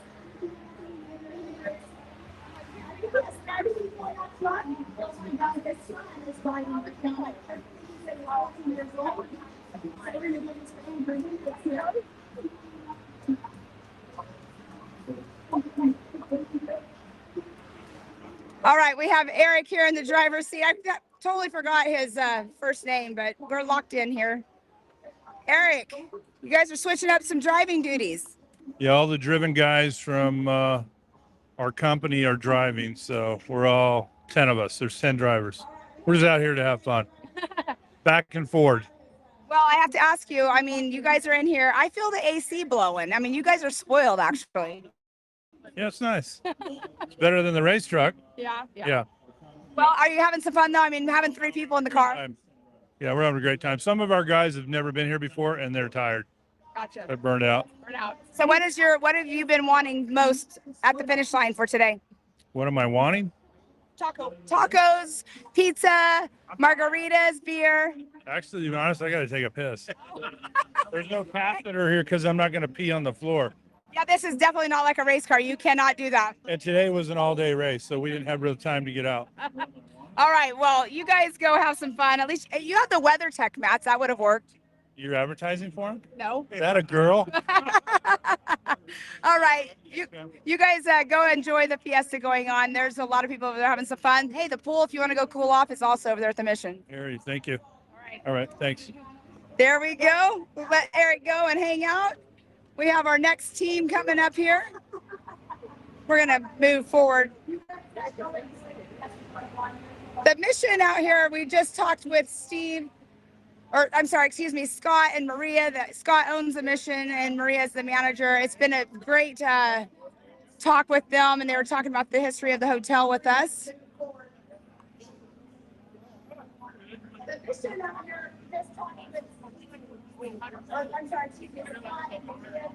All right, let's see here.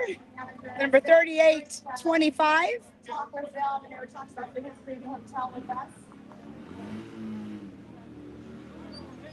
Hi, are you? Okay. All right, here with Victor Bolton. His team's right here behind us. Victor, you got a whole cheerleading section back here. Got a whole bunch of guys down from Abbotsford, Canada. I like it. You know, the Canadians seem like they like to have fun. It seems like they're the ones that are always partying. You bet. That's what we can't. We only come for the margaritas and the beer and the pretty girls. Well, there we have it. How's your side by side doing for you?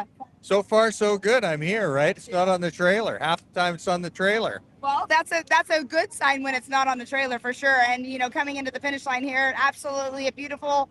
You get to go and have some tacos, pizza, beer, and some margaritas now. You bet. Looking forward to it. It's a great race. All right, there we have it. Victor Bolton right here at the finish line. We have a couple more cars that are in right now, but the energy is real. Let's turn around, and we got this whole team that's right here cheering for Mr. Bolton right there. Yep, all from Canada? Yeah, of course. I'd love to take an interview. How are you doing? I'm doing great. I mean, you guys are all cheering for Victor there. Yep, we're old family friends, and we really like to see him finish like he's finishing strong. Yeah. So it's good. Well, I told him, I said the Canadians look like you guys are always having fun. Oh, yeah, we're always having a hoot up here in Canada, especially when we can get away to a free country. It's great. Well, you know what? You guys go have some fun. Go get some tacos. Well, you guys already have your beverages, but good talking to you. Oh, yeah. We'll see you guys tomorrow. We're going to get eaten. Thank you. All right, there we have it. All right, let's see who we have coming in next in a Speed UTV. This is the 8616.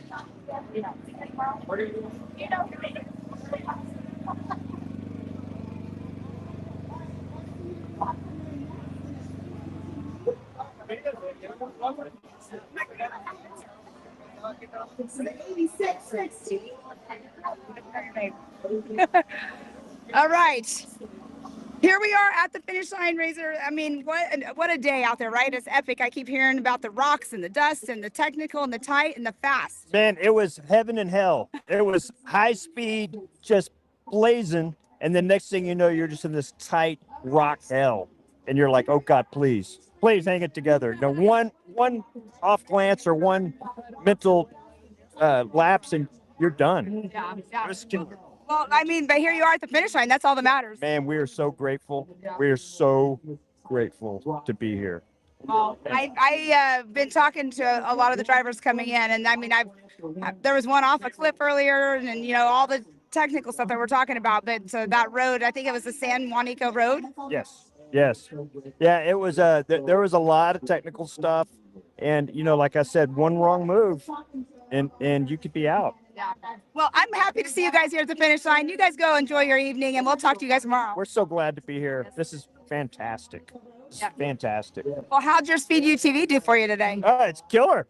Killer. I mean, we our talent tank is a little low, but the car is freaking rocking. I love it when the drivers say something about their talent tank ran out or is low or, you know, half empty, half full. It's just a little bit low. And I kept on asking Robbie to fill it back up. There you go. Well, I'm going to have to get behind the wheel to do that. All right. Well, you go enjoy your evening and we'll talk to you tomorrow. All right. Thanks so much. Thank you.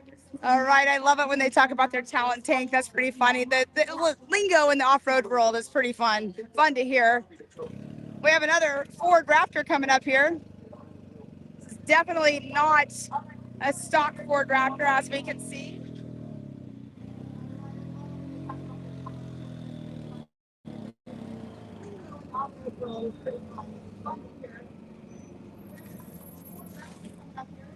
All right, let's see here.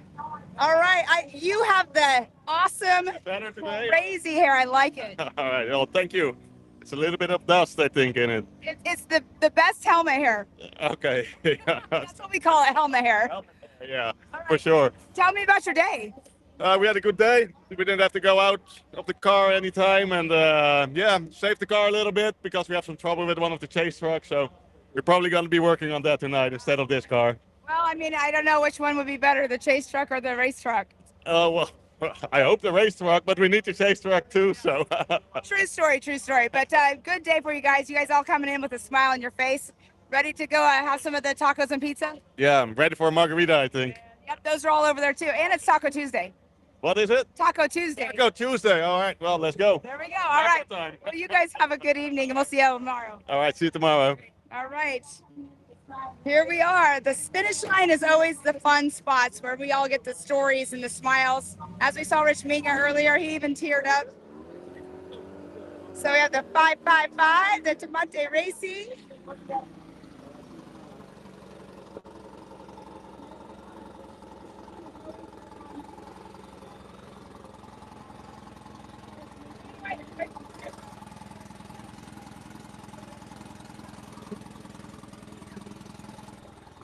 You can hear me fine, Tino?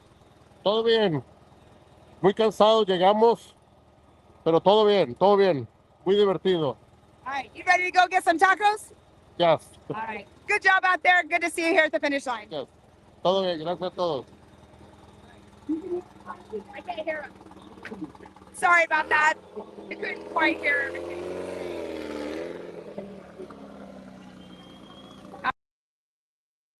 Busy finish line here. We have some racers standing over here. I don't know if we want to get those. The Halco and Al Macbeth.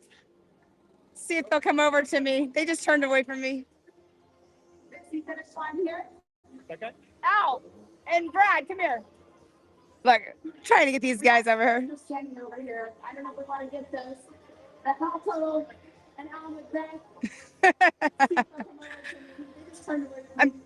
You guys turned away from me. I thought you weren't going to come over here, but oh my God. Let's talk about this place and the day. Well, let's talk about your day. The day was great. We had a flat tire and yeah, 5 minutes, changed, boom, bango, we're off to the races. Well, and then now here at the finish line here, you guys have your margaritas. How are the margaritas? You gotta repeat that. Sorry. I'm super deaf from our exhaust broke off, so I can't hear much.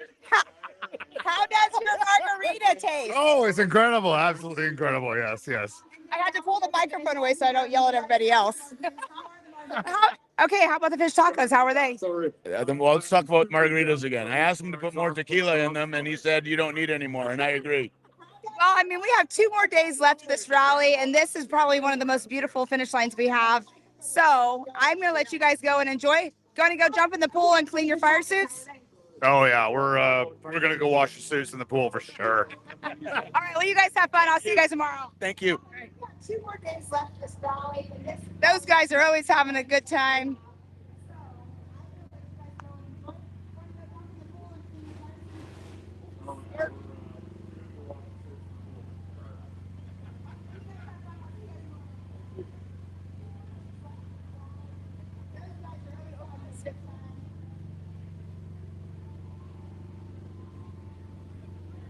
All right, these guys are getting their helmets off and just kind of chillaxing here for a minute.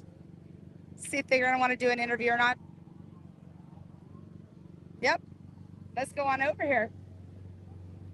All these side-by-side doors all open a different direction. All right, these guys are getting their helmets off and just kind of chillaxing here for a minute.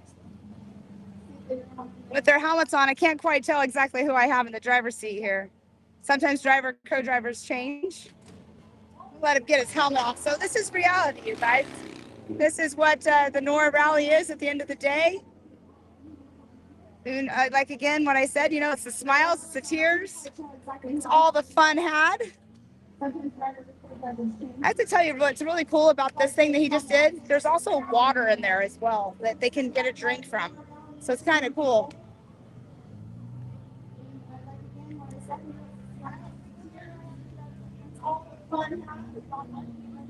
Okay. I was saying I can't understand or can't tell exactly who's in the driver's seat, but John, this is your vehicle. You're driving it. You're having some fun in it. How was your day today? It was hot and it was fun. Yeah. Yeah. A lot of broken cars out there. That's what I've heard. I mean, we still have a lot to come in here, but Yeah, we had the last 2 days broken car. So we had a rear start today and we passed a lot of cars. It was fun though. you're at the finish line tonight. There you go. One of the most beautiful finish lines that we'll see while we're here. So congratulations on getting here, but it sucks. You know, it's a bummer of the past couple days having the bad luck. Yep, but you know, we're still here, so. Still here, and you still have a smile. Yeah. All right, well, you go enjoy your dinner and your drinks, and we'll see you guys tomorrow. All right, thank you. All right, and there we have it, Mr. John Hebert. All right, so we don't have any cars coming in right at this moment, but they will be trickling on in here for the next, few hours. I believe that our finish line doesn't close until 8 or 9 o'clock tonight, so we'll have cars all night long coming in. And there's a lot of broken down cars out there as well, so we'll see. Our sweep team might be very busy tonight, like we were talking with Tandy and Scott Hartman, but they might be a little bit busy.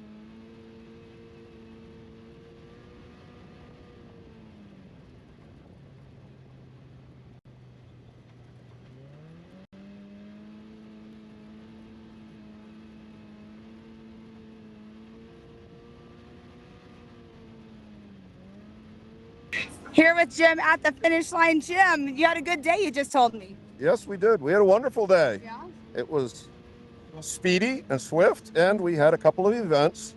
We tested the rollover capability. We tested the hit a rock capability. We tested the leaky radiator capability. And yet, here we are. Well, you know what? That's good. That you got back uprighted, and here you are. Strong machines. They're strong for a reason. Yep, they are. And this event is amazing. First time I've ever done it. It's a lot of fun. Yeah. It's a whole lot of fun. Yep. I have to say, I love this event, working this event, but I'm really jealous of all of you drivers. And you don't even know how jealous you are of doing this. Did you ever commute anywhere for many years and you get frustrated about move, go? All that's legal now. Everything you wanted to do then, just go fast. Awesome. Yep, that's a lot of fun.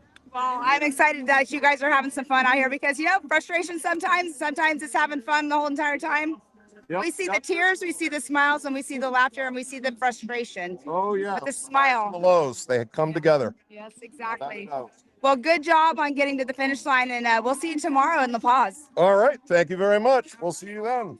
All right. There we have it. The smiles are real out here, that is for sure. But right now, we'll go ahead and start watching some more of the cars that are out on course until we have some more come in.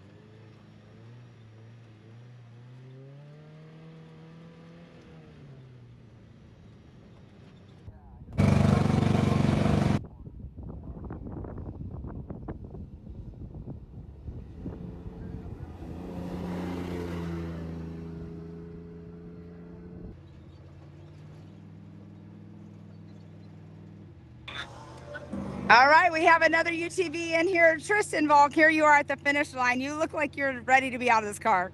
I just wanted to get a drink. Well, yeah, that would be nice, wouldn't it? But right now at the finish line, how are you feeling about the day?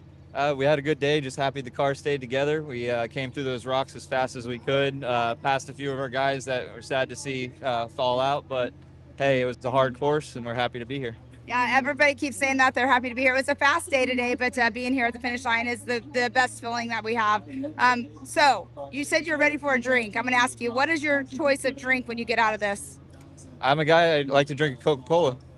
Well, there you go. I like it. Coca-Cola, hey, it's good, especially the Cokes down here. Need a little bit of caffeine. All right, so going into stage 5 tomorrow, you ready? Oh yeah, I just hope this car stays together. We had a rough beginning to the week, but we're so happy to have a good day today. All right, well, Tristan, we'll let you go and enjoy your evening. Go have your Coca-Cola. Thank you so much. All right, there we have it with Tristan. We're going to talk here in just a minute with Mr. Jim Murphy as soon as we have Tristan move out of the way here. He wants to talk. He's been basically my chauffeur all week. Jim Murphy, here we are at the finish line. You've been my chauffeur all week. Hi, Pam. Yeah, it's been fun traveling down here. But I got to tell you, everybody's been coming up to me and say, why they got an old, fat, ugly guy doing the flags? Where's those 3 beautiful women that did it last time? And I got to say, I'm filling in for Sherry, Ginger, and Riley. I'm definitely not as good looking. I'm trying to do their job while they're back holding down the fort. But I can tell you this, everybody's asking where you are. I know you're watching. Everyone wants to know where you are. You're truly missed and you're truly loved, and they want you all back. But I thank you for this opportunity.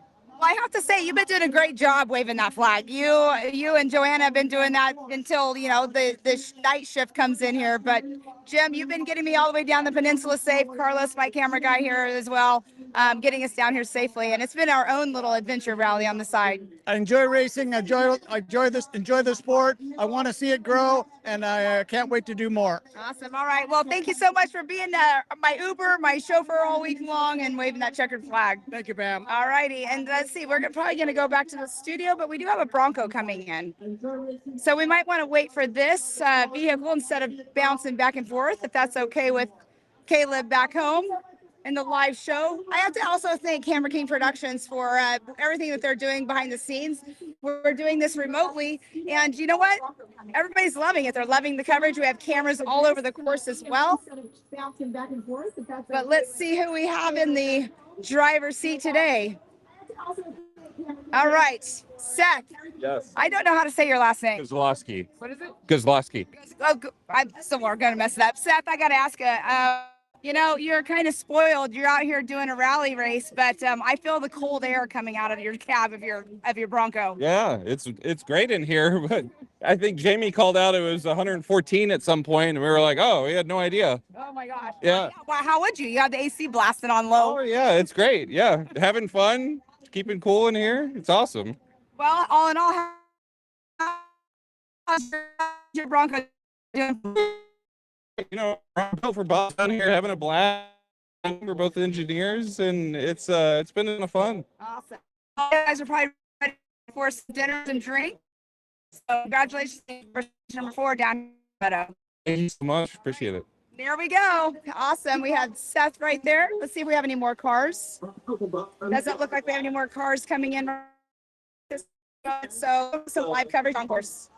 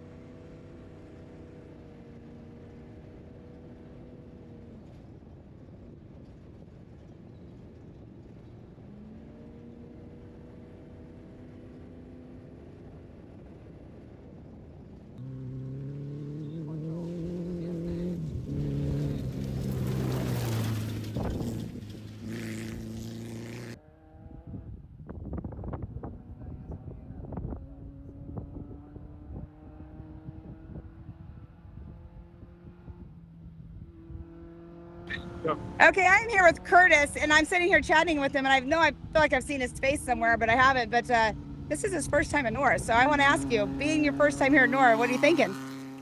It's all that I wanted plus some. Oh, that's what we want to hear. Yeah, it's been a ton of fun. Yeah. We've been watched over really well. We had a bolt come out of our tie rod today, and we lost steering going only like 25 mph right before an 80 mph section zone in the rocks.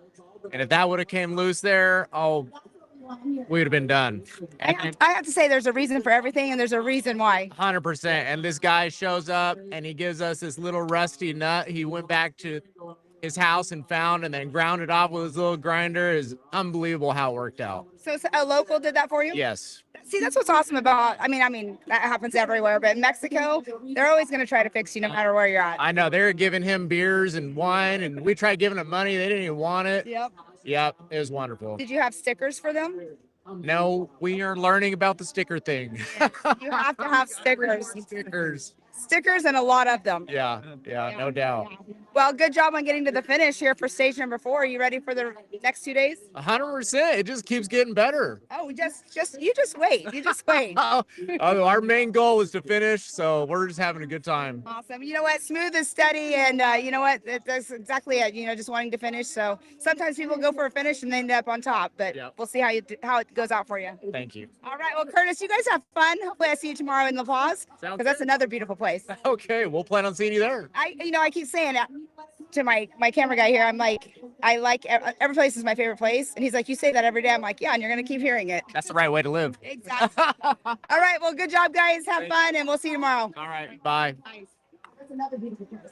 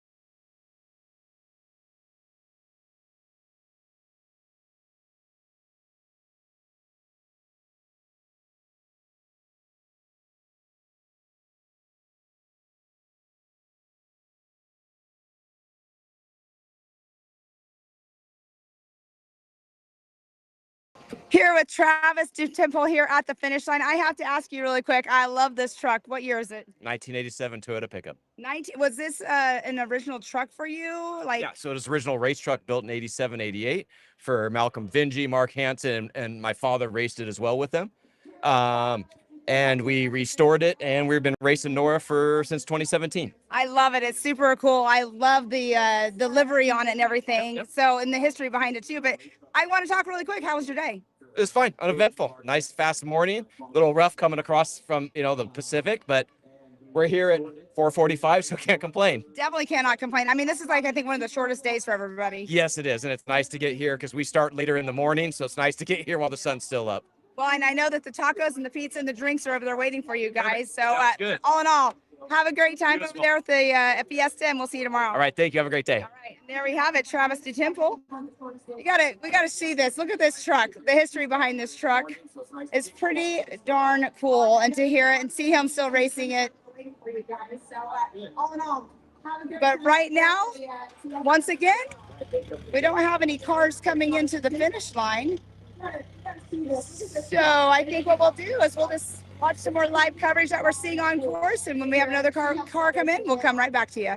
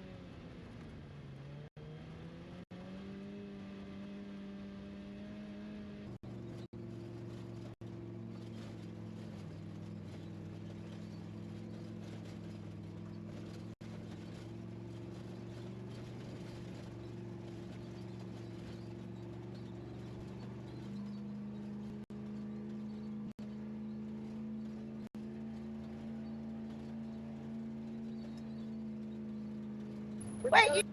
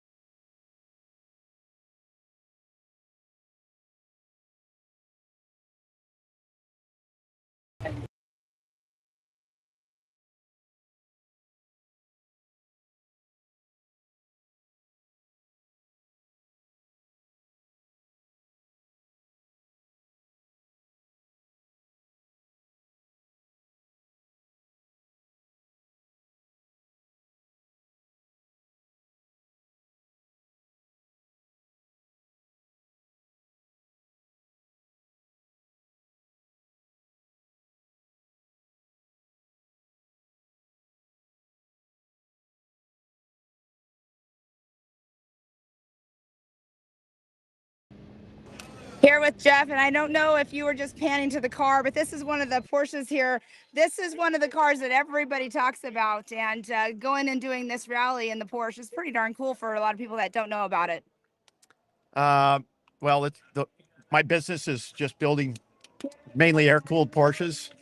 So a few years back, we said, hey, let's go do this NORRA race in a 911. and the rest is history. 2017, we've been doing every one, except for COVID year, I think, Yeah. and some 500s, and it's the best race. I came from road racing background, and this is by far the most fun I've ever had in a car racing, by far. I mean, honestly though, like when you guys are driving down the road with this thing on a trailer going from point A to point B, if I don't know if you have an open trailer or not, but I bet people stop you constantly. We talk to a lot of people. We do. Yeah, we get a lot of thumbs up. We stop at In-N-Out Burger. We always got people to talk to, whatever. In-N-Out Burger. Okay, I'm going to ask you this. This is going to be random, not a question for the rally. When you cross over the border going back to the United States, what is your first food stop? We usually hit In-N-Out Burger. You said that, so I had to We're ask. from Oregon, so we just got In-N-Out Burgers. Like we've had them for a few years, but the lines are so long, I never go there. Yeah. So when we come through Cali, we always hit In-N-Out Burger. I have a friend that lives in Oregon, and she said that when it first opened, the line was like 2 hours long or something. That's exactly right. Yeah. It's probably that way every day. Yeah. Well, it's awesome to see you guys here at the finish line. I absolutely love these vehicles and the builds that you guys do. And I mean, conversation starter right here. Yeah. Thank you very much. We love it. We love the NORRA. We love the peninsula, the people, the kids. The dogs, everything. The Baja dogs. The Baja dogs, man. I wanted to steal a couple of them that I've seen, but I don't think it'd be stealing. We almost took one home out of Bay of LA a few years back. We thought better. Well, good job getting to the finish line. You guys go enjoy the fiesta, get some food and some drinks, and we'll see you guys tomorrow. Looking forward to it. Thank you very much. Thank you. You're very welcome. All right, and there we have it. This amazing looking Porsche 911. I mean, who doesn't want a 911? Why would you not want one that's a race vehicle one? The next one up is Mr. Boyd Janes. He's in, I'm not sure what year of a Bronco it is that he has once again, but we're going to chit chat with Mr. Boyd Janes because this vehicle definitely has a ton of history. A ton of history. Whoa.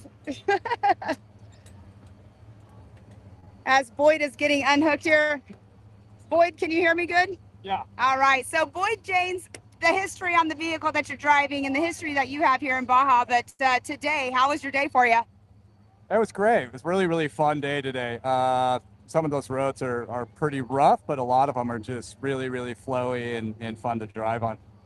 Well, it's good to see you here at the finish line. I love seeing you guys come in. This iconic vehicle, and your fire suit is one of my favorites as well. So it goes with the theme. Yeah, we're pretty stoked. This is our 16th year doing this race, and we look forward to it all year long. So it's great to be down here in Loreto. All right. Well, Boyd Janes, I'll let you go and get out of your fire suit and chill out and have a good evening. And we'll see you tomorrow. Thank you, Pam. All right, Mr. Boyd Janes, another iconic vehicle, but he also is an amazing photographer too. If you don't know who he is an amazing photographer. Next, coming up here, these people right here, the Bonani brothers. Come here, Mr. John Bonani.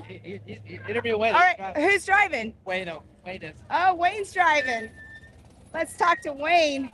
So Bonani brothers, I got Bonani brothers right here behind me. But Wayne, John just told me to come talk to you because you were driving today. So Wayne, tell me about your day. Started out good, got to San Juanico fairly quick, no problems. Coming over the access road from La Purísima, we lost the throttle return spring. We were meeting the guys for gas at the access road. We borrowed a bungee cord and tied it to the pedal here. Got it going again and chugged along and got here. Well, it's awesome to see you guys here at the finish line. The brothers right here behind me, you guys are having some fun. We are having a ball, as usual.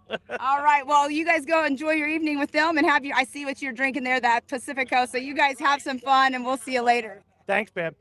All right, good job. We got the Bonani brothers right here. I forgot, what year is your truck? It's a 74. 74 Ford. I mean, last year you guys were here. Unfortunately, didn't get to come down this far, but Yeah, we put it back together, and she is today.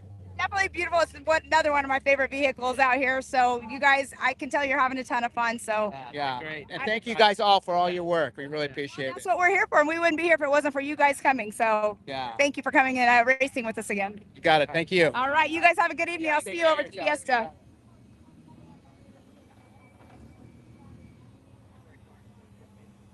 Okay, let's see who we have in this driver's seat.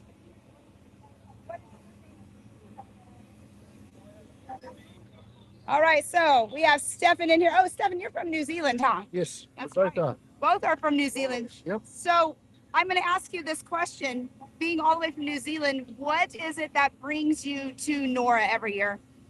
Or not every year. What brings you to NORRA? Just to do the first time, just to do it, see if we can complete it. So you've heard about it. So, I mean, it's a long way to come do this NORRA 1000 or the NORRA, 6-day rally. Yeah, I live in California, but everybody else flew over. Awesome. Well, you guys are here at the finish line. Go enjoy some tacos and drinks, and we'll see you tomorrow. Thank you. All right, there we have it. A team from overseas. We've got somebody right here. This is Mark McMillan. Mark McMillan, he has hiding something for me. So you guys were watching the live show earlier on. Mark was going to the bakery that's in Santa Rosalia, and it's over 100-year-old bakery. So he brought me a donut. Thank you, Mark. You're Thank welcome. you. You're welcome. Yes, it's funny. And tell Rory he can't have it. Roy, this is mine, not yours. So I get me a donut. Thank you. Last of a dozen. Oh, wow. Look at that. See, you saved me one and everything. And handled with love. Handled with love. I love it. See, Thank you, Nora, for we take care of our off-road family. I lost my car. Your car? Yes, I don't have a car. Your car? Just me, my car. Oh. Normally he's in a race car. He's Thank bringing you, me guys. donuts to the finish line. The donut. At least take one bite. It's really good. Yeah. It hasn't been abused. It's mine. I'm going to hide it. All right, Mr. Mark McMillan bringing me a donut from the bakery in Santa Rosalia that was being talked about earlier on. Lots of activity at the finish line here at the NORRA's Baja 6-day rally. This is how it is every single day. Thank you so much.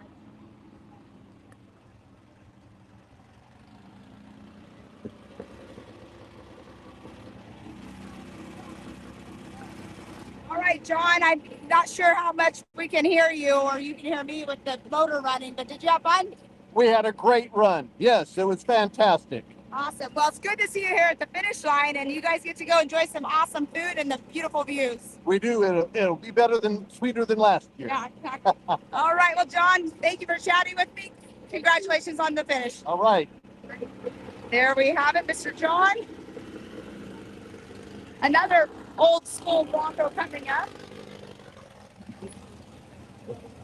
I normally would have all of my information right here in front of me with the years of the Broncos, but I do not have my paperwork on me. Do I have Randy in the driver's seat? Randy, how you doing? I'm doing great. Yeah, we had a fun day. Yeah, I have to just say, I normally have paperwork on me and tell me the years. What year is this Bronco? 67. 67. Ah, I love it. It's such a cool vehicle, and I know people love seeing this. It's got to be a showstopper or a conversation starter. It is, and it's seen more Baja than it was. It actually rolled it on the second day. So, yeah, but it's still going. It's a strong vehicle. You know, it's built Ford tough. It is. You got it. Yes. All right. Well, good job on getting to the finish line. We'll see you guys tomorrow. Thank you very much. All right. There we have it from Randy. Next Bronco coming up, the number 35, Chris Greenwood, nicknamed Greenie, I believe. So you go by Greenie? Sure. Hey, sure. Today? What's that? I said just today? Just today. Every day. Yeah. All right. So all in all, how was your day out there? It's extremely fun. No issues for us today, which is a great change. And just ran a nice, clean race. Yeah, it was good. All right. Well, you're here at the finish line with this beautiful view. Are you ready for some tacos? Ready for tacos and beer. And beer. Yes, the beer is definitely cold over there. People keep walking by here with them. But I have to ask, what year is this Bronco? This is a 72. 72. I love all these old school Broncos coming through here. So what is it that drives you to want to drive this? Hand built in the garage with friends. Came down here to race NORRA. And that's what we've been doing for about, 7 years now. Yep. Well, that's awesome. I love it. And, the livery of the Bronco, and you guys keep coming back year after year. We love it. We love that you guys come do that. And we enjoy seeing these vehicles. And obviously, you wouldn't be coming back if you didn't enjoy it. Yeah, absolutely. It's always a blast. It gets a little more difficult every year, but, a lot of parts. And here we are. All right. Well, congratulations on the finish. We'll see you guys tomorrow in La Paz.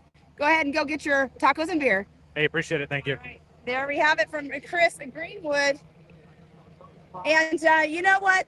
I'm going to show you guys behind me really quick the beautiful view of the Sea of Cortez It's been absolutely beautiful out here. The weather's gorgeous, and behind us is that fiesta. But right now, we're going to go ahead and just, go enjoy our fiesta for the evening and talk with the racers. So thank you guys so much for chiming in. We'll see you guys tomorrow.